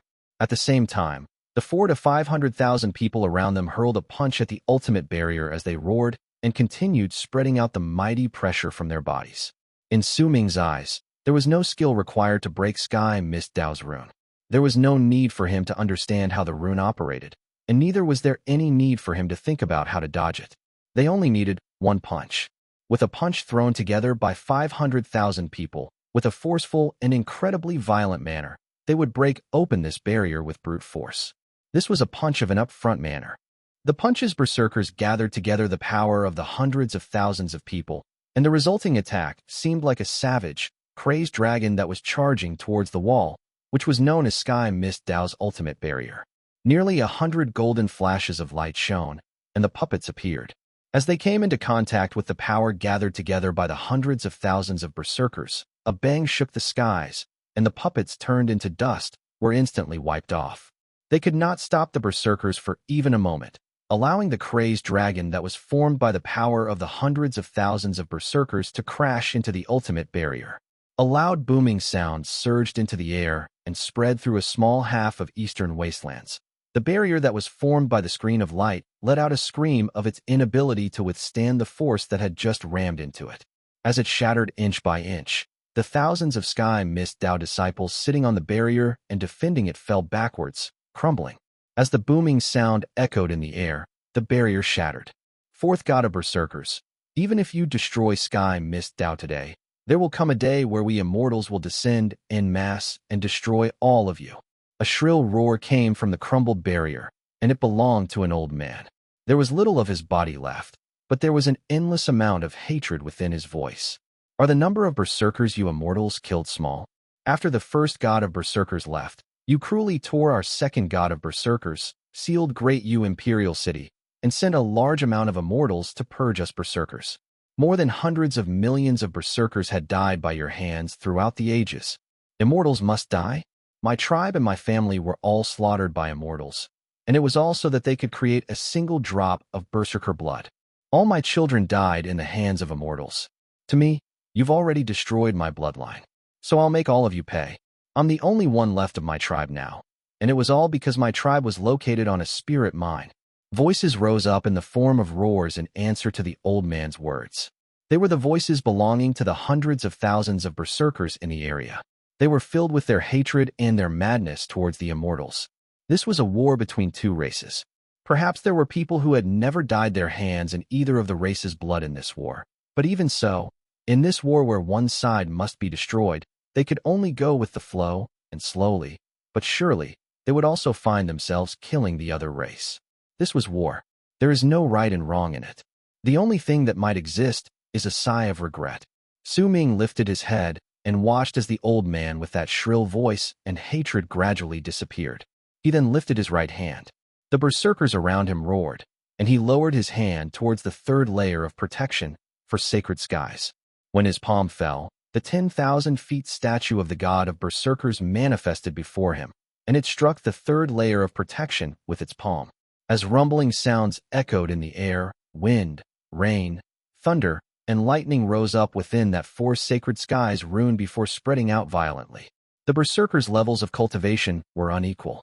Once four sacred skies spread out, quite a large number of them immediately coughed up blood. Some of them even collapsed and died. But there was an even larger number of berserkers who charged past Su Ming with red eyes, as if they had gone mad, and rushed towards the Rune. This was not Su Ming's battle alone. This was the battle of all berserkers. The Immortals within the 18 mountains of sky mist Dao watched the sky, quietly with pale faces under the Rune's protection. Despair took hold of them, for the shadow of death was descending on them. Once the Rune shattered, the only thing that would await them was death. Chapter 7:10. There will always be sacrifices, and there will always be those who want to live. Sky Mist Dao's third Rune rumbled, and those rumbling sounds from four sacred skies continued violently, without stop. This Rune might be incredibly powerful, and the four great laws of wind, rain, lightning, and thunder might be able to gather up an endless amount of destructive power as they changed. But no matter how limitless that destructive power was, it could not overcome the madness of 500,000 people. Theirs was a reckless battle, and it was a form of counterattack in the mid of their uprising, born from hatred for immortals. The Rune lasted for a moment, and that so-called infinite amount of destruction did not last too long either. Quite a number of berserkers died, but they died willingly. They were dying for their own people, for the berserkers' uprising. They died without regrets. Su Ming did not stop the berserkers from getting injured or getting killed as they fought against the immortals, because this was for their own uprising. If he forcefully called a stop to the berserkers' attack and attacked Sky Mist Dao's Rune himself, perhaps with his power, he could break open Sky Mist Dao's mountain gate. But if he did that, then this war would no longer be the berserkers and the immortals' battle. Instead, it would be Su Ming against the immortals. If that came to be the case, then berserkers would not be able to continue with their uprising. Even if there was any form of rise in power, it would still be Su Ming's uprising, not that of the berserkers. A race's uprising required fresh blood, sacrifices, and a will. Su Ming looked at the madness within his people's red eyes. The only thing he could do was to lead them and break open the runes with them. Su Ming took a step forward. As his power of life matrix circulated in his body, he lifted his foot and took a swift step forward.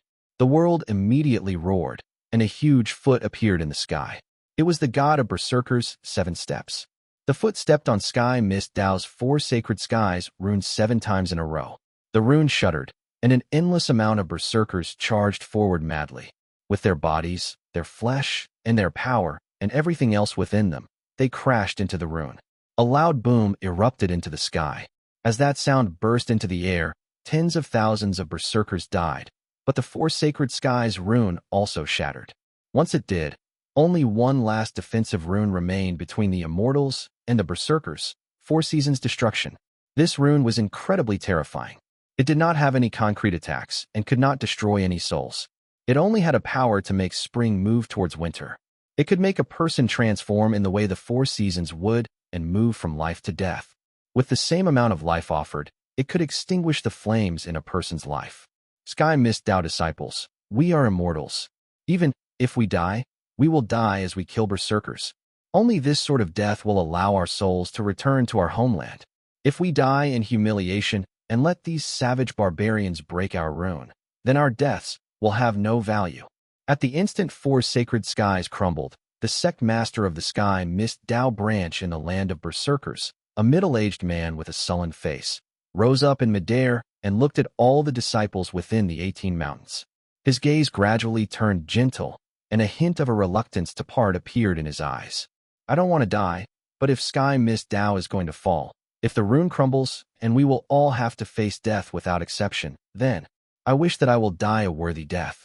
I wish that my death will make these savages in Death region pay a devastating price. I wish that my death will lessen the sacrifices for our army in the land of immortals when they come here to avenge us. I am not a kind-hearted person, but But at this moment, I wish that my death would be worth it. Who among you is willing to die a worthy death with me? The middle-aged man's voice was rousing. At the instant he said those words, he lifted his head and looked at the final rune up ahead, then took a step towards Sky Mist Dao's 4 Seasons destruction. At the instant he took that step forward, his physical body started rapidly withering away, and at the moment he closed in on the rune, his body turned into a pile of bones that fell apart. However, all his flesh, blood, and nascent divinity gathered together and flew out of that pile of bones, fusing into the 4 Seasons destruction with a bang. Sky Mist Dao's final rune is called 4 Seasons Destruction because it will be incredibly difficult to destroy as long as there were those who were willing to offer up their lives to take another's. There will only be dead souls in Sky Mist Dao, no survivors in our sect who will be waiting for you. I still have 4,800-something years of life in me, who will come and exchange their lives with me. The sect master's voice reverberated through the air and spread through the entire area inside the rune, as well as the area beyond. Even the berserkers outside stopped moving. Su Ming stood right at the front. When he looked over and sensed the determination within the immortals that would rather descend into madness and die than give up, he had to admit that even though he despised and loathed this race, there were respectable aspects within each race. I still have 700-something years of life left, who will exchange their lives with me. A person flew out from one of the 18 mountains in Sky Mist Dao and charged towards that 4 Seasons destruction rune. I still have 100-something years of life left. I still have 2,200-something years of life. I have 400-something years of life. I have 600-something years of life. One voice after another rose continuously from the 18 mountains in Sky Mist Dao, and groups of people charged swiftly towards the 4 Seasons destruction rune. In the blink of an eye, those voices became even more frequent and eventually fused together to become Sky Mist Dao's cry. I still have 500 years of life. Wu La whispered softly and fused into the rune. In silence, Tian Lan Yu lifted her head and took a step forward towards the rune. Tian Lan Ming bit her bottom lip, and just as she was about to move forward in anguish, the departing Tian Lan Yu suddenly turned her head around, and before Tian Lan Ming could even react to her, Tian Lan Yu had already lifted her right hand and swung at her sister. A white layer of fog spread out. Tian Lan Ming gradually closed her eyes in the fog and fell to the side. Live a good life. Tian Lan Yu whispered softly and turned around to take a step towards the rune in the sky. When almost every single person in Sky Mist Dao offered up their lives, a blinding light erupted from the 4 Seasons destruction rune. That light came from all directions and concentrated right before the berserkers. The low roars and declarations that they would exchange a life for a life symbolized the immortals' counterattack. It also made the bloodthirsty berserkers fall silent for a moment. But it only lasted for a moment before all the berserkers took a step forward. A presence that suppressed all things swept through the land, and the berserkers charged into the circle of light that would take their lives in exchange for the immortals. Su Ming did not move back. He took a step into that circle of light together with his people. This was a battle that had no plots, no schemes, and no ploys. This was a crazed battle of sacrificing a life for a life. If the immortals could do it, then berserkers would give the same response. As loud booming sounds rang in the air and both sides fought using their lives, the bodies of all Sky Mist Dao disciples withered away once they gave up all their years. But this was not the end. Their nascent divinities self-destructed as their bodies collapsed so that they could bring forth even greater destruction with the power contained in their explosions. The berserkers were the same. This was a battle that had no right or wrong, no logic or reasoning. This was a crazed battle that sacrificed a life for a life. As more people died, the battle gradually came to an end. Tens of thousands of immortals collapsed dead. When the sect master disappeared, when Wu La's soul with its anguish scattered into nothingness, when all the immortals gave up their everything for the sake of killing at least one more berserker, the battle that sacrificed a life for a life ended. Once the last immortal in the rune died, the light from the 4 Seasons destruction gradually faded away and disappeared into the world. Su Ming stood in midair at that moment. As of then, nearly 70,000 berserkers had died. Half of them were lost due to this sacrifice of life for a life. The entire battlefield sank into silence. They are warriors. Even if our hatred towards them burns the sky, they were still warriors. They deserve respect, Su Ming said slowly. His voice reverberated through the battlefield, falling into each of the Berserkers' ears. Sky Mist Dao was destroyed. However, within all races and all sects, if there were those who were courageous enough to sacrifice their own lives, then there would naturally be those who were cowards. At that moment, there were a couple hundred of these people still remaining among the 18 mountains of Sky Mist Dao. They were the ones who had not given up their lives earlier. Once the Four Seasons destruction rune disappeared and the sky was filled with Berserkers, these hundreds of people walked out while trembling, then prostrated themselves on the ground towards the Berserkers and Su Ming. We are willing to change our blood inheritance and worship the god of Berserkers as Berserkers from now on. These hundreds of people prayed as they trembled, and their words pleading for survival traveled through the air. Su Ming did not bother about these people. There would naturally be those who would enslave them and make them secondary citizens, slaves in all but name, among the Berserkers. Su Ming's gaze fell on a person lying unconscious on the ground within one of the 18 mountains. He walked over silently and arrived next to the unconscious Tian Lanmeng. He looked at her silently, and a hint of nostalgia as well as complicated feelings appeared on his face. Su Ming closed his eyes. Sometime later, when he opened them, he said flatly, "Chi Lei Tian." Immediately, a long arc charged through the sky and landed behind him. It was Chi Lei Tian. His heart was trembling slightly, but he dared not show a single hint of it on his face. Instead, he only showed zealous respect as he knelt down on one knee towards Su Ming. "I, Chi Lei Tian, am here. I took away half of your lightning crystal in the past," Su Ming said slowly. When he uttered these words, Chi Lei Tian's heart let out a thump in his chest, and an awkward look as well as a wry smile appeared on his face. "Today, I will give Sky Mist Dao's ruins to your tribe. Make it the foundation for your tribe to grow strong." Su Ming turned around and looked towards the man. Chi Lei Tian was momentarily stunned, then excitement instantly filled him. He bowed towards Su Ming once again. "Thank you for your gift, God of Berserkers. Stay here for the time being. The rest of you, come with me, and we will wipe out Hidden Dragon Sect." Su Ming turned around and walked towards the sky. The hundreds of thousands of Berserkers around him roared and turned into a long arc as they charged into the distance, with Su Ming at the front. Chi Lei Tian lifted his head and looked towards the Berserker army that was leaving into the distance. He was also looking at Su Ming as he traveled at the front, while in his ears were the words Su Ming had told to him before he left. "That woman is an old friend of mine. Let her stay and don't harm her." Chapter 711. Do not spare even a single one. Hidden Dragon Sect is one of the 3 great sects in the land of Immortals. It occupies a large territory in the Immortals galaxy. The sect has an incredibly deep history and possesses many cultivation planets. They are famous among the Immortals. The Hidden Dragon Sect within the land of Berserkers is just a branch. However, even though it is only a branch, it has been able to occupy some of the areas with the densest amount of spiritual aura in Eastern Wastelands after years of administration, just like Sky Mist Dao. They occupy an area that is nearly 100,000 lis. It looks like a flat piece of land, and there is nothing in it that would catch anyone's attention. Anyone could pass through that place as if they were passing through a deserted area. Even if they knew that this was the place where Hidden Dragon Sect was located, they could not see nor touch it. They would be unable to find even a single trace of a Hidden Dragon Sect disciple. No matter how they looked, they would only be able to see a normal piece of flat land. 400,000-something Berserkers occupied the sky. The murderous aura spreading out from their bodies turned the sky dark and filled the land with a bitter and grim air. Su Ming's gaze landed on the ground. His expression was calm, and no one could see any hint of emotion on his face. "Lord God of Berserkers, this is Hidden Dragon Sect." There was a person from Sky Mist Dao who had willingly changed his own blood inheritance standing beside Su Ming, and by his side was Old Manya from Berserker Fong tribe. Currently, the man from Sky Mist Dao was speaking carefully. It was a middle-aged man with a pale face. Not only was his voice quivering, his heart had been in fear all the way to this place. He had witnessed Sky Mist Dao's destruction and watched all his fellow sect members die.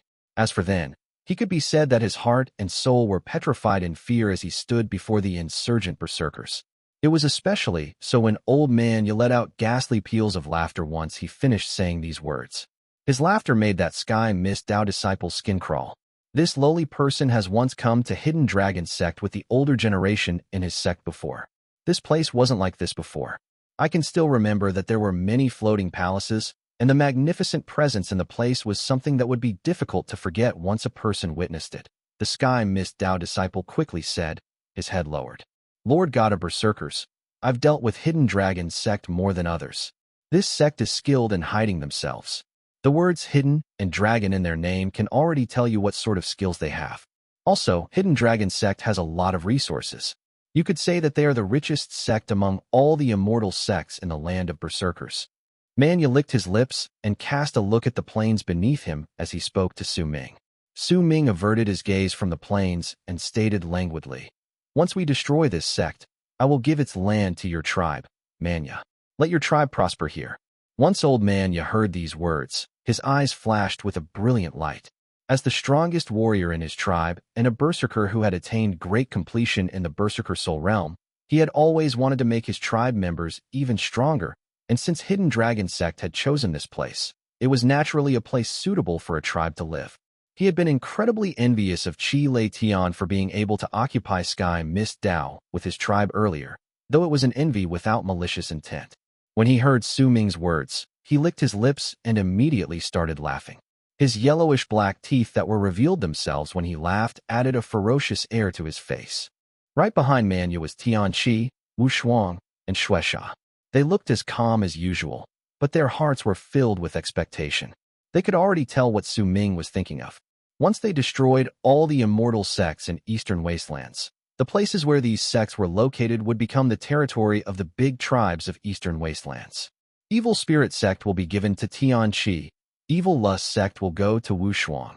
As for Evil Immortal Sect, Xuesha, make your tribe prosper there.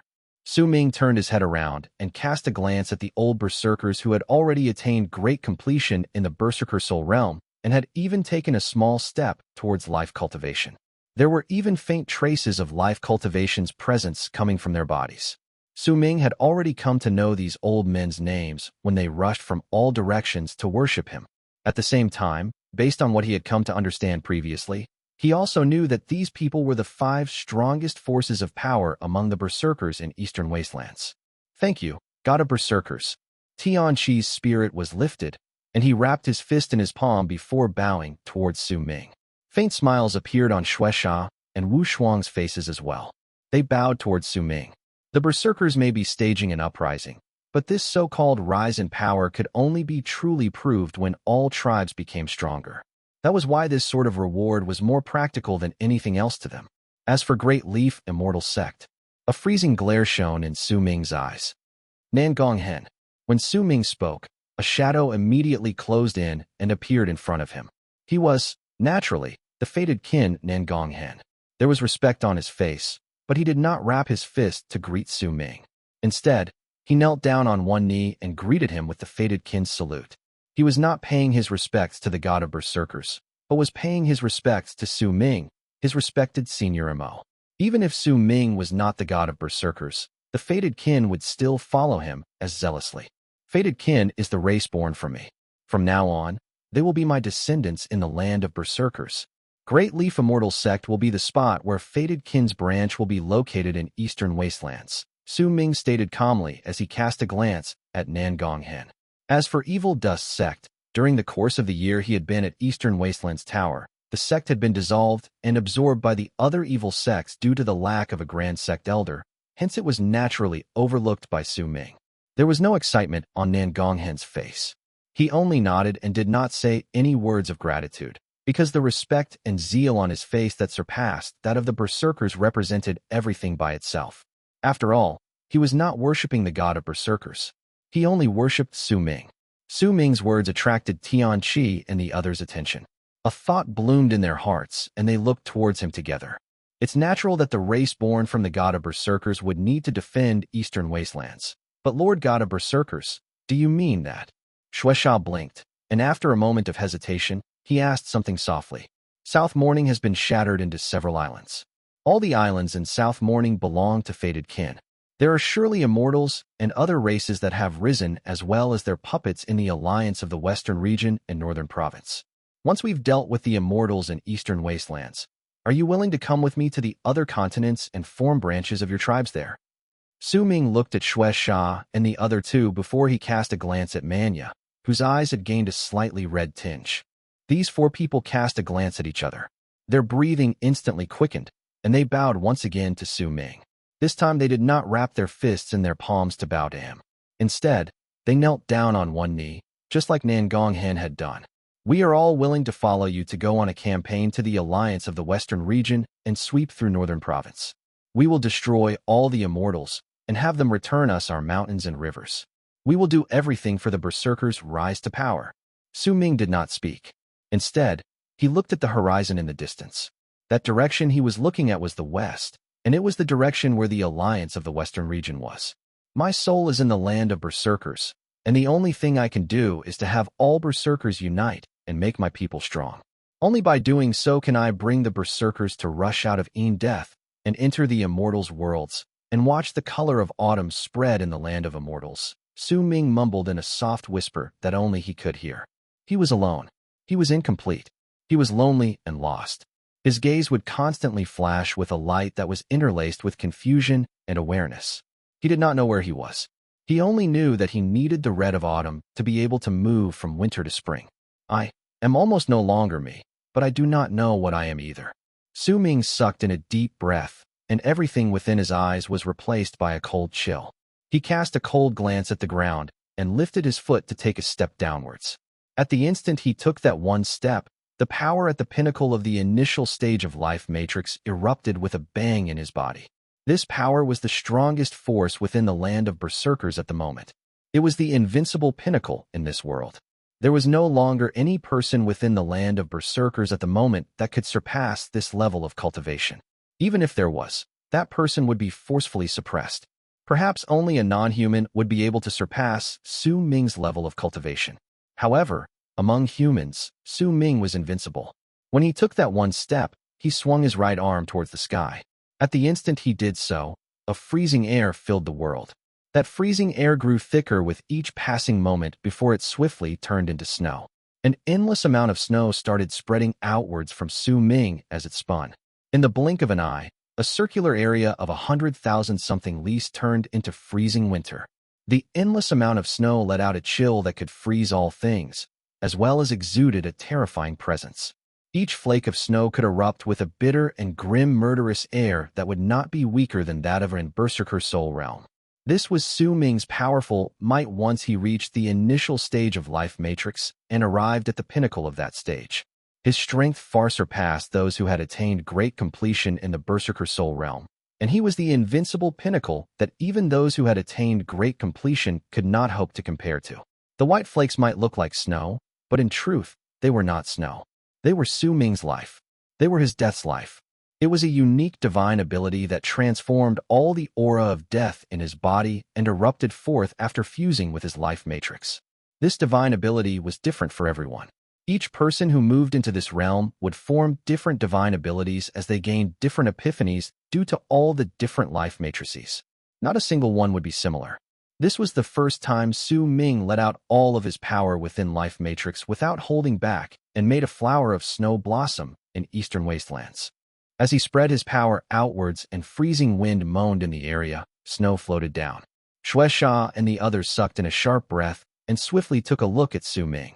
During that instant, they finally got to truly know Su Ming's might and the god of Berserker's majesty. During that instant, the scene of when Su Ming fought against the Immortals in that shocking battle turned into an invisible seed that planted itself in their hearts. That seed was known as reverence. This reverence would follow them throughout their lives. Su Ming's gaze was calm when he looked at the snow around him. He pushed his right hand downwards lightly.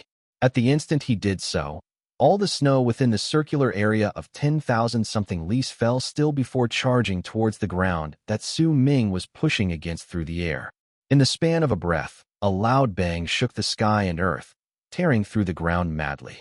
The crash from the endless snow made it seem as if a picture scroll had been torn apart. Once the snow lifted amid all those ringing bangs, it was like an illusory cover had been ripped off the ground, revealing Hidden Dragon Sect, which had been concealed under an illusion. A large amount of luxurious halls floated between the sky and earth. There were also shocked Hidden Dragon Sect disciples standing within their halls with pale faces. Kill them all.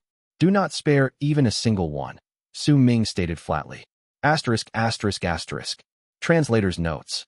1. There is a certain part here that is not in the Ross, because after some thorough discussions with Air Jin, we decided to add this missing part here. No, I'm not telling you where it is. Chapter 712.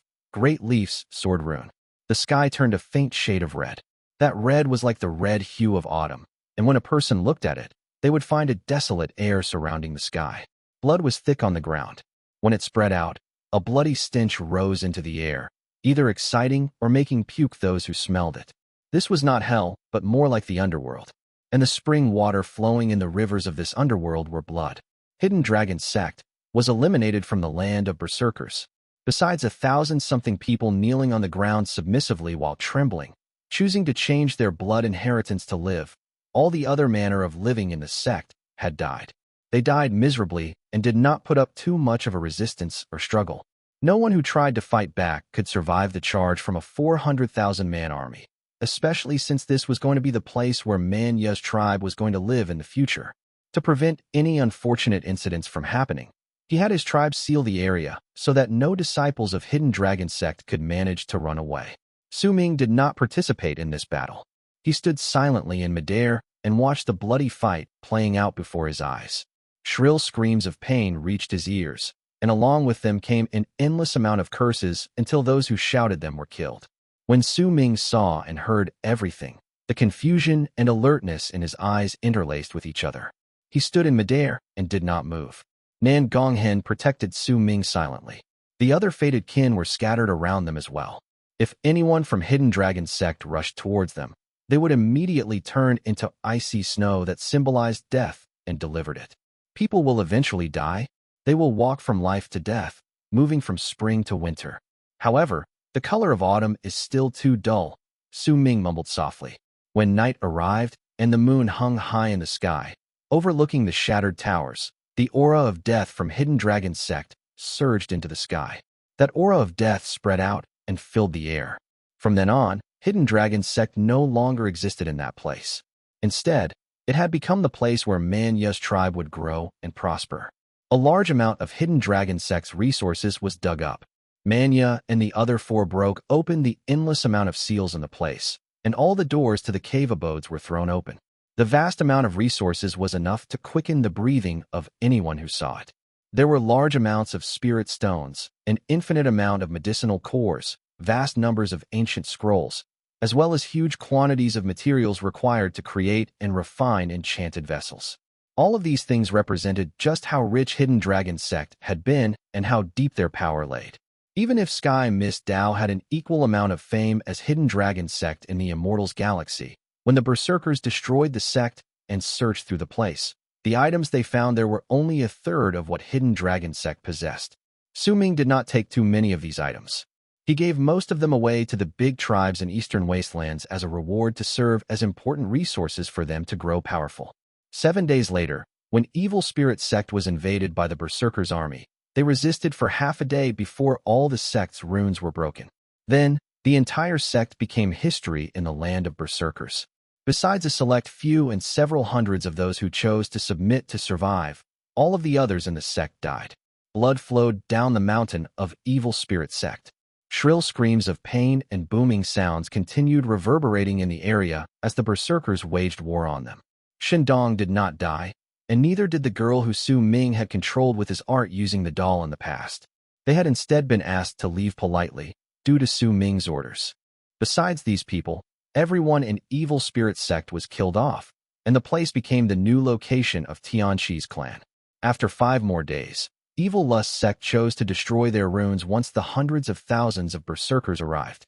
This sort of destruction brought forth a madness that spread 100,000 lease in the world. There might have been quite a few who were unwilling to do so in Evil Lust Sect, but in the end, they could not prevent this sort of death. In the mid of a bang that reverberated through the entire Eastern Wastelands, Evil Lust Sect and the place where it was built turned into dust. A large number of Berserkers also died because of this. The number of deaths they suffered surpassed the numbers they lost when they were in Sky Mist Dao. However, these deaths only served to stimulate the madness within the Berserkers' blood. With it, the Berserker army rushed towards Evil Immortal Sect. Once the rune to the entrance eventually crumbled, and the Berserkers were about to kill all the people of Evil Immortal Sect, an incredibly dramatic event happened. Internal strife tore apart the people of evil Immortal Sect. At the time the Rune shattered, half of the people in the sect had already died due to that strife, and the remaining thousands knelt down and worshipped the incoming Berserkers. They were willing to change their blood inheritances and become slaves. They had chosen submission. As of then, all the Immortal sects were destroyed one by one in Eastern Wastelands. Only one remained, Great Leaf Immortal Sect. The sects that had been destroyed turned into the spots where the big tribes who had followed Su Ming in Eastern Wastelands would be located. These places belonged to Shui Sha, Tianqi, and the others. There were also the matter of the half-Berserker and half-Immortal subordinates. These people had changed their blood inheritance to stay within the Immortal sections. They had once been Berserkers, but had now become oddities. For the first time, conflict rose among the big Berserker tribes because they were in disagreement of how they should deal with these people. Some believed that they had a right to live. After all, many of these people were once members of their own tribes, and some of them were even their family. However, there were an even larger number of Berserkers who despised them. They believed that these Berserkers had betrayed them, and they had to use their blood to wash away the humiliation they had brought to their race. No consensus could be reached for this conflict with many different voices and opinions. In the end, Su Ming made a decision regarding this matter. The Berserkers who had betrayed their own kind were quite numerous. They had to receive punishment, and that punishment was that they had to be the vanguards in the army as they went to chase out the outsiders in the alliance of the Western region and Northern province. Once they killed a sufficient amount of outsiders, they would use their battle achievements to earn the right to return to the Berserkers. If they did not die, then they could still be a Berserker and return to worship the god of Berserkers. This decision was not completely accepted by all the Berserkers who had changed their blood inheritance, and those who could not accept it became part of the autumn in the world. Under this brutal slaughter, besides one particular region in Eastern Wastelands, all other parts of the continent returned to the Berserkers once again, and a gathering that would lead them across the Dead Sea towards the alliance of the Western region, as well as Northern province, was held as the big tribes began their operations. Crossing the Dead Sea, especially in a scale where millions of people would go, was something that had never happened since the land of Berserkers was split into 5 continents. This grand thing attracted the attention of all Berserkers, exciting them. Besides Su Ming and a select few others, most of the Berserkers could not travel through the Dead Sea just by flying alone. That was why they needed an endless amount of ships that could traverse the Dead Sea. As the entire Eastern Wastelands began preparations, Su Ming brought with him the fated kin to the spot of Great Leaf Immortal Sect. It was the only Immortal Sect remaining in Eastern Wastelands. Su Ming chose not to let any Berserkers attack this place. He would go alone and destroy Great Leaf Immortal Sect. Because this sect was Tian's sect, Great Leaf Immortal Sect was a huge mountain that towered into the clouds. The mountain looked like a gigantic sword that stood erect on the ground. It was a terrifying sight to behold, for people were like ants compared to it. Perhaps Great Leaf Immortal Sect was not like this in the past. However, as of then, the sect before Su Ming's eyes was this mountain, a sword that wanted to charge into the sky. Waves of sword aura spread out and filled an area of 10,000 lis. All manner of life that stepped into this region would have to suffer the attacks from that sword aura. Respected Senior Mo, let us fated kin go with you. Nan Gonghen stood beside Su Ming. Right behind him were the hundreds of fated kin that had come with him.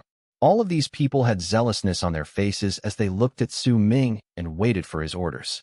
Su Ming shook his head. He looked at the hundreds of fated kin, and a smile appeared on his face. He turned around and took a step towards that region. At the instant his foot landed, sword aura surged into the sky. Piercing whistling sounds echoed in the air, and hundreds of sword auras appeared out of nowhere, charging straight towards Su Ming. At the instant he took his third step, booming sounds reverberated in the air, and all the sword auras came at Su Ming. However, their arrival could not stop him in the slightest. When the sword auras were 100 feet from Su Ming, it was as if they had crashed into a barrier that made them unable to continue onward, and all of them shattered. A 9-colored screen of light manifested swiftly 100 feet away from Su Ming. That screen of light was spreading out from a square seal floating above Su Ming's head, and it was Su Ming's enchanted treasure, the 5-direction seal. Since his level of cultivation had increased, and he had stayed in the Eastern Wastelands Tower for the duration of a year, he had had time to refine this 5-direction seal in his body. At this moment, he could already control this seal somewhat, and even make it send out the 9-colored screen of light. The hundreds of fated kin watched their respected senior, Immo, walking into the distance. As he walked further and further away, getting closer to Great Leaf Immortal Sect's mountain, the hundreds of sword auras coming towards him from all directions increased to thousands. Those thousands of sword auras covered the world and charged towards Su Ming with a bitter and grim air. However, none of them could pass through his 9-colored screen of light. When Su Ming activated that extreme speed of his and shot up like a long arc to fly towards the Great Leaf Immortal Sect's mountain, the thousands of sword auras erupted with a bang and turned into tens of thousands of sword auras that charged towards him from all directions. Right behind those tens of thousands of sword auras were another batch of them, just as large. It was as if those sword auras were limitless, and as booming sounds surged into the sky, Su Ming's body could no longer be seen clearly. He was hidden away by the limitless sword auras. At the moment, he was less than 1,000 leagues away from the mountain of Great Leaf Immortal Sect, and the entire region of Great Leaf Immortal Sect let out a deafening roar. 9 huge cracks suddenly tore through the ground under that boom, and 9 shocking waves of sword aura shot out from the cracks with a bang. The presence of those 9 waves of sword aura were incredibly strong, and they even gained the form of swords once they appeared. At the instant they took shape, they charged towards Su Ming. At the same time, nearly 100,000 sword auras appeared out of nowhere in the world and surrounded the 9 waves of sword aura that seemed to have gained physical form as they charged towards Su Ming. With a look of indifference, Su Ming lifted his right hand at the instant the sword aura closed in and seized the air. Then, the killing sword flashing with a golden light appeared in his hand. A fierce glare flashed in Su Ming's eyes once he held the sword in his hand. Can a sword that is not held in a hand still be considered a sword? He asked flatly, then thrust the killing sword forward. Chapter 713, The Sword in the Hand. The inheritance Su Ming obtained from Hong Luo regarding the use of swords was different from how the Immortals used swords to fly. His method was even older and almost clumsy. It was not as agile as a flying sword, which was why Hong Luo had not delved deep into it after he had obtained it by pure chance. However, Su Ming was incredibly interested in this method to use swords. This ancient method adhered to using one's hand to hold onto a sword. Only when a sword was in a person's hand could it truly become a sharp tool for the sword wielder. With the killing sword shining with golden light, Su Ming's casually thrust forward, and the sword sliced through the air as it went forward, a large suction force swiftly erupting from within it. This was not the sword's power itself. Su Ming slightly conformed with some form of law in the world as he thrust forward and triggered some strange changes, which made the place where the sword passed through the center of the area. It then sent all forms of existences, even divine senses, tumbling forward into the sword's path. At that instant, the hundreds of thousands of sword auras distorted and changed their direction, charging towards the sword in Su Ming's hand. It was as if the sword's path had turned into a black hole that could devour everything. However, the 9 waves of sword aura that had gained form and now looked nearly physical after they flew out of the cracks in the ground only let out piercing sword whistles as they scattered slightly before transitioning from being mere illusions to something corporeal. They did not change their direction and charged at Su Ming, coming less than 100 feet away from him within an instant. The 9 swords closed in on him at the same time, spreading out waves of powerful pressure that made it seem as if they could destroy anything. Right after that one thrust, Su Ming loosened his grip around the killing sword with a calm expression. He did not hold the sword in a tight grip. Instead, at the instant the 9 swords closed in on him, he flicked his wrist, and with his wrist acting as the axle, he swung the killing sword from the left to the right, then from up to down, before he swung it around himself in a circle.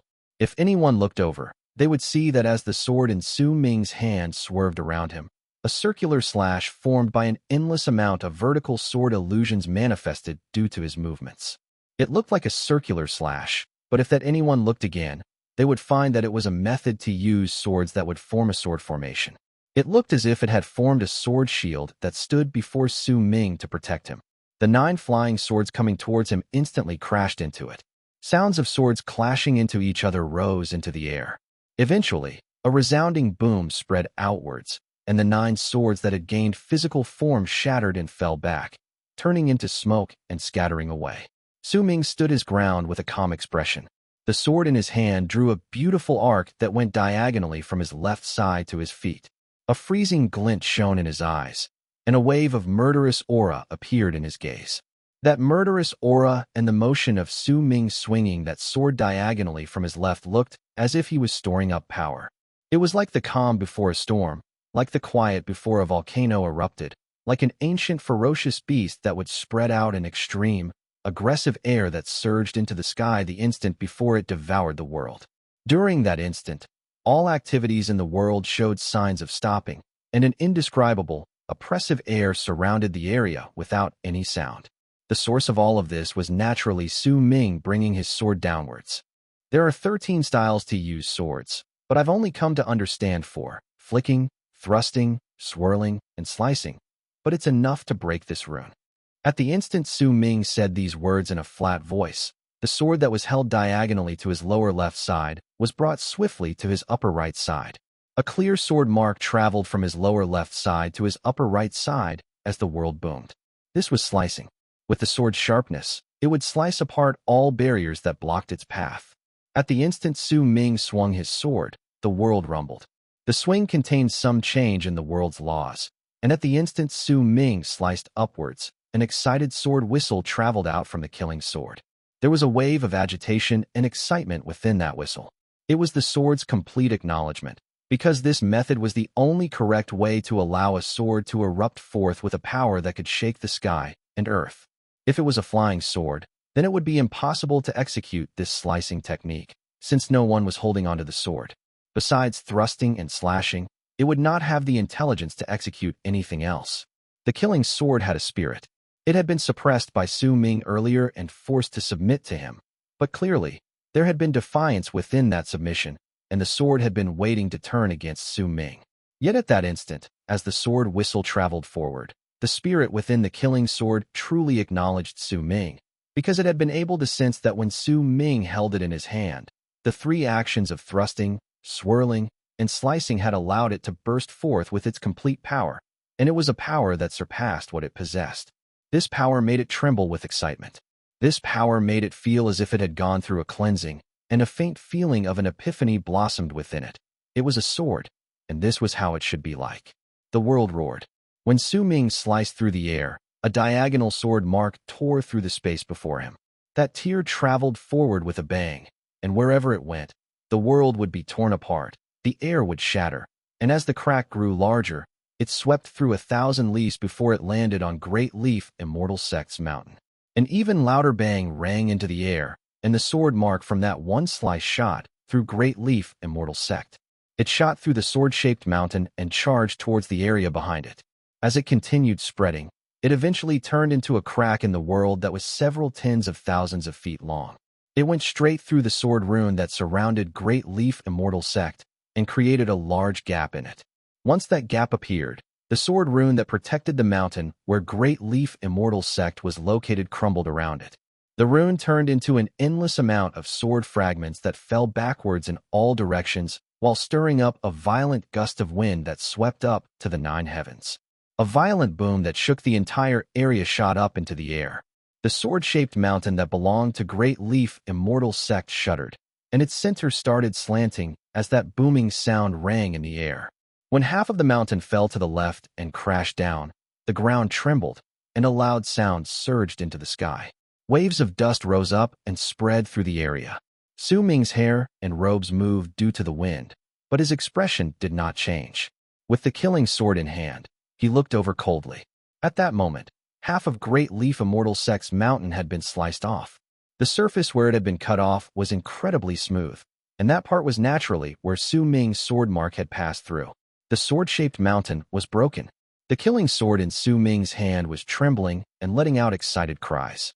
Murderous aura spread out from its tip, as if it was thirsting for blood and hoping to drink it for eternity. Swords are primary killing tools. Su Ming lifted his head and looked towards the broken Great Leaf Immortal Sect mountain before he walked over slowly. On this day, he would destroy a sect by himself and save his second senior brother from Great Leaf Immortal Sect. Fated kin were looking at their respected senior MO excitedly from the back. The might of that sword just now had shook the sky and earth. It was enough to shake the hearts of all those who witnessed it. Su Ming's footsteps seemed slow, but in truth, with every step he took forward, his body would appear a little faded. When his form became clear again, he would already be 1,000 feet away. It was fine for those looking at him from the back. They would not be in too much discomfort because of what they saw.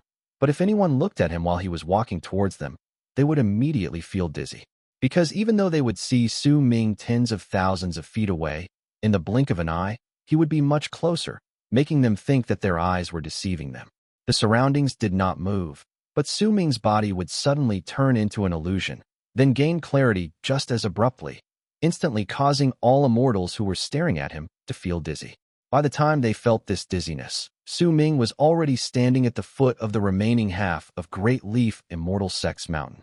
He lifted his head and looked at the broken sword-shaped mountain. Then he took a deep breath. As Su Ming breathed in, layers of snow fell down from the sky above Great Leaf Immortal Sect. Each flake exuded an endless amount of freezing air, and in the blink of an eye, everything within a circular area of 10,000 lis was covered in snow. That snow was very dense. When it landed on the ground, it looked like a gigantic seal from the distance that sealed Great Leaf Immortal Sect within. This was the art Su Ming created in Life Cultivation Realm, Midwinter's Chill. With this art, he could seal off all directions, preventing all immortals within Great Leaf Immortal Sect from escaping, turning this place into a cage. I have come here today to destroy Great Leaf Immortal Sect, Su Ming stated languidly. As his voice reverberated in the air, the echoes of his words seemed to be faintly passing through the endless snow around him. Once these sounds fused together, they turned into a roar that sounded as if it came from heaven itself, shaking the area so much that the remaining half of Great Leaf Immortal Sect's mountain was wrecked by tremors.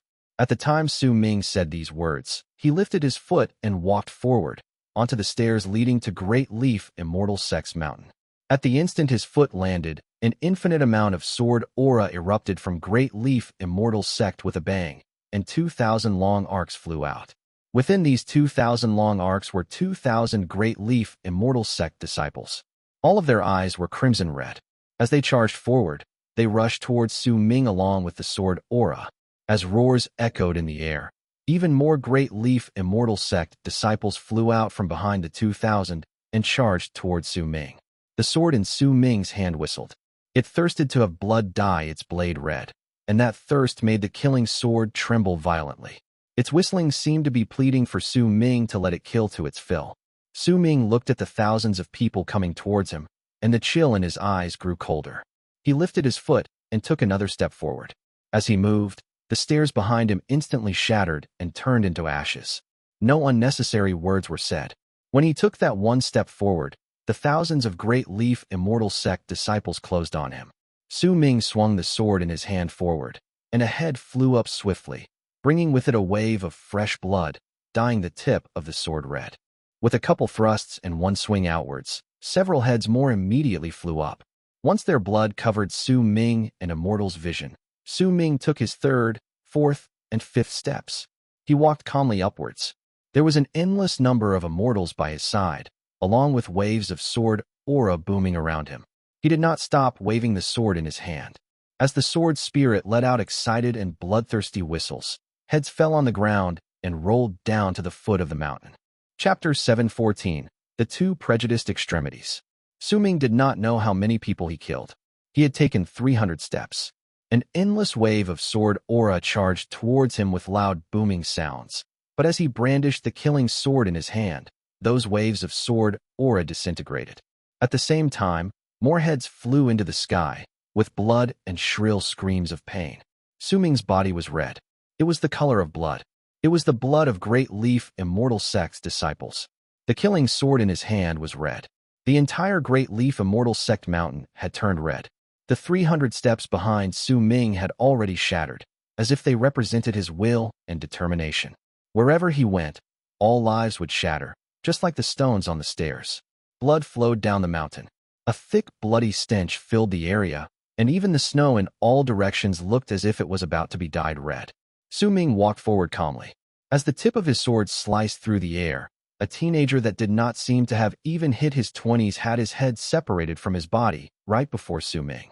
There was confusion and anguish in his eyes as he fell to the side.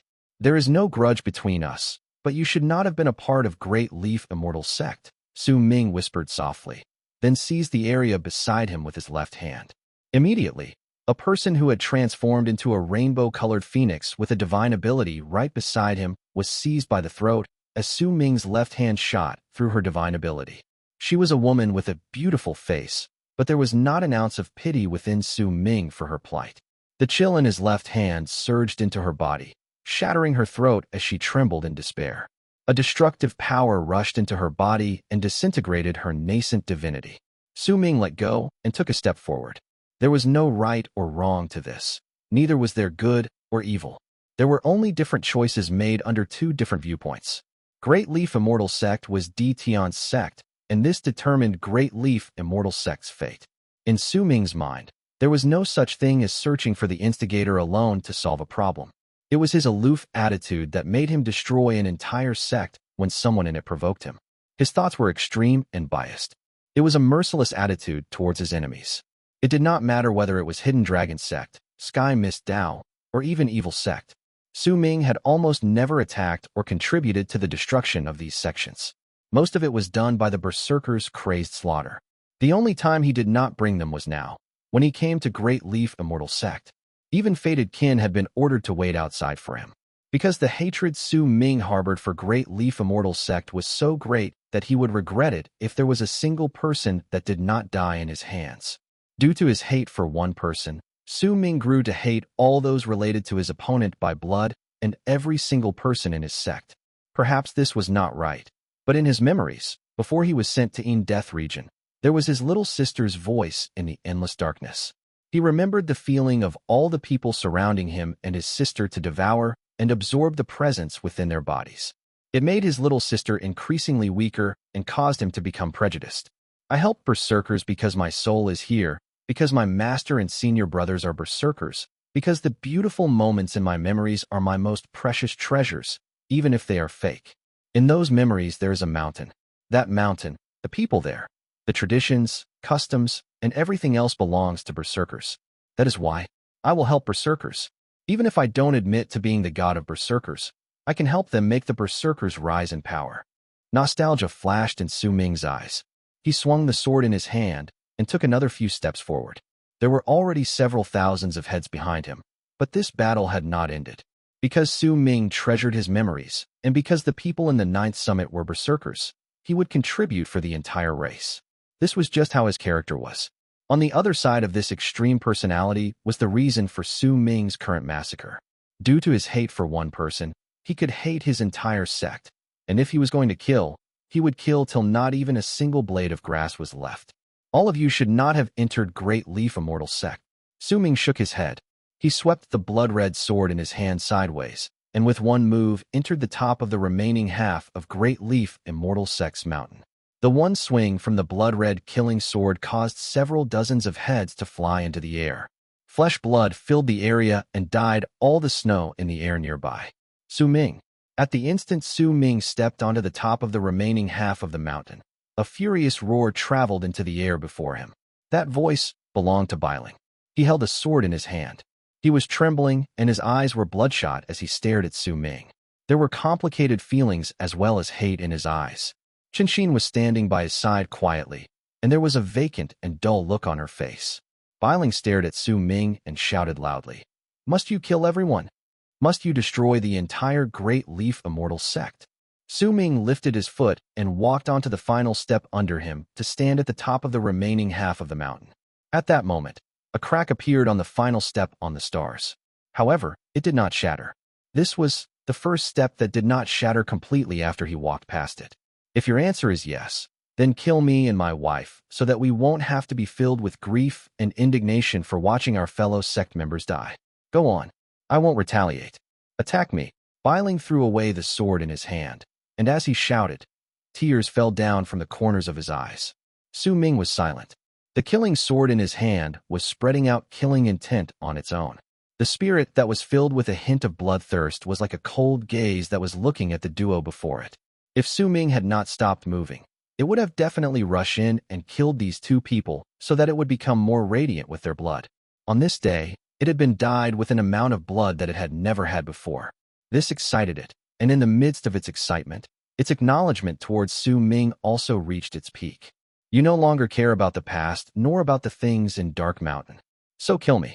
Kill Qinshin, who liked you when she was young. Kill us. You won't need much time to do it. Kill us and destroy our feelings for you, so that we won't miss you anymore. Bailing roared loudly, and more tears fell from his eyes. Do you still remember me teaching you the bow? Do you still remember us fighting together when Dark Mountain Tribe was attacked by Black Mountain Tribe? Are you still the same person as you were back in Dark Mountain? Can you live up to our elders' expectations?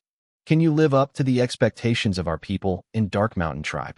Come on, kill me. Bailing's words brought a sharp stab of pain to Su Ming's heart in the midst of his silence. This pain was a poison that would be stronger the more precious one's memories were to them. It was an extreme pain that tore through Su Ming's heart. At the instant he felt that pain and slowly looked towards Bailing, Qinshin suddenly lifted her head by his side. The dull look in her eyes was replaced by a complicated expression. As tears fell from her eyes, she seemed to have made a decision, and she cried out anxiously to Su Ming. Su Ming, go away. But before she finished speaking, Bailing turned around and slapped her. She fell to the ground, and blood trickled down the corners of her mouth. Almost at the moment Qinshin gave her warning, a sword suddenly came charging out like lightning from the air behind Su Ming. At the instant he was hurt by Bailing's words, it stabbed his heart. There was a dark ball of blue flame at the tip of the sword. It was a poisonous flame that could burn souls.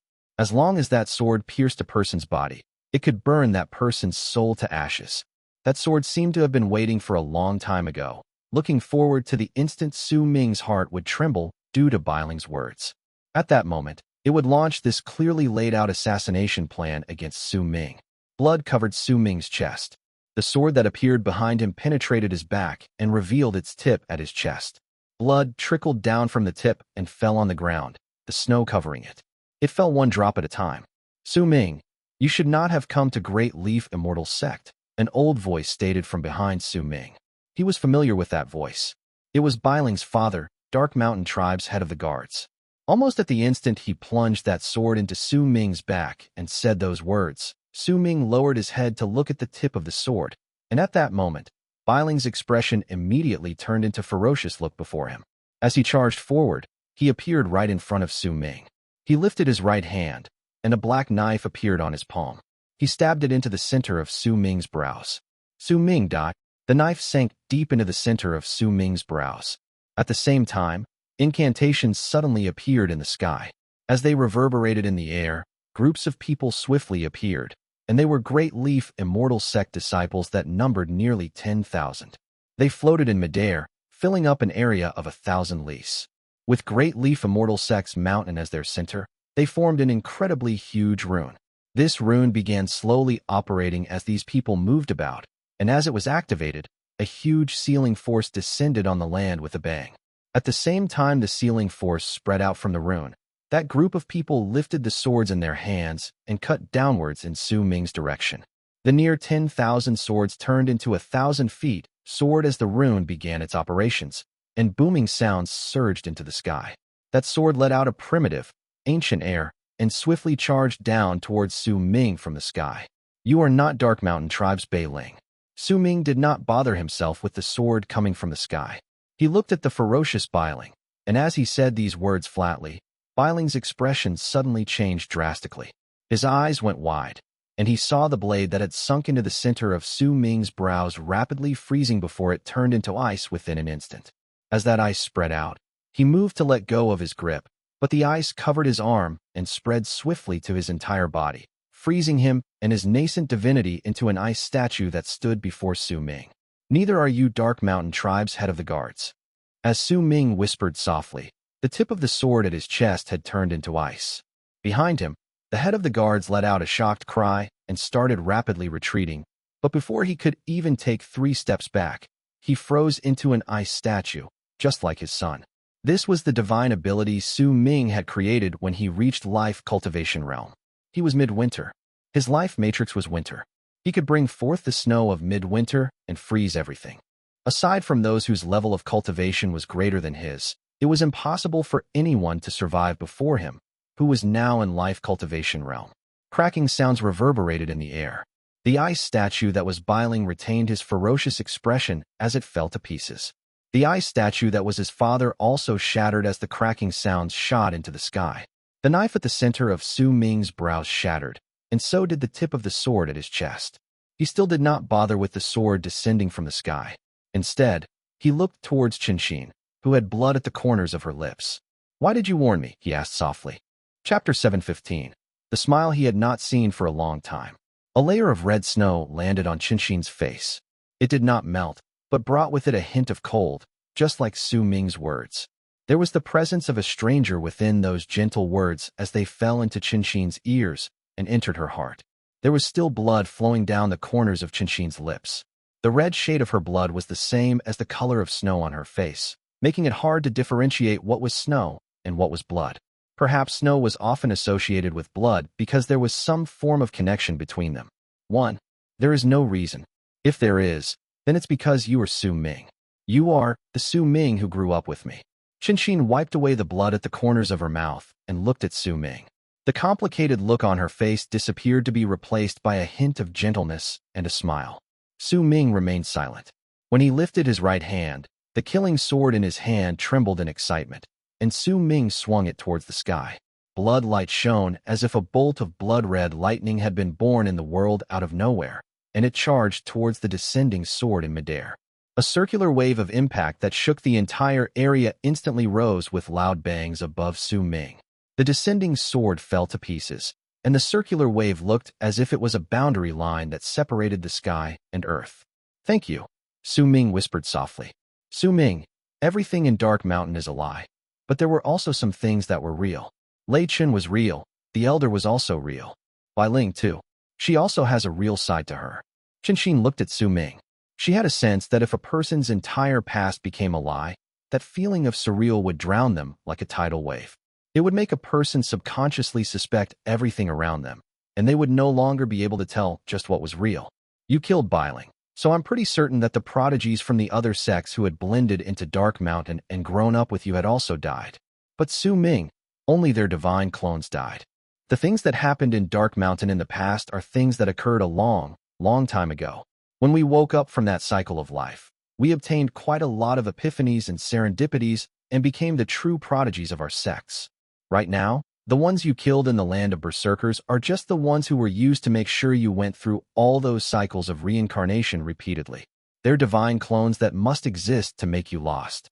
Their real selves are still in their sects in the land of Immortals. They aren't dead yet." Qinshin looked at Su Ming and told him the truth. "Then what about you?" Su Ming asked faintly. "I am also a divine clone. I can sense my real self's mind. At the moment she saw you, I could sense the complicated feelings within her, as well as her yearning." Qinshin's expression was full of anguish as she shook her head. "I practiced cultivation since I was young, so the things I went through in Dark Mountain are the most vibrant memories of my life. I truly wished that I would never wake up from that cycle of life, that I could just keep on being in Dark Mountain." Qinshin's face turned pale as she mumbled in her anguish. It was as if she was not talking to Su Ming, but was talking to herself after years of suppressing her own feelings. As Qinshin mumbled under her breath, the near 10,000 Great Leaf Immortal Sect disciples in the sky changed their positions rapidly. As they crossed paths with each other, they gave others the feeling that the sword rune in the sky had changed once again, and a wave of sword aura that was even stronger than before gathered together with a bang before it charged towards Su Ming from the sky. "Su Ming, there are some among us who chose to forget you, but there are also some who still remember you. They remember Dark Mountain and growing up together within that cycle of life. Dark Mountain has already become a thing of the past, but it is in your heart and is also in our hearts." Qinshin lifted her right hand. At the instant she said these words, more blood flowed out of the corners of her lips. Her face swiftly withered away and cracks gradually appeared on her skin. Her words reverberated in the air. When Su Ming looked at her, he saw her rapidly disappearing. Her body was like ashes at that moment. "This divine clone of mine broke my oath, telling you too many truths in the land of Berserkers. This is the punishment from the oath. My divine clone's soul will scatter into nothingness, but they can't do anything to my real self. Su Ming, don't blame Biling. He's no longer himself." Qinshin whispered softly and closed her eyes. Her body turned into ashes and disappeared into the world. Su Ming fell silent. As a slightly complicated look appeared on his face, the sword above him came charging downwards and crashed into him. But at the instant the sword aura touched Su Ming, he had lifted his left hand and seized it. With a bang, that sword aura shattered, and with Su Ming as the center, the mountain rocks under his feet crumbled as if a storm that could destroy mountains was sweeping through it. When an even more violent bang rang into the air, the remaining half of the mountain under Su Ming's feet shattered completely. Su Ming lowered his head and looked at the sword in his hand. It was crimson red, blood covering it completely. He looked at his own clothes and hands. He could even feel an endless amount of forlorn and bitter vengeful souls around him. They were all the immortals that had died at his hands. A deep wave of fatigue washed over Su Ming's heart and soul. This was not the first time this feeling of fatigue rose in him, but this time it was deeper than before. Su Ming wanted to close his eyes, but he could not. His expression changed drastically. The fatigue in his eyes also disappeared at that moment. His breathing quickened, because, at the instant the mountain fell apart, he sensed his second senior brother's presence. Without any hesitation, Su Ming lifted his left hand, formed a seal, and swung his arm forward. A violent gust of wind charged forward and swept up all the crushed stones in the area to make them fall backwards. All the dust that had appeared due to the collapse scattered away, and the ground was revealed. This was originally where Great Leaf Immortal Sect was supposed to be. At that moment, there was a ball of light that was several dozens of feet big on the ground. The ball of light shone with 5 brilliant colors. There was a thin layer of fog by its edges, and within the ball of light was a black, distorted figure. The figure's face could not be seen clearly, because he no longer had a face. It was a black shadow tuft gathered together by wisps of black smoke. There were 6 giant chains inside and outside the ball of light. Those 6 chains pierced through the ball of light and connected with the black shadow as if they had fused into his soul and were acting like something akin to a seal. The other ends of the 6 chains were buried in the ground. There was a gigantic rune on the ground. It was an incredibly complicated one, and its use was unknown, but Su Ming could tell that one of the functions of the rune was to suppress. It was suppressing the black shadow in the ball of light, and it even needed Great Leaf Immortal Sect's entire mountain to do so. This allowed the rune to be able to make this ball of light contain all its presence hidden on normal days. When Great Leaf Immortal Sect's mountain collapsed, the ball of light was revealed. Almost at the moment, anger rose in Su Ming's eyes because he saw the rune on the ground and the ball of light. He also saw the black shadow almost collapsing as it distorted. 6 wisps of black smoke with the air of death spread out from the black shadow and charged towards the rune through the chains. This was clearly not something the black shadow was doing willingly. Those chains were absorbing it forcefully. When those 6 wisps of black smoke fused into the rune on the ground, they changed into a vast amount from spiritual aura of the world in the blink of an eye and spread out. Su Ming let out a crazed roar towards the sky. As anger raged in his eyes, blood flowed out from them, making him look as if he was crying tears of blood. He should have been able to see earlier that the spiritual aura from the world in the region of Great Leaf Immortal Sect was much denser compared to the other regions, but he had not paid too much attention to it previously. He did not expect that Great Leaf Immortal Sect would do something that would drive him so mad. This was a rune that could change a form of life into the spiritual aura in the world. Those 6 chains were the tubes that absorbed that form of life, and it was the black shadow in the ball of light. That ball of light was a seal, and the black shadow inside was the source of the familiarity Su Ming sensed. It was the reason that drove him mad. Second senior brother. Su Ming's roar was hoarse from his rage and madness. Qinxin's words had originally made fatigue appear in Su Ming's heart, and he had even stopped slaughtering Great Leaf Immortal Sect's disciples. However, when he saw his second senior brother and how he was so weakened that he was going to disappear at any moment, his killing intent surged up once again. Great Leaf Immortal Sect. Immortals. Su Ming took a swift step forward and charged towards the ground. He approached the rune on the ground in the span of a breath and lifted the sword in his right hand. The world roared from his swing, and his killing sword cut down one of the chains. A huge rebound shot back and surged into Su Ming's body, tearing the web of his thumb. Blood filled his hand, and he took 3 steps backwards. Su Ming might be moving backwards, but the chain let out a cracking sound and shattered right from its center. That chain was definitely not something ordinary. If Su Ming was not holding onto the killing sword, it would be difficult for him to destroy it. Once one of the 6 chains was broken, the near 10,000 Great Leaf Immortal Sect disciples in the sky cut down again, and their slashes charged down towards Su Ming. In fact, each of the disciples bit the tip of their tongues and coughed up blood that turned into a small blood-red sword due to the sword rune.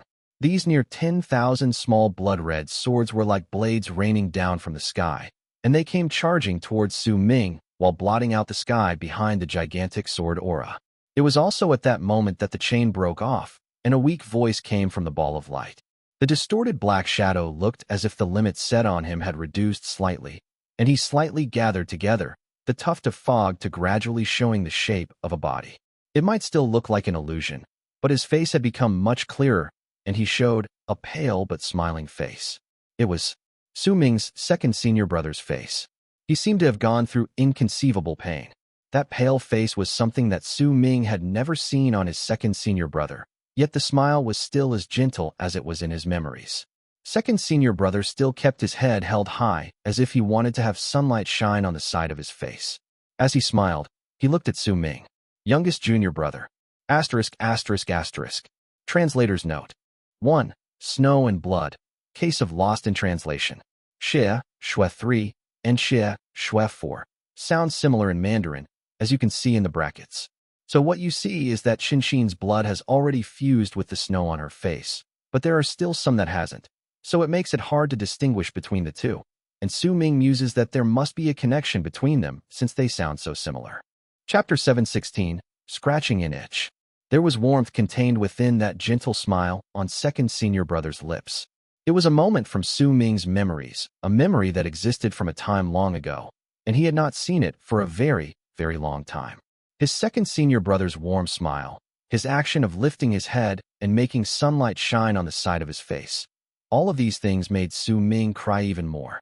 The scenes from the 9th summit. The man who had been as gentle as a flower, his second senior brother who had smiled at him under sunlight as he stood among grass and flowers, and the similarly smiling face that had suffered through torture in that ball of light overlapped with each other during that instant. The whistling sword aura came charging towards Su Ming from the sky. Right behind that sword aura were the near 10,000 small blood-red swords that came towards him while blotting out the sky like rain. They stirred up violent gusts of wind that swept through the area. At the instant these sharp sword glares that looked as if they were about to cut through space itself closed in on Su Ming. He lifted his head while weeping. He glared at the near 10,000 Great Leaf Immortal Sect disciples in the sky. At that instant, there was no longer anything that could stop Su Ming's slaughter. The killing sword in his right hand let out an excited, bloodthirsty whistle, and Su Ming lifted it up. He sliced swiftly upwards in the direction of the upcoming sword aura. With it, the world rumbled. The incoming huge sword aura instantly fell into pieces, and the small blood-red swords behind it also shattered into nothingness due to Su Ming's sword. At the same time, the snow that was floating in the world gathered together and charged towards the sword rune in the sky from all directions with a loud whistle. Su Ming would definitely not spare those Great Leaf Immortal Sect disciples. But as of then, the most important thing was not to kill but to cut off all the chains around his second senior brother. With a single move, the killing sword in his hand sliced down on the second chain. A piercing sound came from metal striking metal, and Su Ming was sent tumbling back by the rebound. When he took a few steps backwards, the second chain shattered. Su Ming did not stop. He took a step forward, and the presence of life cultivation circulated within him with a bang. All his power erupted from his body. He cut down once again on the third, the fourth, then the fifth chains. Under his madness, all of the chains were sliced apart. As they shattered, second senior brother's figure rapidly gathered together from that foggy state in the ball of light.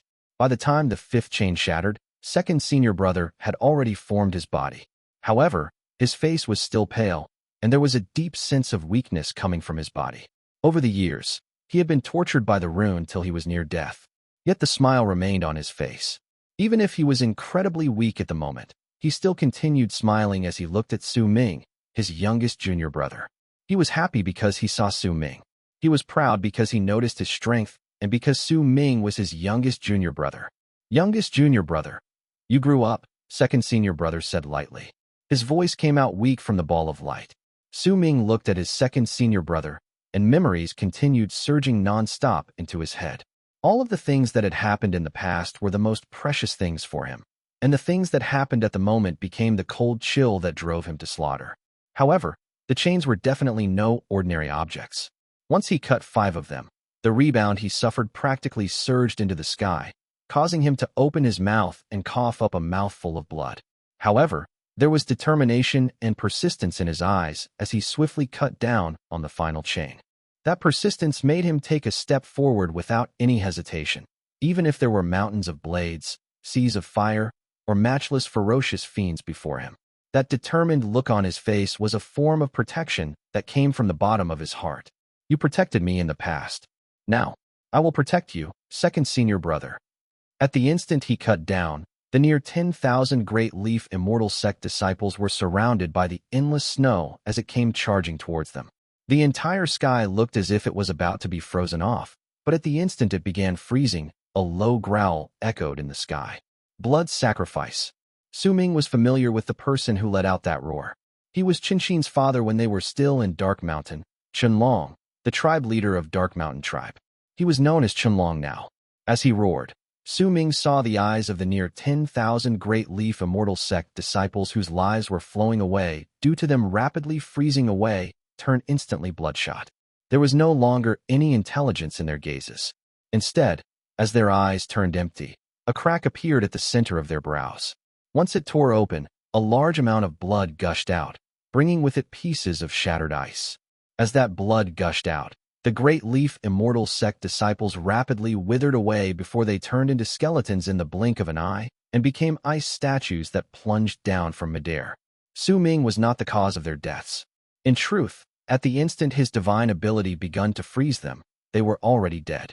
What actually killed them was Great Leaf Immortal Sect's art. It was the sword rune they had formed by gathering together, and they were killed when Qianlong activated the rune by saying those words. Blood that filled up heaven itself spread through the sky at that instant. As it tumbled about, it gathered together into a 10,000 feet long sword that swept the sky and sliced through the air to charge towards Su Ming. It was difficult to describe the speed of this sword as it cut downwards. When Su Ming looked over, it was still in the sky, but in truth, it was already less than 100 feet away from him. Its extreme speed surpassed wind and cut open space. It brought with it a terrifying presence that would destroy everything that tried to block its path.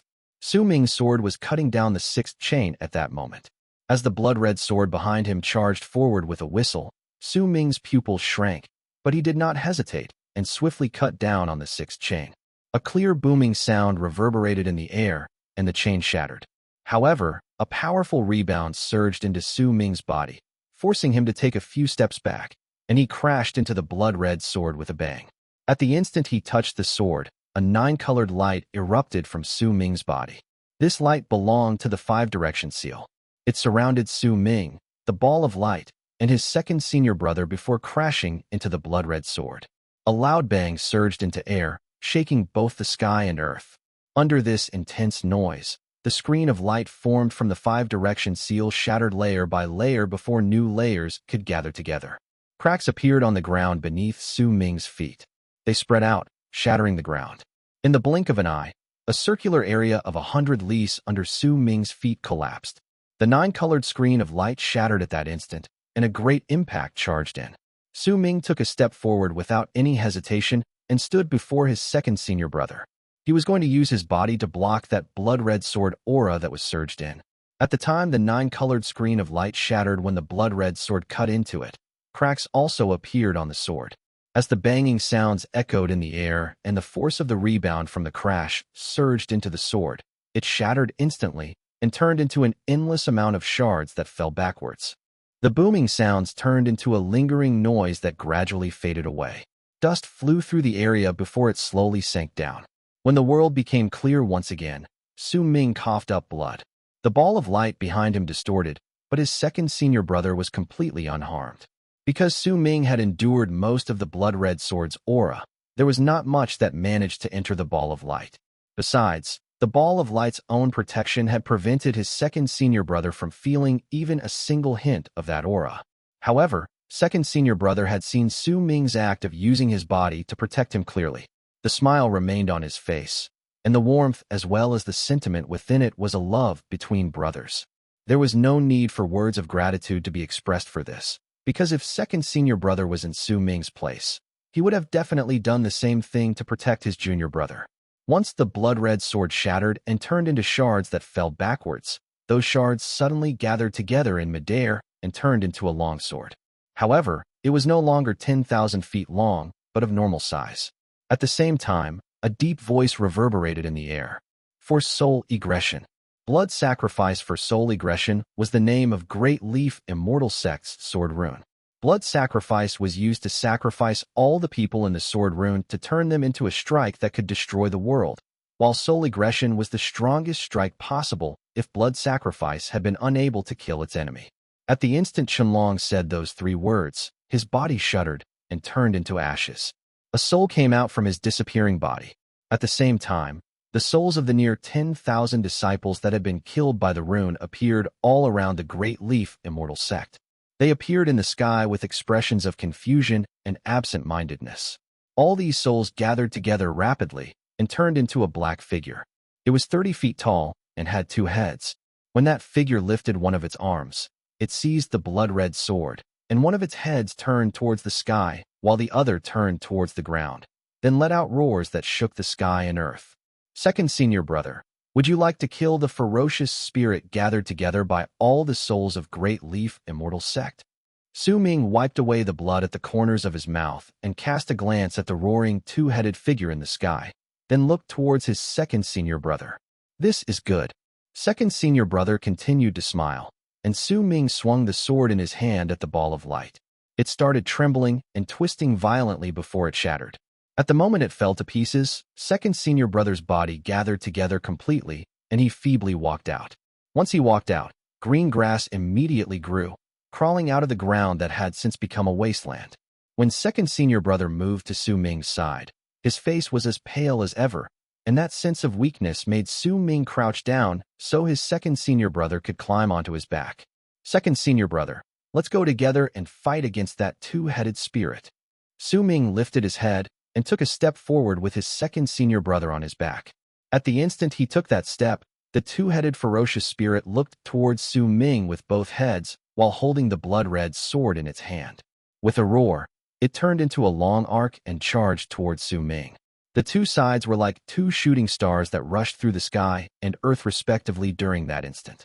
Then, without any hint of attempting to dodge, they crashed into each other in midair. With one strike, they would determine who would win and lose. At that moment, a layer of thin clouds appeared indistinctly in the sky. Even if the sky trembled, it could not send those clouds away as they prevented anyone from seeing who was within them. A beautiful woman was eating roasted seeds in there with a pained look on her face as she sighed. It cost me so dearly. It really cost me so dearly. This Su Ming actually grew so fast. If I had known about this, I would have asked for so much more from that old man. As that girl was regretting her actions, the yellow mutt lying beside her was yawning comfortably. There were 2 other beings crouching next to that mutt with distressed expressions on their faces. One of them was the bald crane, and the other Xuan, who was currently scratching an itch on the mutt's body. Chapter 717, The Fateful Meeting. The strike from blood sacrifice for soul aggression would cause wind and clouds to move. It would gather together to form a blood sword and a 2-headed body, which moved like a shooting star that caused the ground to rumble. It crashed into Su Ming, who was carrying his second senior brother on his back while he charged into the sky from the ground. During that instant, it was as if the sky and earth had crashed into each other, and the waves that stirred up turned into 2 arcs of impact that looked like the most beautiful scene in the world of Berserkers from the distance. It was enough to visibly move anyone who saw it. During that charge, Su Ming's second senior brother let out a weak but hearty laugh as he lay on Su Ming's back. As he laughed, grass instantly filled the shattered earth, and a nice fragrance spread through the air. A gentle but sturdy presence also spread out from second senior brother's body, surrounding Su Ming. Su Ming was like a sharp sword out of its scabbard. With second senior brother on his back, he crashed into the incoming body created from that blood sacrifice for soul aggression in the sky. This was a crash between the sky and earth. This could be said to be the top 2 forces in the land of Berserkers fighting against each other.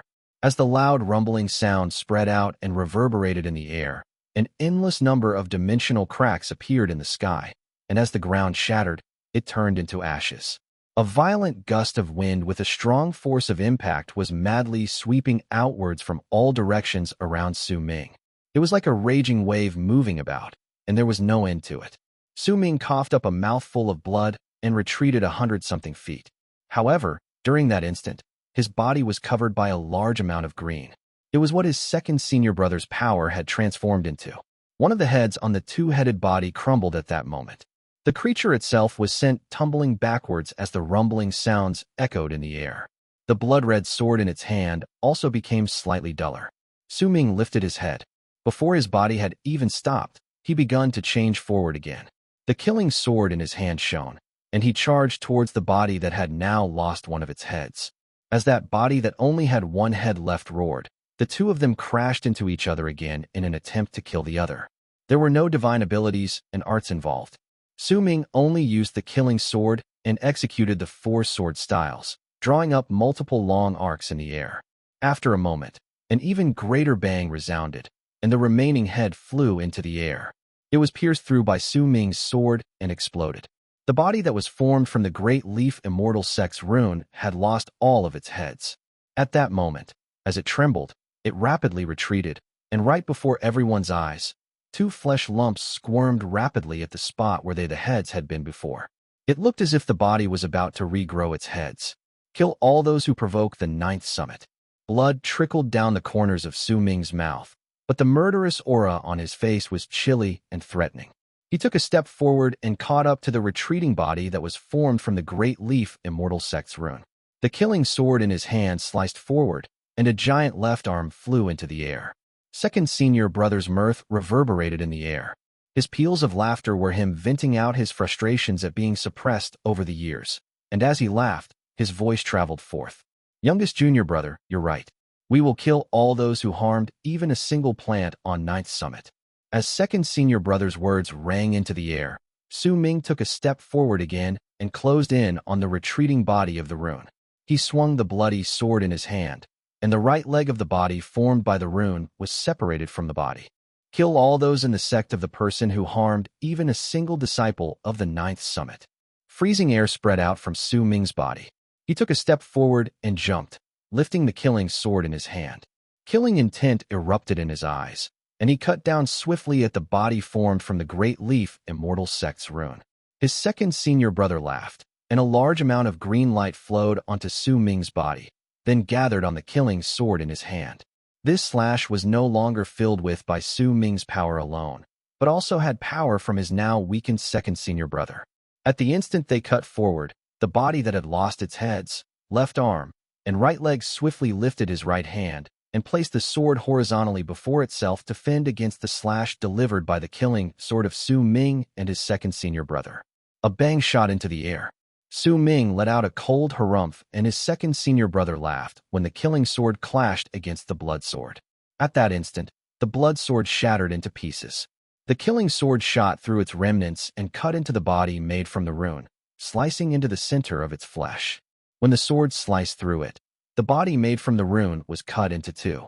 A shrill scream of pain that only souls could hear came out from the body, and it exploded.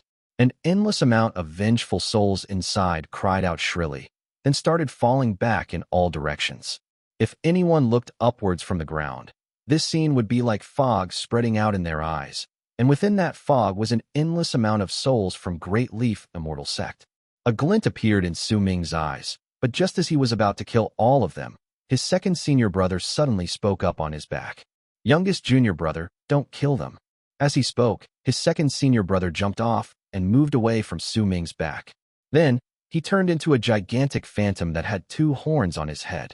His body was approximately 100 feet tall, and he was a giant that was covered head to toe in dark green. Once the phantom appeared, second senior brother opened his mouth and sucked in a breath in the direction of the souls from Great Leaf Immortal Sect that were falling back. With it, terror appeared within those souls' shrill screams, but all of them headed towards second senior brother, unable to control themselves.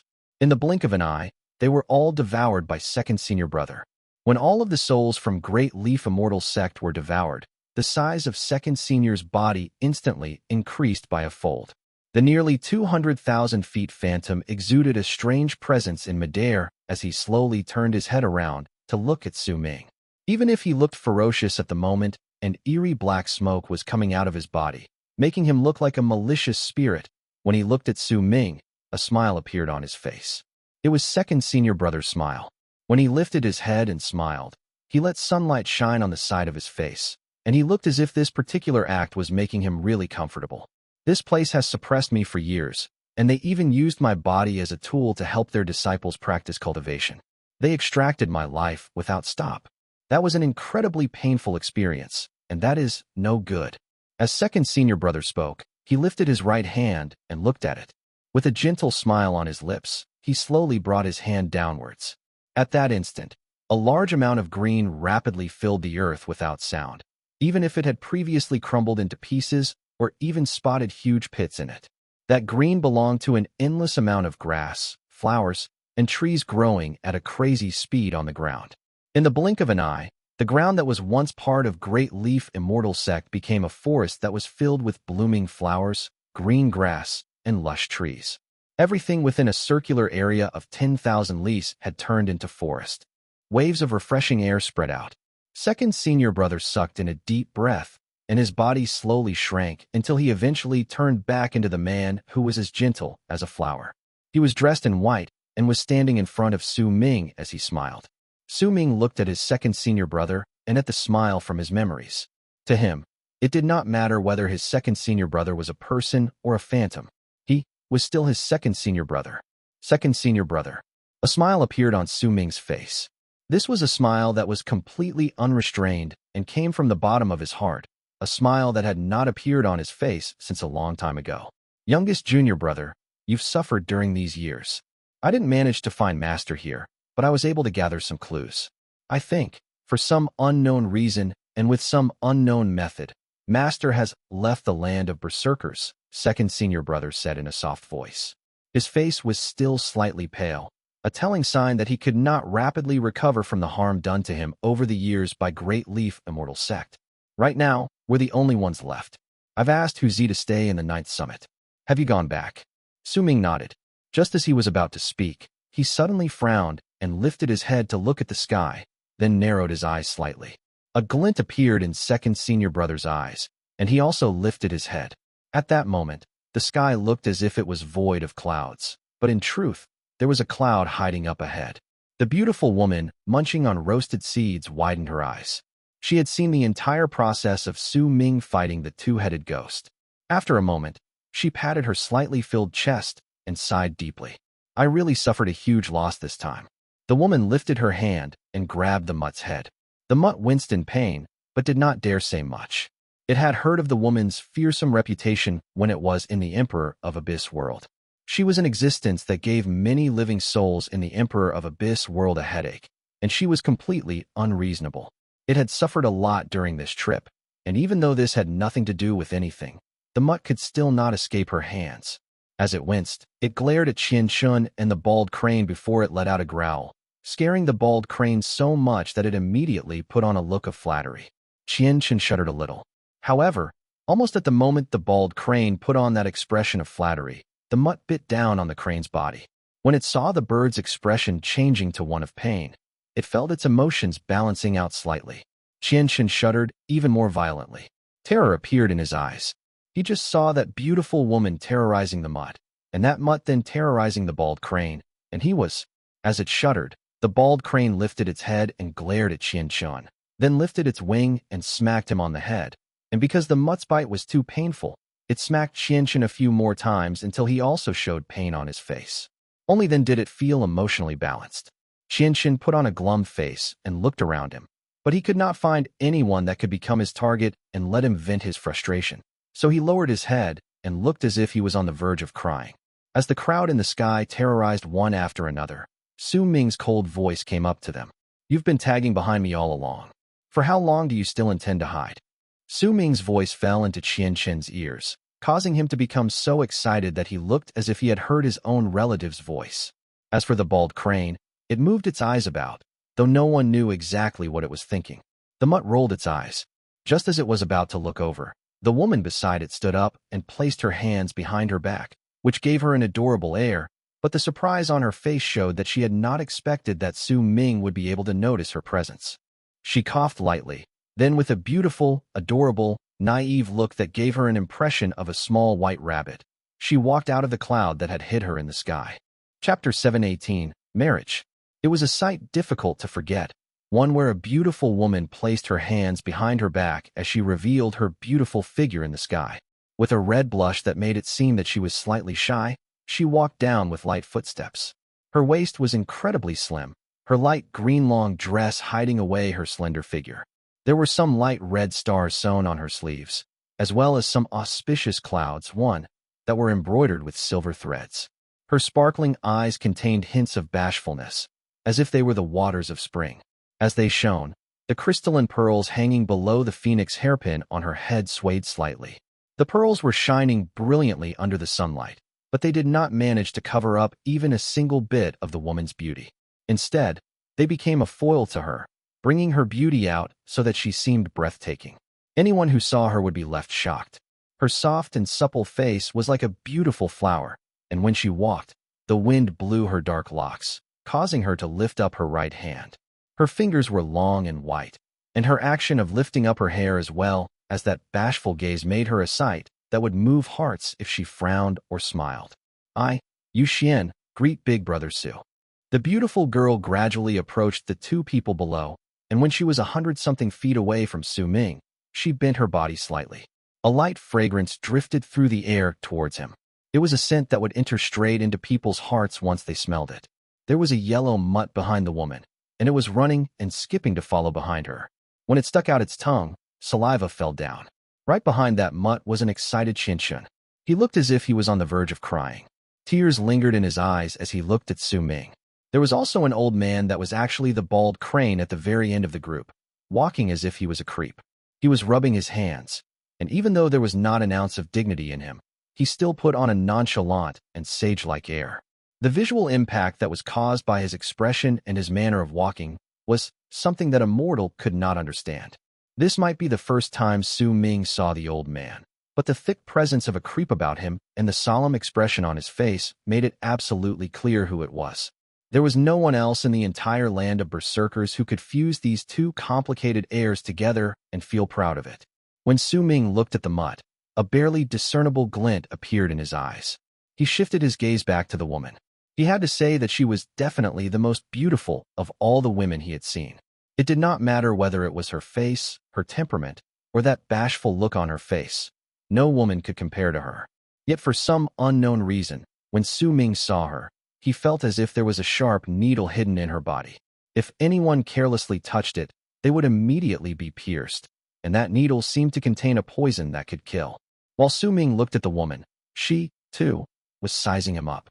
At the moment their gazes met, the woman smiled shyly and lowered her head, casually avoiding Su Ming's gaze. Su Ming's second senior brother let out a fake cough by his side.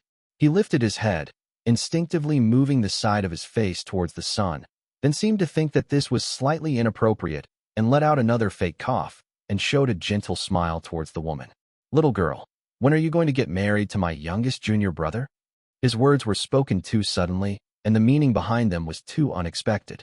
This manner of speech that did not follow any sort of logical conventions not only stunned Su Ming, but also made the woman who was pretending to be embarrassed widen her eyes.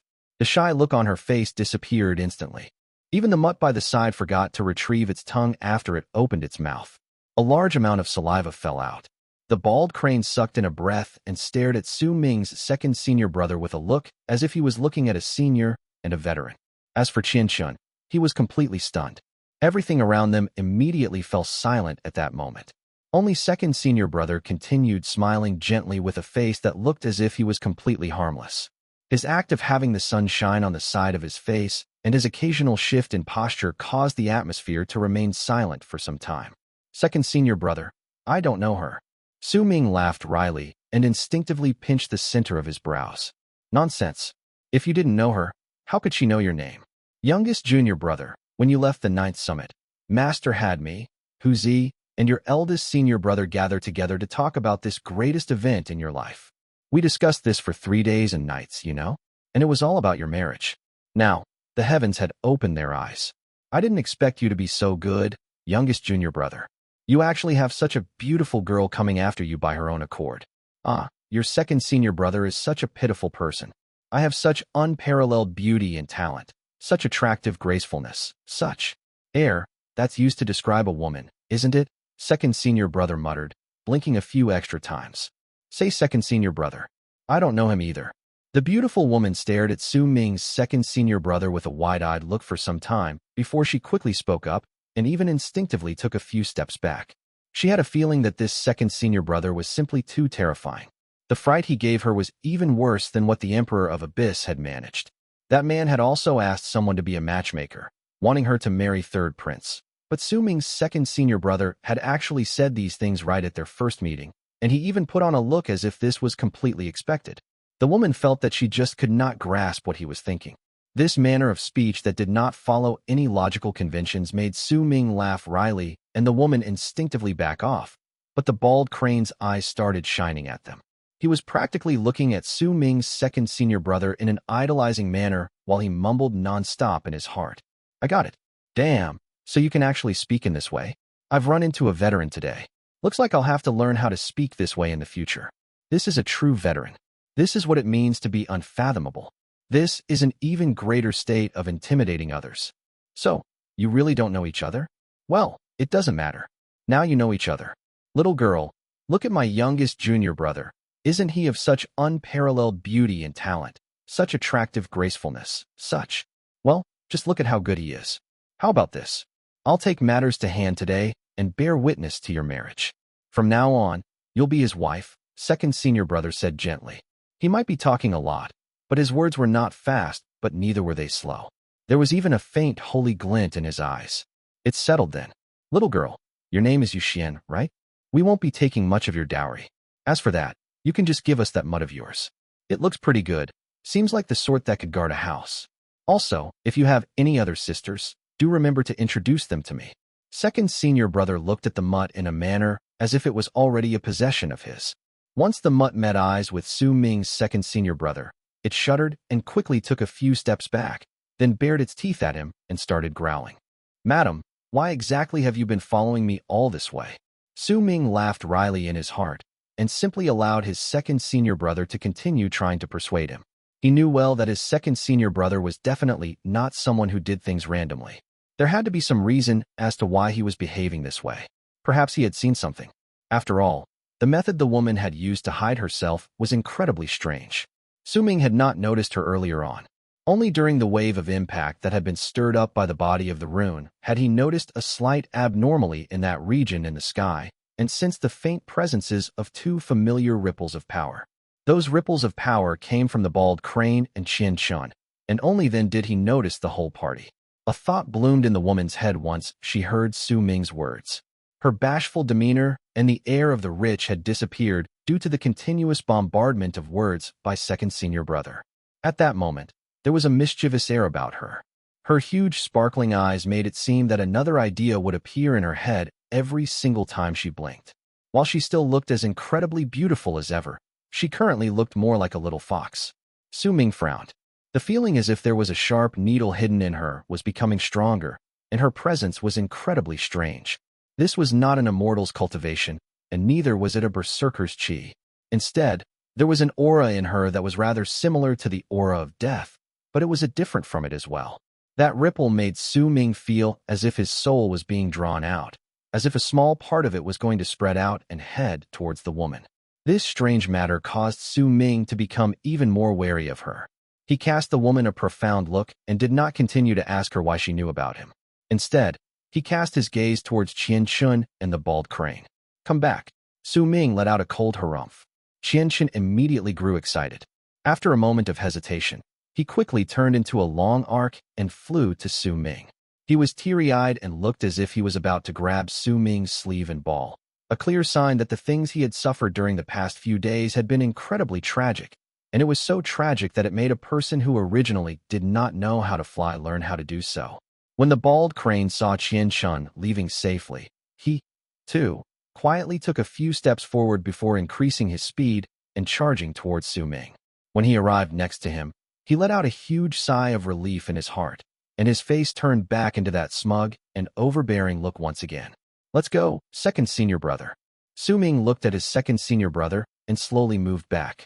The feeling the woman gave him was simply too strange, and with his current level of cultivation, Su Ming could sense that there was an incredibly powerful might contained within that mutt.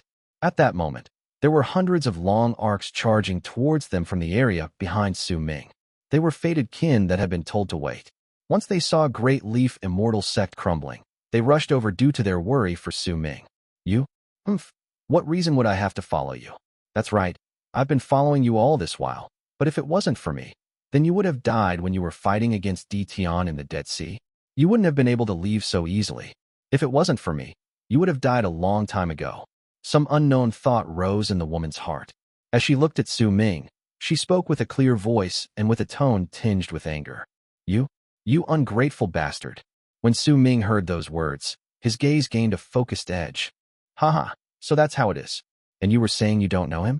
Miss Xuan, I can tell now. You fell in love with my youngest junior brother a long time ago. The marriage is settled then for sure. Su Ming's second senior brother smiled faintly, then narrowed his eyes and looked towards the woman. I'll listen to you, second senior brother. Once the woman cast a glance at Su Ming, that embarrassed look appeared again on her face. She lowered her head and spoke softly, but she was mumbling smugly in her heart. I suffered a huge loss when I sold Su Ming. I'll have to stay by his side.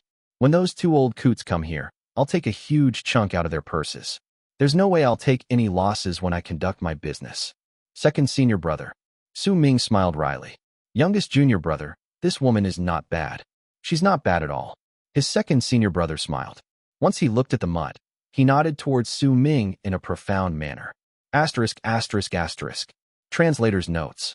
1. Auspicious clouds. Represents heaven and good luck, since cloud, yin 2, sounds almost the same as fortune, yin 4, in Chinese. Chapter 719, Origins Revealed. The final immortal sect in eastern Wastelands had turned into a puff of cloud and smoke and transformed into a lush forest. There was a gigantic pit in the forest, and it was as if it was the only thing that could be a slight testimony to Great Leaf Immortal Sect's destruction. This had always been the place where spiritual aura was the most abundant in eastern Wastelands. Even if it had turned into a forest now, the spiritual aura was still spreading out slowly and filling up the entire area, making it seem like the forest was surrounded by a haziness, giving it a dreamlike air. From then on, this would be the place where fated kin in eastern Wastelands would live. As long as fated kin continued to grow and become stronger and Su Ming remained alive, they were destined to become an extraordinary existence among the Berserkers. They would just be like the god of Shamans' temple among the Shamans. As members of the same race as Su Ming, fated kin would stand over the other tribes and Berserker clans for a long time. No one would dare to challenge their might because they were of them. From now on, there will no longer be any Great You. What will appear among the Berserkers will be a land where fated kin are the heads. They will build their homes in other continents as well to maintain the land of Berserkers' operations. This was what Su Ming was thinking right then. Since Great You had been buried by time, then they should let it be gone forever. Fated kin would replace the previous Great You among the Berserkers, allowing them to grow stronger as they gained new life. Su Ming left. Fated kin had followed him into the area that once belonged to Great Leaf Immortal Sect spread out through the forest, and under Nangonghen's lead, they started developing the place into the unique landscape that would be suitable to be their home. Before long, this place would have 2 mountains. The mountain range would form a valley, and the valley would be modified to be able to gather the waves of death. They would have many enchanted vessels that would belong solely to their kin, such as the gigantic bow, and a series of divine abilities and arts, each of which would be stronger than the last. A statue of Su Ming would be carved out as well. That statue would become the deity statue that fated kin would worship every day, and it would become the god of Berserkers statue in the land of Berserkers. Su Ming left with his second senior brother, Xuan, the bald crane, a mutt that would occasionally drool, and a mischievous, beautiful woman that loved smiling. This was a strange group. Every single time Su Ming turned his head around, he would not be able to help but smile wryly. He was mostly alone over the years, so situations like this were rare to him. The woman called Xuan was sitting on the mutt, and it was running and leaping while drooling and reeling about in midair. Su Ming could tell that the mutt should not be so lively. It was acting this way because Yu Xian's hands had seized the fur on its head. If she yanked the fur to the left, the mutt would run to the left, and if she yanked it to the right, it would immediately run to the right. Along with the mutt's actions rang Yu Xian's bell-like laughter. There was joy in her laughter, as if she was completely carefree. But to Su Ming, that was not a carefree laughter. It was one of ignorance. The bald crane did not take the form of an old man this time, but had turned into a boy and was asking for lessons from second senior brother. The man and crane walked together, and the occasional peals of dark chuckles from the duo, as well as the look of regret that they had not gotten to know each other sooner along with the congenial air, made an incredibly thick presence that belonged to creeps coming together. Su Ming rubbed the center of his brows and looked towards Qian Shun, who was constantly by his side and had practically never left him. Qian Shun had clearly been traumatized by all the bullying. He was scared of the bald crane, frightened by the mutt, and terrified of the woman. This was his first meeting with Su Ming's second senior brother. But when he heard how he spoke to Yu Xian and saw how the bald crane had acted, as if it was regretting it had not met the man earlier, he instantly shuddered. His gaze when he looked at Su Ming's second senior brother instantly became different, which was why he decided to stay as far away as possible from him while showing respect. He had a feeling that only Su Ming could be considered somewhat normal among this group of people. Su Ming rubbed the center of his brows roughly until that spot turned red. He let out a long sigh in his heart and no longer paid any attention to the people around him. Instead, he turned into a long arc and left into the distance. Xiao Huang, follow him. Yu Xian grinned as she cast a glance at Su Ming's back, then smugly lifted her chin. There was no longer any need for her to hide in the clouds to follow Su Ming.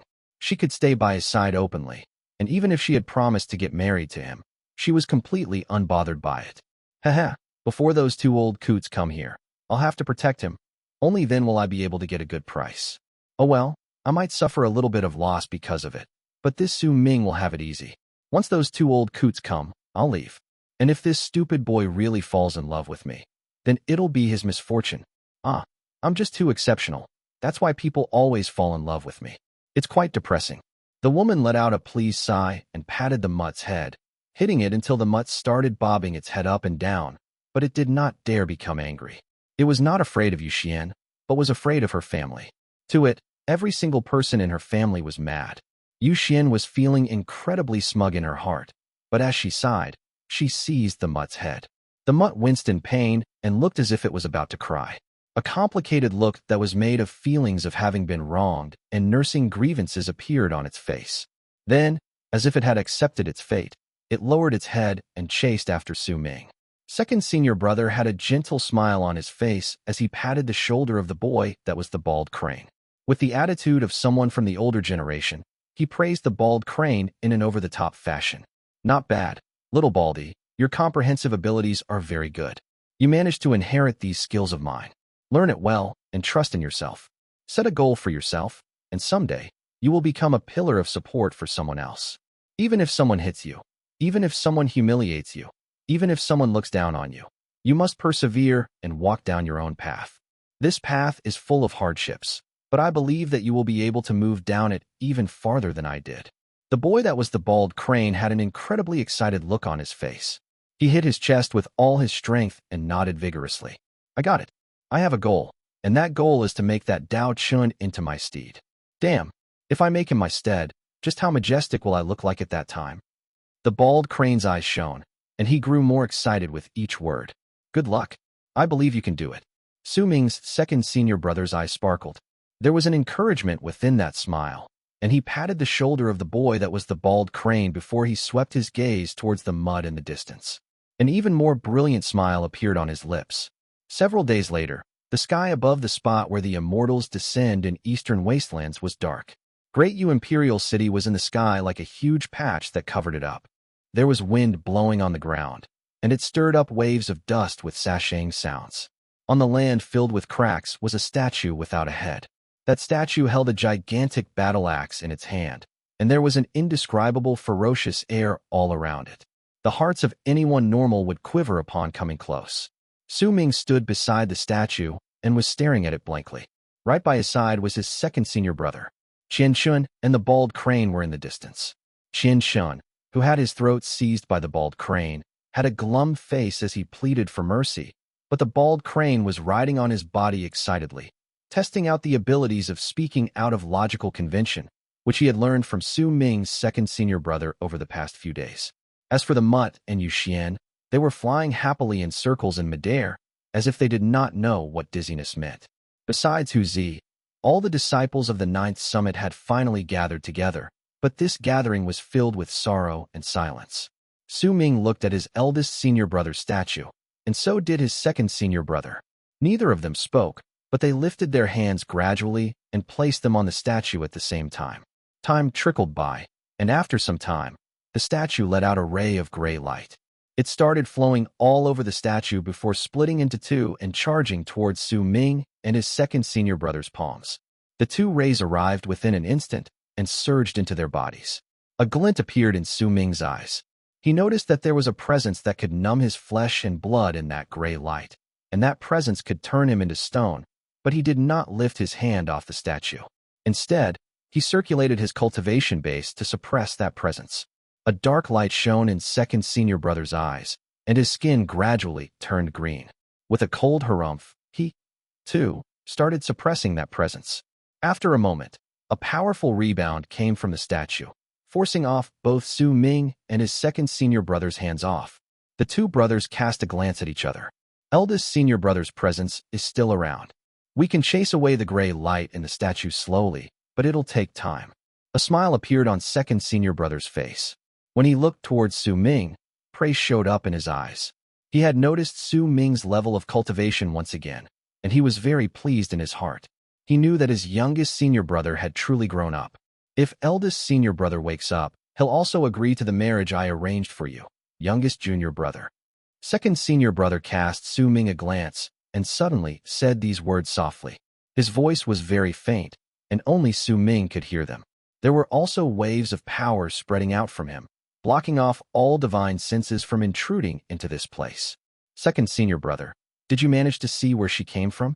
Su Ming hesitated for a moment before he looked towards his second senior brother. The little girl is not a Berserker, and neither is she an Immortal. There's a presence within her that is similar to the aura of death, but it contains life force. This should originally be something that only puppets possess, but there is no way she is a puppet. I was quite uncertain about her identity at first, but when I saw that mutt, I was instantly clear about her origins. Second senior brother did not lift his head to look at the woman and her mutt. He only spoke gently as he looked at eldest senior brother's statue. Master once said that his master, which is our grandmaster, had once told him that Immortals and Berserkers are located in a place called True Morning Tao World. But in this endless universe, there are 4 great true worlds. Second senior brother looked towards Su Ming. There is a world called the Emperor of Abyss True World among the 4 great true worlds. The people in that world practice abyss arts. Their presence makes them feel as if they are alive, but not, as if they are dead, but not really. This description is very similar to what that girl exudes. Chapter 720. Xuan, could you give me a strand of your hair? Also, Master mentioned that our Grandmaster has killed a world-traversing abyss dragon and took 3 of its origin scales to create a treasure. He gave one of them to Master later, but Master gave it to me, and I fused it with my phantom self. Only then was I able to stabilize my form. I refined that scale into part of my body a long time ago. That's why I could sense something different about that mutt.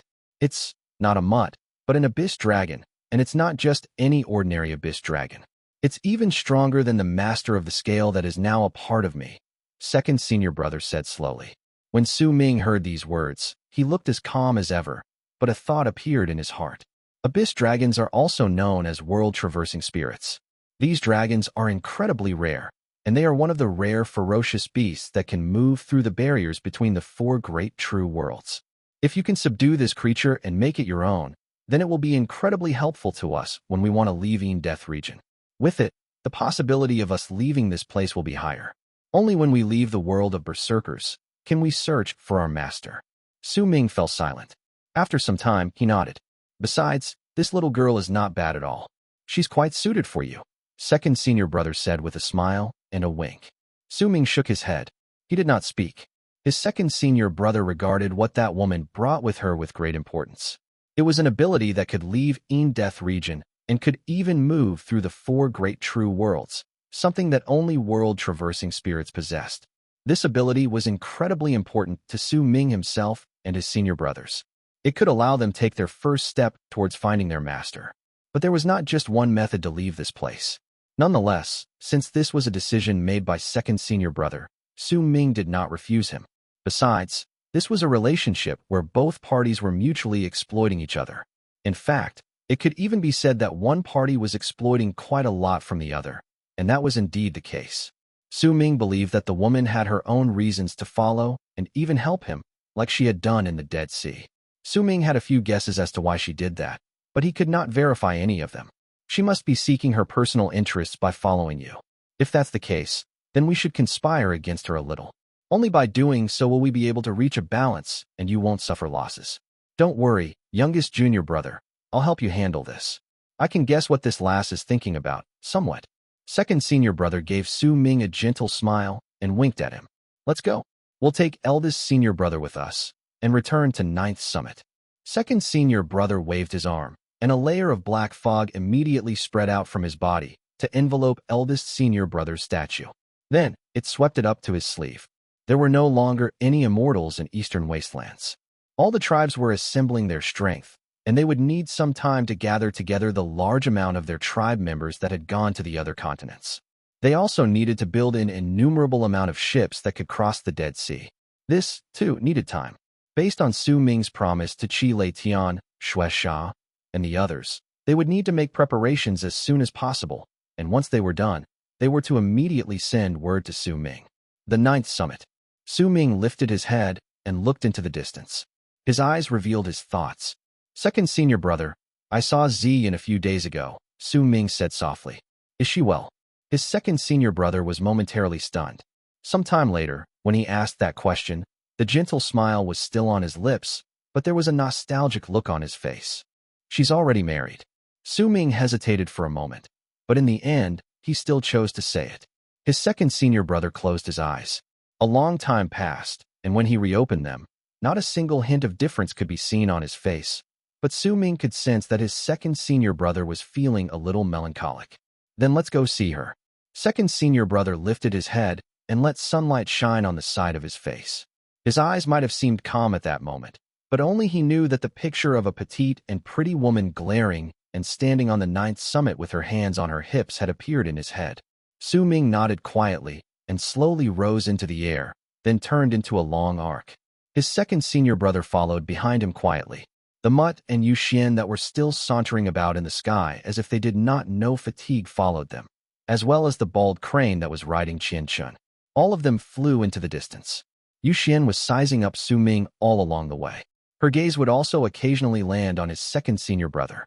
Gradually, she saw something off about them and instantly became curious. She grabbed the Mutt's fur, and it dashed a few steps ahead to catch up to Su Ming and stand beside him. Hey, little dummy Su, what's up with your second senior brother? Xuan asked, looking quite curious. Su Ming frowned and did not bother with her. Little dummy Su. Xuan shouted at him again. Little dummy Su, big dummy Su, old dummy Su. I'm your betrothed. I'm not even married to you yet, and you're already ignoring me? I'm breaking off this engagement. Xuan said loudly as she lifted her chin. Are you done? Su Ming frowned and cast a glance at Xuan. When she saw that he was being so cold and indifferent, she let out a cold harumph. She lifted her right hand, and a jade bottle appeared on her palm. She poured out some medicinal cores that were exuding a thick medicinal fragrance, then threw one of them into her mouth and crunched on it. The medicinal fragrance from it immediately made the Mutt lick its lips. Even the bald crane riding on Qian Chun and following behind them widened its eyes instantaneously. It quickly moved a little closer and sucked in a breath of that medicinal fragrance, and its eyes instantly started shining.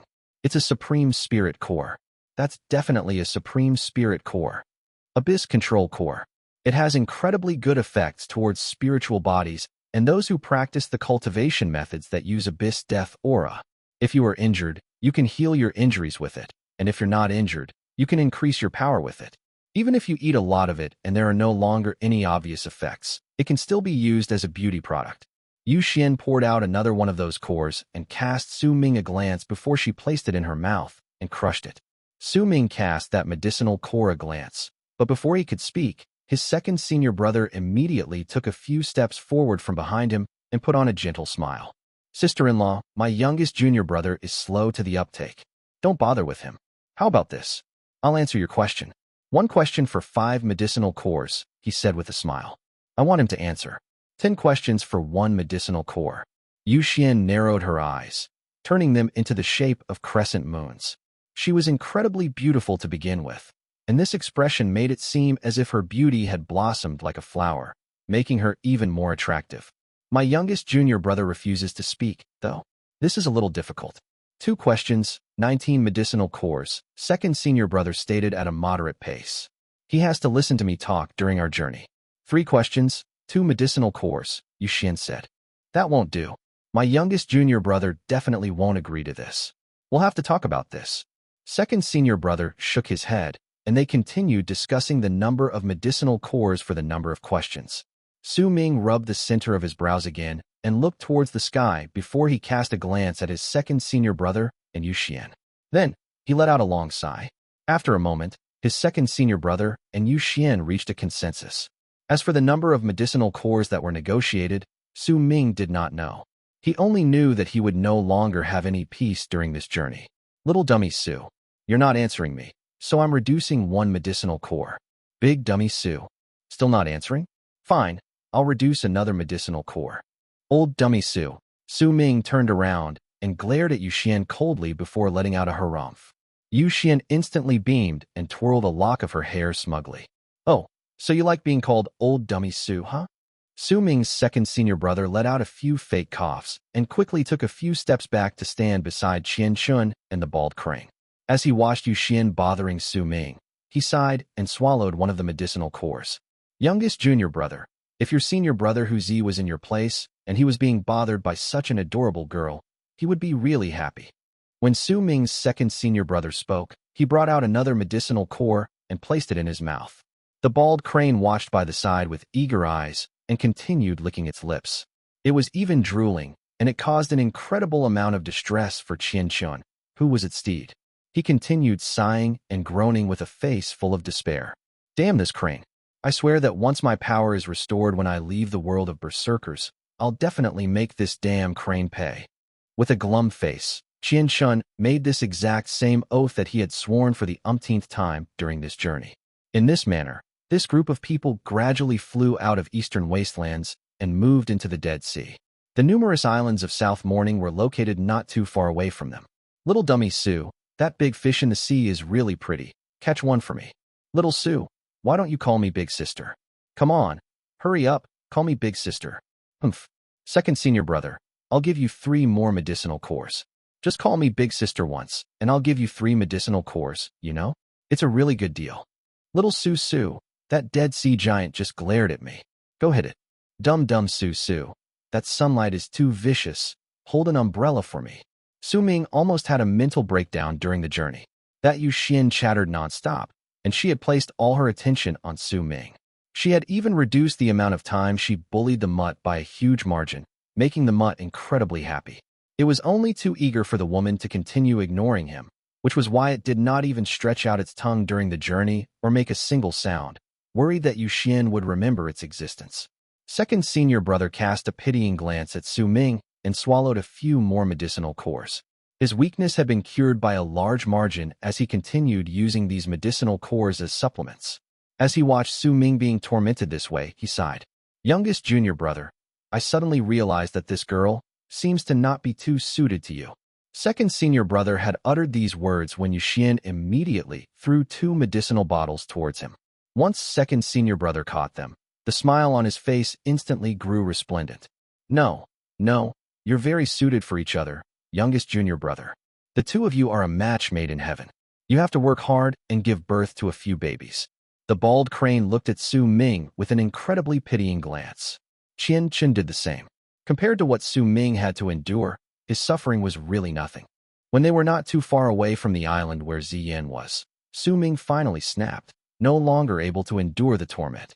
He sucked in a deep breath and suddenly looked towards Xuan. His expression was not dark, though. There was a gentle smile that was similar to his second senior brother's on his lips. He had always had extraordinary looks, and coupled with his presence of life cultivation, he had a strange charm. While this charm might be somewhat effective against other people, to Xuan, due to the abyss presence within Su Ming's body that was from the same source as hers and was even purer than hers, it was a feeling of a sort of natural cordiality towards him. When he looked towards, she was stunned. Xuan, could you give me a strand of your hair? Su Ming asked softly and walked towards the stunned Xuan. Once he was at her side, he lifted his right hand and stroked her hair gently. Chapter 721, Arriving in Southern Swamp once more. Xuan was stunned. She had never seen Su Ming put on such a gentle expression throughout the whole journey, and neither had she ever heard him use such a gentle voice. All of this happened too suddenly, and there was an indefinable strangeness to it. This caused Xuan to suddenly remember something. But before she managed to retreat, Su Ming had already arrived next to her at the brief instant she was stunned and lifted his right hand to naturally place it on her dark locks. All of this might seem to have happened over a long period of time, but in truth, it had happened instantaneously. Xuan's expression changed swiftly, but by the time she moved back, Su Ming had already taken a dark strand of hair from her head. With a flip of his right hand, that hair immediately disappeared from his palm. Since you've been following me all this while, then you must surely know what will happen if I am in control of someone's hair. The gentle look on Su Ming's face disappeared, and the gentle tone in his voice also turned icy cold. His whole demeanor returned to how it was previously. Qian saw all of this as he stood at the back, and a shudder ran through his body.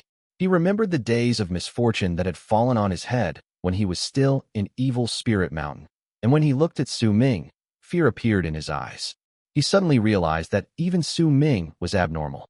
Each person around him was more evil than the next. How evil must a person be to be able to turn a strand of hair into a small humanoid so that he could curse whoever that hair belongs to? Qian imagined Su Ming crouching in a corner and chuckling darkly while turning that strand of hair into a person so that he could lay a curse. His body trembled even more viciously. The bald crane widened its eyes and looked at Xuan with a bewildered gaze. It saw that her expression had changed, but it could not wrap its head around it, thinking that it was just a strand of hair and would be able to do nothing. Su Ming's second senior brother was momentarily stunned as well, but based on the changes in Xuan's expression, he could tell that Xuan was feeling incredibly terrible at that moment, and he could not help but smile. Even the mutt looked as if it had seen a ghost once it saw Su Ming taking one of Xuan's hair. It quickly moved back slightly. It had seen Su Ming use this method multiple times to lay a curse, and while it might not know the origins of this art, memories towards the terrors of that art were fresh in its mind. After all, Su Ming had disappeared after his battle against Di Tian in the Dead Sea. When Xuan found Su Ming again, he was already in Evil Spirit Sect, and no one knew about the things regarding Ugly Little Thing and her family. Xuan glared at Su Ming. She had always been intelligent and had always been the one who had the upper hand. She was rarely the one who would be deceived and suffer losses. Even when it came to Su Ming's second senior brother, they were both mutually exploiting each other. She could naturally tell that second senior brother had been able to find some clues from her or the mud, but she had used this to follow Su Ming in plain sight. In fact, all of this was more of a fun pastime for her, and there was absolutely no need for her to use too much of her head. The act of using medicinal cores in exchange for asking questions had seemed like a joke, but in truth, she had wanted to do so. The injuries Su Ming's second senior brother had sustained might not seem to be consequential, but in truth, his foundation had been injured. If he did not heal it as soon as possible, it would have a huge effect. But that second senior brother refused to say a single word about it, and that little dummy, Su, was a real idiot, because he had been unable to see it. When second senior brother had circulated his cultivation base before that statue in an attempt to awaken it, this had worsened his injuries even more.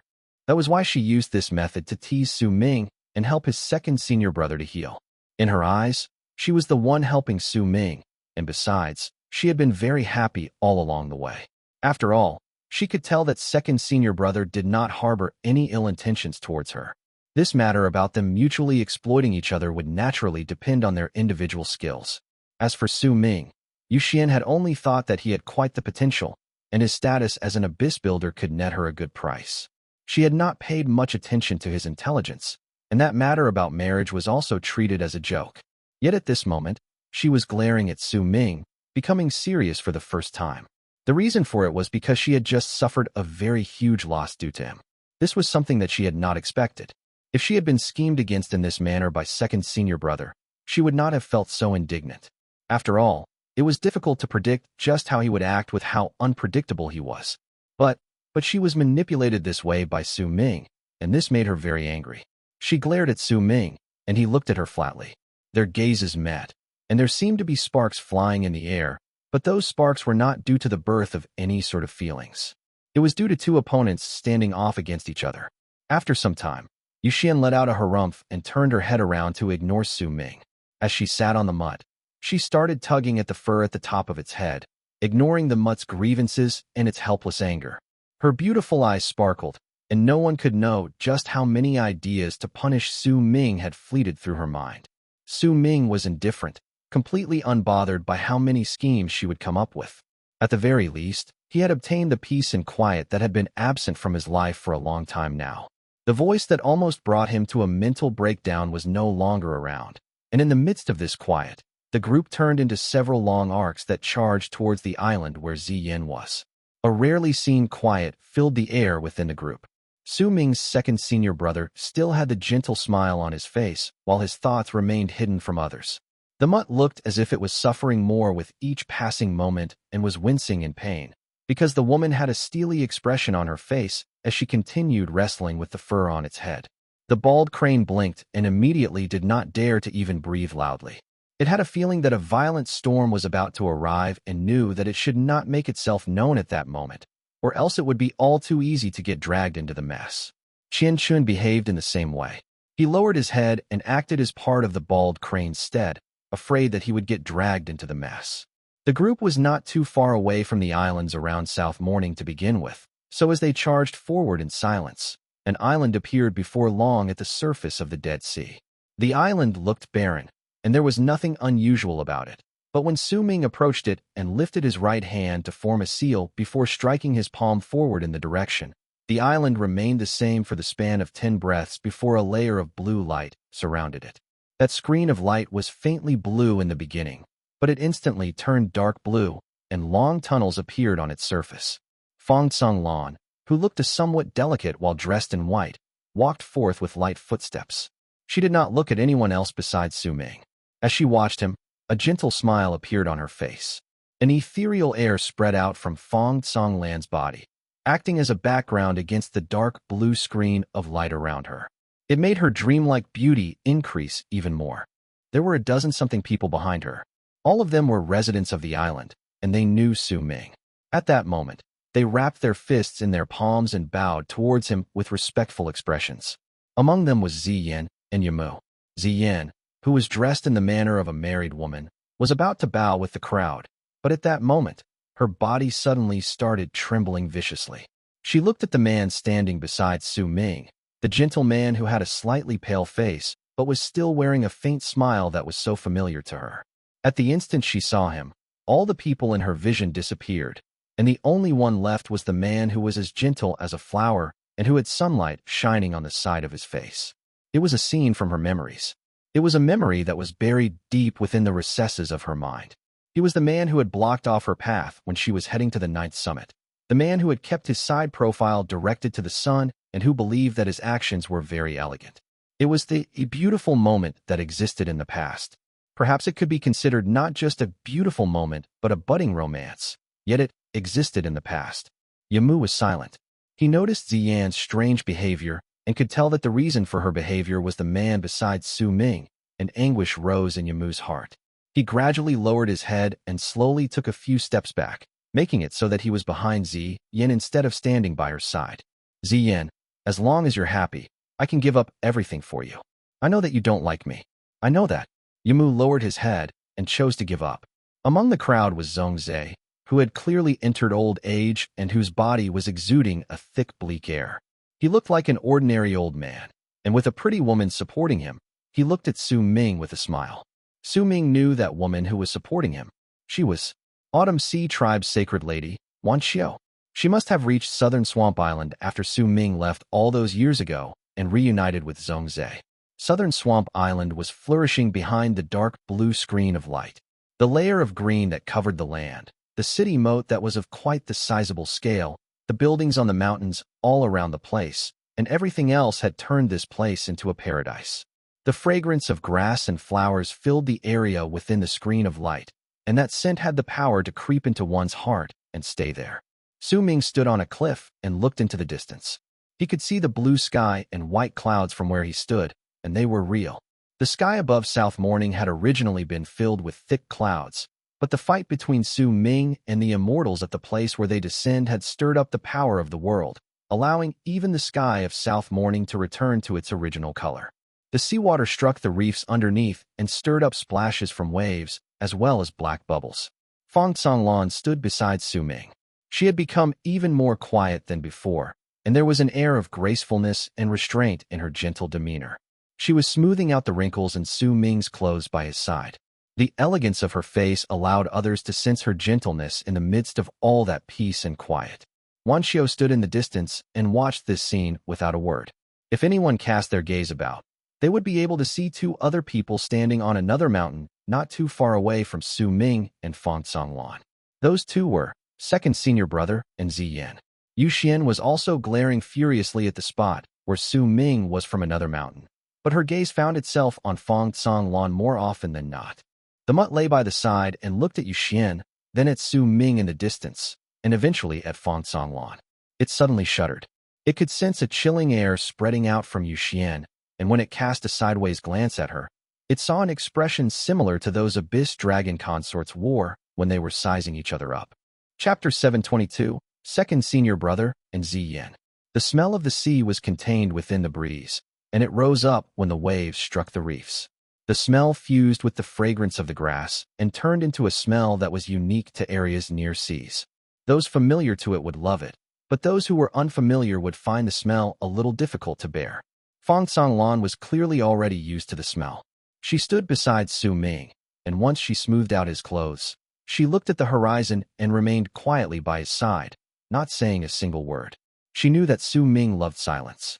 After a long time, he said slowly, "After this, I'll head to the Alliance of the Western region." Fong Songlan nodded with a soft hum. Su Ming turned his head around and looked at her. This woman was not as beautiful as Yu Xian, but her quiet demeanor was comforting to others. This was something Yu Xian did not have. "Are you coming back?" Fong Songlan's eyelashes fluttered lightly, and she looked at Su Ming as well. Su Ming remained silent for a moment before he said calmly, "Perhaps I will, perhaps I won't. It doesn't matter whether you choose to come back or not. I will always be here. If a day comes when you are tired, you can come here and take a rest.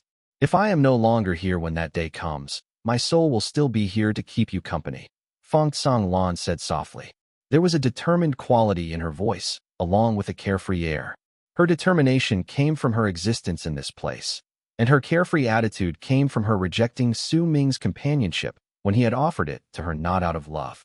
Su Ming did not speak, but instead looked at the world in the distance. But this silence that existed between him and Fong Songlan was broken by a bark that sounded like a dragon's roar after a moment. The mutt came running over with an expression of resignation and suffering as it cried out towards the sky. By its side was Yu Xian, who had her hands behind her back. She walked with a smile on her face and would occasionally kick the mutt, causing it to cry even louder. When Su Ming and Fong Songlan turned their heads to look, Yu Xian stuck out her tongue and put on an embarrassed look. "Ah, what's wrong with this mutt? It keeps barking and won't listen to me. It didn't interrupt the two of you, did it?" Yu Xian blinked and looked towards Su Ming and Fong Songlan. As she spoke, she kicked the mutt again. Su Ming frowned. Fong Songlan smiled gently by his side and looked at the woman, then asked softly, "Who might you be?" "Hello, Senior. I am Yu Xian. I am Su Ming's betrothed." A shy look appeared on Yu Xian's face. Fong Songlan was momentarily stunned. Then, with her smile unchanged in the slightest, she looked towards Su Ming. "Second senior brother was the one who arranged our marriage. I'll be married to him in a few days' time. Please come to the wedding feast at that time. I've heard my husband-to-be mention you before, and now that I've met you."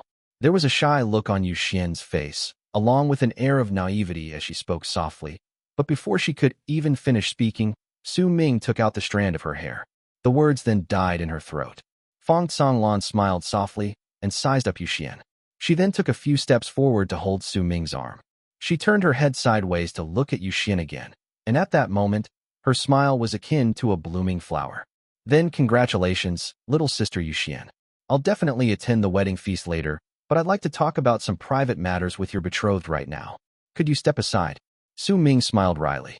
This was the first time he saw this sort of expression on Fong Songlan's face. She might be smiling, but there was a sharp edge to her smile. As Yuxian and Fong Songlan faced off verbally, leaving Su Ming by the side smiling wryly, Ziyin held back her tears as she smiled and looked at second senior brother on the other mountain. Part of his face was turned so the sunlight would shine on it. He looked at Ziyin and gradually smiled at her as well. However, their smiles were laced with a hint of melancholy and an indescribable nostalgia. They were like two good friends who had not met each other for years and had buried away the beautiful moments of their past. When they met again, they were strangers who were not really strangers. Ziyin smiled and asked softly, "Did you really like me when you were still at the ninth summit?" "I did indeed like you. But you avoided me like the plague, and I didn't even have the chance to confess to you." Second senior brother let out a dry cough and changed his position, letting the sun shine on the other side of his face. When Ziyin saw second senior brother behaving this way, she covered her mouth and chuckled. She sounded really happy, as if she had returned to the past. "Honestly, I've always wanted to tell you that when you let sunlight shine on your face like this, you look really horrid," Ziyin said as she laughed while covering her face. Second senior brother touched his face and changed an angle before he turned his head sideways to look at her. "How about now? Still as horrid as ever." "How about now? Still horrid. But I saw youngest junior brother behaving this way last time." Second senior brother changed a few more angles before he eventually sighed. "Honestly, when you smile, that gentle expression of yours and that tender gaze make you much better looking than anything you did now." Ziyin teased second senior brother as she laughed. She had changed. She had become different and was no longer the girl from all those years ago. There was a mature gracefulness to her, and even her words had become much more magnanimous than in the past. As second senior brother, he looked at the happy Ziyin. He was dazed for a moment. The image of the girl from the ninth summit and the current Ziyin gradually overlapped with each other before slowly separating. There were similarities between them, but there were also certain aspects that were very different. Ziyin gradually lowered her head under his gaze. No matter how brilliant her smile was, it was still a way to hide the emotions in her heart. She did not want anyone to see how fragile her heart was, especially second senior brother. He fell silent, and it was something that rarely happened to him. With his personality, it was rare for him to be silent, but at that moment, as he looked at Ziyin, for some unknown reason, he felt a sharp stab of pain in his heart and fell silent. How could he not see that Ziyin was trying to cover up the air of seasons having passed that was all over her? How could he not see the fatigue that came from the bottom of her heart? In silence, he walked towards her slowly. Ziyin bit her bottom lip and looked at the man who was like a flower walking towards her. When he stood so close to her that she could even smell the scent of grass on him, she lowered her head. She did not see Yamu sitting on a stone in a place far away from them. He was looking at her blankly, and there was deep anguish on his face. "Come with me." Second senior brother stretched out his hand and lifted Ziyin's chin, then gently kissed her forehead. A dazed look appeared on Ziyin's face as she looked at him. After a long moment, she lifted her hand and gently caressed his face before shaking her head and taking a few steps back. Second senior brother fell silent and looked at Ziyin moving backwards, then sighed. The gentle smile appeared on his face again. "Then I wish that you will be happy." Once he finished speaking, he lifted his head and cast his gaze towards Yamu, who was sitting on a rock in the distance.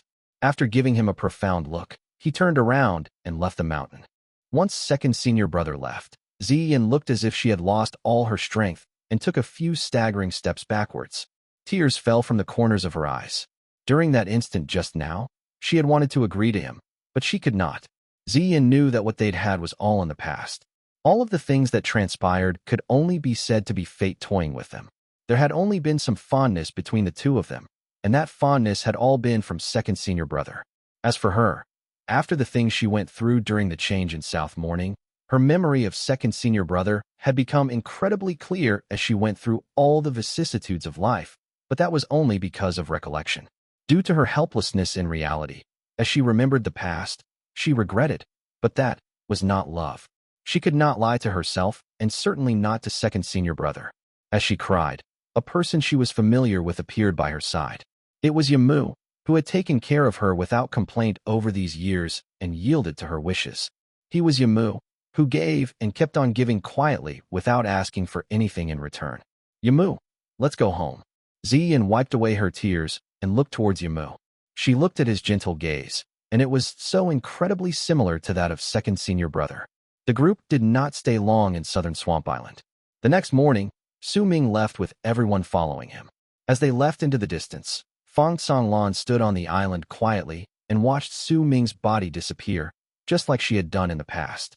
She did not know when would be the next time she would meet him and did not know whether she would still be alive at that time. She knew that she was in Su Ming's heart, but that was all. It was not love. There seemed to be some sort of barrier she could not describe between the two of them.